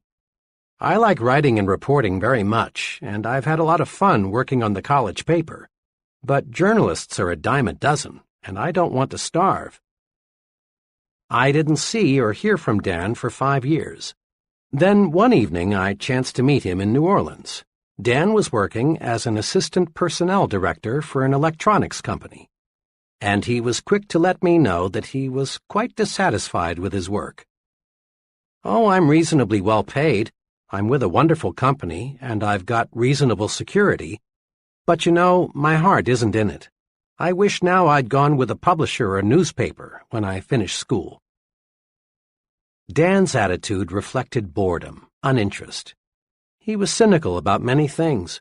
He will never achieve maximum success until he quits his present job and gets into journalism. Success requires heart and soul effort, and you can put your heart and soul only into something you really desire. Had Dan followed his desire, he could have risen to the very top in some phase of communication. And over the long pull, he would have made much more money and achieved far more personal satisfaction than he will find in his present kind of work. Switching from what you don't like to do to what you do like to do is like putting a 500-horsepower motor in a 10-year-old car. All of us have desires. All of us dream of what we really want to do. But few of us actually surrender to desire. Instead of surrendering to desire, we murder it. 5 weapons are used to commit success suicide. Destroy them. They're dangerous. 1. Self-depreciation. You have heard dozens of people say, "I would like to be a doctor, or an executive, or a commercial artist, or in business for myself, but I can't do it. I lack brains. I'd fail if I tried. I lack the education and/or experience." Many young folks destroy desire with the old negative self-depreciation. 2. Securityeitis. Persons who say, "I've got security where I am," use the security weapons to murder their dreams. 3. Competition. The field is already overcrowded. People in that field are standing on top of each other, are remarks which kill desire fast. 4. Parental dictation. I've heard hundreds of young people explain their career choice with, "I'd really like to prepare for something else, but my parents want me to do this, so I must." Most parents, I believe, do not intentionally dictate to their children what they must do. What all intelligent parents want is to see their children live successfully. If the young person will patiently explain why he or she prefers a different career, and if the parent will listen, there will be no friction. The objectives of both the parent and the young person for the young person's career are identical: success. 5. Family responsibility. The attitude of, "It would have been wise for me to change over 5 years ago, but now I've got a family and I can't change," illustrates this kind of desire murder weapon. Throw away those murder weapons. Remember, the only way to get full power, to develop full go force, is to do what you want to do. Surrender to desire and gain energy, enthusiasm, mental zip, and even better health. And it's never too late to let desire take over. The overwhelming majority of really successful people work much longer than 40 hours a week, and you don't hear them complain of overwork. Successful people have their eyes focused on a goal, and this provides energy. The point is this: energy increases, multiplies, when you set a desired goal and resolve to work toward that goal. Many people, millions of them, can find new energy by selecting a goal and giving all they've got to accomplish that goal. Goals cure boredom. Goals even cure many chronic ailments. Let's probe a little deeper into the power of goals. When you surrender yourself to your desires, when you let yourself become obsessed with a goal, you receive the physical power, energy, and enthusiasm needed to accomplish your goal. But you receive something else, something equally valuable. You receive the automatic instrumentation needed to keep you going straight to your objective. The most amazing thing about a deeply entrenched goal is that it keeps you on course to reach your target. This isn't double talk. What happens is this: when you surrender to your goal, the goal works itself into your subconscious mind. Your subconscious mind is always in balance. Your conscious mind is not, unless it is in tune with what your subconscious mind is thinking. Without full cooperation from the subconscious mind, a person is hesitant, confused, indecisive. Now, with your goal absorbed into your subconscious mind, you react the right way automatically. The conscious mind is free for clear, straight thinking. Let's illustrate this with 2 hypothetical persons. As you listen, you'll recognize these characters among the real people you know. We'll call them Tom and Jack. These fellows are comparable in all respects except one. Tom has a firmly entrenched goal. Jack does not. Tom has a crystal-clear image of what he wants to be. He pictures himself as a corporation vice president 10 years hence. Because Tom has surrendered to his goal through his subconscious mind signals to him saying, do this, or don't do that, it won't help get you where you want to go. The goal constantly speaks, I am the image you want to make real. Here is what you must do to make me real. Tom's goal does not pilot him in vague generalities. It gives him specific directions in all his activities. When Tom buys a suit, the goal speaks and shows Tom the wise choice. The goal helps to show Tom what steps to take to move up to the next job, what to say in the business conference, what to do when conflict develops, what to read, what stand to take. Should Tom drift a little off course, his automatic instrumentation, housed securely in his subconscious mind, alerts him and tells him what to do to get back on course. Tom's goal has made him supersensitive to all the many forces at work that affect him. Jack, on the other hand, lacking a goal, also lacks the automatic instrumentation to guide him. He is easily confused. His actions reflect no personal policy. Jack wavers, shifts, guesses at what to do. Lacking consistency of purpose, Jack flounders on the ruddy road to mediocrity. May I suggest you listen to this section again, right now. Let this concept soak in. Then look around you. Study the very top echelon of successful persons. Note how they, without exception, are totally devoted to their objective. Observe how the life of a highly successful person is integrated around a purpose. Surrender to that goal. Really surrender.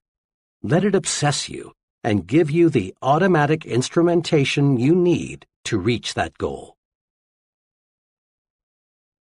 On occasion, all of us have waked up on Saturday morning with no plans, no agenda, either mental or written, that spells out what we're going to do.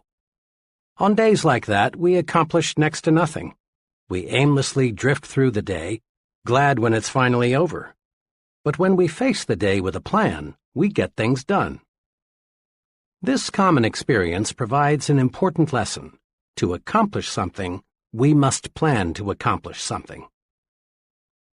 Before World War II, our scientists saw the potential power locked in the atom. But relatively little was known about how to split the atom and unleash that tremendous power. When the United States entered the war, forward-thinking scientists saw the potential power of an atomic bomb. A crash program was developed to accomplish just one goal: build an atomic bomb. The result is history. In just a few years, the concentrated effort paid off. The bombs were dropped, and the war was ended. But without that crash program to accomplish a goal, splitting the atom would have been delayed perhaps a decade, maybe longer.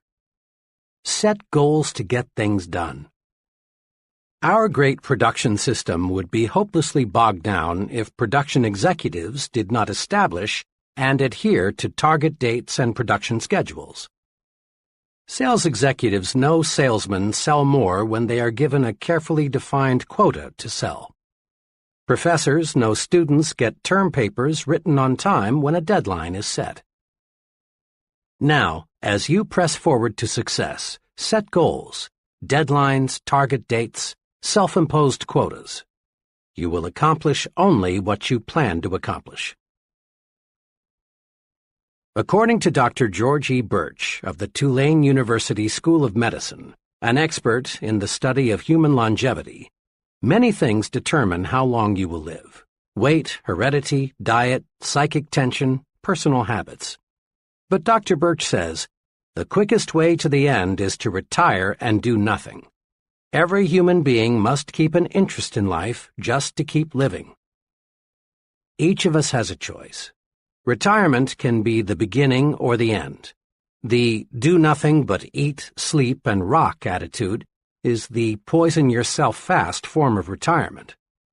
Most folks who regard retirement as the end of purposeful living soon find retirement is the end of life itself. With nothing to live for, no goals, people waste away fast. The other extreme, the sensible way to retire, is the I'm going to pitch right in and start fast method. One of my finest friends, Lou Gordon, has chosen this way to retire. Lou's retirement several years ago as a vice president of Atlanta's biggest bank was really commencement day for him. He established himself as a business consultant, and his pace is amazing. Now in his 60s, he serves numerous clients and is in national demand as a speaker. One of his special projects is helping to build Pi Sigma Epsilon, a young but fast-growing fraternity for professional salesmen and sales executives. Every time I see Lou, he seems younger. He's a young 30 in spirit. Few people I know of any age are reaping more from life than this senior citizen who resolved not to go out to pasture. And the Lou Gordons aren't the boring old grumps feeling sorry for themselves because they're old. Goals, intense goals, can keep a person alive when nothing else will.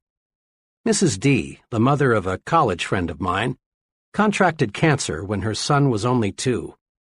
To darken matters, her husband had died only 3 months before her illness was diagnosed. Her physicians offered little hope, but Mrs. D would not give up.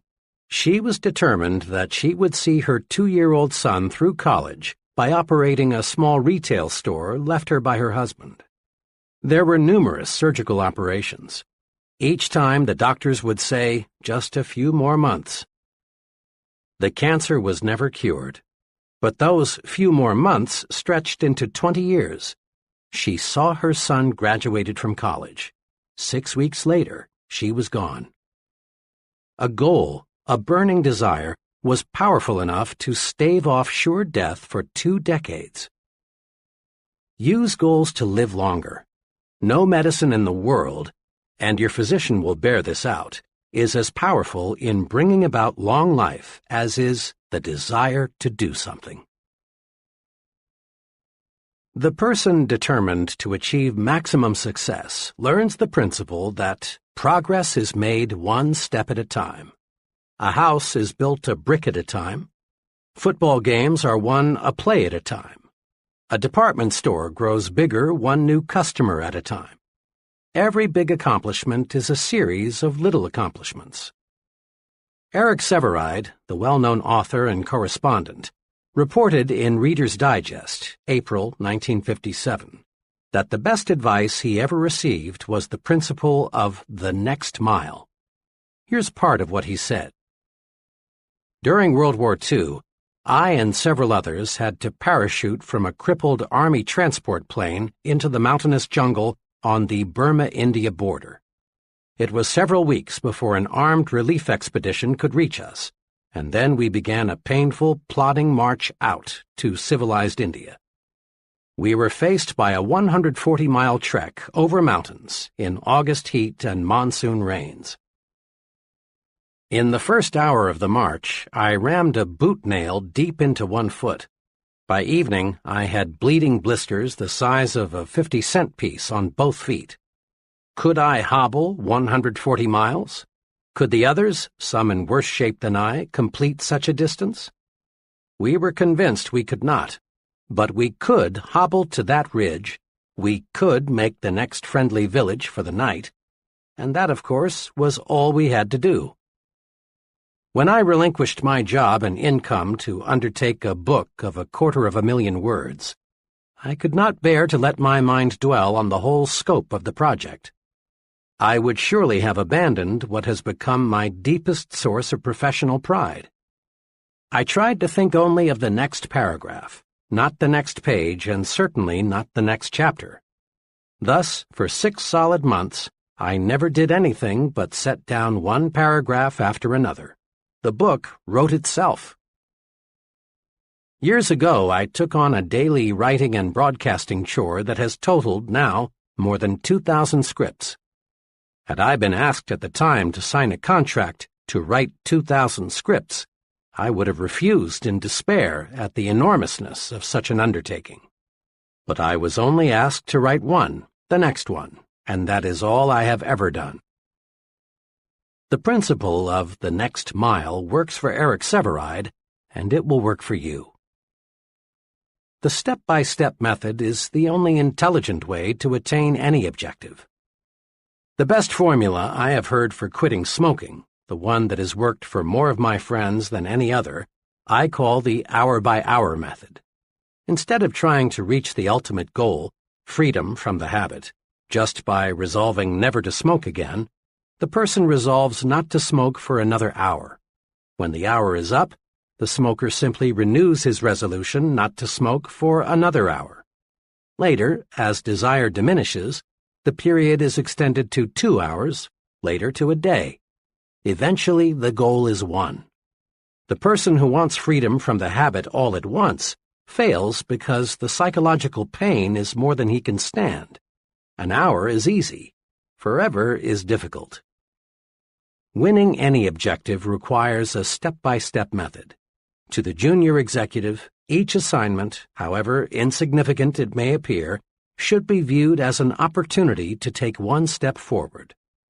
A salesman qualifies for management responsibilities one sale at a time. To the minister, each sermon; to the professor, each lecture; to the scientist, each experiment; to the business executive, each conference is an opportunity to take one step forward toward the large goal. Sometimes it appears that someone achieves success all at once. But if you check the past histories of people who seemed to arrive at the top suddenly, you'll discover a lot of solid groundwork was previously laid. And those successful people who lose fame as fast as they found it simply were phonies who had not built a solid foundation. Just as a beautiful building is created from pieces of stone, each of which in itself appears insignificant, in like manner the successful life is constructed. Do this. Start marching toward your ultimate goal by making the next task you perform, regardless of how unimportant it may seem, a step in the right direction. Commit this question to memory and use it to evaluate everything you do. Will this help take me where I want to go? If the answer is no, back off. If yes, press ahead. It's clear we do not make one big jump to success. We get there one step at a time. An excellent plan is to set monthly quotas for accomplishment. Here is a guide to help achieve these goals. Examine yourself. Decide what specific things you should do to make yourself more effective. Then, when the 30-day period is up, check your progress and build a new 30-day goal. Always keep working on the little things to get you in shape for the big things. 30-Day Improvement Guide. Between now and the next 30 days, I will A. Break these habits. Suggestions. 1. Putting off things. 2. Negative language. 3. Watching TV more than 60 minutes per day. 4. Gossip. B. Acquire these habits. Suggestions. 1.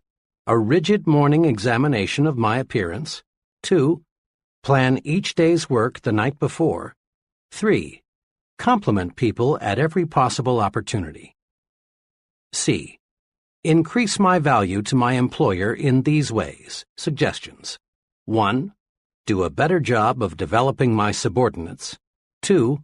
Learn more about my company, what it does, and the customers it serves. 3.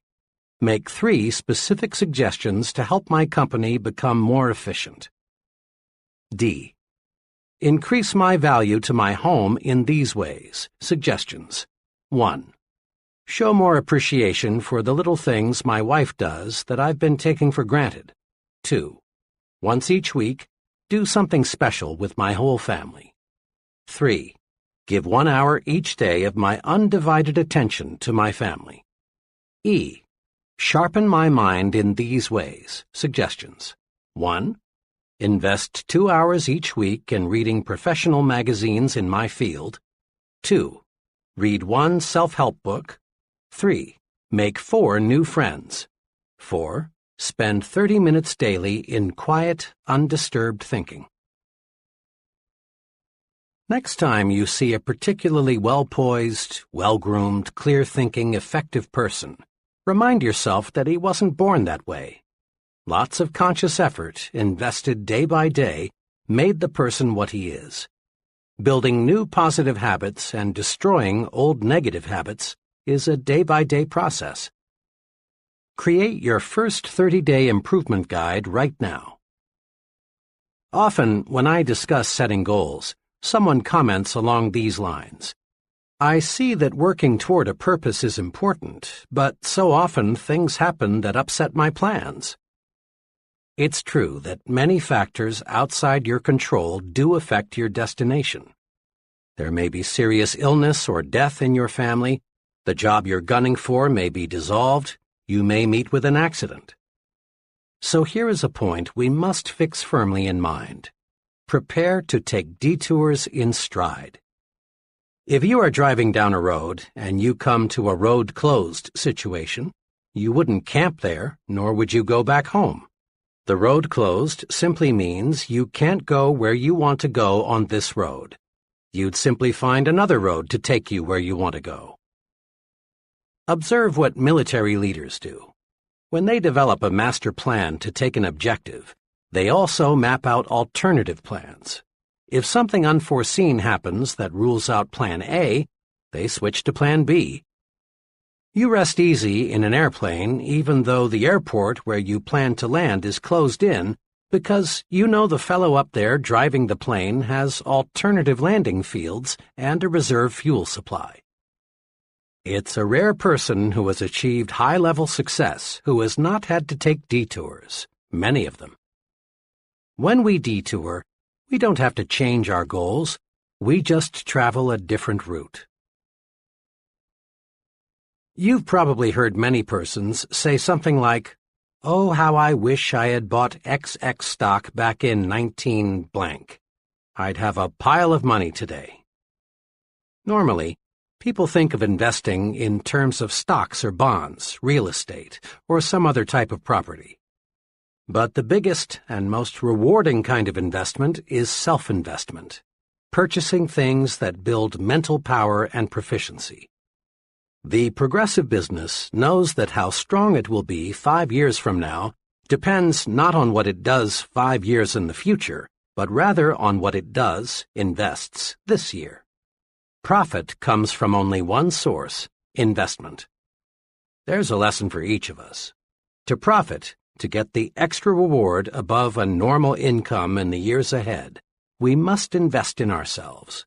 We must invest to achieve our goals.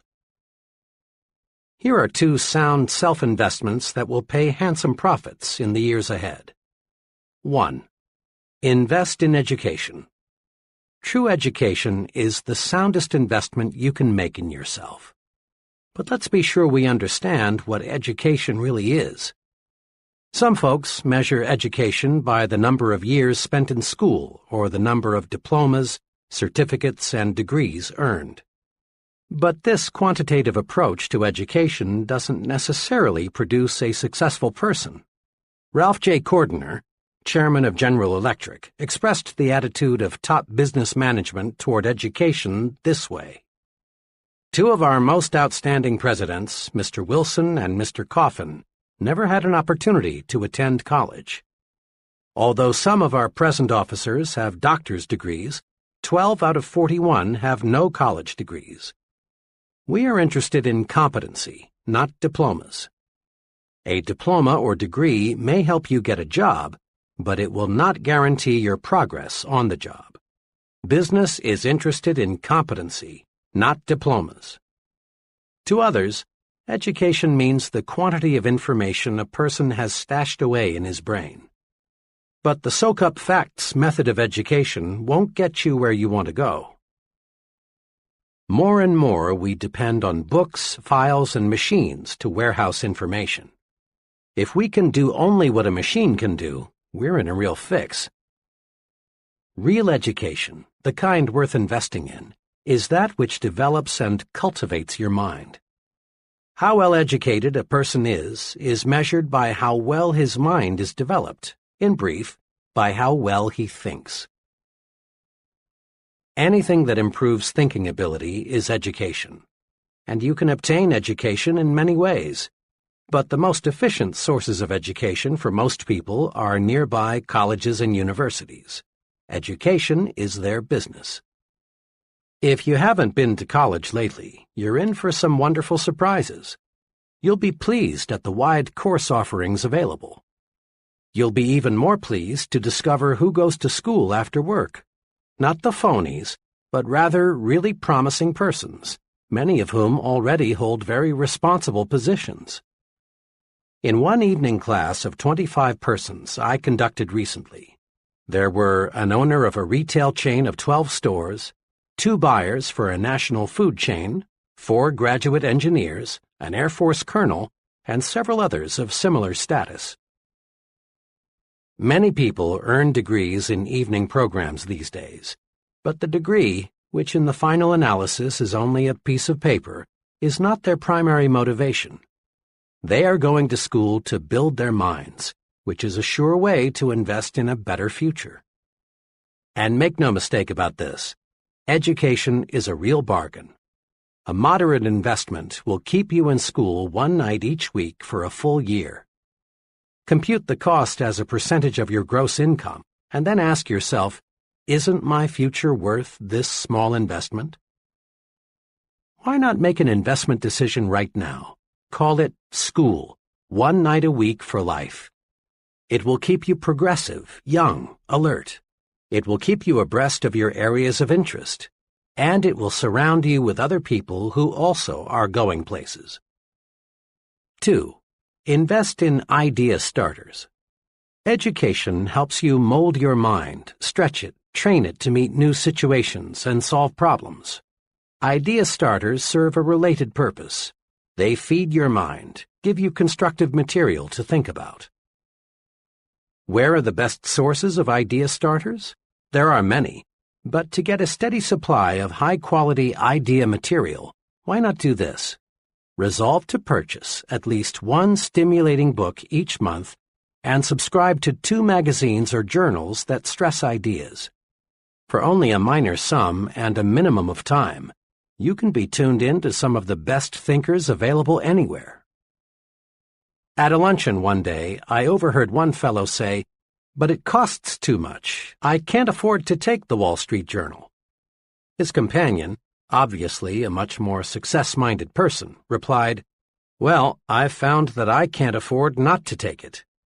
Again, take your cue from the successful people. Invest in yourself. Let's take action. Now, in a quick recap, put these success-building principles to work. 1. Get a clear fix on where you want to go. Create an image of yourself 10 years from now. 2. Write out your 10-year plan. Your life is too important to be left to chance. Put down on paper what you want to accomplish in your work, your home, and your social departments. 3. Surrender yourself to your desires. Set goals to get more energy. Set goals to get things done. Set goals and discover the real enjoyment of living. 4. Let your major goal be your automatic pilot. When you let your goal absorb you, you'll find yourself making the right decisions to reach your goal. 5. Achieve your goal one step at a time. Regard each task you perform, regardless of how small it may seem, as a step toward your goal. 6. Build 30-day goals. Day-by-day effort pays off. 7. Take detours in stride. A detour simply means another route. It should never mean surrendering the goal. 8. Invest in yourself. Purchase those things that build mental power and efficiency. Invest in education. Invest in idea starters. Chapter 13. How to Think Like a Leader. Remind yourself once again that you are not pulled to high levels of success. Rather, you are lifted there by those working beside and below you. Achieving high-level success requires the support and the cooperation of others. And gaining this support and cooperation of others requires leadership ability. Success and the ability to lead others, that is, getting them to do things they wouldn't do if they were not led, go hand in hand. The success-producing principles explained in the previous chapters are valuable equipment in helping you develop your leadership capacity.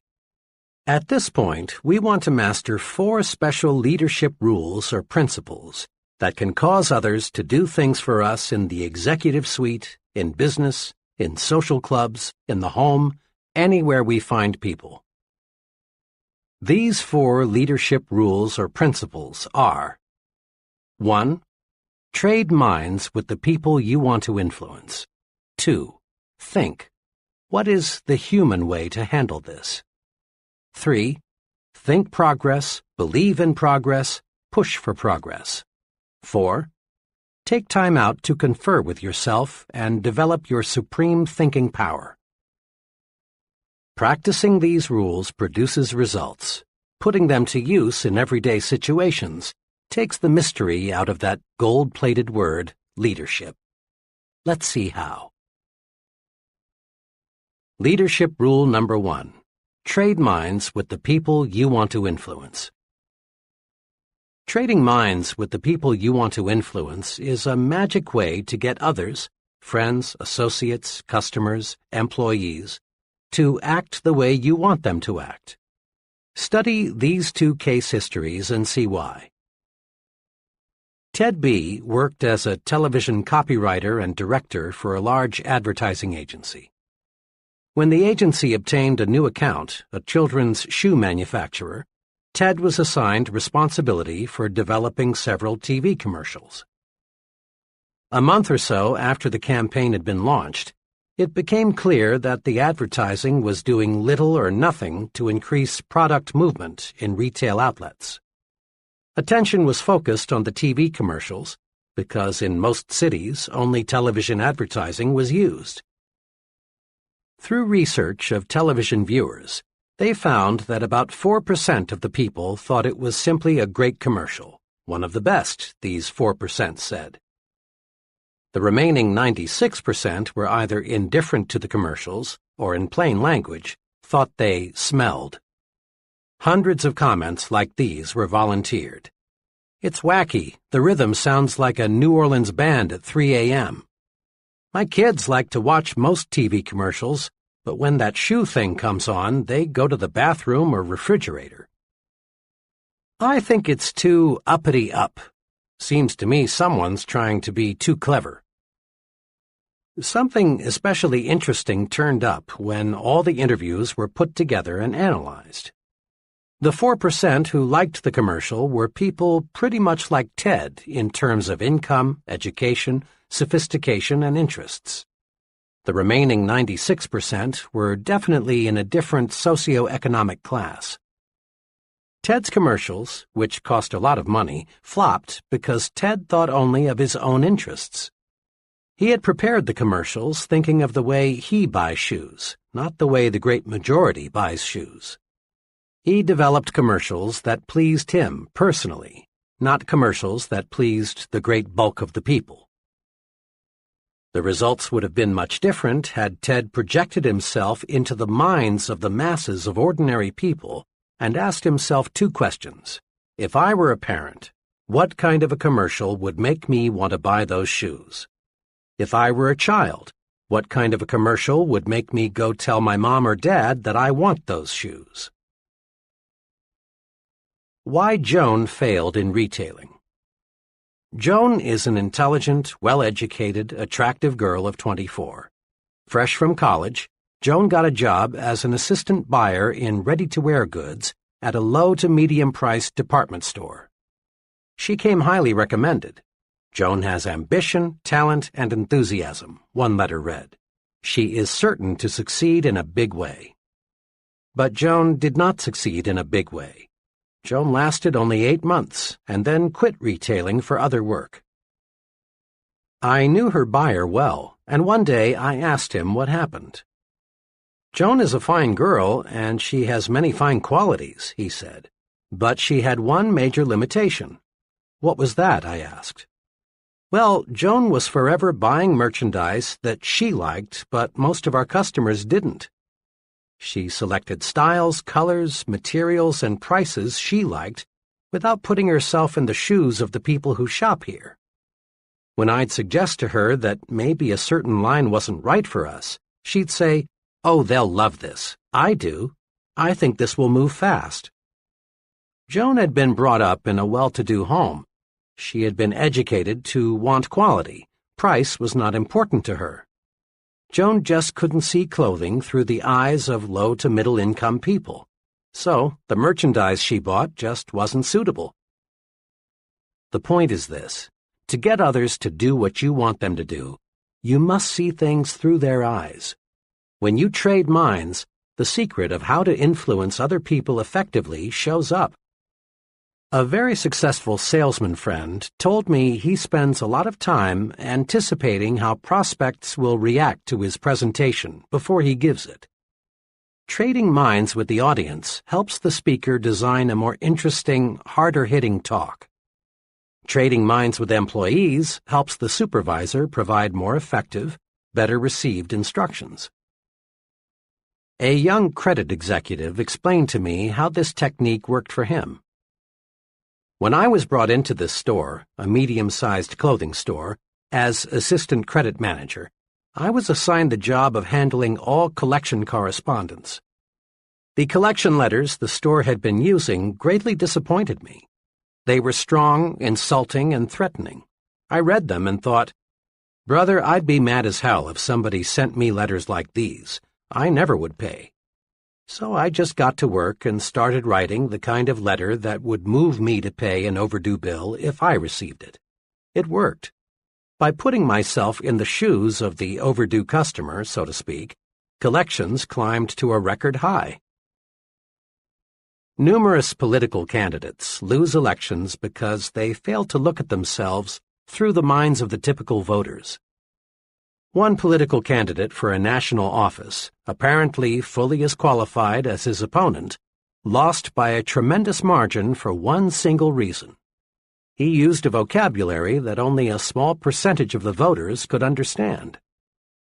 His opponent, on the other hand, thought in terms of the voters' interests. When he talked to farmers, he used their language.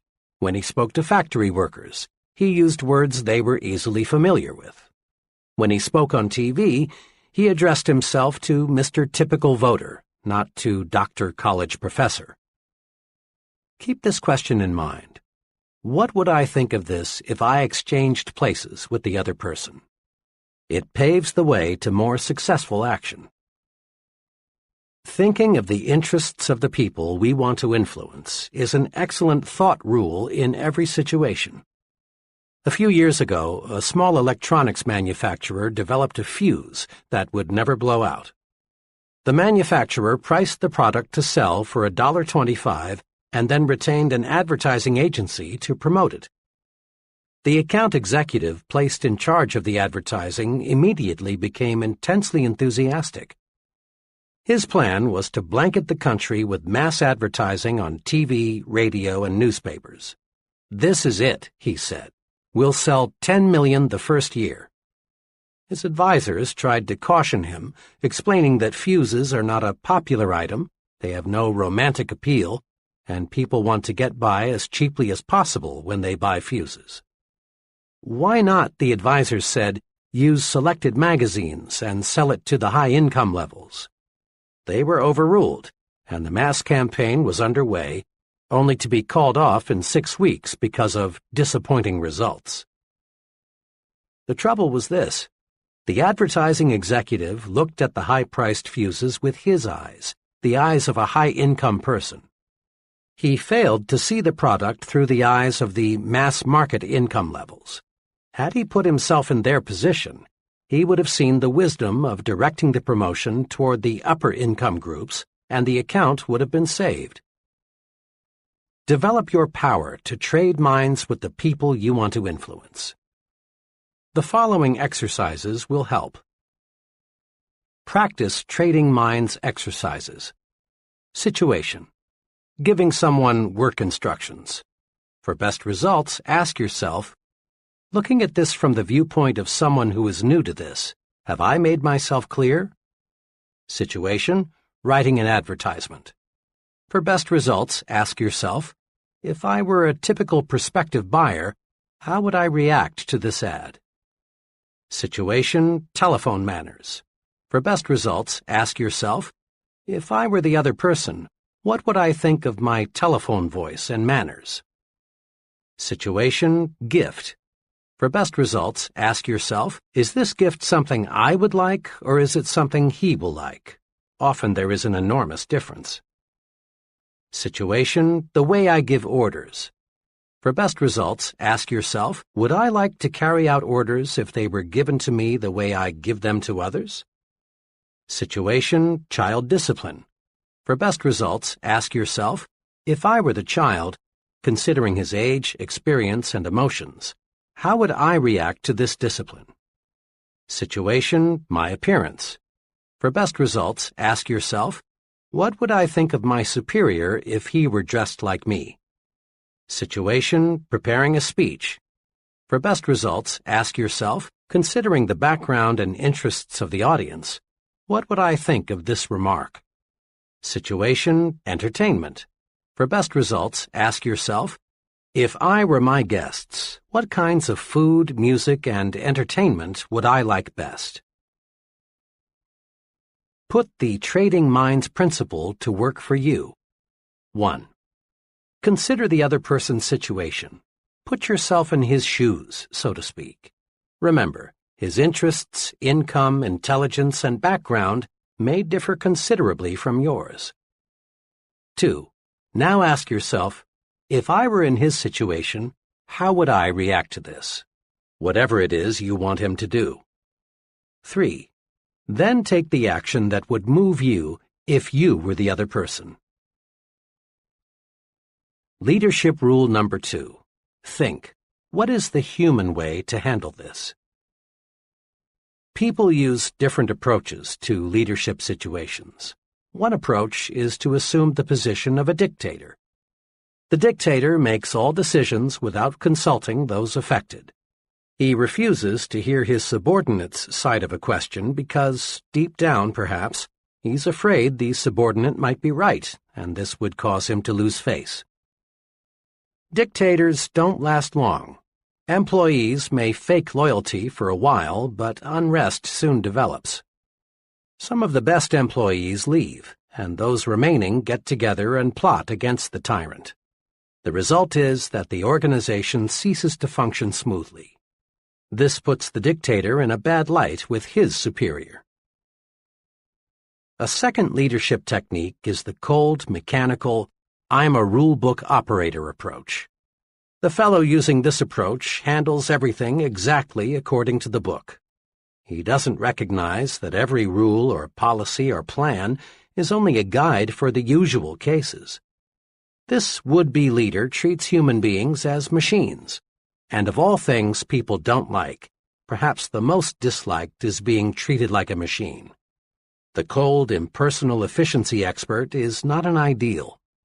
The machines that work for him develop only part of their energy. Persons who rise to tremendous leadership heights use a third approach that we call being human.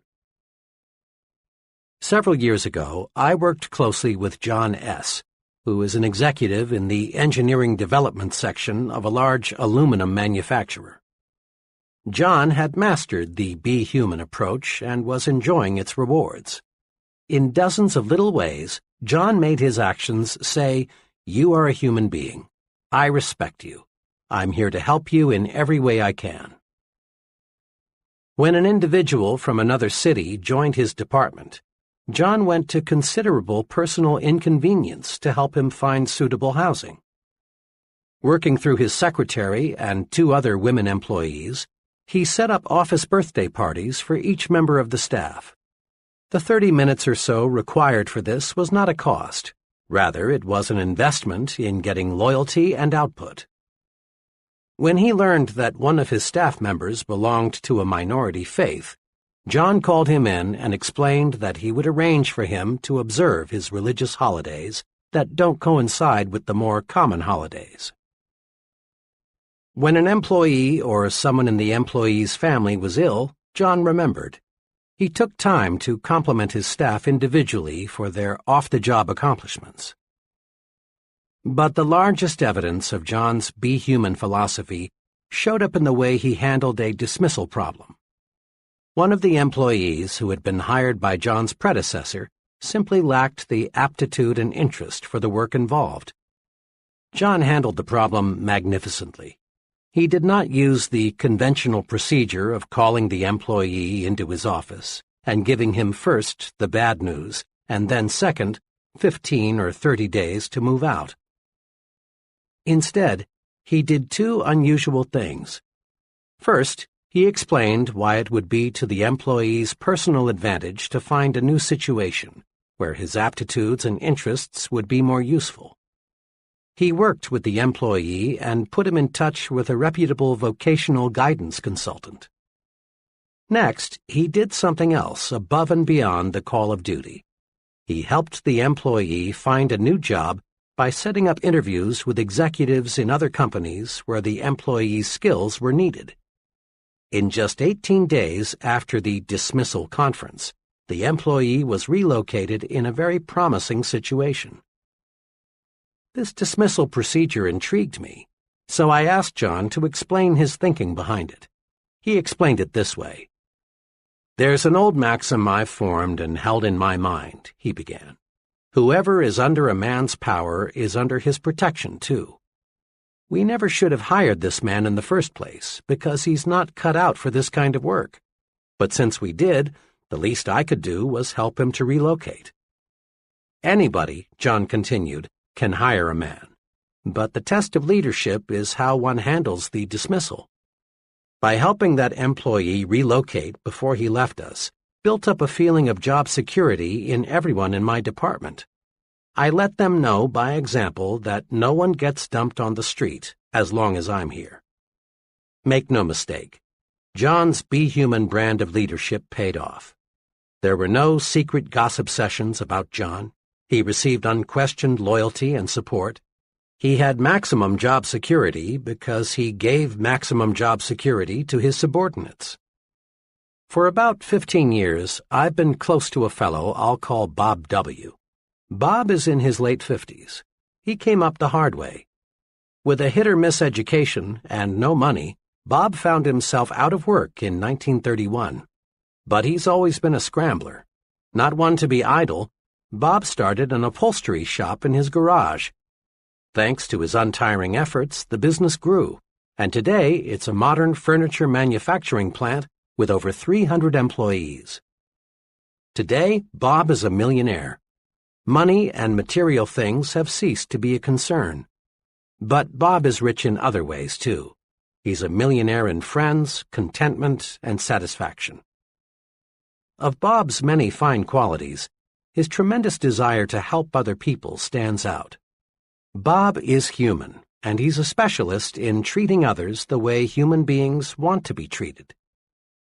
One day, Bob and I were discussing the matter of criticizing people.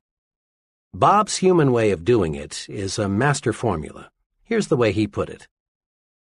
"I don't think you could find anybody who would say I'm a softy or a weakling. I run a business.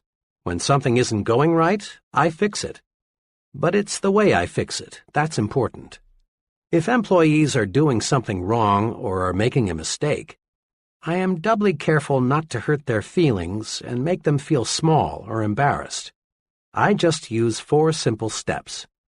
First, I talk to them privately. Second, I praise them for what they are doing well. Third, I point out the one thing at the moment that they could do better, and I help them find the way. Fourth, I praise them again on their good points. And this 4-step formula works. When I do it this way, people thank me because I've found that's exactly the way they like it. When they walk out of this office, they have been reminded that they are not only pretty good, they can be even better. I've been betting on people all my life, Bob says, and the better I treat them, the more good things happen to me. I honestly don't plan it that way. That's just the way it works out. Let me give you an example. Back about, 5 or 6 years ago, one of the production men came to work drunk.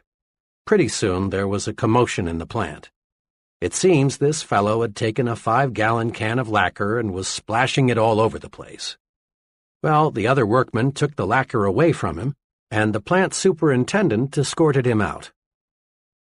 I walked outside and found him sitting against the building in a kind of stupor. I helped him up, put him in my car, and took him to his home. His wife was frantic. I tried to reassure her that everything would be all right. "Oh, but you don't understand," she said. "Mr. W, me, doesn't stand for anyone being drunk on the job. Jim's lost his job, and now what will we do?" I told her Jim wouldn't be dismissed. She asked how I knew.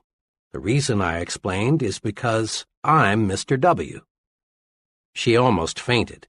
I told her I'd do all I could to help Jim at the plant, and I hoped she'd do all she could at home, and just have him on the job in the morning. When I got back to the plant, I went down to Jim's department and spoke to Jim's coworkers. I told them, "You've seen something unpleasant here today, but I want you to forget it. Jim will be back tomorrow. Be kind to him. He's been a good worker for a long time, and we owe it to him to give him another chance." Jim got back on the ball, and his drinking was never again a problem. I soon forgot about the incident. But Jim didn't. 2 years ago, the headquarters of the local union sent some men here to negotiate the contract for the local. They had some staggering, simply unrealistic demands. Jim, quiet, meek Jim, suddenly became a leader. He got busy and reminded the fellows in the plant that they'd always gotten a fair deal from Mr. W, and we didn't need outsiders coming to tell us how to run our affairs. The outsiders left, and as usual, we negotiated our contract like friends, thanks to Jim. Here are 2 ways to use the Be Human approach to make you a better leader. First, each time you face a difficult matter involving people, ask yourself, what is the human way to handle this? Ponder over this question when there is a disagreement among your subordinates, or when an employee creates a problem. Remember Bob W.'s formula for helping others correct their mistakes. Avoid sarcasm. Avoid being cynical. Avoid taking people down a peg or two. Avoid putting others in their place. Ask, what is the human way to deal with people? It always pays. Sometimes sooner, sometimes later, but it always pays. A second way to profit from the Be Human rule is to let your actions show you put people first. Show interest in your subordinates' off-the-job accomplishments. Treat everyone with dignity. Remind yourself that the primary purpose in life is to enjoy it. As a general rule, the more interest you show in a person, the more he will produce for you. And his production is what carries you forward to greater and greater success. Praise your subordinates to your supervisor by putting in plugs for them at every opportunity. It's an old American custom to admire the fellow who's on the side of the little man. Your subordinates will appreciate your plugs, and their loyalty to you will grow. And do not fear that this will lower your own importance in the eyes of your supervisor. Rather, a man big enough to be humble appears more confident than the insecure man who feels compelled to call attention to his accomplishments. A little modesty goes a long way. Praise your subordinates personally at every opportunity. Praise them for their cooperation. Praise them for every extra effort they put forth. Praise is the greatest single incentive you can give people, and it costs you nothing. Besides, a write-in vote has often overthrown a powerful known candidate. You never know when your subordinates can do you a turn by coming to your defense. Practice praising people. Rub people the right way. Be human. Leadership rule number 3. think progress, believe in progress, push for progress. One of the most complimentary things anyone can say about you is, he stands for progress. He's the man for the job. Promotions in all fields go to individuals who believe in and push for progress. Leaders, real leaders, are in short supply. Status quoers, the everything's all right, let's don't upset the apple cart folks, far outnumber the progressives, the there's lots of room for improvement, let's get to work and do it better people. Join the leadership elite. Develop a forward look. There are two special things you can do to develop your progressive outlook. 1. Think improvement in everything you do. 2. Think high standards in everything you do. Several months ago, the president of a medium-sized company asked me to help him make an important decision. This executive had built the business by himself and had been functioning as sales manager. Now, with 7 salesmen employed, he decided his next step was to promote one of his salesmen to the job of sales manager. He narrowed the choice down to 3, all of whom were about equal in experience and sales performance. My assignment was to spend one day in the field with each man and then report my views on which fellow seemed to be best qualified to lead the group. Each man was told that a consultant would visit him to discuss the overall marketing program. For obvious reasons, they were not told the specific purpose of my visit. 2 of the men reacted pretty much the same way. Both were uncomfortable with me. They seemed to sense that I was there to change things. Each of these men was a real defender of the status quo. Both approved of the way everything was being done. I raised questions about how the territories were laid out, the compensation program, the sales promotional material, every facet of the marketing effort. But on all points, the response was always, everything is okay. On specific points, these 2 men explained why the present way couldn't and shouldn't be changed. Summed up, both men wanted the status quo to remain the status quo. One of them said to me as he dropped me by my hotel, I don't know exactly why you spent the day with me, but tell Mr. M for me that everything is okay as is. Don't go refiguring anything. The third man was wonderfully different. He was pleased with the company and proud of its growth, but he was not wholly content. He wanted improvements. All day, this third salesman gave me his ideas for getting new business, providing better service to customers, reducing wasted time, revising the compensation plan to give more incentive, all so that he and the company would make more. He had mapped out a new advertising campaign he had been thinking about. When I left him, his parting remark was, I sure appreciate the chance to tell someone about some of my ideas. We've got a good outfit, but I believe we can make it better. My recommendation, of course, was for the third man. It was a recommendation that coincided perfectly with the feelings of the company president. Believe in expansion, efficiency, new products, new processes, better schools, increased prosperity. Believe in and push for progress, and you'll be a leader. As a youngster, I had an opportunity to see how the different thinking of 2 leaders can make an amazing difference in the performance of followers. I attended a country elementary school, 8 grades, 1 teacher, and 40 children all jammed together inside 4 brick walls. A new teacher was always a big deal. Led by the big boys, the 7th and 8th graders, the pupils set out to see how much they could get away with. One year there was little more than chaos. Every day there were dozens of the usual school pranks, wars of spitballs and paper airplanes. Then there were the major incidents, such as locking the teacher outside the school for half a day at a time, or on another occasion, the opposite, barricading her within the building for hours. Another day, each boy in the upper grades brought his dog into the schoolroom. Let me add that these children were not delinquents. Stealing, physical violence, and deliberate harm were not their objectives. They were healthy kids conditioned by vigorous rural living and needing an outlet for their tremendous pent-up energies and ingenuities. Well, the teacher somehow managed to stay with the school until the end of that year.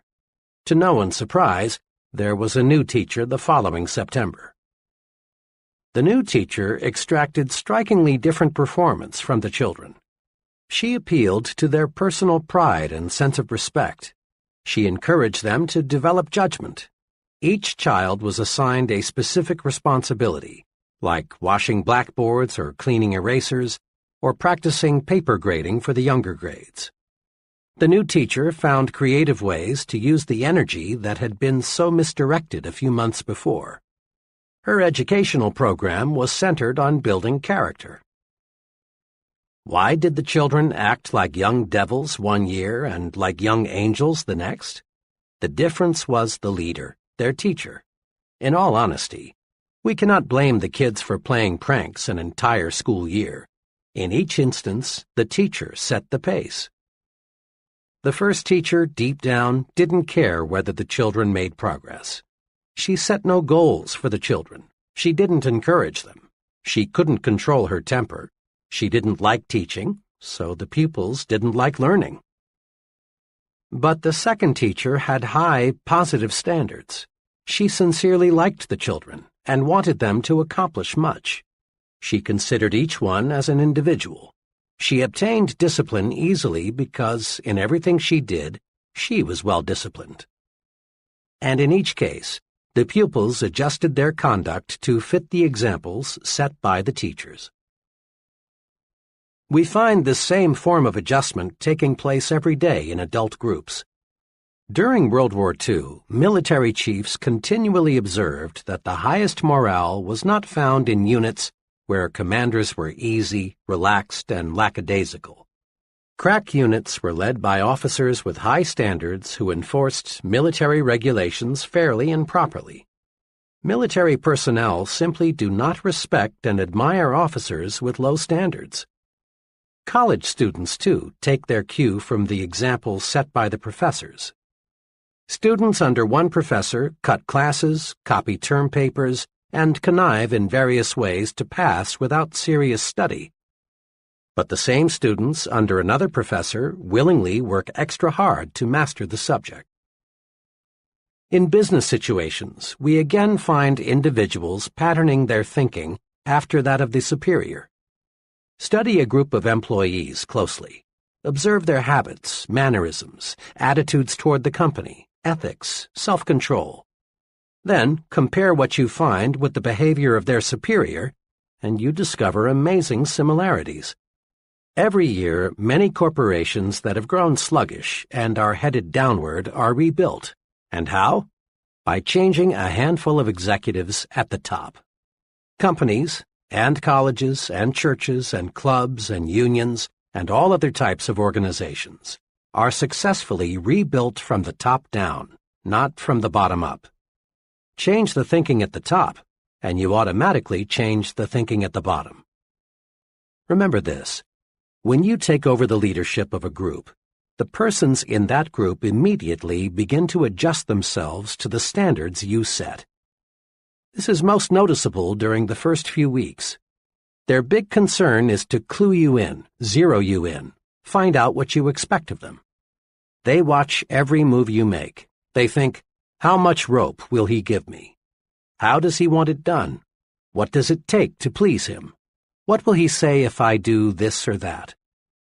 Once they know, they act accordingly. Check the example you set. Use this old but ever-accurate quatrain as a guide.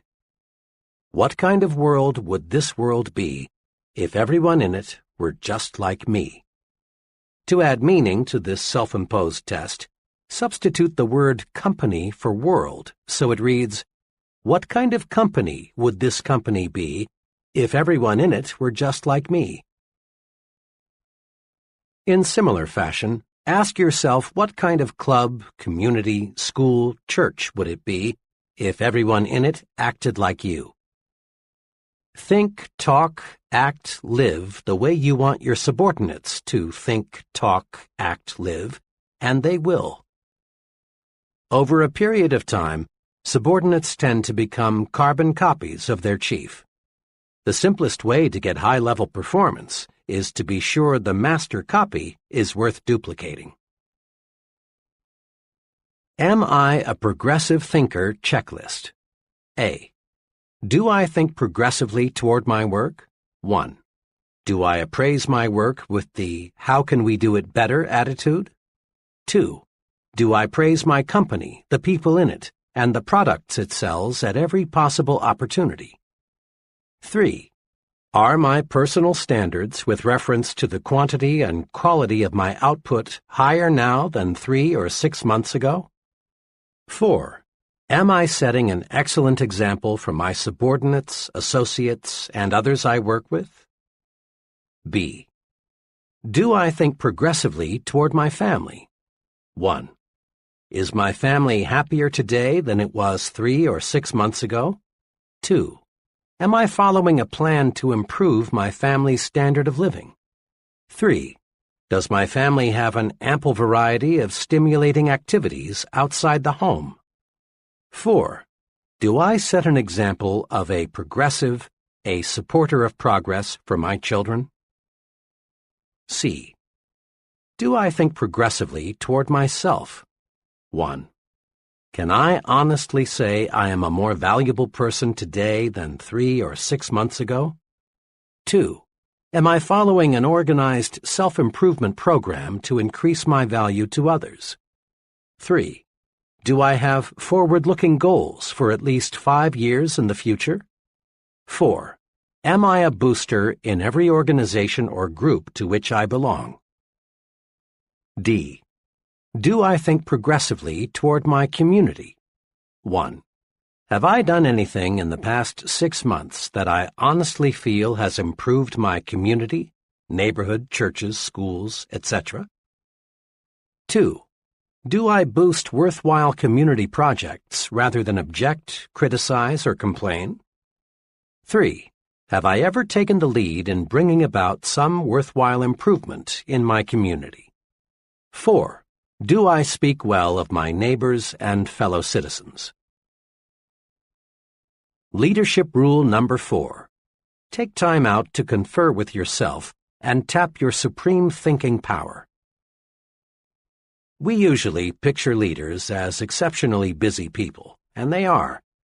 Leadership requires being in the thick of things, but while it's usually overlooked, it is noteworthy that leaders spend considerable time alone with nothing but their own thinking apparatus. Check the lives of the great religious leaders, and you'll find each of them spent considerable time alone. Moses frequently was alone, often for long periods of time. So were Jesus, Buddha, Confucius, Mohammed, Gandhi. Every outstanding religious leader in history spent much time in solitude, away from the distractions of life. Political leaders, too, those who made lasting names in history for good or bad, gained insight through solitude. It is an interesting question whether Franklin D. Roosevelt could have developed his unusual leadership capacities had he not spent much time alone while recovering from his polio attack. Harry Truman spent much time as a boy and as an adult alone on a Missouri farm. Quite possibly, Hitler would never have achieved power had he not spent months in jail alone, where he had time to construct Mein Kampf, that brilliantly wicked plan for world conquest that sold the Germans in a blind moment. Many of the leaders of communism who proved to be so diplomatically skillful, Lenin, Stalin, Marx, and many others, spent time in jail, where they could, without distraction, plan their future moves. Leading universities require professors to lecture as few as 5 hours per week, so that the professor has time to think. Many outstanding business executives are surrounded all day by assistants, secretaries, telephones, and reports. But follow them around for 168 hours a week and 720 hours a month, and you discover they spent a surprising amount of time in uninterrupted thought. The point is this: The successful person in any field takes time out to confer with himself or herself. Leaders use solitude to put the pieces of a problem together, to work out solutions, to plan, and in one phrase, to do their super thinking. Many people fail to tap their creative leadership power because they confer with everybody and everything else but themselves. You know this kind of person well. He's the fellow who goes to great lengths not to be alone. He goes to extremes to surround himself with people. He can't stand being alone in his office, so he goes prowling to see other people. Seldom does he spend evenings alone. He feels a compelling need to talk with others every waking moment. He devours a huge diet of small talk and gossip.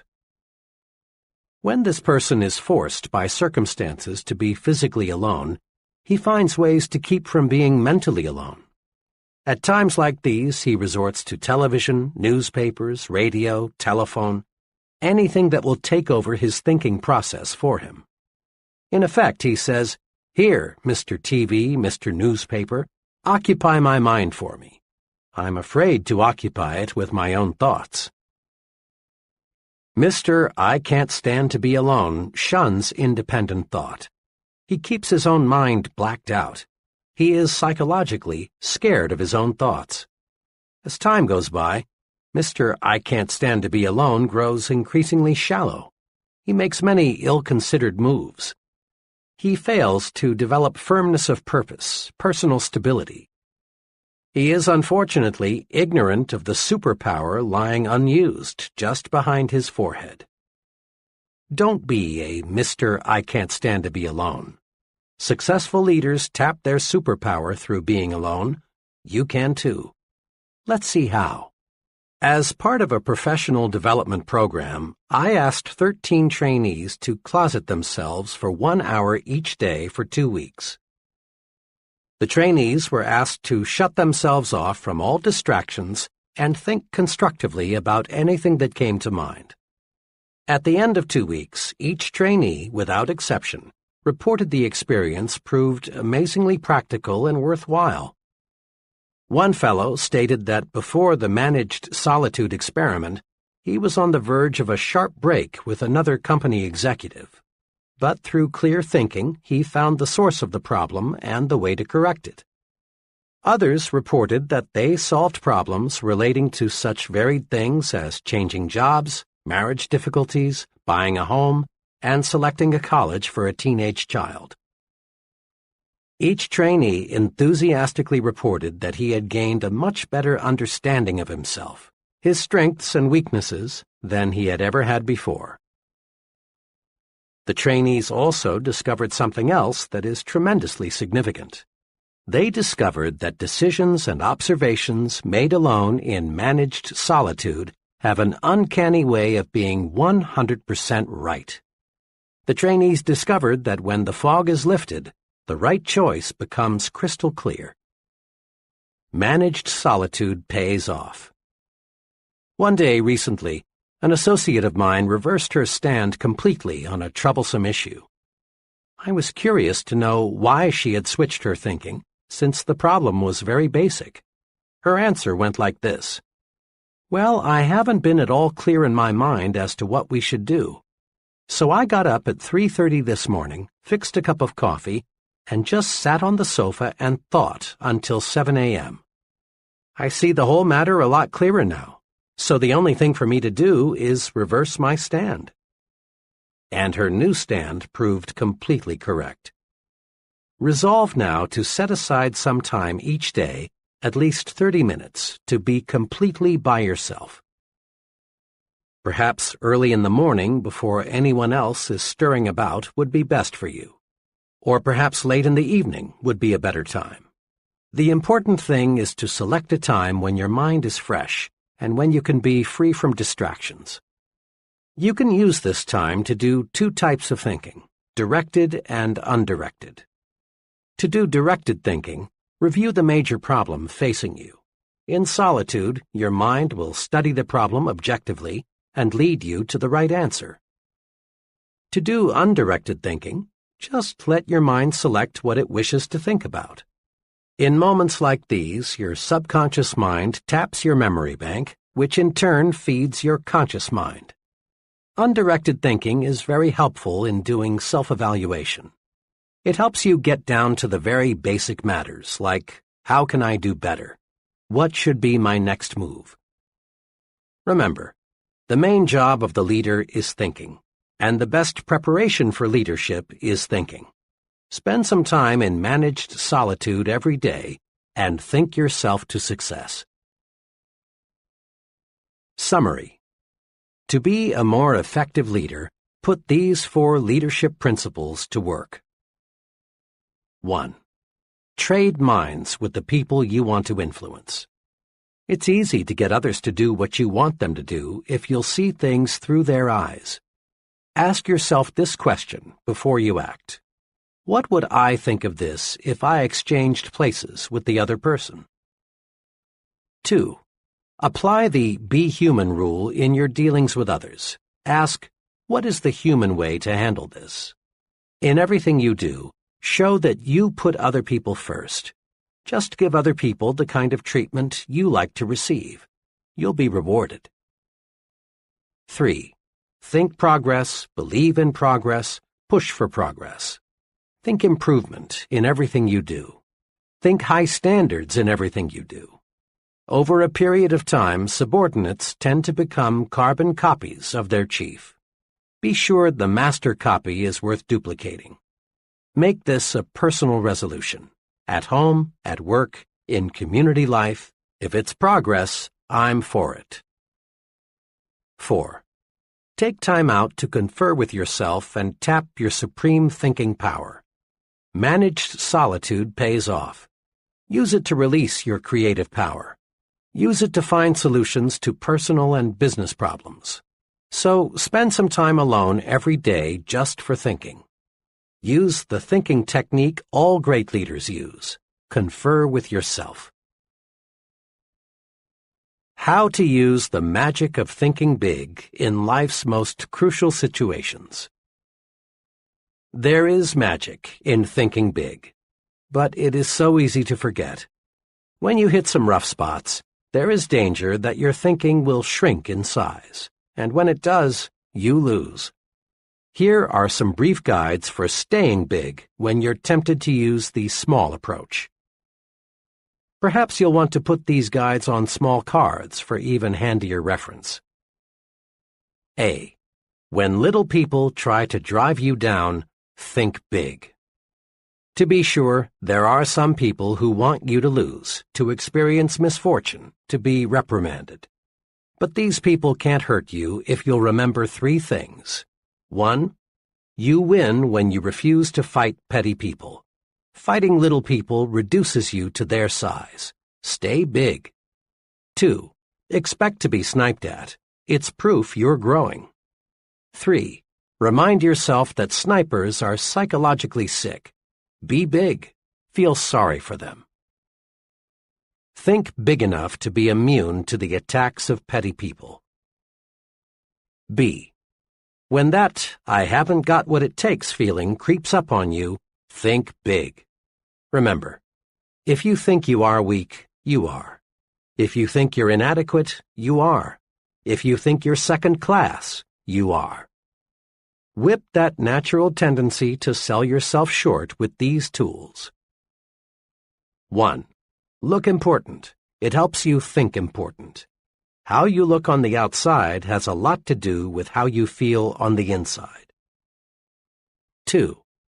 Concentrate on your assets. Build a sell yourself to yourself commercial and use it. Learn to supercharge yourself. Know your positive self. 3. Put other people in proper perspective. The other person is just another human being, so why be afraid of him? Think big enough to see how good you really are. C. When an argument or quarrel seems inevitable, think big. Successfully resist the temptation to argue and quarrel by 1. Asking yourself, honestly now, is this thing really important enough to argue about? 2. reminding yourself you never gain anything from an argument, but you always lose something. Think big enough to see that quarrels, arguments, feuds, and fusses will never help you get where you want to go. D. When you feel defeated, think big. It is not possible to achieve large success without hardships and setbacks, but it is possible to live the rest of your life without defeat. Big thinkers react to setbacks this way. 1. Regard the setback as a lesson. Research it. Use it to propel you forward. Salvage something from every setback. 2. Blend persistence with experimentation. Back off and start afresh with a new approach. Think big enough to see that defeat is a state of mind, nothing more. E. When romance starts to slip, think big. Negative, petty, she's, he's, unfair to me so I'll get even type of thinking slaughters romance, destroys the affection that can be yours. Do this when things aren't going right in the love department. 1. Concentrate on the biggest qualities in the person you want to love you. Put little things where they belong, in second place. 2. Do something special for your mate, and do it often. Think big enough to find the secret to marital joys. F. When you feel your progress on the job is slowing down, think big. No matter what you do, and regardless of your occupation, higher status, higher pay come from one thing: increasing the quality and quantity of your output. Do this. Think, I can do better. The best is not unattainable. There is room for doing everything better. Nothing in this world is being done as well as it could be. And when you think, I can do better, ways to do better will appear. Thinking I can do better switches on your creative power. Think big enough to see that if you put service first, money takes care of itself. In the words of Publilius Cyrus, a wise man will be master of his mind, a fool will be its slave.